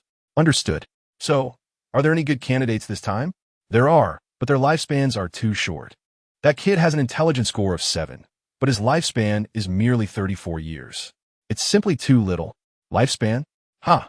What significance does that hold? Since he is promising, let us try to nurture him. An intelligence score of 7 is considered talent. Yes, I will make sure to guide his thoughts properly. Forget it. Let Biao handle it. He excels at persuading people. Wasn't he who convinced you to exchange for the werewolf lineage? Just to create a werewolf association for the sake of appearances? However, President, I just heard that Senior Bai lost a bet with Chang Xuejia and Sun Xiuzhang. It seems he has to run around the school wearing a wreath of roses. Given Senior Bai's personality, he is likely hidden away somewhere. Huh. Betting with Chong Qing and Sun Qiankuan. This guy has always lost more than he wins. Well, since that's the case, go and give it a try. Just make sure those people don't get ahead of you. Yes, President. Well then, I'll take my leave. Go on. I'll greet Xiao Wenzi and Xiao Zhai. Yes, President. Prompt. Freshman Yin Kuang, your right hand is in a state of paralysis and will remain so for 4 hours. As Yin Kuang tiptoed to touch the wreath of roses, a message suddenly appeared in his mind. Almost simultaneously, he felt as though a high-voltage current had surged through his right arm, causing it to swell and become numb, ultimately dropping lifelessly. Since his right hand was still grasping the wreath, it remained in a clenched state, and, as his arm fell, he inadvertently pulled the wreath down with it. Damn it, that wretched woman. She even placed a binding spell on it. This tug has pulled my hair out. It's not easy to maintain a hairstyle. The enormous wolf head revealed a mouth full of terrifying teeth, clattering ominously. Hey kid, you alright? I forgot to mention, it was that foul woman who placed a composite spell on it. But whatever, the wreath is off now. At this moment, the giant wolf noticed Yin Kuang, who was not far from him, and spoke. The massive wolf stood before Yin Kuang, yet he felt as if this colossal creature was a mountain looming overhead, making it difficult for him to breathe under the weight of the pressure, causing him to instinctively distance himself in hopes of alleviating the suffocating sensation. Yin Kuang replied, I'm fine, just that my right hand has been declared paralyzed for 4 hours. He could not help but ask, Senior, why can't you take it off yourself? Why must I do it? What is that, kid? The white wolf leaned forward slightly. Did you think I appointed you to do this without any complaints? It's just a 4-hour arm paralysis. What's the big deal? Fine, since you did this for me, I'll tell you. It's a matter of a man's honor, understand? Yin Kuang stared wide-eyed and nodded, though he was utterly perplexed. Stop with the nonsense, the white wolf said. Why should I explain so much to a little sprout? The most important thing is, I'm free now. I don't have to lie here counting seconds. How could I, as a dignified leader, be reduced to a wolf, running around with a wreath of roses? It feels no different from when I used to shout that I was a perverted wolf while hugging a telephone pole beneath the girls' dormitory. As he spoke, the enormous white wolf stretched its massive form, causing Yin Kuang to only see its chin when he looked up. Accidentally, his gaze slipped between the wolf's front legs, glancing towards its lower abdomen. Goodness! Hey, where are you looking, you brat? The giant wolf leapt as though its tail had been stepped on, leaning forward and baring its teeth at Yin Kuang, the hot breath nearly blowing him away. Careful, or I'll swallow you whole. Its fierce demeanor left no room for doubt in Yin Kuang's mind. Yin Kuang's heart raced, and he hurriedly lowered his head. In that fleeting moment, he felt as if every nerve in his body was being pierced by steel needles. Indeed, none of these seniors were easy to provoke. Was it just a glance at your big bird? They are all males, and with such ample capital, why be shy? What is there to be angry about? Yin Kuang mused. Suddenly, the giant wolf's lantern-sized eyes scanned Yin Kuang, and it leaned forward, sniffing with its cavernous nose. Kid, not bad. You possess a fair amount of spiritual energy. It even carries a hint of true essence. How is it possible for a novice like you to have a sin akin to true essence? Could it be that you are wearing a spiritual artifact? Hey kid, would you mind showing it to me? Don't worry, I'm merely curious. This spiritual energy, while special, is too little for me to care about. Besides, I have no use for it.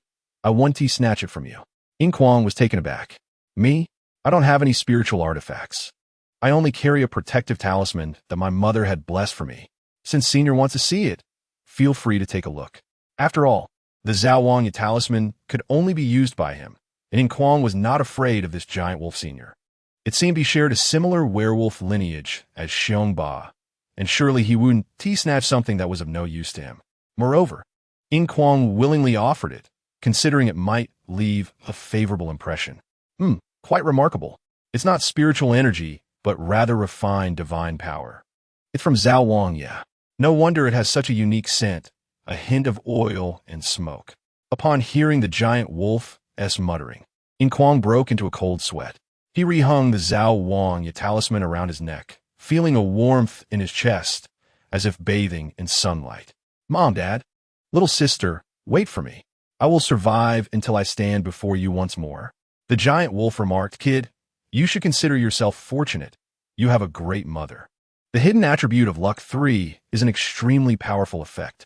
Moreover, the selfless maternal love attached to it is even stronger than Zhao Wang, yet's divine power. So, live well. Otherwise, who will you owe? Yin Kuang smiled and said with determination, Thank you for your advice, Senior. I will certainly survive. By the way, kid, the giant wolf suddenly interjected, You seem rather likable. You haven't exchanged for any enhancement attributes yet, have you? Yin Kuang was taken aback, clearly not catching up with the giant wolf's 360-degree change in topic. I haven't yet. Moreover, the teaching assistant advised against exchanging for any enhancements for now. I wish to believe that the teaching assistant knows more than we do. Following his guidance should surely be correct. Ha! Without warning, the imposing figure of the elder, dubbed Zhulang, suddenly shifted his tone and said, Young lad, cough, cough. As your senior, I have a promising path to unveil for you, cough. A remarkably advantageous route, a smooth and luminous avenue. Are you interested? This revelation left Yin Kuang somewhat bewildered, for he found it challenging to comprehend the erratic reasoning of this elder. Moreover, the grin plastered across his face, stretching from ear to ear, bore an uncanny resemblance to that of a cunning wolf luring in Little Red Riding Hood. A wolf? Little Red Riding Hood? Yin Kuang felt a wave of despair washing over him. Since this was a piece of wisdom from Senior, he felt compelled to listen. Suddenly, Zhulang narrowed his gaze at Yin Kuang and exclaimed, What is that expression on your face? Do you think I would deceive you? I can assure you, you are pondering whether I am the cunning wolf who deceived Little Red Riding Hood, while you play the role of the innocent girl. Am I right? Yin Kuang took a step back, his lips twitching slightly. Senior, please calm down. With your noble stature, how could you possibly be that wolf? And besides, look at me. Do I resemble Little Red Riding Hood in any way? Zhulang chuckled coldly. Listen well, young lad. The first thing you must do in the presence of your senior is to show respect, and the second is to be honest. The inner thoughts of you first-year students are easily discerned by those of us in the upper years. Considering that you aided me once, I shall spare you this time. However, next time, I might just toss you into the Jingling Lake for a refreshing dip, which you will remember for a lifetime. Yin Kuang felt a jolt of fear, his legs trembling. Soda. Enough with the pleasantries, Zhulang interjected, shaking his massive wolf head. I will ask you this. Are you interested in enhancing your werewolf lineage? You must understand, the werewolf lineage is extraordinarily powerful, ranking among the best of all bloodlines. Just look at me compared to you. Imagine if I were to strike you with a single paw, you would perish 100 times over. Individuals like you, fresh out of high school, should consider exchanging for this lineage. You can transform into a wolf, significantly boosting all your attributes and gaining strong resistance against various negative effects. Moreover, the cost of exchanging for the werewolf lineage is quite affordable for first-year students. This lineage is practically tailor-made for newcomers like you. So what do you say? And I must inform you, upon exchanging for the werewolf lineage, you will be able to join the Werewolf Association. I can personally recommend you. Oh, by the way, I have yet to introduce myself. I am the esteemed president of the Werewolf Association. You may call me by Shuizhang or simply president.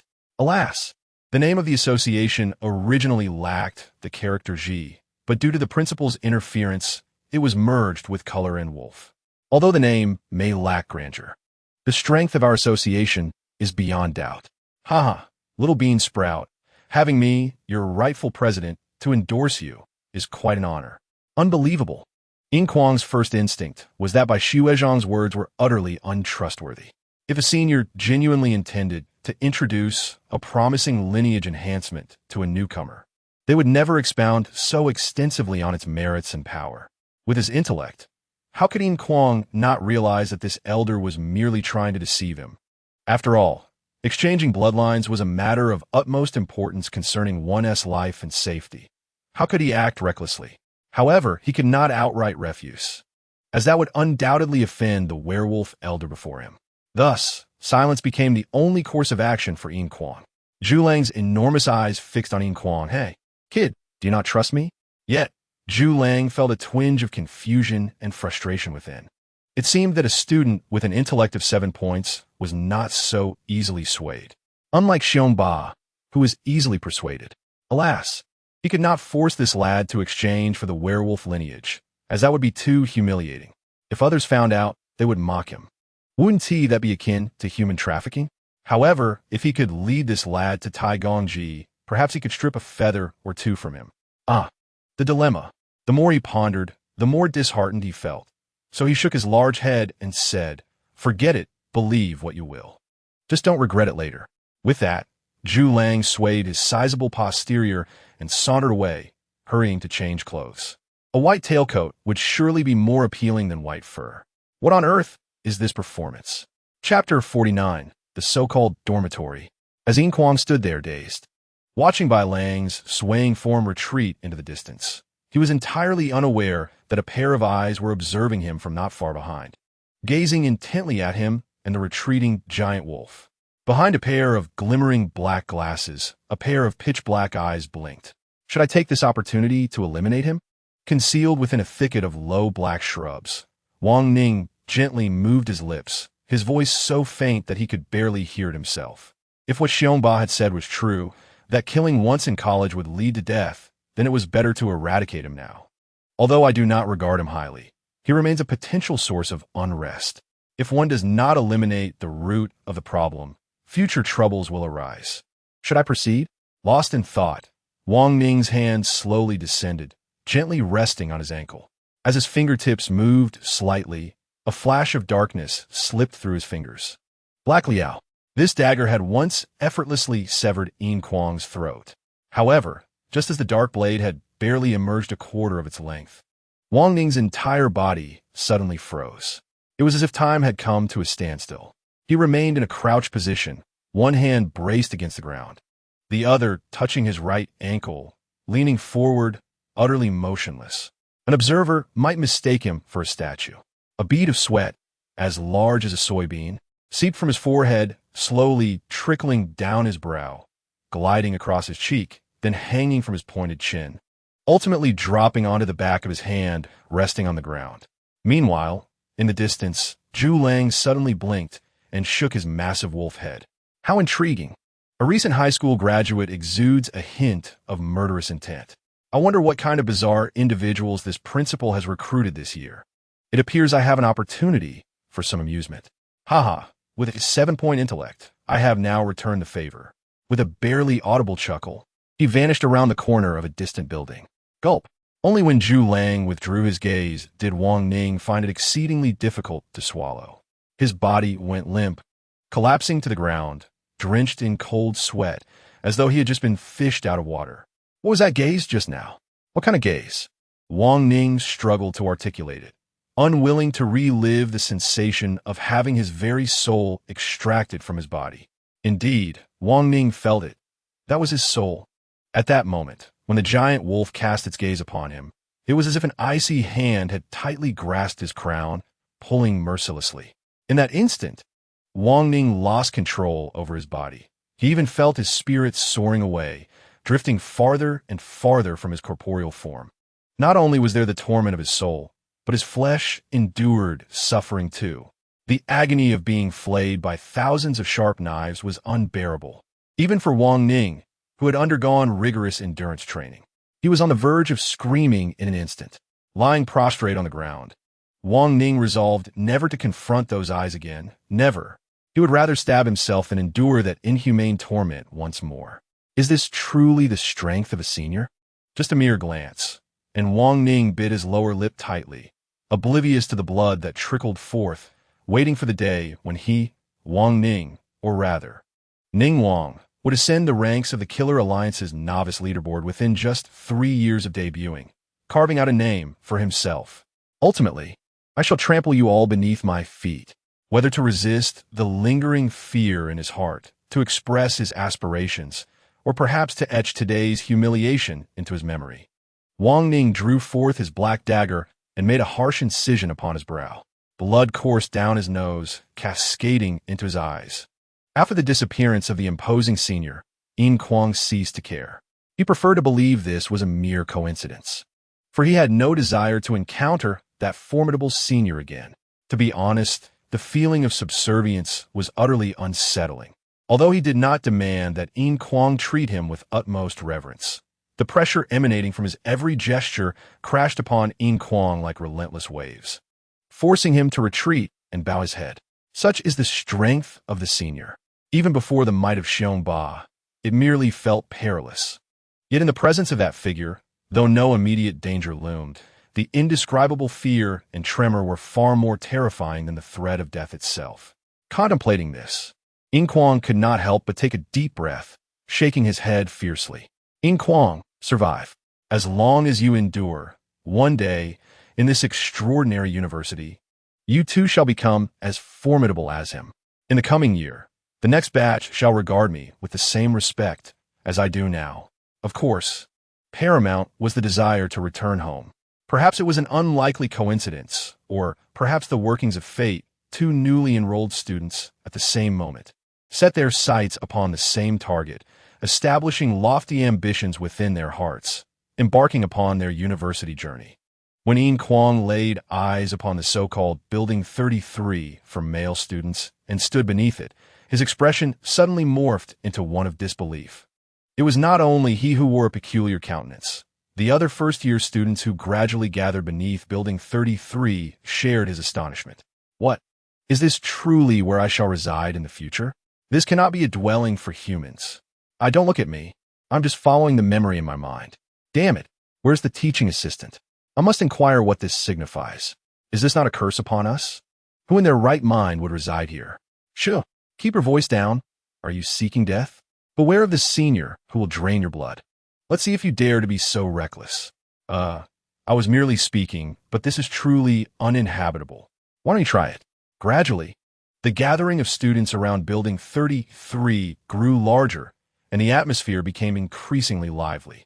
All discussions revolved around the imposing structure before them, which, from any angle, resembled towering coffins stacked upon one another. Indeed, coffins. Rows of upright coffins formed a bizarre edifice, measuring over 10 meters in height and 3 meters in width. Standing at over 10 meters tall, it comprised 4 levels.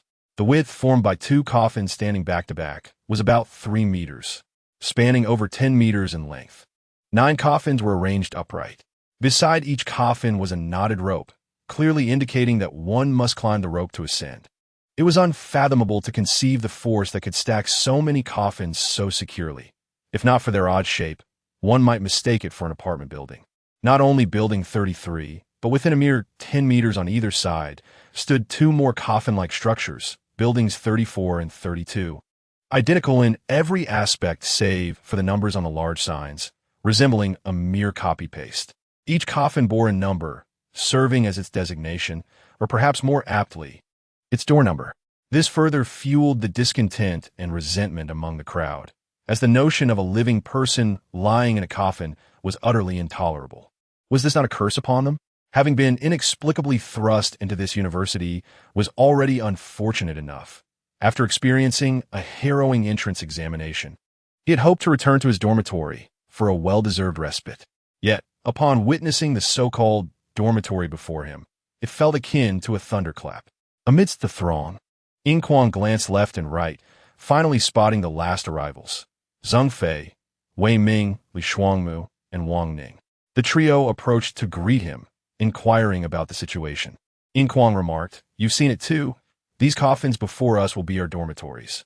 "Ha! There's single rooms, each to their own." He then turned to Wang Ning. "What number are you?" It seemed a casual inquiry, yet in truth, Yin Kuang harbored a silent curse for Wang Ning, wishing him to find his place in a coffin sooner rather than later. Wang Ning, taken aback, failed to grasp the implication in Yin Kuang's words, replying, "I am in room 44. Upon realizing he was on the top floor, the 4th coffin, Wang Ning's expression shifted slightly, forcing a smile as he said, 44? Quite ominous indeed. What was the principal thinking to assign us to such a place? Yin Kuang shook his head.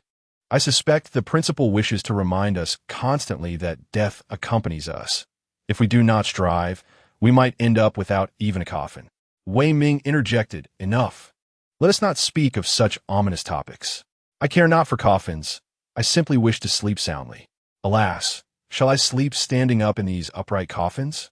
With that, Wei Ming approached the 11th coffin, casually prying it open. Evidently, room 11 was intended for him. Wait, this is not right. Upon opening the coffin, Wei Ming exclaimed, looking around before peering inside, shouting, Hey Wang Ning, come take a look. There's a hidden space inside. It turned out to be quite spacious. At that moment, other astonished voices echoed from different corners. It appeared numerous adventurous souls were attempting to pry open their coffins, each expressing their surprise. Wow, it's so spacious inside. The principal mentioned we could alter the interior scenery and size it will according to our thoughts. I just tried it, and it transformed into a magnificent palace. And here, behold this beautiful, expansive beach view. Laughter and exclamations filled the air, and gradually, everyone began to clamber into their respective coffins, slamming the lids shut. Consequently, the cacophony of voices diminished progressively. After witnessing the marvel of Wei Ming's living quarters, Zhang Fei could no longer resist, bidding farewell before diving into the adjacent room 13. Let's replace coffin with dormitory henceforth. Wang Ning chuckled. As expected, I should have foreseen this. The principal would never subject us to actual coffins. With a grin, he asked Yin Kuang, what number are you? Room 29. Second floor, 9th one. Yes, over there. Alas, I must climb up 4 floors, he lamented. Well, I too am eager to see how my dormitory looks. With that, Wang Ning seized a rope and effortlessly began to ascend. See you later, Yin Kuang called as he reached the last row, looking up to spot room 29. Room 29. How fortuitous. I was born on the 29th day of the 2nd month in the lunar calendar. I hope this is my lucky number. Unfortunately, I was born on the 28th, so I reside next to you. Li Shuangmu suddenly stood beside Yin Kuang, a playful smile gracing her lips. Yin Kuang cast a furtive glance towards room 44, but did not spot Wang Ning, leading him to conclude that he must have entered. He extended his hand, saying, Thank you. It has been a pleasure collaborating. You're too polite. However, your previous punch was quite powerful. I never would have guessed you possessed such strength. Your kick was also formidable, Li Shuangmu replied with a faint smile. Allow me to offer you a piece of advice. Unless you are absolutely certain, it is best to refrain from provoking Wang Ning. I understand. And what about you? Don't you wish to confront him? Me? Li Shuangmu shukulat sufli. If he does not offend me, I shall not offend him. Remember, you owe me a favor. The most difficult debt to repay is that of favor. Chapter 50. 6 individuals. The room was pure white, approximately 50 square meters in size, furnished with a white table, a white chair, and a white bed, an exceedingly simple yet practical arrangement for a single dormitory. Notification: Freshman Yin Kuang, you may alter the arrangement of your dormitory as you wish, not exceeding 10,000 cubic meters. Daily necessities and facilities do not consume academic points. Non-daily items require a certain number of academic points for exchange. Notification: Room 29 is an absolute personal space for Yin Kuang. No one may enter without his explicit permission. Yin Kuang paused momentarily and asked, Do I need academic points for a Siemens vacuum 0-degree refrigerator? He merely spoke in jest, unaware that in the next instant, a striking refrigerator materialized before him, proudly displaying the Siemens logo. It truly is possible. Yin Kuang scratched his head, pondering what he should transform the room into. Should it resemble Lulong Village? Almost as soon as the thought crossed his mind, he could not suppress the urge to visualize Lulong Village. However, his eager and expectant expression suddenly froze. He found himself slumping to the ground, resembling a dejected soul, pondering the existence of parents and friends. Even if I conjure the image of Lulong Village, what of it? It would only evoke sorrow. Without family, where is home? With this thought, Yin Kuang lay back on the floor, sprawled in star shape, his vacant gaze fixed on the pure, white ceiling. In the modest room, the only sound was his own breathing, and silence enveloped him. A profound sense of loneliness, longing, and heartache permeated the air. Even within this exclusive personal space, Yin Kuang struggled to find any semblance of security. Beyond the coffin-like door lay a dark, blood-red, terrifying campus, filled with inexplicable experiences, enemies he did not seek, and a treacherous path shrouded in darkness, where life could be extinguished at any moment, leaving him forever bereft of loved ones. All of this crashed upon his spirit like a relentless tide. Despite everything, Yin Kuang was merely a young man who had just left high school, emerging from the mountains. In this moment, he felt an overwhelming fragility and weakness. He clutched the protective talisman against his chest, thinking, "This is my space. No one will mock me for crying here, right?" Room 44. It too contained a table, a chair, and a bed. Wang Ning made no alterations to the interior of the dormitory. In fact, he had no time to dwell on such trivial matters. The only change was the dominant color of the room, which he transformed from a luminous white to an inky black. Perhaps due to the unique properties of the dormitory walls, any color would emit a glow. Even black radiated a faint black light, enveloping the room in a shroud of darkness. The only contrasting colors lay in the three items on the table. One emitted a unique azure glow reminiscent of the T-virus, while the other two exuded a subtle dark red light from Mary S. Heart's blood. Wang Ning himself sat at the table, resting his elbows on it, fingers interlaced under his chin, the black lenses of his glasses refracting the faint blue and red light. With a 45 success rate for the perfect T-virus and a 30 enhancement from the blood of a guide dog, the total success rate stood at 75. Yet, there remained a 25 chance of failure. Sighing, he reflected, "Although I never engage in ventures without confidence, I must take a gamble this time.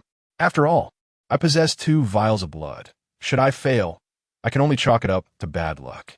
Initially, I intended to save them for later, but it seems I must take the risk now. Regardless of the circumstances, I, Wang Ning, shall always strive to be the best." As he caressed the black bandages wrapped around his forehead, feeling the lingering pain, Wang Ning murmured. The gaze that struck him had been overwhelmingly impactful, forcing him, who never gambled on luck, to take a chance. "If I lose, I'll spit in disdain, accepting my misfortune, but I will suffer no real loss. But should fortune smile upon me?" Wang Ning tightly grasped the T-virus container, his eyes fixed upon the azure glow, before decisively plunging it into his arm. Time passed, unmeasured and unmarked, around 12:30 p.m. An exceedingly bizarre experience. Words fail to capture it. I was supposed to report to Shuemu University, yet upon entering its gates, I seemed to stumble, and when I awoke, I found myself here, an enigmatic place claiming to be a terrifying university. According to the so-called seniors and teaching assistants, this university does not teach English or literature or anything previously learned in school. Here, one must learn to survive in various scenarios. You must learn to conceal yourself, to embrace cold-heartedness, and to understand the mindset of a killer without flinching. In my view, this is not a university. It is a school for hunters. No, it is even more brutal and dark than the hunter school I attended before. Yet, this place is also astonishing. You can exchange academic points for a plethora of abilities. It is almost beyond belief. What have I witnessed? Marvelous bloodline enhancements, werewolf lineage, vampire lineage, superhuman lineage, super scion lineage, and an array of cultivation techniques and divine weapons from Jiuzhou. All those once confined to myths and legends now exist in tangible form. It is utterly insane. Here, the art of survival may be exquisitely showcased. Just as Wang seeks the T-virus from Resident Evil to eliminate Yin, and Yin, seemingly more skilled, retaliates against Wang. So what of me? What must I do to survive? That is the question. Nevertheless, I must persevere, Li Shuangmu. You are the young master of the Li family, a successor cultivated over 20 years by your elders, who have invested countless efforts in you. Your shoulders bear the hope of revitalizing a gradually declining family. You must rally yourself. Above all, survive. Survive, and you shall grow stronger beyond what I can even envision. Have faith that when you finally receive your diploma and stand before your elders, the Li family will be revitalized by your return, restoring its former glory. Li Shuangmu vividly recalls her first day at university. Bang! A bullet soared forth. Gah! A bird plummeted from the sky. Ha! That makes 9. 10 shots, 10 hits. Here lies the realm crafted by Zhang Fei, complete with mountains, waters, grass, and trees, along with 100 ordinary birds and beasts exchanged for 50 academic points. The qualities of a qualified soldier were vividly manifesting within him. At this moment, he appears to have fully acclimated to the current circumstances, at least on the surface. It seems as if he is practicing his marksmanship, right here. Dad, just watch. 10 shots, 12 hits. I will surely surpass you. Here. As long as one exchanges for that magical gaze, it becomes quite effortless. You fool. Next time, let us see if you dare to act like a selfless hero without the ability. Alas, I fear I might be the first to perish here. Only a lifespan of 95 years, what madness. Just thinking about it is infuriating. That so-called Tang Zhao Tian believes he is exceptional for having exchanged for Spider-Man's bloodline? Oof. Yet, I truly envy him. Back then, I was utterly foolish. Why did I choose to be a good person? Grandfather. It's not that I refuse to emulate Lei Feng, but learning to be Lei Feng here is tantamount to courting death. Please forgive me, grandfather. You wouldn't want to see your grandson meet you so soon, would you? Once I become Spider-Man or the Hulk, I shall then learn to be Lei Feng. All right? Grandfather, in the heavens, please bless your grandson. The tall Wei Ming lay sprawled on the table, muttering incessantly, occasionally tugging at his hair, slapping the table, and bumping his forehead against it, then clasping his hands together in prayer. In Dormitory 11, Room 24. What are you thinking about? Why is he occupying all your thoughts? In her pink-themed room, Qian suddenly sprang up from her bed, her once flowing hair now resembling a bird's nest. But, oh dear, should she approach him? What if he doesn't tea like assertive girls? What on earth are you thinking? This is a terrifying university. She fell back, covering herself with the blanket. Yet, within the quilt adorned with a pattern of a Li riding a bicycle, delirious murmurs still emerged, revealing the shy distress of a lovesick maiden. Even in this university, where the principal is omnipotent, he would perhaps have to raise the white flag in the presence of such a lovesick girl. Chapter 51, Breeders. Fighting, a combined chapter. The scene remains shrouded in an unchanging dark hue, whether above or below. Here, there seems to be no distinction between day and night. Following the earlier path, Yin Kuang is now en route to teaching Building 13, also known as the Slaughterhouse 13. At this moment, Yin Kuang has wiped away the traces of tears from his face and donned a casual outfit purchased with academic credits, exuding youthful vigor, even though he is nearing 20. The G virus, while failing to extend his lifespan, has paradoxically rendered him 3 years younger, which serves as a small consolation. His youthful visage of 15 or 16 belies a maturity beyond his years. His fragility is merely an occasional indulgence. Here, strength is essential for prolonging his already short life. Yin Kuang believes that in this university brimming with limitless possibilities, as long as he survives, anything is achievable. Perhaps seeking to divert his thoughts, Yin Kuang's mind began to wander. He suddenly mused, if only the schools in reality were as favorable as this one. Though obviously impossible, it doesn't hinder his imagination. If the teaching methods were as ruthlessly extreme as they are here, involving scenarios where students must fight for survival, what kind of individuals would such an education produce? Unparalleled geniuses? Madmen? Or psychologically twisted perverts? Under the constant threat of death, who would dare to daydream in class, pass notes, chat on QQ, or skip class to play CF? Who would dare to slice fruit during a lecture? It seems that aside from focusing solely on survival, nothing else could occupy one's mind. Suddenly, Yin Kuang let out a light chuckle, realizing how vividly imaginative he had become. What purpose does it serve to ponder such chaotic thoughts? As he looked up, he found himself standing before the infamous Slaughterhouse 13. At that moment, he could finally discern the building's appearance. A 6-story flat-roof structure, with dark red walls marred by peeling paint, resembling a canvas splattered with crimson graffiti, adorned with a gigantic pale skull, grinning with a mouthful of white teeth, as if laughing heartily or bellowing fiercely. The hollow eye sockets of the skull seemed to gaze into the distance, or perhaps they were looking down at Yin Kuang below. This was a creation of a deceased senior, intended for certain eyes. The skull, at times, does not merely evoke fear, but also serves as a guardian. A heavy hand pressed down on Yin Kuang's shoulder, nearly toppling him. Startled, Yin Kuang turned to find the imposing figure of Xiongba. At that moment, Xiongba looked up at the enormous skull above, his eyes filled with deep respect, profound helplessness, and an overwhelming sense of longing and sorrow. Yin Kuang could not fathom how he understood the emotions reflected in Xiongba's gaze, yet he genuinely felt them. However, that was of little consequence. What mattered was when Xiongba lowered his head, seemingly reading Yin Kuang's thoughts, and spoke in a voice like a beast's breath. "If you can discover me, can I still be your senior?" A perception of 13 points is considered remarkable among freshmen. Yet before me, I fear that had I intended to kill you, you would scarcely know whom to seek for retribution.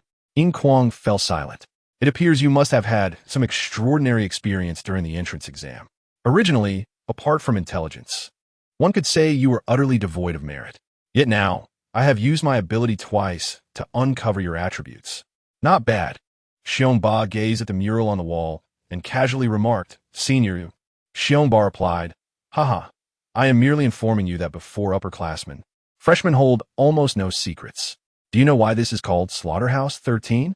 Because this is the teaching building for freshmen. To put it bluntly, it is a pigsty, a place for raising pigs. Although not all upperclassmen are breeders, this demographic constitutes about 30% of all upperclassmen. That alone is enough for you to endure. I have been through this myself. Fortunately, I encountered a few decent seniors like the one who painted this skull, He Gu. Why did Senior He Gu paint this skull? I mentioned it earlier, protection. Xiongba patted Yin Kuang's shoulder, saying to intimidate those breeders, to safeguard you fledglings, who are treated as mere meat. Unfortunately, in this place, good people seldom survive. They only live on in the hearts of others, not in their eyes. Yin Kuang nodded unconsciously. Xiongba continued, the exams for freshmen, while perilous, are 10 deaths for one life. However, when compared to the exams for upperclassmen, which are 10 deaths without life, yours is akin to child's play. Thus, some individuals, in pursuit of more academic credits and evaluations, set their sights on you. These individuals are called breeders, and you're the livestock. Yin Kuang trembled at the thought. Livestock? Breeders? Senior, do you mean that some people exploit us freshmen for academic credits? Xiongba, observing Yin Kuang's reaction, chuckled and said, indeed. This has always been the case. Even the omnipotent principle cannot prevent such occurrences. Where there are people, there is a jungle. And in this jungle, strength speaks volumes. This is an unchanging law. Yin Kuang's eyes darted, and he looked up at Xiongba, asking, then, Senior Xiong, do you have any methods to ensure that I do not become the slaughtered livestock? The moment he posed the question, Yin Kuang regretted it. Sometimes, being too clever is indeed detrimental, especially when demonstrating such intelligence in front of superiors. It is akin to courting disaster. It appears that at this moment, Yin Kuang has already begun to surmise why Xiongba chose to disclose matters regarding the livestock farmers and the meat pig stem. The reasoning is quite straightforward. Since these are meat pigs, in order to avoid being slaughtered, one must seek out a competent farmer. However, no matter how proficient the farmer, he remains a farmer. The implication behind Xiongba's words likely suggests that Yin Kuang is to become a meat pig for a more reputable farmer. In simpler terms, it translates to choosing a side. Nevertheless, Yin Kuang finds himself puzzled as to why Xiongba would involve him in this scheme. What is it about him that warrants the attention of such a senior figure? Indeed, Xiongba's expression shifts slightly, indicating that he has grasped the underlying meaning of Yin Kuang's thoughts. He then fixates on Yin Kuang with evident displeasure and states, listen well, kid. Heed my advice. No matter how clever you are, always play the fool before your seniors. Do you wish to learn how to avoid becoming a meat pig? Allow me to enlighten you.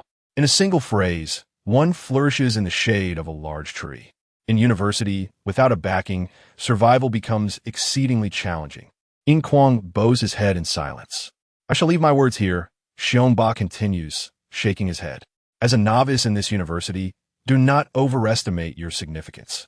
Some rather unusual upperclassmen derive pleasure from suppressing and tormenting promising newcomers. Unfortunately for you, your intelligence has been rated at 7. No, now it's 8. which categorizes you as one of those promising seedlings. Though not many can discern the traits of others as I do, a fair number can. Reflect on this carefully. You have 10 days to ponder. After 10 days, remember, as a senior, I advise you, to survive in university, you must seize every opportunity available. This is the reality. Having said this, Xiongba gently pats Yin Kuang on the shoulder and adds, contact me once you have come to a conclusion. You may head up now. I still await 2 other teaching assistants. Also, when you go to the cafeteria, follow closely behind me. My skills can help shield you from prying eyes. Yes, senior. Yin Kuang replies, left with no alternative. Being a freshman and feeling quite insignificant, perhaps Xiongba is correct. To survive, one must utilize their intellect and seize every opportunity at hand. Watching Yin Kuang's retreating figure, Xiongba sighs, kid, I hope you come to your senses. Once upon a time, I too was like you, unwilling to be subservient, burning with passion to carve my own path here. But what ultimately became of me? Without a solid backing, even the chance to survive is stripped away, let alone standing tall. University is far more complex than you might imagine. It is shrouded in darkness. If only there were more individuals like Xionggu, the elder. This marks the second time Xiongba has referenced my intelligence. What does having a rating of 7 or 8 truly signify? How should I choose? Should I comply with Xiongba's plans, seeking refuge among them, or rely solely on my own efforts? The thought of entrusting my very existence to others fills me with reluctance. The label of farmer meat pig no. 13 Slaughterhouse has even received the principal's endorsement, ingrained into our memories. What kind of institution is this, and what sort of students inhabit it? Furthermore, what choices await me in 10 days? What will transpire after this period? Why 10 days?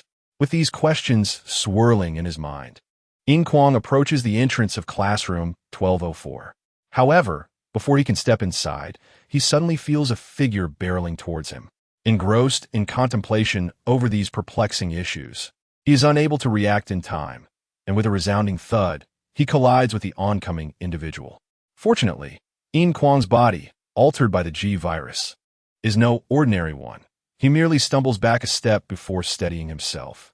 The person who collided with him, however, is sent reeling against the doorframe. Before he can voice his grievances, he exclaims, sorry, and swiftly darts out of the classroom. What has transpired? At that moment, before Yin Kuang can gather his thoughts, he catches a glimpse of an object hurtling towards him from the corner of his eye. Halfway into the classroom, he notices that the incoming object is moving at an alarming speed, accompanied by the sound of rushing air. Given the narrowness of the door and the suddenness of the situation, even if he wishes to evade it, it is already too late. Instinctively, Yin Kuang raises his hands to shield himself. Bang! Clatter! The classic sounds of classroom brawl, the clashing of desks and chairs. Anyone who has either participated in or witnessed a fight in a classroom will recognize these familiar sounds, emblematic of youthful fervor and impulsiveness. Yin Kuang feels a sharp ache in his arms, unable to suppress a gasp. The force behind the impact is staggering.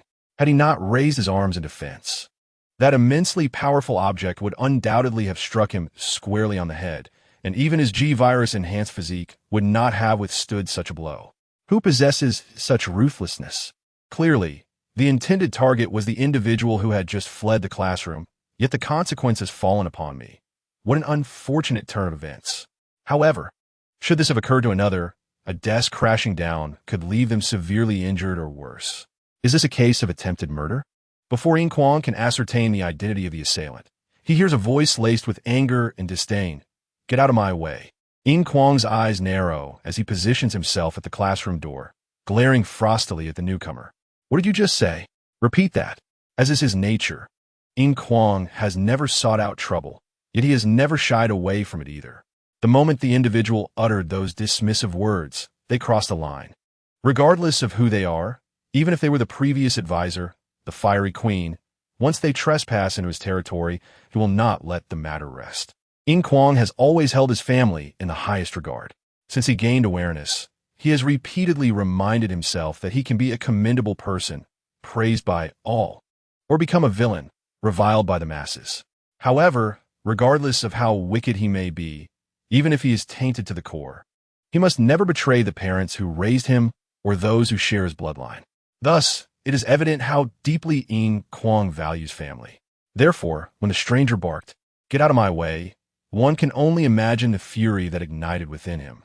Yet, perhaps due to Yin Kuang's diminutive stature, standing at only 165 centimeters, he has little advantage against someone towering at 180 centimeters.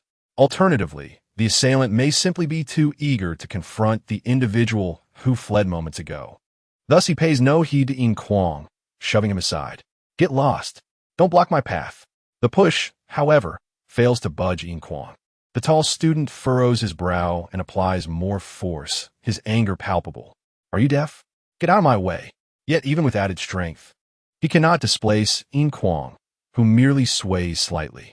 Yin Kuang regards the towering student with a cold gaze, sensing a flicker of familiarity.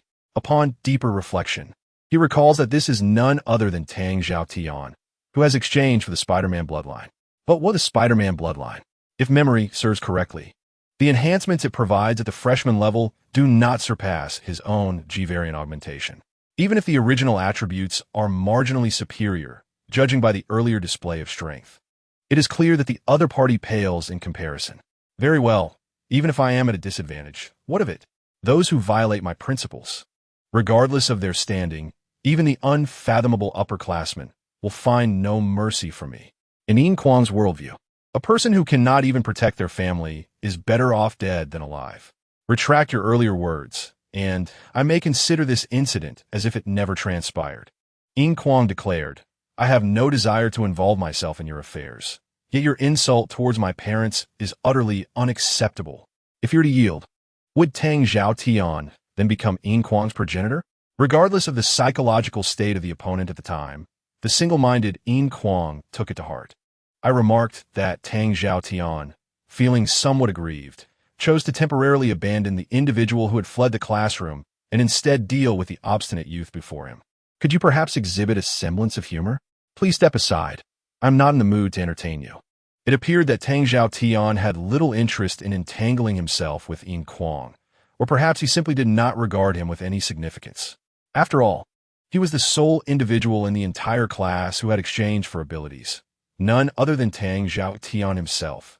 This indeed provided him with the audacity to dismiss others. As for Tang Zhaotian, after a brief period of humility, he rediscovered the feeling of being a privileged second-generation rich kid, brimming with confidence. In just a matter of hours, he had gathered a few followers behind him, reminiscent of days gone by. The boy who had just dashed out had done so following a minor altercation with one of Tang Zhaotian's lackeys. The so-called leader, with uncertain intentions, demanded that the boy apologize to his follower in front of the entire class. The boy, fiery and spirited, pretended to apologize before suddenly erupting, sending a desk flying and knocking Tang Zhaotian's lackey unconscious before turning to flee, colliding with Yin Kuang in the process. Consequently, Tang Zhaotian was consumed with a desire to immediately retrieve that boy for a thorough reprimanding. However, upon noticing that Yin Kuang showed no intention of yielding, Tang Zhaotian's expression darkened. "You'd best not overstep your bounds." Yin Kuang replied, "Respect is earned, not granted by others. Moreover, you're not in a position to bestow it." Clenching his fists, he reiterated, "I shall say this once more. I do not wish to become embroiled in your matters. Nevertheless, you must retract your earlier words. I loathe any insult directed at my parents. No one is exempt." To the myriad onlookers, Yin Kuang possessed an endearing stubbornness. They perceived him as foolish. Was it truly necessary to take such offense over a mere phrase? They, of course, could not fathom Yin Kuang's values. "Very well. You're quite impressive. So, what if I refuse to retract? What can you possibly do to me?" The answer was clear. Nothing. Yin Kuang inhaled deeply, stating, "I shall strike you until you recant." "Strike me? Fine, fine.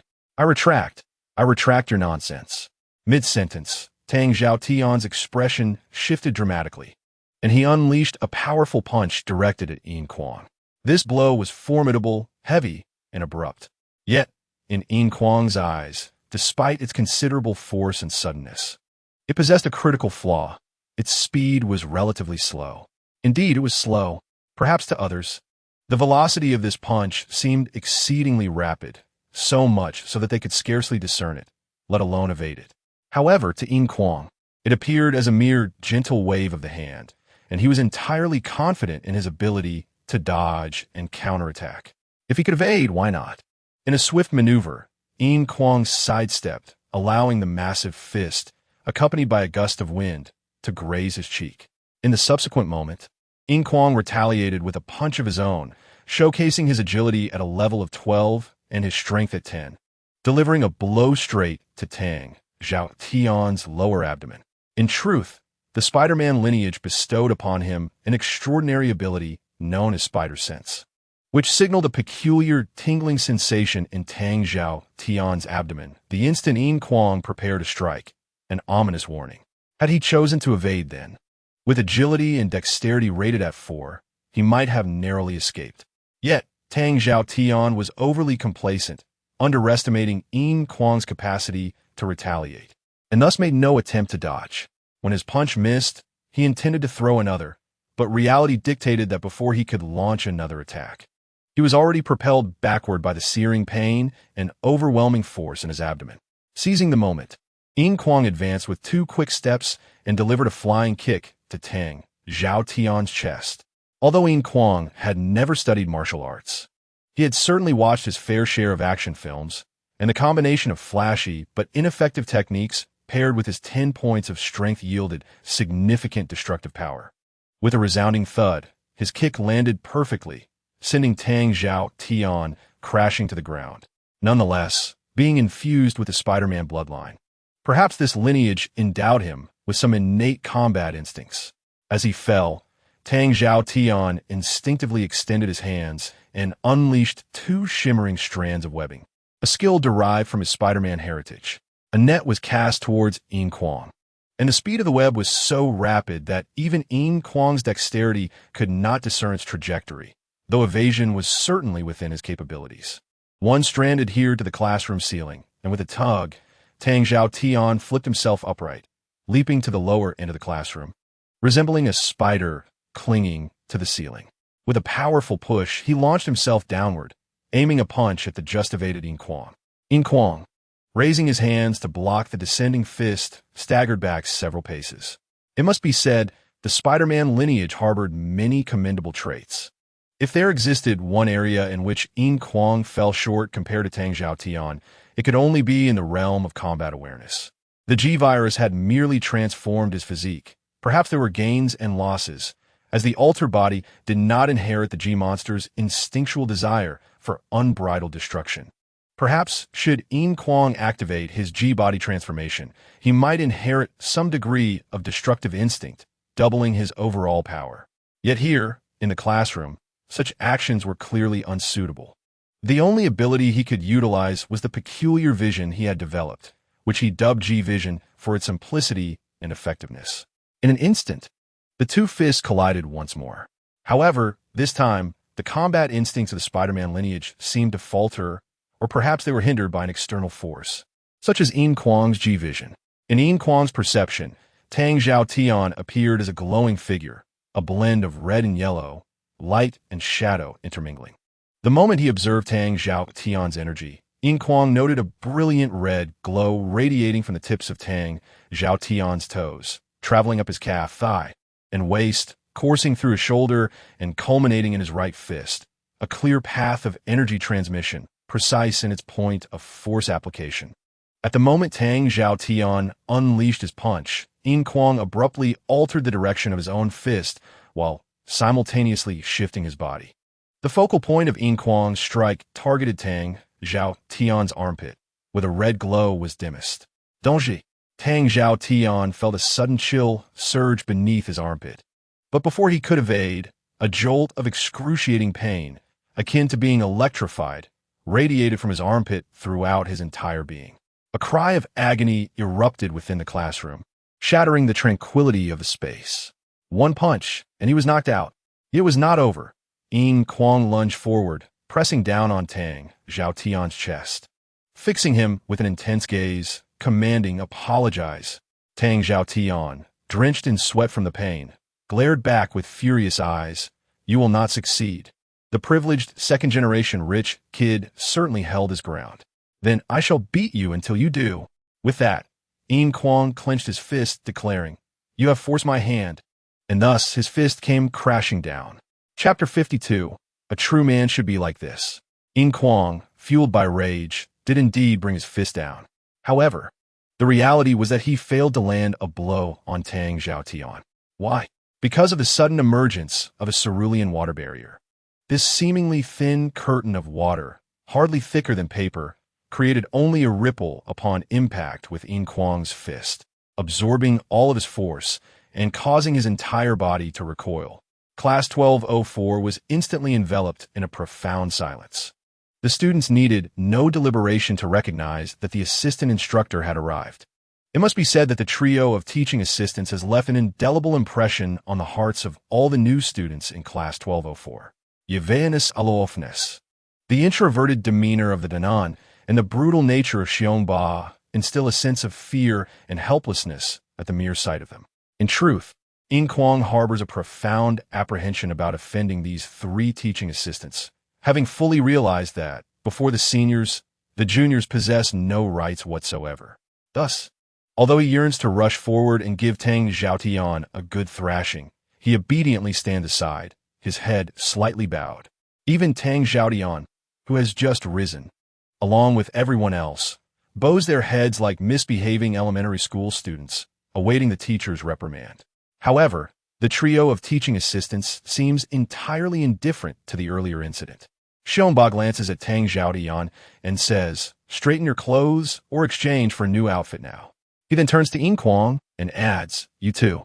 Pointing a nonconformist girl with a nose ring, he commands, Remove your makeup, change your hairstyle, and take off that nose ring.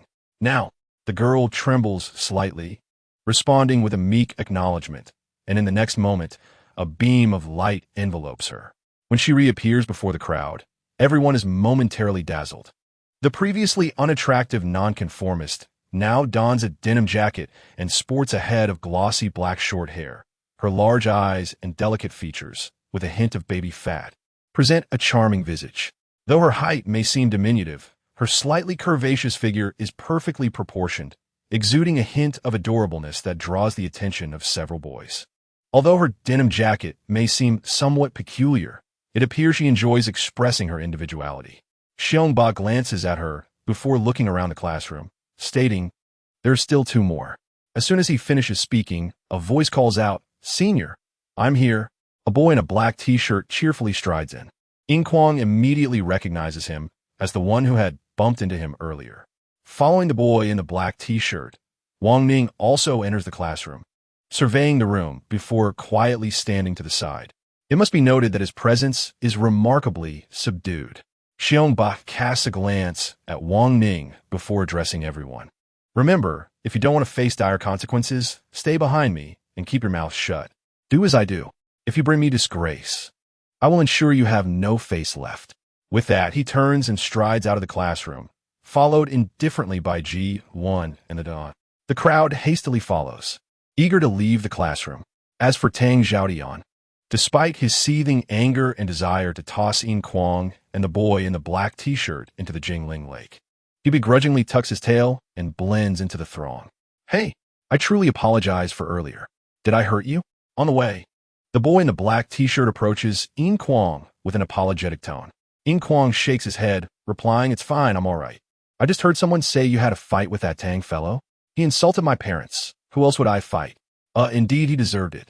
But he has exchanged for bloodline enhancement. You weren't injured, were you? If you continue listening to their conversation, you will discover that it was I who knocked him down, not the other way around, Yin Kuang asserts. I fear Wang Ning is now aware of my altercation with Tang Zhaotian. I was a bit impulsive earlier, but it's also good for him to know that I, Yin Kuang, am not to be trifled with. With this thought, Yin Kuang pretends to scan the surroundings, his gaze passing over Wang Ning. Wang Ning seems to sense it, almost simultaneously lifting his eyes to meet Yin Kuang's. Their eyes lock, and they nod in mutual acknowledgement. Wait, you knocked him down? The boy in the black t-shirt asks incredulously. You don't believe me? It's hard to believe, he responds. After all, Tang Xiaodian is the only one in our class who has exchanged for bloodline enhancement. Given your physique, I apologize, but... Huh. Who said that exchanging for bloodline enhancement guarantees strength? It also depends on who wields it, Yin Kuang counters. Let's not discuss that. It's rather uninteresting. Allow me to introduce myself. I am Yin Kuang, with a heart as serene as a clear sky. Yin Kuang thinks it unwise to cultivate too many enemies within the class. Better to make more friends.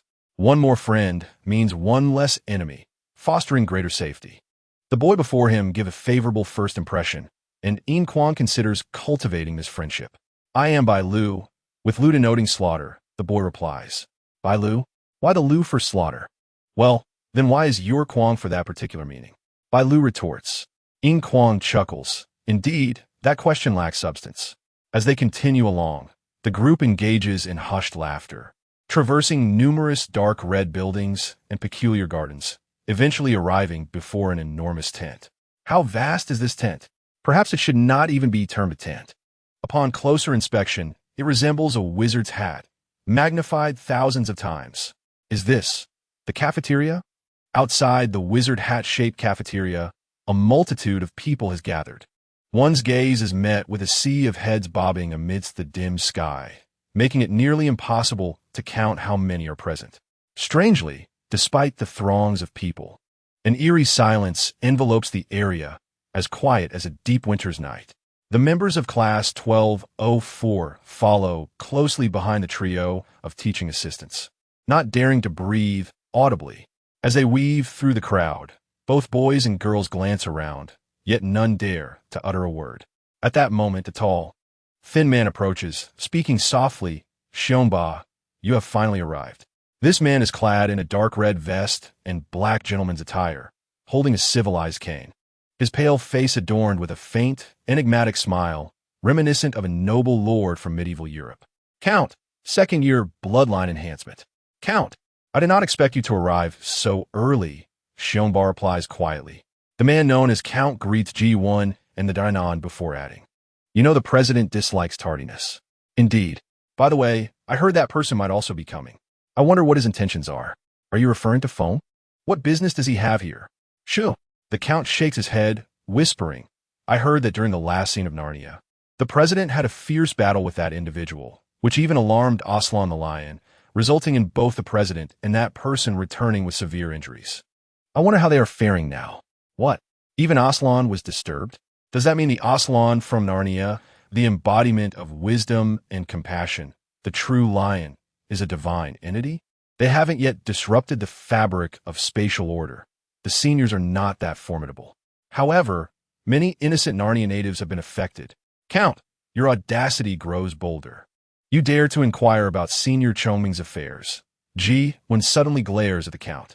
The Count shrugs, his already slender frame appearing even more like a mere stick.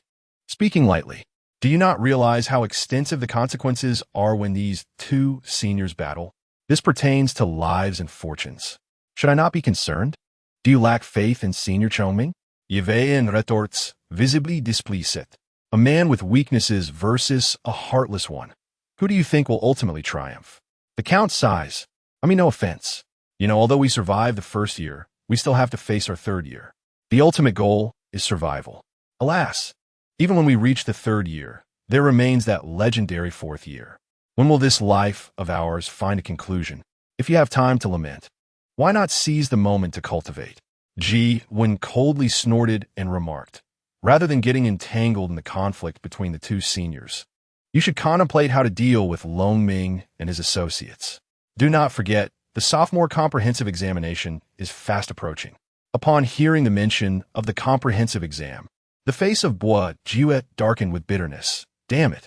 Another comprehensive exam. There is but one such exam each academic year. What is there to complain about? The otaku retorted. Oof. Bois Jiuet licked his pale lips and said, it is easy for you to say, for us regular class students. That exam is nothing short of a nightmare. TCH, what is wrong with being in a regular class? Does it bring you shame? The otaku scoffed. Suddenly, Xiongba interrupted their conversation, saying, enough, let's quiet down. The president and the others are about to arrive. The otaku's eyes instantly brightened. darting around as if searching for something. A warning for you, otaku. If your eyes dare to wander, I shall pluck them out. Seeing the otaku's demeanor, Wud's U.S. expression changed dramatically. Do not get us all killed. The otaku huffed and replied, then I shall not stay with you. I have not seen Coming Sr. for 2 months. If you fear death, I do not. With that, he turned and walked away, leaving the 3 of them behind. This lunatic, Wudju muttered resentfully. Shionbar remarked, let it be. The university is rife with lunatics. While some may fear death, there are plenty who do not.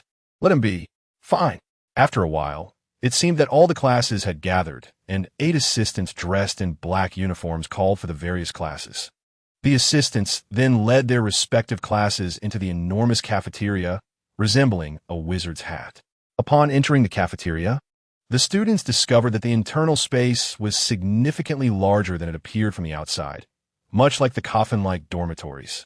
Thus, no one was surprised, and even if they were, they would be silenced by the fierce glares of the observant assistants. Inside the cafeteria, long tables were lined up side by side, already set with exquisite tableware and dishes. Curiously, however, there was no food on the tables, not even a grain of rice. Consequently, the seated students could only sit idly, glancing left and right with nothing to occupy them. However, this situation did not persist for long. With a loud announcement of seniors arriving, the silence in the cafeteria was abruptly shattered. All the assistants stood up in unison, followed by the freshmen. The assistants adjusted their collars and sleeves and then bowed their heads. The students followed suit. In the next moment, nearly everyone in the room felt a scorching airflow swirl within the cafeteria, brushing against each person's cheek. Before they could fully comprehend this sudden heat, a chilling aura emerged, circulating throughout the entire space. The juxtaposition of hot and cold caused even the sophomore assistants to shiver. Then, 2 voices engaged in conversation as they entered the cafeteria. My lord, I wonder how your injuries fare? Is there anything serious? A voice, light and laced with a smile, was exceptionally melodious, evoking a sensation akin to a refreshing spring breeze. Chongming, you appear radiant. It seems the lingering effects left by Asalin have been resolved. The metallic, cold voice resonated like ancient ice, sharp as a divine weapon. Haha, indeed, they are godlike presences. Even a mere roar from them is enough to leave us in awe.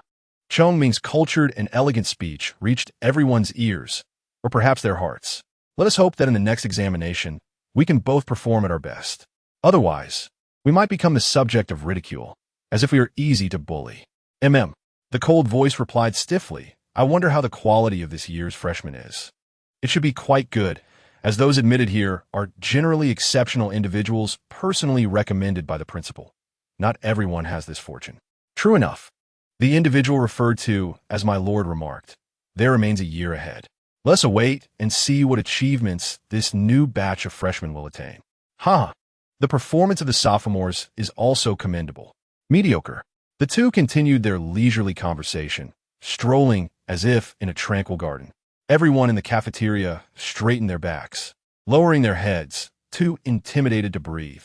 They could not even dare to glance at the 2 individuals whose names had been so frequently uttered by the assistant seniors, wondering what kind of extraordinary beings they truly were. They resembled humble subjects, welcoming their supreme sovereign. Is everyone present? Came Chongming's voice. President, everyone is here. A total of 36 classes, 80 freshmen, all present. A respectful female voice responded. Chongming then commanded, you may all raise your heads. There is no need to be so formal.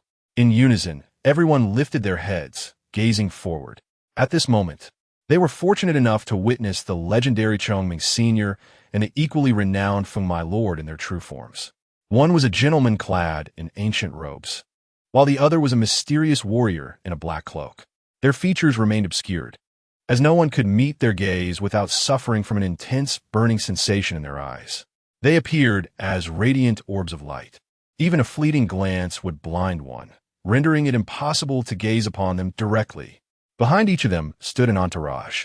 To Chongming's left was a handsome man in a white tailcoat, adorned with gold-rimmed glasses, a vibrant red rose pinned to his chest, exuding an air of sophistication. To his right was a lady in ancient attire, draped in a flowing white dress, ethereal as a fairy. She naturally intertwined her arm with Chong Ming's, radiating blissful intimacy. Behind Feng my lord stood another man and woman. The man was strikingly handsome, wearing a gentle smile while playing with a silver dagger in his hand. The woman, alluring yet cold, bore an expression as if the world were her enemy. However, she seemed a tad too serene. These 6 individuals shone like brilliant orbs of light in the night. Even with closed eyes, one could sense their presence, or rather, one could not ignore their existence. For they might very well be the pinnacle of this university.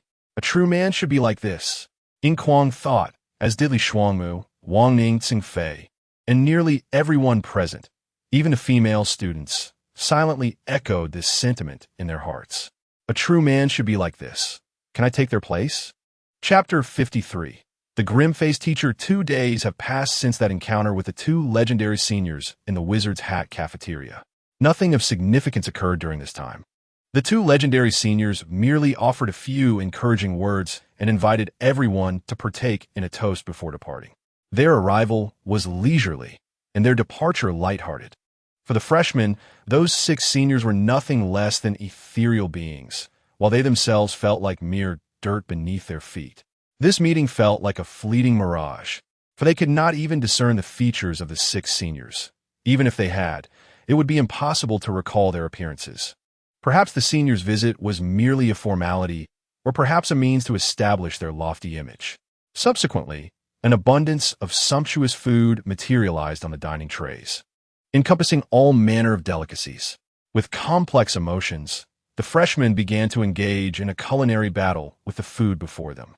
After all, satisfying one's hunger is of utmost importance. As the freshmen' activities were confined solely to Zone 1, the idleness of these newcomers led them to pass 2 days in a rather mundane manner.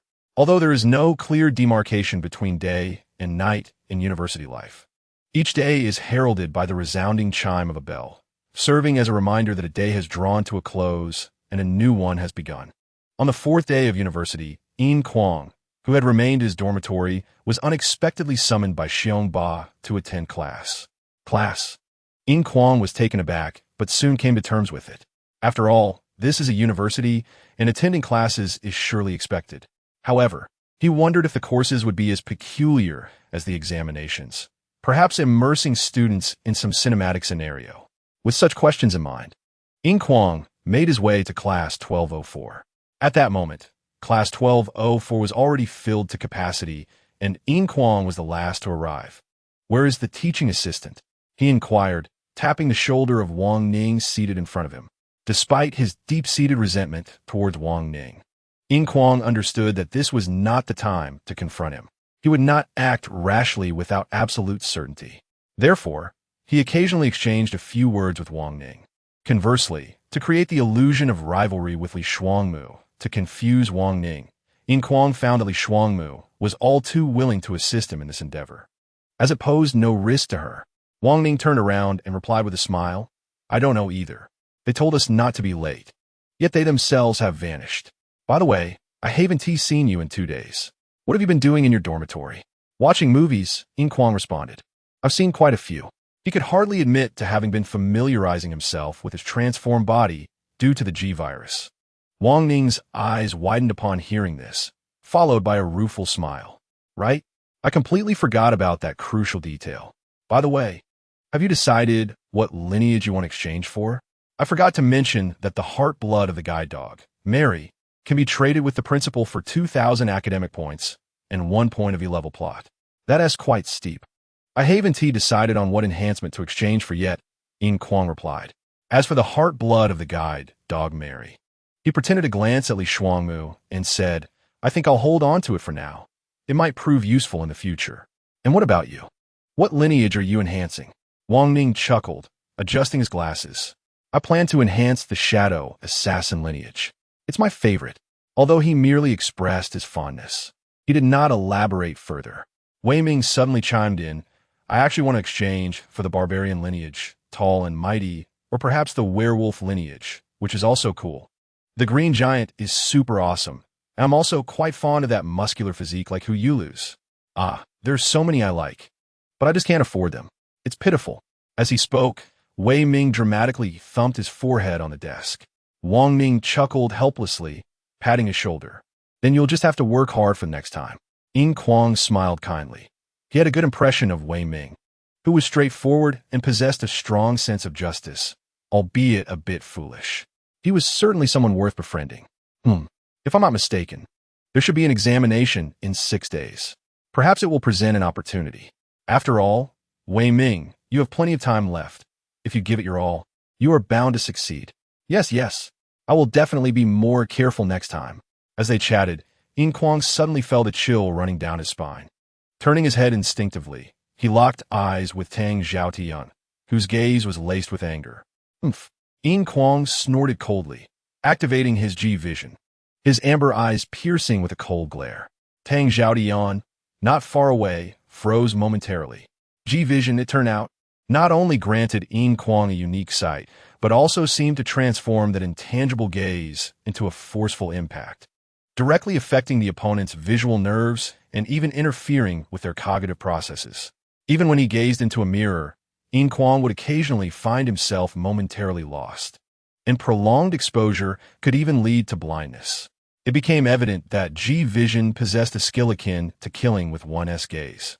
However, such ocular attacks consumed considerable energy, and with only 21 points of energy, Yin Kuang could use it merely twice. He did not wish to encounter further complications while still managing Wang Ning, so despite the energy drain, he was willing to use it to intimidate Tang Zhaotian. By the time Yin Kuang turned back, his eyes had returned to normal. At that moment, the classroom door swung open. A young man of average build and darker skin stepped inside, followed closely by Xiongba, Ji1, and the trio of teaching assistants, who were colloquially referred to as the Devil's Black Triangle by the students of Class 1204. Under the curious gazes of the students, the dark-skinned young man approached the podium, casting a stern glance at the classroom, as if all present owed him 100 academic points.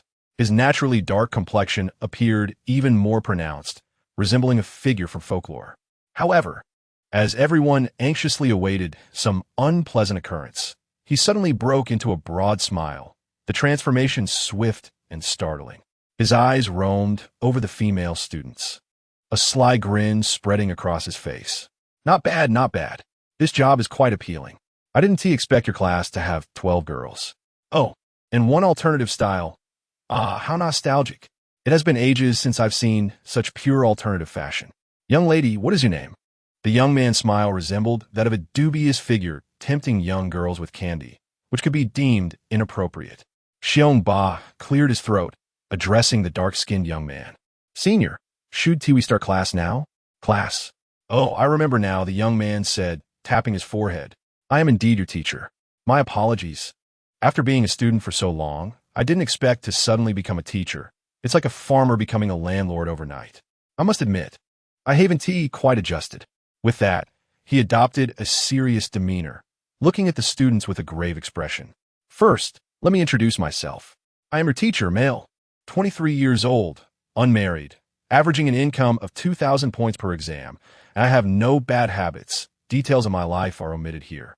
Xiongba appeared defeated, slapping his forehead. Is this a marriage proposal or what? The trio of teaching assistants exchanged glances, all at a loss for words. The students, too, were left speechless, many stifling laughter, while some girls with a keen sense of humor leaned over their desks, clutching their stomachs and covering their mouths, clearly struggling to contain their amusement. That is all about me. Does anyone have questions? The dark-skinned young man inquired, smiling. Yes. A tall girl, seemingly the class leader, stood up and asked, Teacher, we still don't know your name. The dark-skinned young man blinked in surprise. Didn't I just say that? You must not have been listening closely. The students shook their heads in unison. Didn't I say it? He turned to the trio of teaching assistants. Jiwen rubbed her nose and replied, Senior, it seems you really didn't mention it. At that moment, the young man's face flushed crimson. Well, I was actually testing to see if you were paying attention. It seems you all did quite well in listening. So, as a reward, I will tell you my name. No. The dark-skinned young man suddenly shook his head. To reveal my name so easily would mean you could easily forget it. That is absolutely not permissible. How about this? Once we finish this class, I will tell you my name. I assure you, you will remember it for a lifetime. Upon hearing the sinister laughter of the dark-faced teacher, an inexplicable chill swept through the once warm classroom, as if a frigid gust of wind had suddenly invaded. Chapter 54. The Sudden Unified Examination. In a dimly lit room, 5 individuals were seated around a round table. Starting from the head seat and moving clockwise, there was Chong Ming, donned in ancient Confucian robes, Feng Ho, cloaked in black, a pair of nearly identical twins clad in matching golden armor, and lastly, an ordinary young man with a cold demeanor, dressed in coarse cloth. The 5 remained silent, the atmosphere in the room heavy and oppressive. Suddenly, the cold-faced young man slammed his hand on the table, producing a thunderous noise. I had firmly declared from the beginning that we must not indulge the breeders. We cannot allow them to run rampant. Yet, you chose to ignore me. And now, are you satisfied? The principal is punishing us. Feng Hoyi cast a cold glance at the stern young man. Wan Huizhong, we are gathered here to discuss countermeasures, not to assign blame. How laughable! The stern young man retorted. If it were not for your selfish desires in secretly supporting those parasites and undermining Heizi, would you now have the audacity to engage in this frivolous discourse with me? I assure you, I will avenge Heizi. Just wait. Feng Hoyi calmly replied. I'm right here. Enough, you two. Chong Ming interjected, distinguishing between public and private matters. If you cannot discern this, then I see no reason for this meeting to continue. Everyone should return to their respective homes. Then the female twin spoke. If that is the case, we may be nearing our demise. The male twin beside her added, and it will be a most tragic end. Chong Ming lit a cigarette, took a deep drag, and said, let us temporarily set aside the matter of the breeders. That is merely a waste of time. Regarding the principal's sudden alteration of the examination, what are your thoughts? Since the principal has deemed us lagging and thus adjusted the teaching policy, we must hasten our pace to catch up. Zhang siblings, you may speak first. The twins exchanged glances and spoke in unison. Let us temporarily set aside all disputes and focus on overcoming the immediate crisis first. How does that sound? Their voices harmonized. As if one. No problem for the 3rd year. Feng Hoyi declared, I will restrain my subordinates. However, for the 2nd year, to be frank, the situation is somewhat beyond my control. I can only give it a try. Wan Huizhong sneered. This is what it means to raise a tiger, to trouble you. I say, anyone who dares to act recklessly should be dealt with decisively. Kill them until they yield. Otherwise, you all know the consequences. I believe this is the principle giving us a chance for redemption. Should we miss it, we shall never rise again, and the glorious situation left by our predecessors will be utterly ruined by us. Chong Ming exhaled smoke, lightly tapping the table with his fingers, and said, indeed, I concur with Wan Huizhong's proposal. I shall not concern myself with future chaos, but this time we must act decisively. We have no objections, the twins echoed. Although this unified examination serves as punishment, it also presents a tremendous opportunity. Missing it would indeed be regrettable. Feng Hoyi fell silent for a moment and said, agreed. And what the 1st year? Chong Ming seemed somewhat fatigued, rubbing his temples as he spoke. Originally, the upcoming exam was merely an adaptive test. However, now, what should have been a midterm examination has suddenly been moved forward to 6 days from now. It appears the principal intends to alter the traditional teaching methods. Conducting a unified examination across all 3 grades is not a promising sign. Thus, I say that indulging the breeders is akin to digging their own graves. Wan Huizhong coldly remarked, with the difficulty level of the unified examination, how will those novices manage? Even for the 3rd year exam, we cannot guarantee a safe passage. What can we expect from the 1st years? Even if we sift through 80 individuals, finding a few promising ones, it would merely be a case of stunted growth. More likely, many will falter during this unified examination. So, do you have any good strategies? Teach them something, provide equipment, secret techniques? Even if we give them that, it may not be of any use. Feng Hoyi stated, letting them experience despair and helplessness might be beneficial.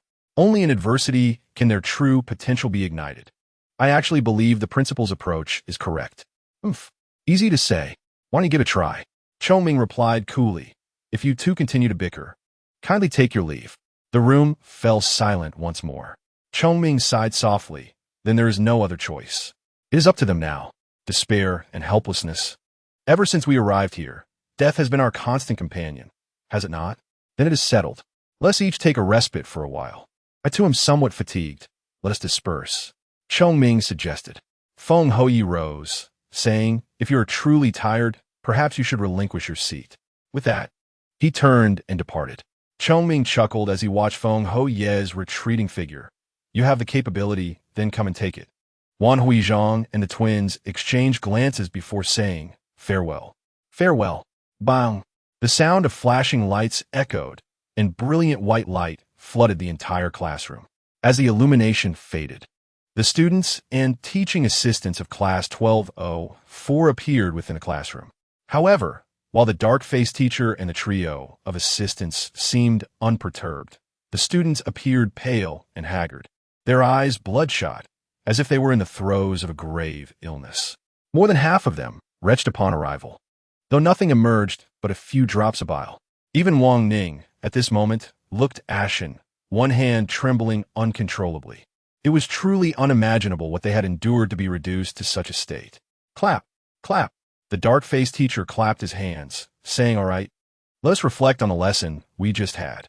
We dissected 5 specimens, including a drowned female corpse, a recently birthed Tyrannosaurus rex, an alien egg, a genetically defective strong orc, and a grotesque butcher.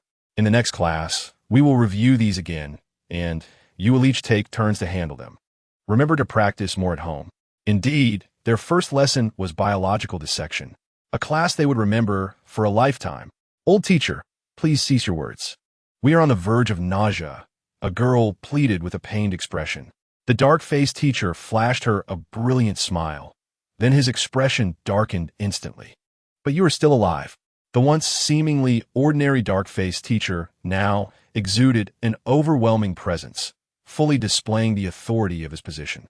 Do not forget, Xiongba and others refer to the dark-faced teacher as senior, meaning he is at least a third-year student. If you do not study these, you shall surely perish in the future. The dark-faced teacher declared, the food you are now expelling when you truly encounter a Tyrannosaurus rex or an alien. If you're unfamiliar with their physiological structures and unaware of their weaknesses, you may not even have the chance to retch. You would simply die. Remember, this is a university, a terrifying university. If you lack awareness, I advise you to consider an early demise. Bang! The dark-faced teacher slammed the podium, the thunderous sound causing everyone to tremble. Now remember, my surname is Huang Fanka. This was my wife's name, and now it belongs to me. Though she has passed, she remains with me. If you do not wish to harbor any regrets, awaken yourselves promptly. Some may have died, but they live on in the hearts of others. And what about you? Survive, novices. His words reverberated with a profound impact. Even after Huang Fanka departed, the crowd remained in stunned silence. Xiongba sighed. It seems Senior Huang has yet to recover from the sorrow of his sister's death. If not, he would not have chosen to become a teacher. Jiwen murmured, Sister Huang is truly fortunate to have encountered such a wonderful man like Senior Huang. Stop sighing. It is of utmost importance, the otaku suddenly interjected. Let us finish this quickly and leave. Xiongba remarked, it seems I must take charge this time. Those capable must bear more responsibilities. The otaku replied. Xiongba shot him a glare and then bellowed, everyone, focus. The group was startled and turned their gazes toward Xiongba. Now, I have some rather unfortunate news to share with you, Xiongba continued. You'd best prepare yourselves mentally. The crowd exchanged uncertain glances, their faces filled with skepticism. Xiongba said originally, the adaptive examination scheduled for 6 days from now has been canceled. However, the unified examination, initially set for midterms, has been unexpectedly moved up to 6 days from now. Though the reasons remain unclear, I can only say you are quite unfortunate to receive such special treatment from the principal upon your arrival. Unified examination? What is that? It seems to imply a standardized test, doesn't it? Why the sudden advancement? Xiongba pounded the table and said, quiet down. Listen to me. Perhaps sensing that this year's freshmen have already been dealt a rough hand, there is no need to further provoke them. Therefore, Xiongba's tone softened somewhat. The so-called unified examination refers to a standardized test. Freshmen have their own unified exam, sophomores have theirs, and so do juniors. However, there are different formats for the unified examination. One format involves placing all 36 classes in a single large venue. The other format entails having your 36 classes enter the same scene. The former has only one scenario, while the latter consists of 36 identical scenarios. This is what the unified examination entails. The examination format is arranged by the principal. After the exam concludes, the principal will rank the classes based on their performance. Xiongba stated, the top 3 classes will be awarded the title of elite class. The elite class can be regarded as an elite group or a top-tier class, while the rest will be categorized as regular classes. It is evident that there are distinctions between elite and regular classes in various aspects. For now, you need only to understand that the unified examination is exceedingly challenging. It does not categorize difficulty levels. Rather, it escalates in difficulty as the narrative progresses, potentially reaching an S level. For instance, Senior Choming once encountered an S-level unified examination. Prepare yourselves, novices. Xiongba's expression turned grave as he added, while I sympathize with your misfortune, you must confront reality. This is university. Go back and prepare well. The reason for today's class is to let you experience what true university life entails. The entrance examination was merely child's play. After undergoing the unified examination, I hope you will truly mature. I don't wish to elaborate further. For the next 6 days, you will not have classes, so use this opportunity to optimize your state. Additionally, if you have not exchanged for enhancements, consider what you wish to redeem. Should you have any questions, feel free to ask us. 6 days from now, we will await your return. That concludes my announcement. After finishing, the trio of teaching assistants took one last glance at the crowd before leaving the classroom. Inside the classroom, the atmosphere felt as though they had plunged into an ice cavern. Chapter 55. The unified examination begins. Clang. Yin Kuang suddenly stood up, dashed out of the classroom, and shouted, "Senior, please wait a moment." The trio of teaching assistants in the hallway turned back, with Xiongba asking, "What is it?" "I apologize, Senior. I just wanted to inquire about the possible scenarios for the unified examination," Yin Kuang asked. Xiongba replied, "Regrettably, no one knows, so I cannot answer your question. The examination scenarios are determined by the principal." The otaku remarked, "Your question is quite foolish. It has already been established that it's an examination. Would they still inform you of the test subjects? What kind of test would that be? If you have nothing better to do, you might as well lie in your coffin or watch some movies, horror, action, sci-fi, war films, anything except comedies or Japanese adult films. In fact, I wonder why the principal doesn't allow us to take the exam inside a Japanese adult film. That would be quite exhilarating."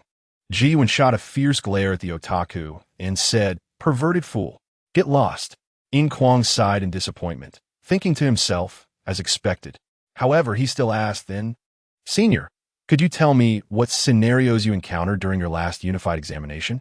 What were the examination tasks? What was the examination format?" Xiongba said, "If it's such information you seek, I don't mind sharing. However, it may prove to be of little use. Last year, our unified examination took place during midterms in a large venue involving all classes. The examination setting was Chibi, Part 1. The task was to assist Liu Bei while ensuring the safety of the populace to the greatest extent possible. The penalties for failure were severe. Not only did one lose 20 years of life, but there was also a collective deduction of 15 points in charm. Furthermore, should one find themselves in a scenario based on the 3 kingdoms in the future, it would be exceedingly difficult to gain the favor of the narrative characters. The function of charm value has already been explained by the teaching assistants. This seemingly ethereal data is, in fact, extremely significant for the students. The extent of one's charm directly correlates with the ability to trigger additional reward tasks. More reward tasks imply greater financial gain, which in turn allows for the redemption of more potent lineage abilities, weapons, and so forth, ultimately enhancing one's survival prospects. For instance, during the last examination, the hidden task of rescuing the guide dog, Mary, was triggered by the seemingly inconspicuous Qian Qian. Others failed to notice the photograph on Blind Mike's chest. But she did and successfully triggered the hidden task. It serves as a prime example. Had someone else picked up the photograph, the task might never have been triggered. Undoubtedly, the collective deduction of 15 points in charm equates to severing a financial avenue for the students. This is not a one-time penalty, but a long-term consequence. For every day they fail to recover the deducted charm points, their earning potential will diminish, and their rate of improvement will slow. For university students grappling with various perilous examination scenarios, this is nothing short of a fatal blow. Hearing this, Yin Kuang was also taken aback and asked then, "How is the ranking determined?" "By merit," Ji, when interjected, perhaps feeling sympathetic towards this year's freshman, as her usually cold demeanor softened slightly. "Every civilian saved earns 1 merit point. Each soldier saved earns 10 merit points. If you possess the capability, you can even team up with Zhao Yun to rescue Liu Bei's son, Liu Shan, which directly rewards 10,000 merit points. Ultimately, the rankings are determined by the total merit points accumulated." Yin Kuang pondered, stroking his chin, and then said, "Thank you, senior and sister. This gratitude is sincere." Although they merely recounted their experiences from the previous unified examination, which bears no direct relation to the upcoming one, Yin Kuang could still extract some valuable insights. Xiongba looked at Yin Kuang and said, "In truth, while the unified examination is notoriously fraught with danger, it is equally renowned for its generous rewards." As Xiongba spoke, he patted Yin Kuang on the shoulder and encouraged, "Strive hard. This unified examination represents a trial for you, as well as a rare opportunity. I believe that if you successfully navigate this challenge, your abilities will elevate significantly." Moreover, Xiongba paused and added, "The unified examination is conducted at the class level. This affects the future of the entire class. Whether or not you can become an elite class is of paramount importance to you. Therefore, I impart to you a phrase, unity. If unity proves impossible, then strive to create it." Otherwise, the otaku chuckled and said, "Otherwise, you will forever remain beneath them. Those so-called elite classes will always loom over you. If we regard freshmen as the meat pigs of the upperclassmen, then the members of regular classes are merely the meat pigs of the elite classes. Take care of yourselves, boys." With that, the 3 teaching assistants turned to Yin Kuang, exchanging banter as they departed. Yin Kuang blinked, exhaling deeply, and remarked, "Unity? In such a class, can there truly be any semblance of unity?"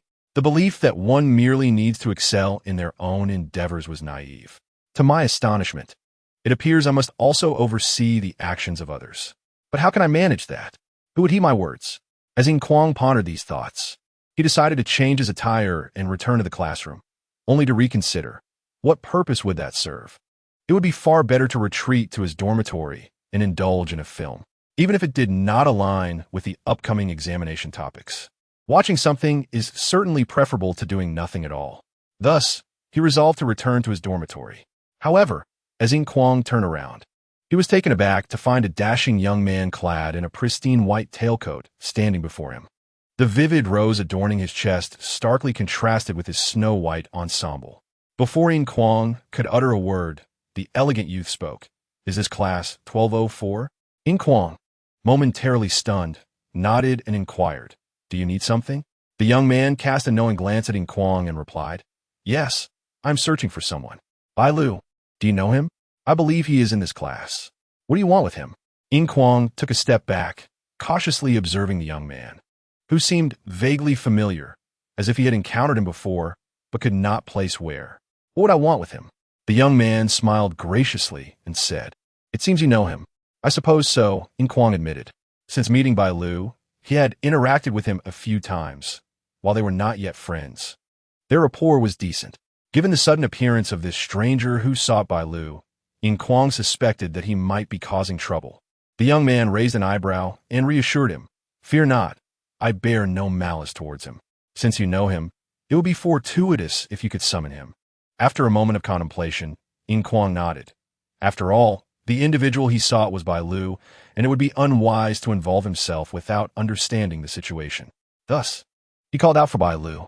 When Bai Lu, still clad in a black t-shirt, laid eyes on the young man in white, his expression shifted dramatically. "You, The youth adjusted his gold-rimmed glasses and said coolly, "Come with me." He then turned to Yin Kuang, thanked him, and walked away. "Bailu, do you know him?" Yin Kuang asked. Bailu, startled, regained his composure and nodded. "Yes, thank you, Yin Kuang. I will be right back." Watching Bailu hurriedly follow the young man, disappearing around the corner of the staircase, Yin Kuang lowered his gaze in contemplation. Their relationship seemed rather unusual. Yet, that was not his concern. After some reflection, he re-entered the classroom. He suddenly felt it necessary to redeem some useful items. Time was still on his side. Although the redemption list was extensive, surely he could find something affordable and practical by sifting through it.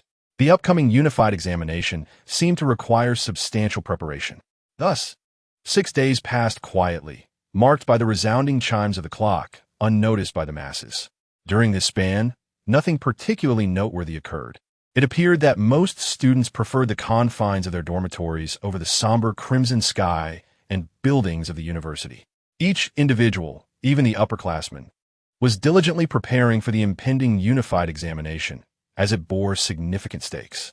On the 10th day, precisely at 8 a.m., all students arrived punctually at their respective classrooms, Class 1204 included. After a monologue filled with trivialities, Xiongba declared, "This may very well be our last encounter. Survive to the end, dear juniors. Now, let us commence the lesson." The assistant greeted the class, and a piece of white chalk ascended gracefully, inscribing the following ominous words on the blackboard. Examination scenario. The Grim Reaper approaches 5. Prologue. Examination task. Survival and salvation. Examination duration. 180 hours.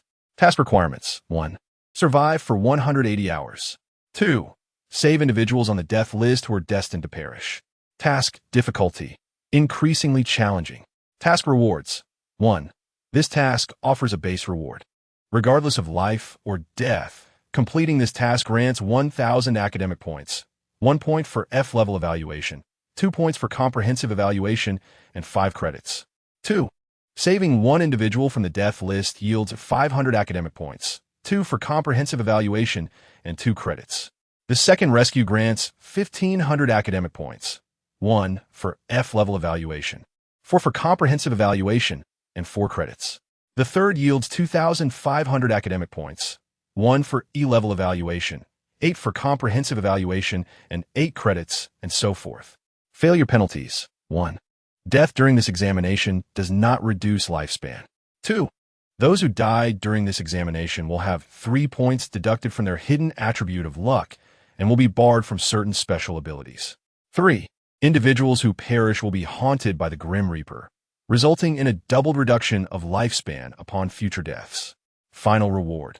If all individuals on the death list survive, an additional 3,000 academic points, 1 point for C-level evaluation, 10 for comprehensive evaluation, and 15 credits will be collectively awarded to all surviving students. Hidden reward. Principal's broadcast. Attention all first-year students. This examination is a unified test for freshmen. Unified examination mode. Separate classes, separate venues. Unified examination instructions. This examination will employ a point system. 1.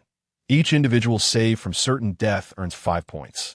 The second rescue earns 10 points. The third earns 20 points, and so on. 2. Each individual who dies counts as a deduction of 10 points. 3. Each student who dies results in a deduction of 5 points. Unified examination results. After the examination concludes, classes will be ranked according to points, with the top 3 earning the title of elite class. Principal's commentary.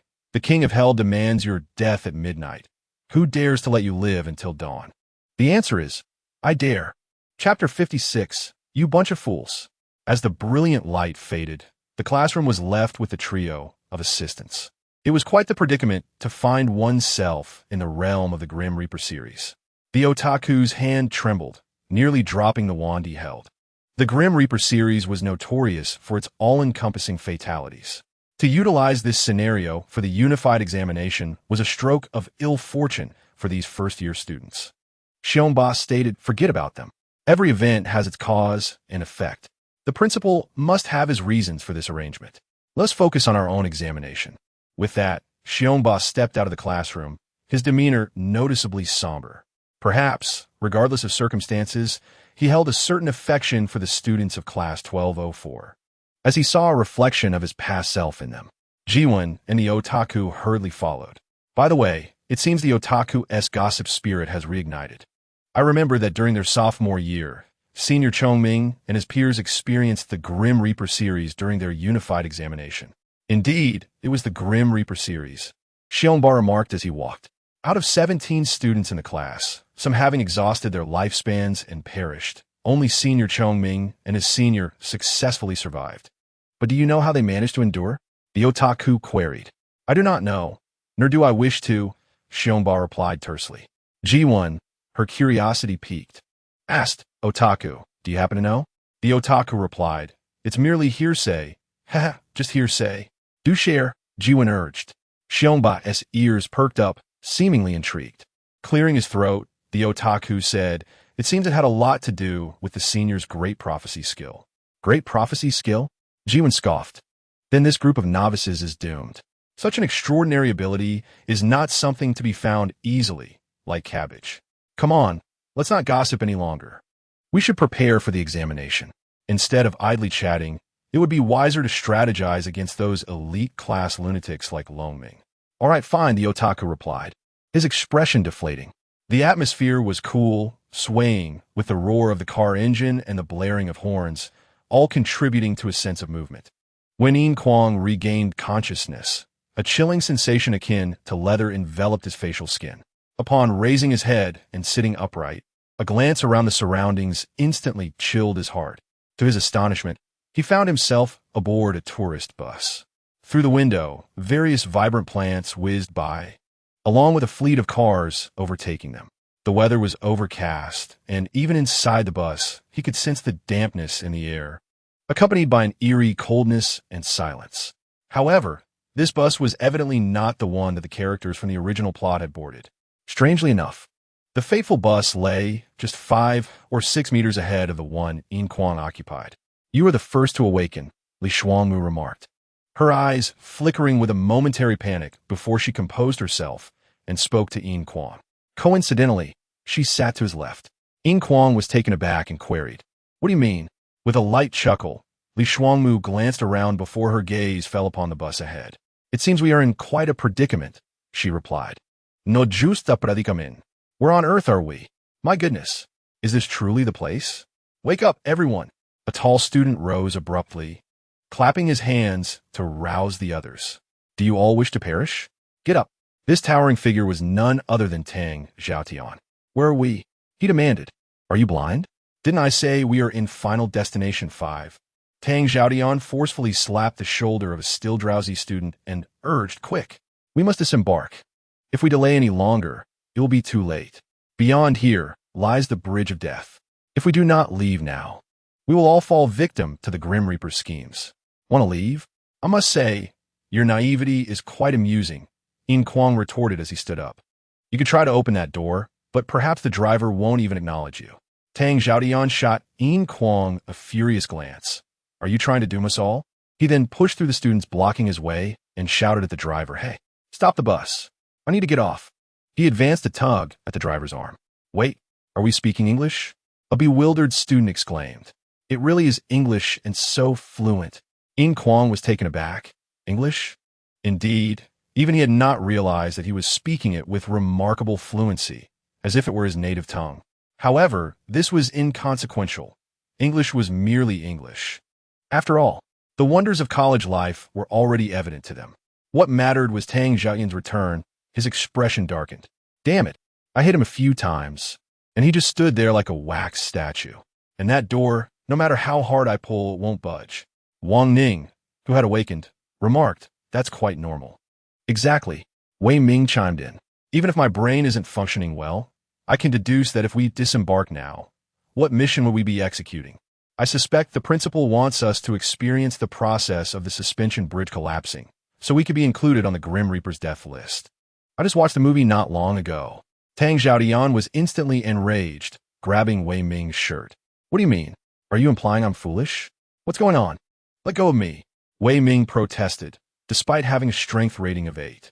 Although Tang Xiaotian had enhanced his Spider-Man lineage, he started at a disadvantage, making their strengths relatively comparable. Thus, Wei Ming managed to push him back a step.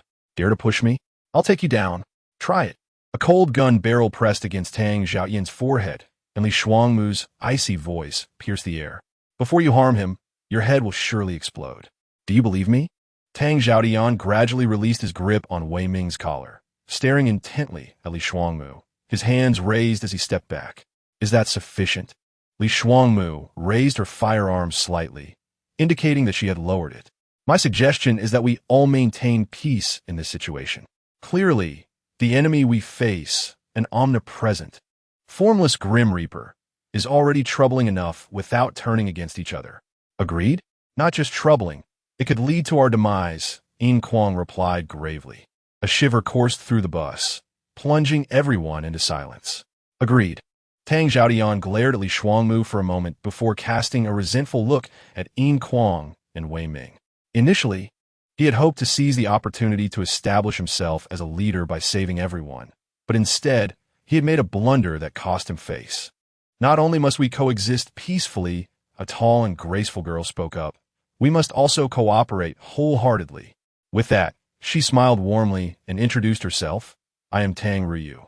It appeared that, until now, the classmates had yet to fully introduce themselves to one another. Perhaps it was a matter of time, or the belief that such introductions were unnecessary. Li Shuangmu raised an eyebrow and shot a glance at Tang Ryu, inwardly pondering. Tang Ryu, could it be? She then added, what Miss Tang said is accurate.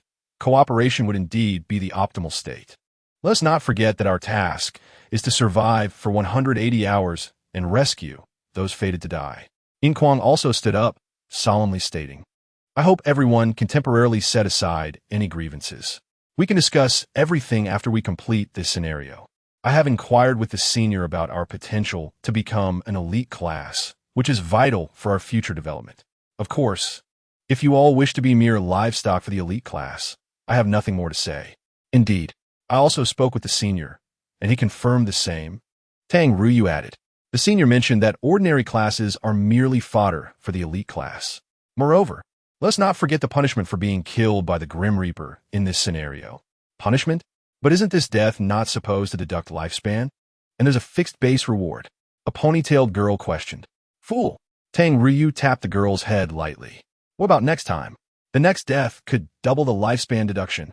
How much lifespan do you think you have for the principal to deduct? Don't spout nonsense about not dying next time. That is simply impossible. Furthermore, what concerns me most is the reduction of hidden attributes by 3 points, which would completely sever ties with certain special abilities. I believe that punishment is the most severe. Why? Tang Xiaotian asked. We have no time for idle chatter. Yin Kuang exclaimed, his disappointment with the group palpable. How could they still be squabbling at such a dire moment? Yet he raised his voice, look. At that instant, everyone held their breath, their expressions varying as they gazed outside.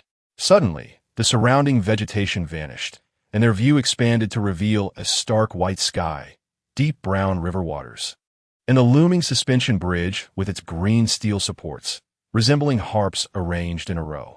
They spotted a few workers performing repairs on the bridge, and cracks and looseness were evident on the surface. A gust of wind caused the yellow bucket to tilt, and it fell through a large square hole in the bridge deck.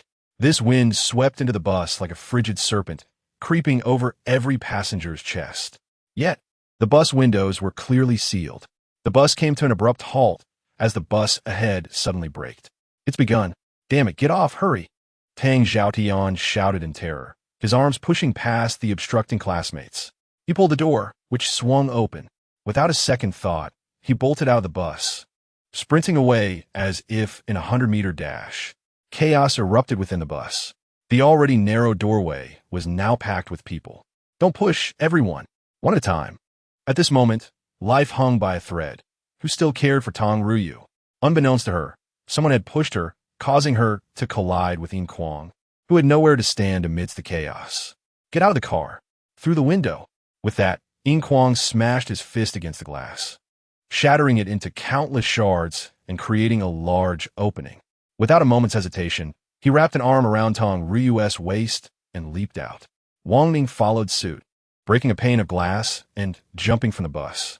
With 2 exits to disperse the crowd, everyone finally managed to disembark within half a minute and hurriedly ran towards the bridge's end. However, Yin Kuang seemed to have realized something, his expression suddenly changing as he shouted, "You fools! Get back here!" His voice was so loud it drowned out the howling wind. The students of Class 1204 heard Yin Kuang's roar, but what of it? Who would heed his call? Not a single person responded. Even Tang Ruyu, standing beside him, merely glanced back before twisting her slender waist and sprinting away, leaving him behind. Return. Am I an idiot? To go back and wait for death. Yet at that moment, 2 figures dashed past him, a dapper young man in a plaid shirt and a beautiful woman in pink attire, the protagonist from the Grudge 5. In a mere second, the opportunity vanished. A shadow swept past above Yin Kuang's head, causing his face to turn as pale as a ghost. It was over, death smiled, revealing its presence. The art of demise was unfolding before him. The sounds of the bridge cracking, the cables whipping through the air, and the terrified cries of people filled the air. The wind grew stronger, as if it would not cease its destruction until chaos reigned. The bridge quivered violently. Yin Kuang stood there in a daze, watching one after another of those who should have perished rush past him. The bespectacled and curvaceous Olivia, the gymnast Candace, the little leader Peter, the acupuncturist Isaac, the balding supervisor Dennis, and the dark-skinned Nelson. Each one who dashed past him signified their escape from his calamity. However, they had deceived death and, regrettably, found themselves marked for demise, indebted to the Grim Reaper, who would collect on their debts one by one, along with all the students of Class 1204. What to do? What to do? Yin Kuang suddenly slapped himself. You fool. Still hesitating? I'll fight for it. With a mighty roar, he leaped off the bridge just before it collapsed, plummeting downwards. A fierce and icy gust rushed into his mouth and nostrils, blinding him and rendering him unable to scream. Yet ultimately he opened his eyes, his amber irises gleaming with an enchanting light. Death, come forth. As if in response, a snapped cable lashed out, twisting like a dragon and emitting a shrill cry as it sliced through the air. In that instant, as Yin Kuang leaped from the bridge, a cement block connected to the lower end of the cable was violently hurled towards him. Although he sensed a fierce wind at his back, he had nowhere to evade. All he could do was curl up and shield his head. The basketball-sized cement block crashed into his back, and despite Yin Kuang's enhanced body from G modification, he could not withstand the force, losing 20 points of health. Pain surged through him, yet he was not dead. The question remained, would death let him off so easily? Certainly not. The wind on the river intensified, pushing Yin Kuang off his original trajectory. Instead of falling into the North Sea Bay, he was headed straight for a concrete pillar beneath the bridge. It was evident that even with Yin Kuang's physique, a collision with that would surely lead to his demise, leaving him in pieces, much like Peter, who was pierced by rebar and splattered blood upon the bridge's pillar.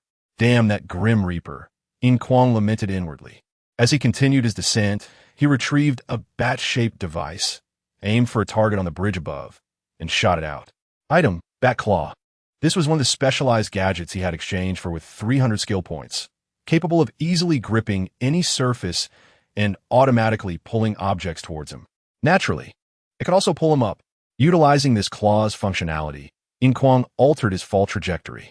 Instead of using the claw to ascend back to the bridge, he released it, allowing his body to continue its descent.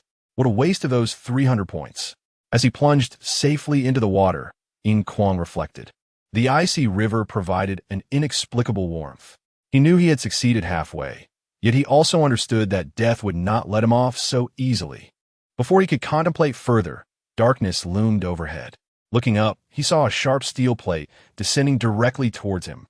The sound of slicing air was deafening. If it struck him, it would surely cleave him in two.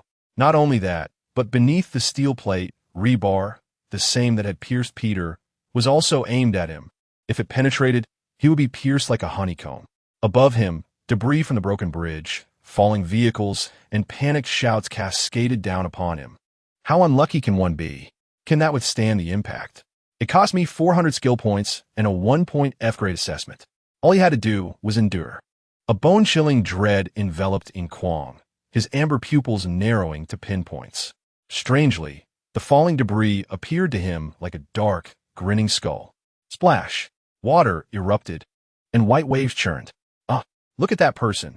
The students of Class 1204, who had safely reached the bridge's end, were still catching their breath when a shocked female voice rang out.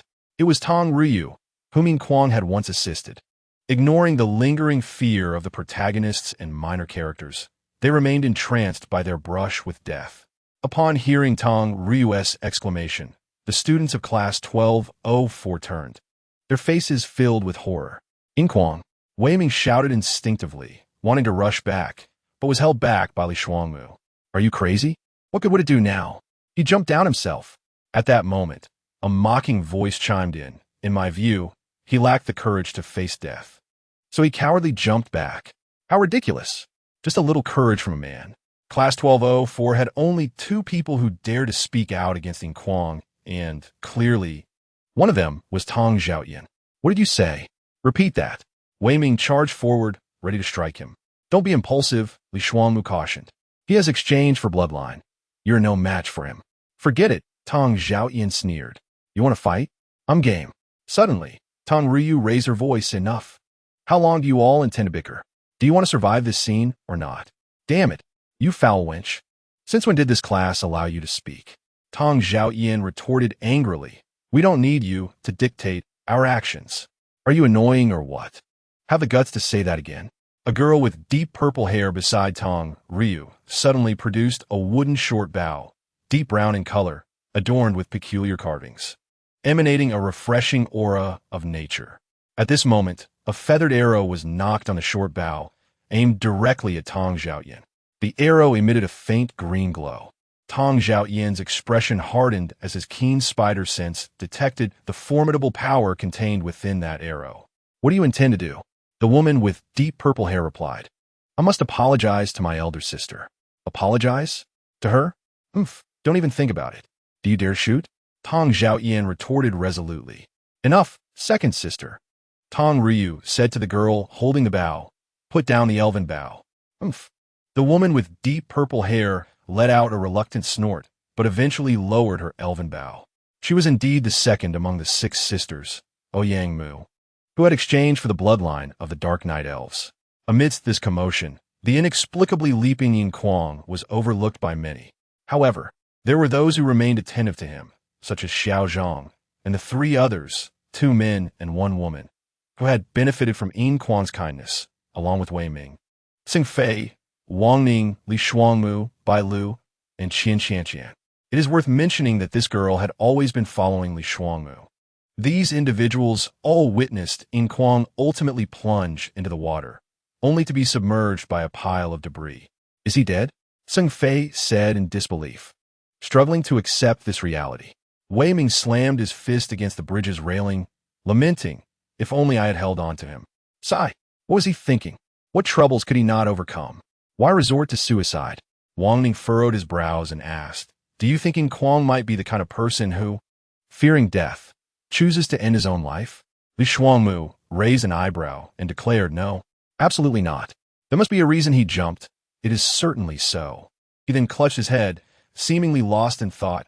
Wait, did he call out to us before jumping? It seems he did. Bai Lu chimed in. He cursed us as fools before leaping. This fellow must have something he didn't tell us. Something he couldn't say in time. Li Shuangmu spun around, pondering what it could be. At this moment, Tong Xiaoyan's voice rang out again. What a ridiculous excuse. He simply lacks courage. He seeks death and drags us down with him. Such a treacherous person deserves to perish. 1 life lost costs us 5 points. We are already in the negatives. If we fail to become the elite class, it will be his fault. Upon hearing Tong Xiaoyan's words, the others' expressions changed, clearly harboring discontent towards Yin Kuang.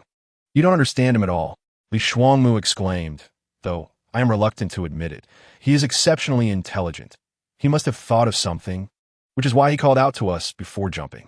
Wang Ning remarked, forget it, don't dwell on it.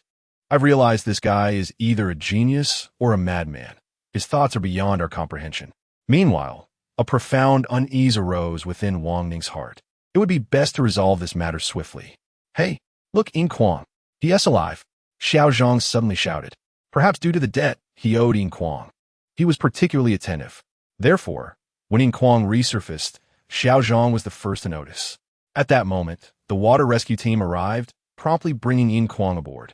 Simultaneously, the emergency disaster response team also arrived in a timely manner. The sound of police sirens filled both sides of the broken bridge. Was it mere coincidence? Or was the emergency rescue team of the United States truly this efficient? Chapter 58. The Grim Reaper will not tolerate mistakes. I know you all have many questions for me. Lying on a hospital bed, Yin Kuang, wrapped like a mummy with an oxygen mask over his mouth, spoke bitterly as he gazed at the crowd surrounding him. Around the bed stood Li Shuangmu, Wang Ning, Wei Ming, Tsing Fei, Bai Lu, Xiao Zhang, Qin Qianqian, and Tong Ryu. 8 individuals crowded into the small hospital room. Although the room faced the sun, with sunlight streaming through the open window, filling the space with warmth and brightness, each person felt only gloom and chill within. The white curtains, rustling in the wind, incessantly stimulated their nerves, and no one dared to approach and close the window, allowing the cold breeze to brush against their cheeks, chilling their hearts. The atmosphere was profoundly tense. Wei Ming was the first to break the silence. Yin Kuang, why did you do something so foolish? Look at you now. You were so close to death. Sigh, could it really be as Tong said, that you feared the Grim Reaper, leading you to choose suicide? Wei Ming's words held truth. When Yin Kuang was rescued onto the speedboat, a steel rod had impaled his arm and thigh, blood gushing forth. Had he not reacted swiftly, he could have ended up with the rod piercing through his head and exiting from his abdomen, effectively turning him into a skewered delicacy.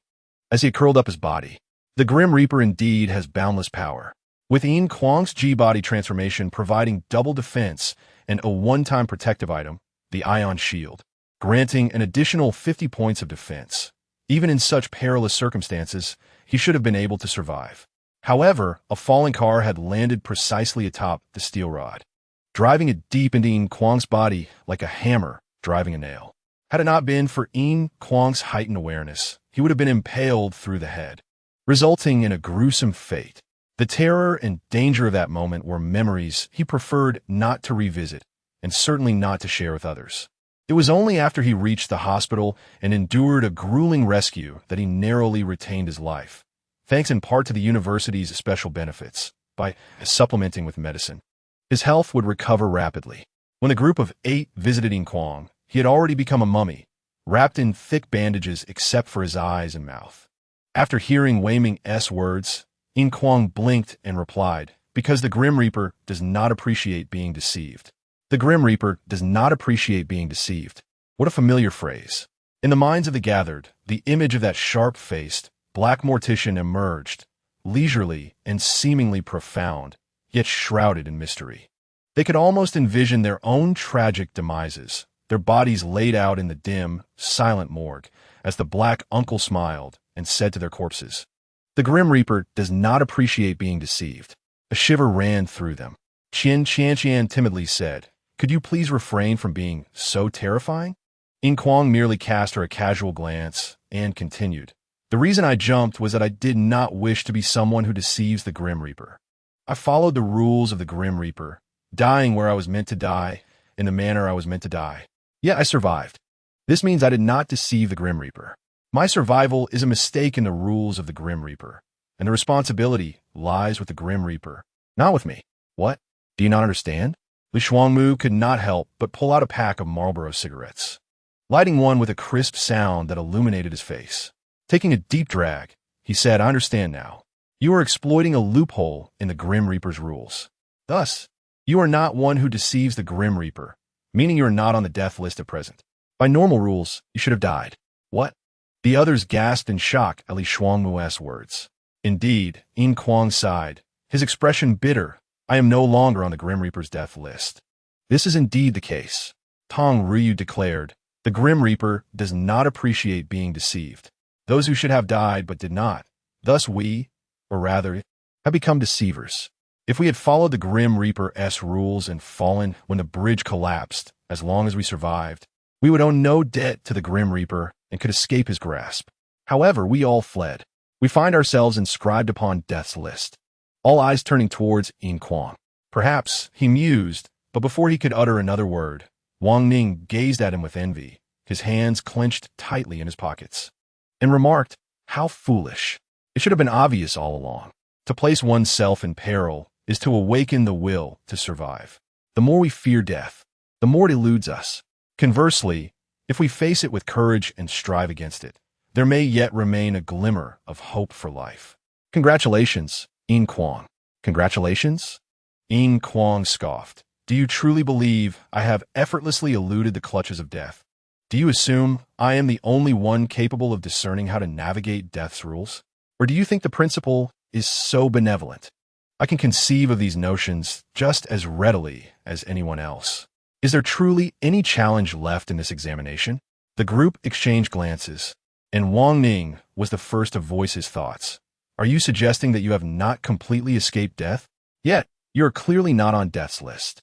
Yin Kuang laughed heartily, removing his oxygen mask and casting it aside, inhaling deeply as if to release pent-up frustration. "I said I am not on the list of the deceased, but I am under death's watchful eye. Death remembers me. Do you think that death must adhere strictly to its list? Well then, could there not be exceptions?" Li Shuangmu inquired. "Is there something new at play?" Yin Kuang sighed deeply. "Death does not take kindly to deceit. Yet, as a deity, death will never admit to error. An omnipotent God cannot allow itself to bear the stain of a mortal's cleverness." The murmurs of the crowd echoed his thoughts. Yin Kuang bit his lip and continued. "I once believed that by complying with death's rules, I could escape my inevitable demise. However, I did not foresee, or perhaps did not wish to accept, that a God would tolerate a mortal exploiting its mistakes to evade death. But does death truly exist?" Wei Ming felt the weight of his question, realizing its futility. Yet he voiced it nonetheless. Does death truly exist? To claim it does not would be to dismiss the inexplicable coincidences that cannot simply be coincidences. To assert it does exist, however, raises the question of why no one has ever laid eyes upon death, save for that chilling wind. This is an unsolvable conundrum. Yin Kuang stated, "Thus, there is no need for contemplation. Observe the hints from my principle." As he spoke, Yin Kuang revealed his task list. In addition to the survival and rescue tasks of this examination, another task had appeared. Hint: freshman Yin Kuang, having exploited a loophole in death's rules, has successfully evaded a fatal fate. However, this has provoked the wrath of the proud death. Hint: freshman Yin Kuang has triggered a subsequent task, the irate death. Task requirements: escape from death's 3 designs of demise. Task difficulty: increasingly challenging. Success rewards: for the first escape, 500 study points, 1 point for an F-level assessment, 2 credits, and 2 points for a comprehensive evaluation. For the second escape, 1,000 study points, 2 points for an F-level assessment, for credits, and 4 points for a comprehensive evaluation. For the third escape, 2,000 study points, 1 point for an E-level assessment, 16 credits, and 16 points for a comprehensive evaluation. Furthermore, upon successfully escaping 3 times, due to rule constraints, death will be unable to act against you in this scenario. Special reward: failure penalty upon death. Hidden attribute luck will be reduced by 3 points, and you'll be forever barred from certain special abilities. Upon death, you will be haunted by death, with your lifespan diminished upon each subsequent death. Additional note: this task does not conflict with the main task and can proceed concurrently. Your death will not result in a deduction of class points. Task evaluation: regardless of the reason, you are destined to die. This evaluation felt like the furious roar of an enraged individual. Is there truly no difference? Wei Ming questioned. You will still fall victim to death's designs and be played with until your demise. What significance does your escape hold? Yin Kuang shook his head. No, there's a difference. You may escape death's designs without reward. The only way for you to earn rewards is to save those fated to die. I, however, can earn rewards with each escape from death's design. Additionally, I only need to endure 3 of death's designs, while you may face 1, 2, or perhaps more. So, is this news good or bad? Wang Ning asked after a moment of silence. Yin Kuang shook his head. Neither good nor bad. Surviving is good news. Dying is bad news. Perhaps, as the original narrative suggests, fate is immutable. Indeed, survival is the true good news. Originally, Yin Kuang had hoped to comply with death's rules to evade its grasp, but he never anticipated that death, in its arrogance and pettiness, would fixate upon him, despite not being on the list of the deceased.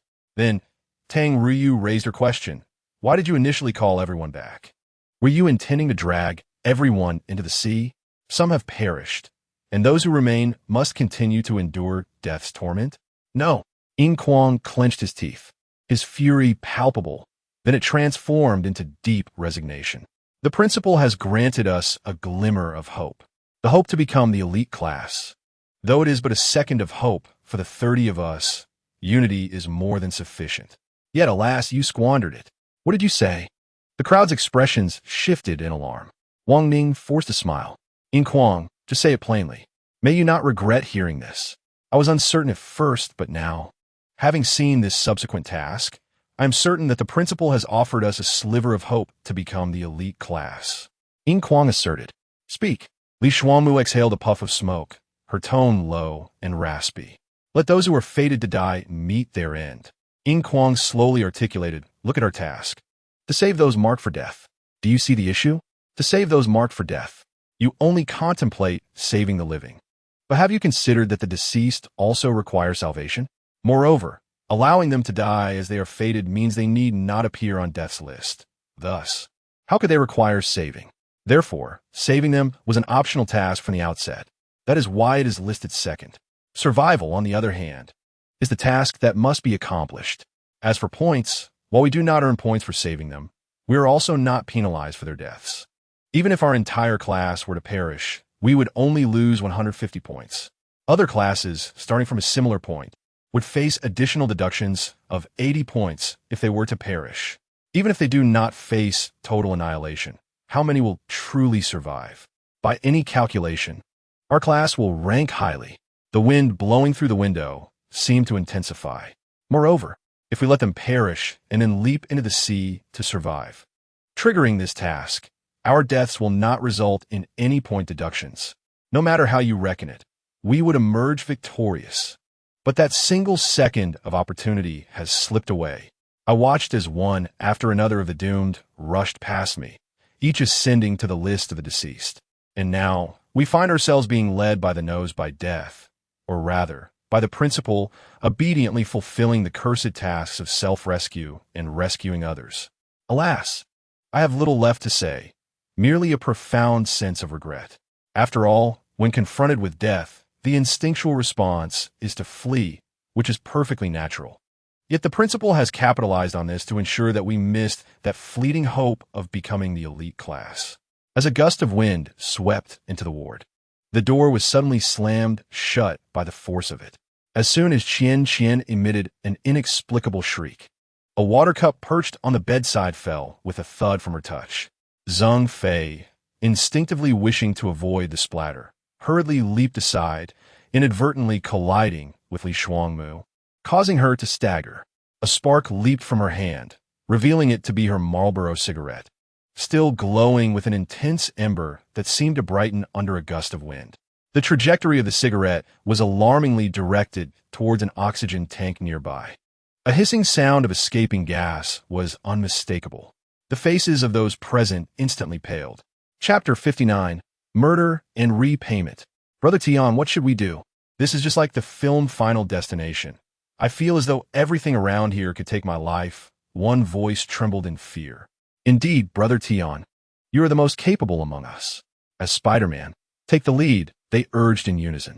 Across the street from the police station in the small town of Xing Tiaohua, a group of international students from Jiuzhou gathered, engaged in hushed discussions. The gently warming sunlight cast a golden hue upon them.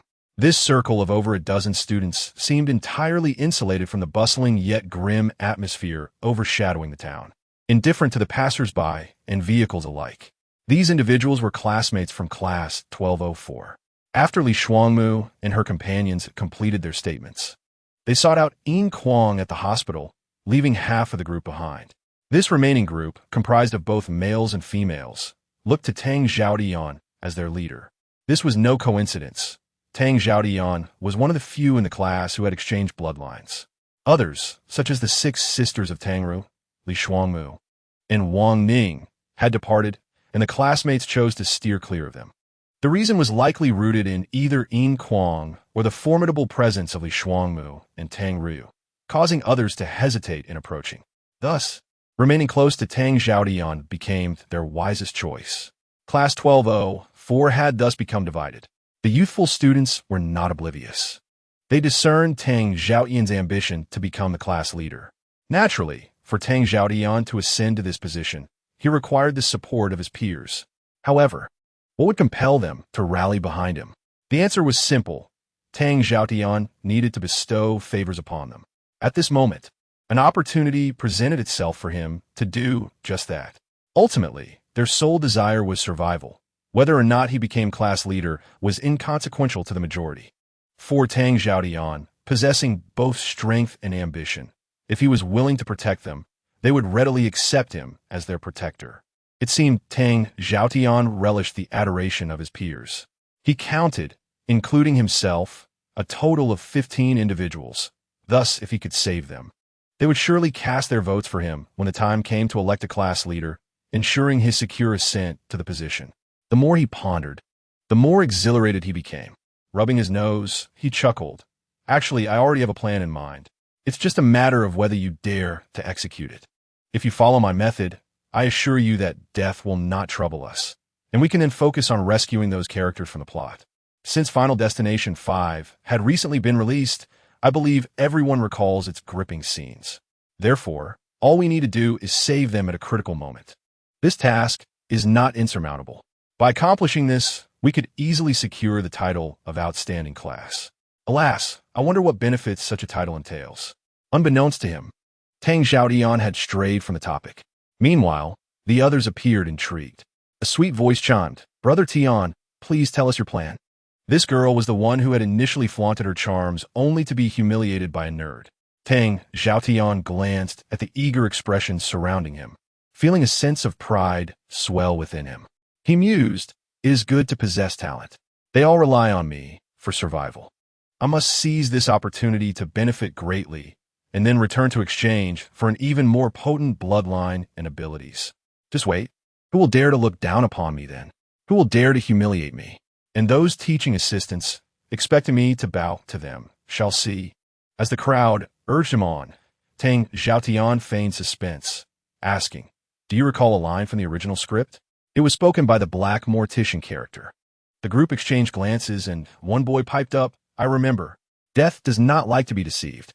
Tang Xiaotian's expression soured as he retorted, "Do not speak nonsense if you are unaware. Do you wish for death to come for you?" The boy shrank back, stammering, "That wasn't my intention." However, he inwardly grumbled, "Wasn't it you who asked us?" "I know," interjected a short, plump boy. When the protagonist meets the black uncle for the second time, he states, "You owe death, and death must seek out others' lives to compensate. You occupy others' lifespans and the lives they were meant to enjoy, causing them to die in your stead. Thus, the ledger of death achieves balance." "Exactly," Tang Xiaotian remarked, casting an evaluating glance at the short boy. "Who asked you to speak so much? It should have been me delivering that line." But alas, his momentary displeasure faded, replaced by a smile. Indeed, that is the line. Analyzing it, I believe the black mortician is hinting at a method for the protagonist to escape death's design. Presently, we are akin to those doomed characters already inscribed on death's list. Hence, the way to evade death is to take the lives of others, allowing them to die in our stead. In doing so, we settle our debts to death, and he will have no reason to pursue us. What? The group gasped in horror. Kill others? Though they had endured an entrance examination and experienced some growth, the moral values instilled over the years were not easily cast aside, save for a few exceptions.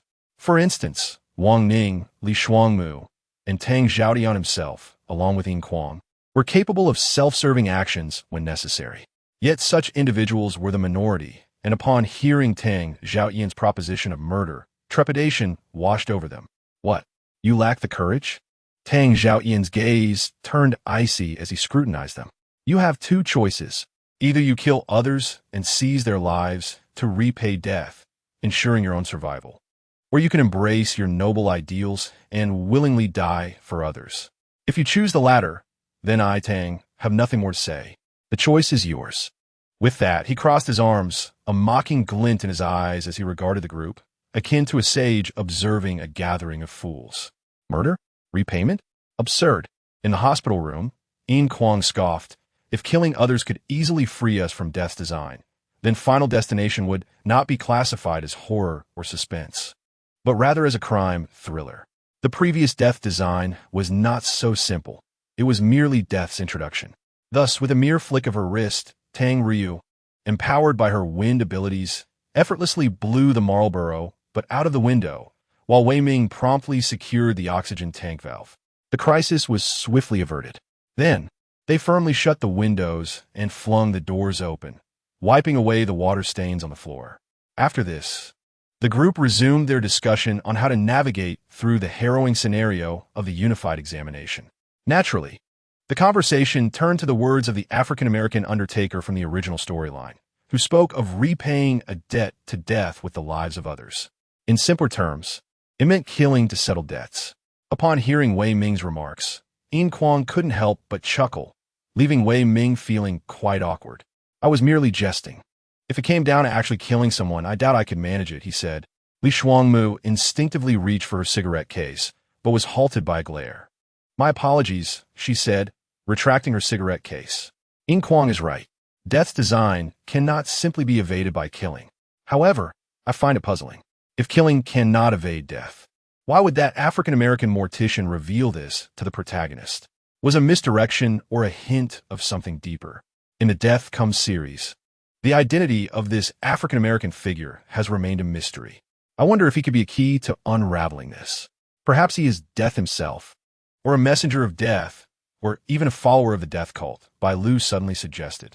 You've been watching too many posts on Baidu Tieba, Yin Kuang retorted, casting him an annoyed glance. In my opinion, that African-American is certainly not death. Tang Ryu inquired, are you so certain? What if he truly is death? All right, Yin Kuang replied, let's assume he is death. What can you do about it? Kill him? Come on, do you think it's that simple to kill death? Or plead for mercy? Don't be ridiculous. If death had a heart of compassion, he wouldn't be death. The truth is, neither option is realistic. The group fell silent. Indeed, Yin Kuang's words held considerable merit. Nevertheless, he added, even if that African-American isn't death, he must have intricate ties to death. His warnings seem shrouded in mystery, yet I perceive them as a benevolent hint. However, he cannot articulate it plainly. For instance, new life could disrupt death's design. Do you believe this new life merely refers to having a child? Furthermore, killing others to repay death does possess a certain feasibility upon reflection. But weren't you just? Wei Ming exclaimed, eyes wide. I merely stated it was absurd, not that it was impossible, Yin Kuang clarified. According to the African-American's words, killing others can repay death. But the question remains, who exactly does others refer to? Check your attributes and look at the lifespan section. Perhaps you'll understand. Lifespan? What? Mine is 0. Tang Ryu gasped. Mine too. Wei Ming exclaimed. Me as well. What on earth is happening? Everyone present found their lifespans to be 0. Our lifespans no longer belong to us, nor do they reside with death, because we are still alive, Li Shuangmu speculated. No wonder. This time, death does not deduct from our lifespans. There is simply no lifespan to deduct. Therefore, the so-called repayment through killing implies killing those who share the same lifespan as us. Yin Kuang asserted, it must be the same lifespan, neither more nor less. It's like I owe Wei Ming 100 yuan. Can I repay him with 90? Or 200? Wei Ming interjected. That's not the money I'm supposed to receive. Why should I care? I only want the 100 you owe me. And that is the answer. Yin Kuang concluded. The African-American's implication is that we must kill those with an equal lifespan to repay the debts owed to death. In reality, this is quite paradoxical. Is the African-American saving lives or taking them? Moreover, in this vast world, how long will it take to find someone with the same lifespan? This is nearly impossible. Let us not forget that killing is a crime, no matter where you are. Once you kill, our enemy is no longer just death. Furthermore, before you kill someone who shares your lifespan, can you confirm that you will survive death's design? Thus, while killing to repay is conceivable, it is also ludicrous. Yin Kuang concluded. So what should we do? Bai Lu posed the question he had asked from the beginning. Yin Kuang sighed softly and remarked, what can mortals do against the rules set by the divine? Should we obediently accept our fate or resist fiercely? Frankly, I do not know. On the first day, one could say it was relatively uneventful. However, it also marked the beginning of a nightmare. Yin Kuang was indeed gravely injured. Had it been anyone else, they would have likely been bedridden for half a year to a year. Yet, as a student blessed by the omnipotent principal, he recovered in just an afternoon and half an evening, appearing lively and unscathed. To avoid unnecessary trouble, Yin Kuang did not complete his discharge procedures, but instead changed his clothes and stealthily left the hospital with Li Shuangmu and a group of others. This group of 15 included Yin Kuang, Li Shuangmu, Wang Ning, Zhang Fei, Wei Ming, Bai Lu, Xiao Zhang, Tang Ryu, and her 6 companions, as well as 2 others who had received favors from Yin Kuang and Li Shuangmu, a male named Zhang Yun and a female, the non-mainstream girl, Yao Yao. This visit, aside from some uncertain analyses, allowed everyone to get to know each other better. Xiao Zhang directly expressed his gratitude to Yin Kuang, stating, I owe you a life. Zhang Yun mentioned owing Yin Kuang a favor and promised to return double the academic points. As for the non-mainstream girl, her comment made Yin Kuang break into a cold sweat. If you have physical needs, feel free to find me. Well, even though this non-mainstream girl could be considered a beauty once she removed her makeup, changed her nose ring, and donned more conventional attire, her current appearance was rather unappealing. Moreover, with the axe of death hanging overhead, who had the time to ponder such matters? Thus, Yin Kuang simply dismissed her with a curt no thanks. Most of the group had seen the Death Come series, and even those who hadn't were aware of Death's terror through shared conversations. Consequently, they chose not to revisit memories of Yalaban High School, the institution designated by the principal, nor did they seek out hotels or inns. Instead, they spent half the night at Lincoln Square in the city.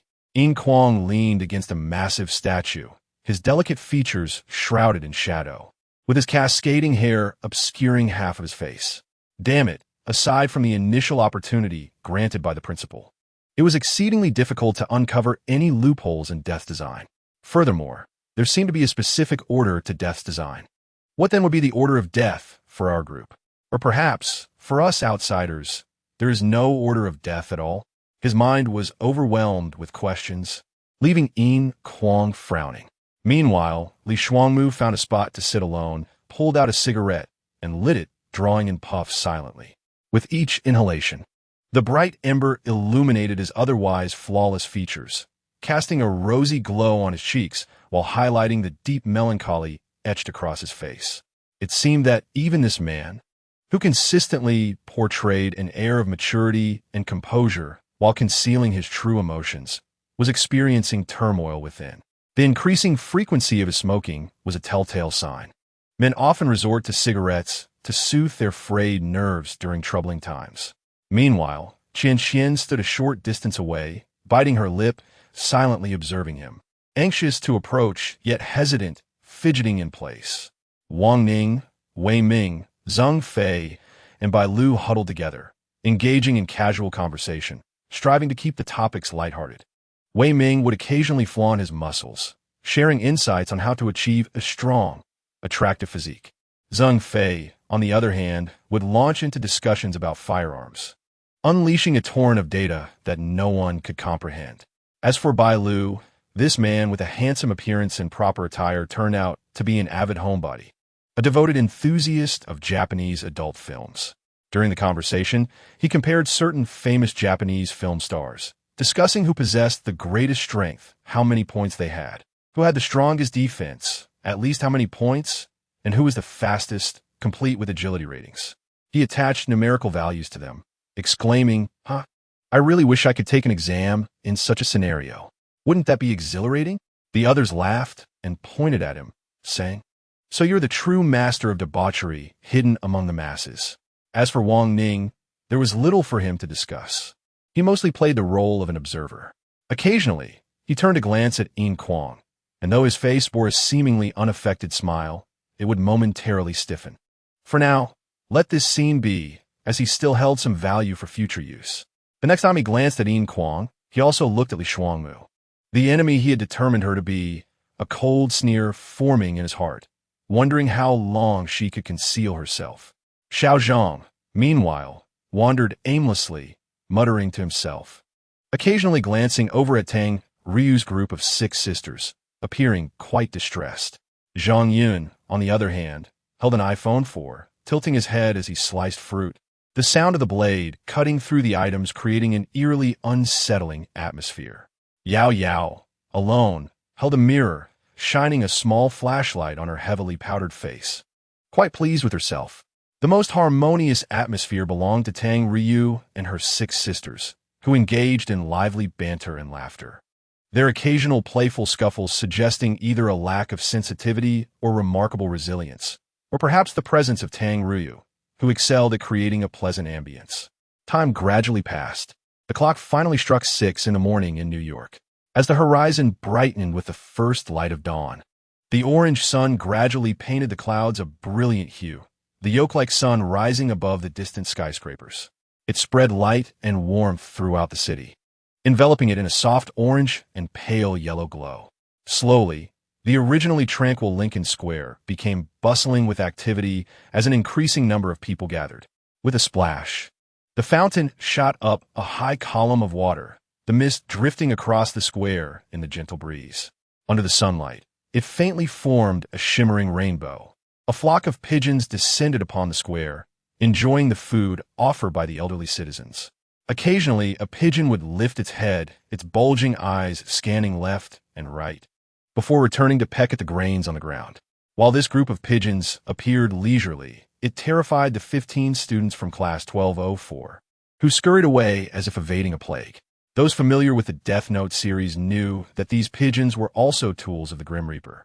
Xiao Zhang cursed, exclaiming that these old folks had nothing better to do than wait to die at home, running out to feed the birds instead, oblivious to the danger of being harmed by these death birds. Suddenly, while turning to curse, Xiao Zhang failed to notice a puddle at his feet, slipped, and fell to the ground. "My God!" he exclaimed, curling up in fear and trembling, convinced that the Grim Reaper had come for him. Bai Lu, annoyed, kicked him lightly and chided. "That's what you get for disrespecting your elders. Don't you know to honor the old and cherish the young? I suggest you accumulate some good deeds. Perhaps the Grim Reaper will have no power over you." Contrary to expectations, a series of coincidences did not occur, and Xiao Zhang let out a heavy sigh of relief, saying, "Phew, that scared me to death. Even if the Grim Reaper doesn't get me, we'll eventually scare ourselves to death. It's unbearable. I'd rather end it all quickly." It was evident to everyone that he was merely complaining. "Don't worry," Yin Kuang said, splashing water on his face, reddening his cheeks. "The Grim Reaper won't come for you before the funeral. He will only come for me.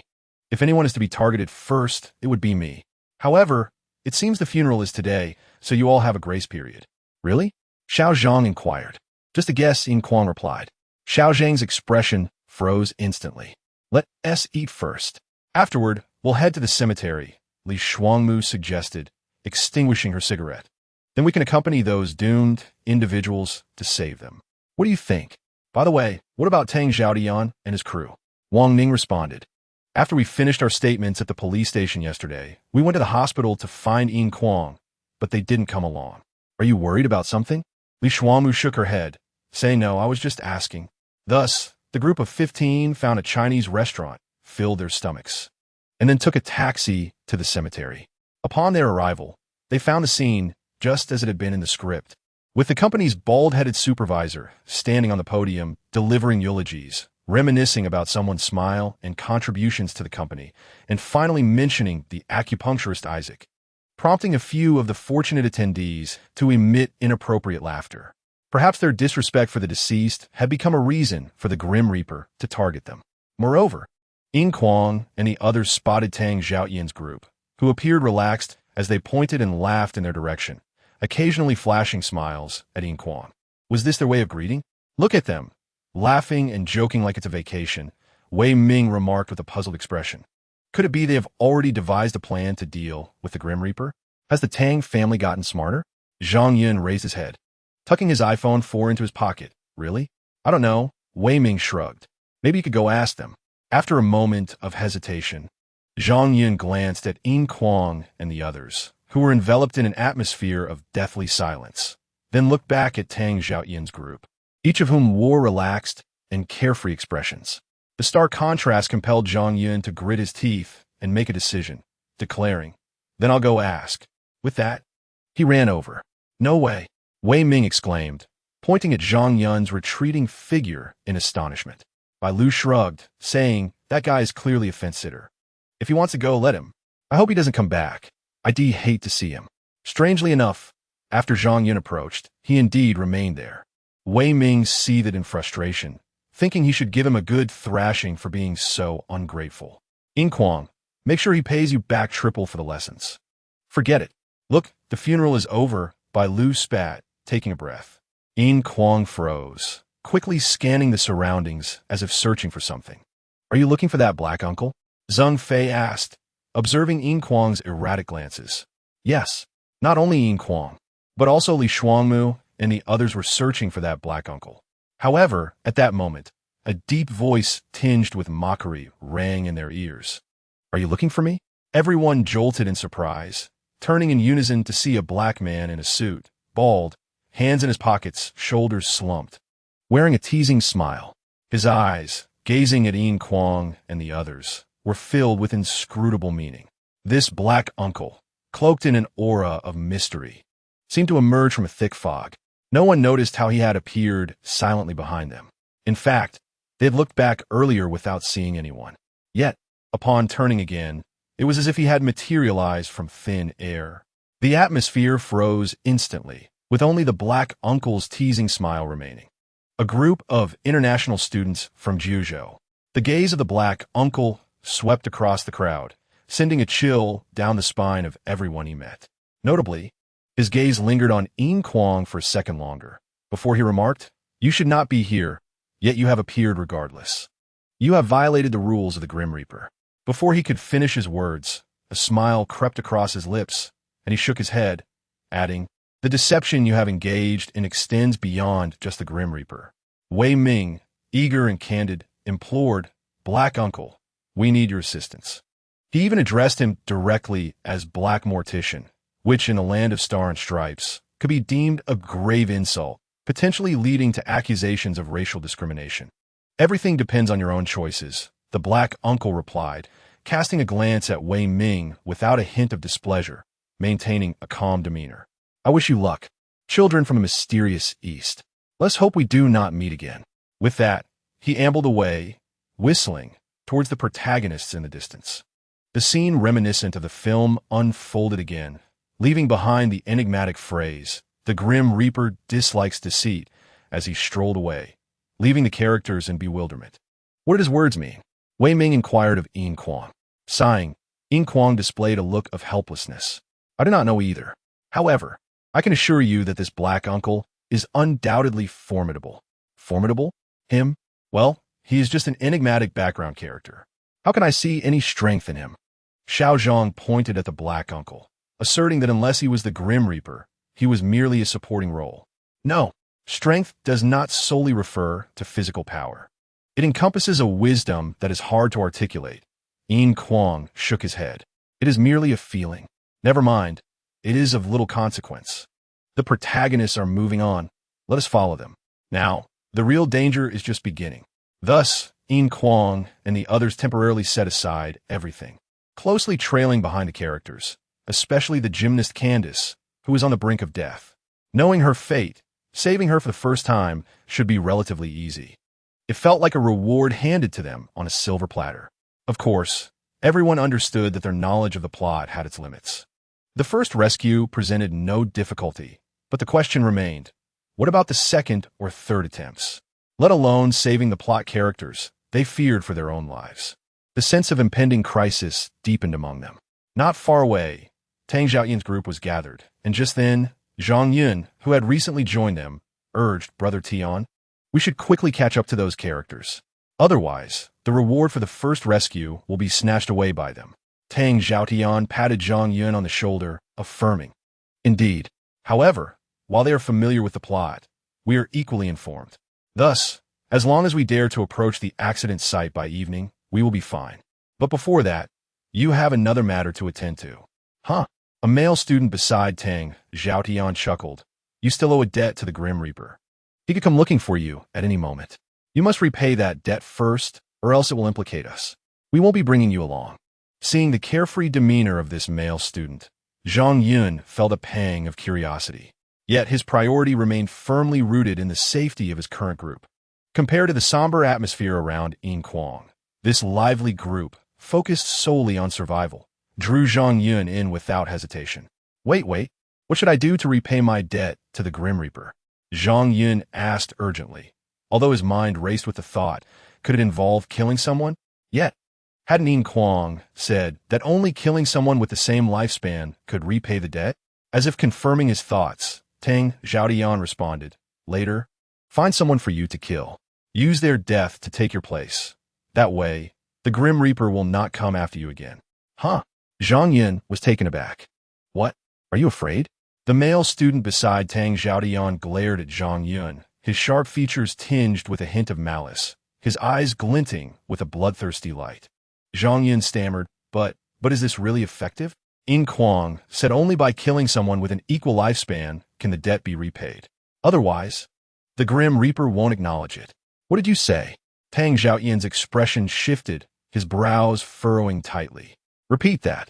Zhang Yun trembled in fear. A sharp slap echoed through the air as the male student struck Zhang Yun, causing his face to flush crimson. Afterward, he kicked out, What nonsense are you spouting? Do you believe that guy? Moreover, you're with Brother Tian now. You should either trust him or that scoundrel. You being here makes no difference to us. Zhang Yun, feeling humiliated as he touched his reddened face, suddenly thought that perhaps being with Yin Kuang would be better than this. After all, no one had ever insulted him so harshly there. But what could he do now? To survive, Zhang Yun could only lower his head and comply. Yes, I will listen to Brother Tian. Tang Xiaotian scoffed, leading the group away. Zhang Yun involuntarily glanced back at the now empty graveyard, a chill running down his spine. And he hurriedly turned to follow, thinking, I do not want to die. I do not want to die. As evening approached, in a cold, damp corner, Tang Xiaotian's group surrounded a figure. A few people were glancing around, seemingly on lookout. Within the circle, Zhang Yun beheld a street homeless man bound tightly, trembling uncontrollably. Cold sweat drenched his face and back, leaving him feeling utterly devoid of warmth in this chilling corner. The disheveled man seemed to sense the imminent end of his life, offering little resistance as his coal-black face fixed its gaze upon Zhang Yun.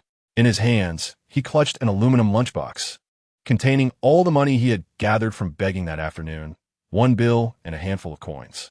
Zhang Yun gripped a dark handgun, equipped with a silencer.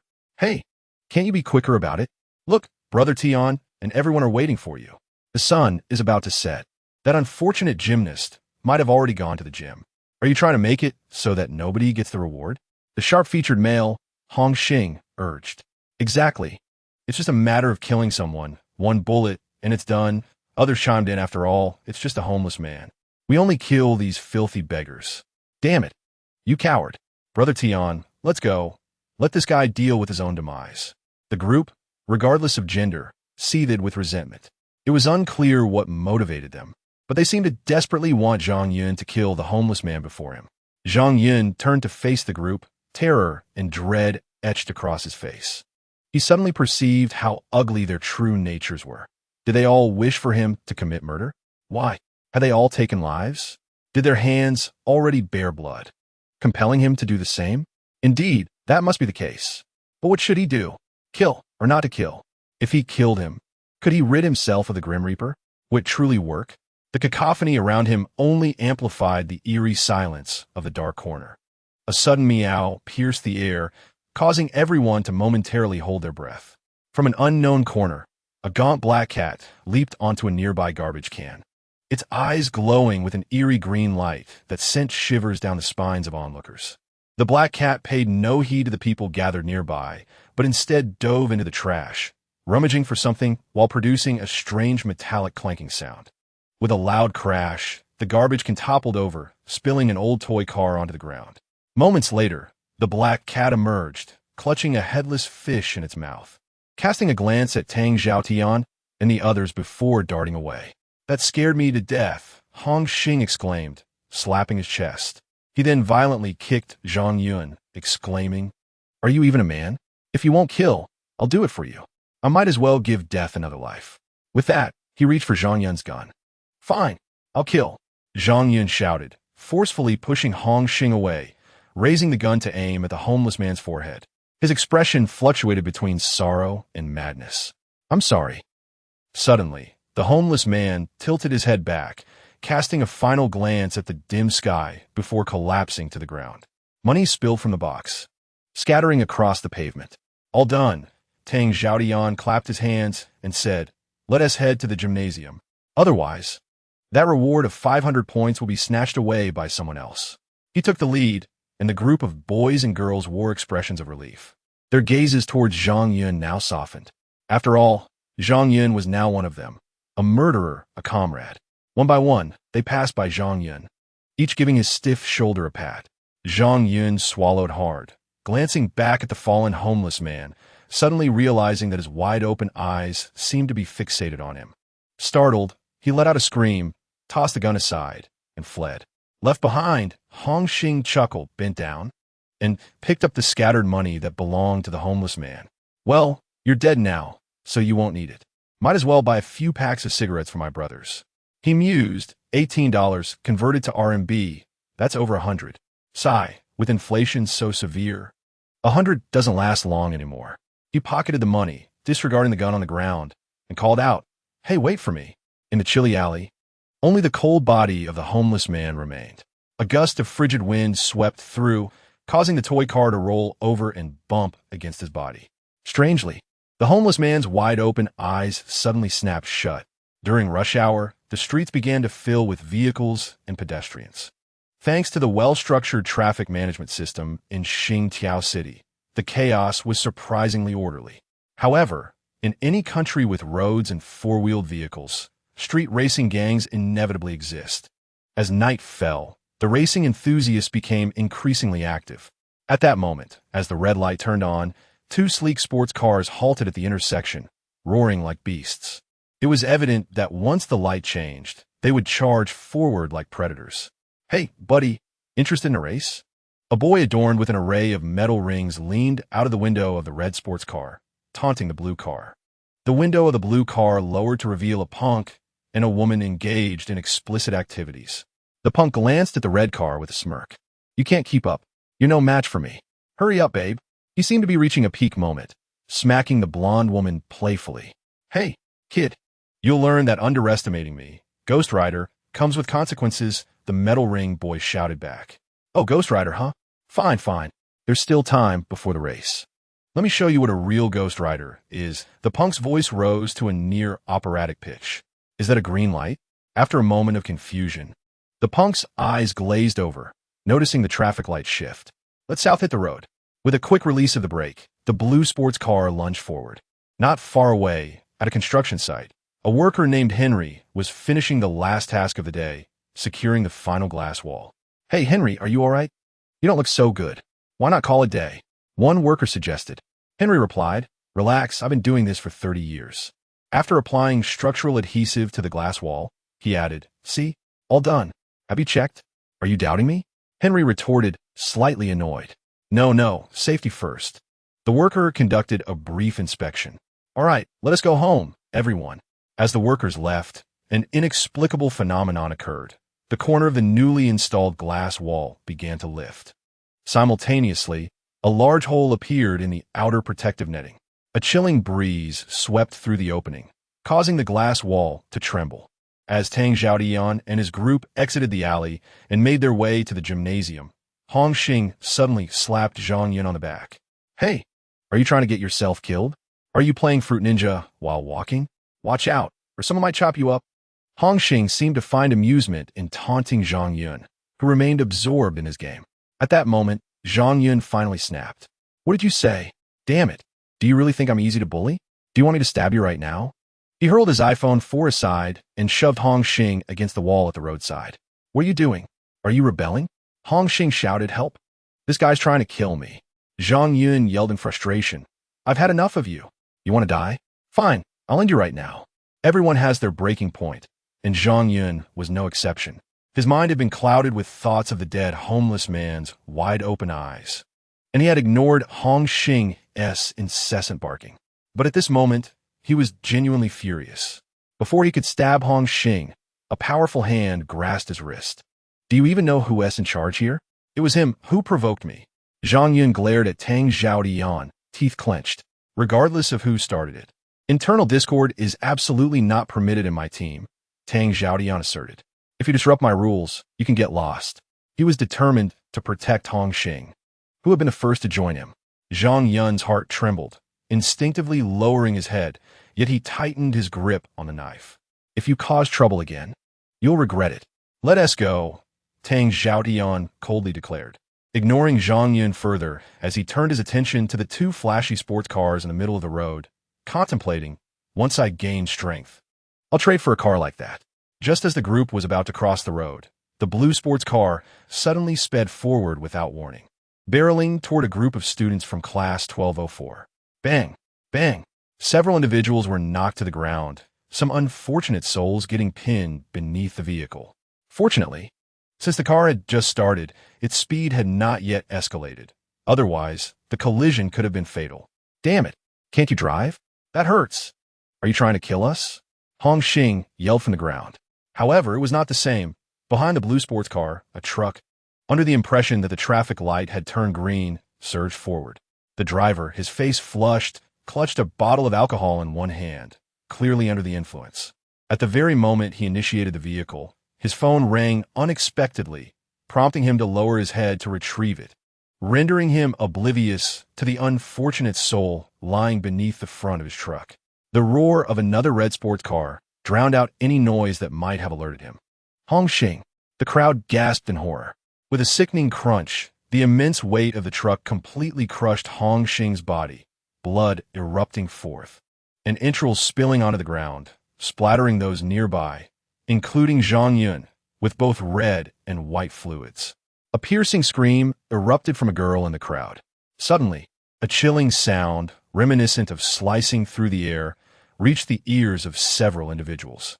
They looked up to see a spinning shard of glass plummeting from the sky, resembling a dart, as it diagonally severed 5 individuals who had huddled together. The upper halves of their bodies were propelled far away by the glass, while their lower halves remained standing for a few moments, blood gushing forth, intestines spilling onto the ground, before they finally collapsed. Zhang Yun's astonished head, still connected to his shoulders and the upper part of one arm, traced a bloody parabolic arc through the air before eventually landing on the ground, fortuitously beneath a vehicle's tire. Crunch!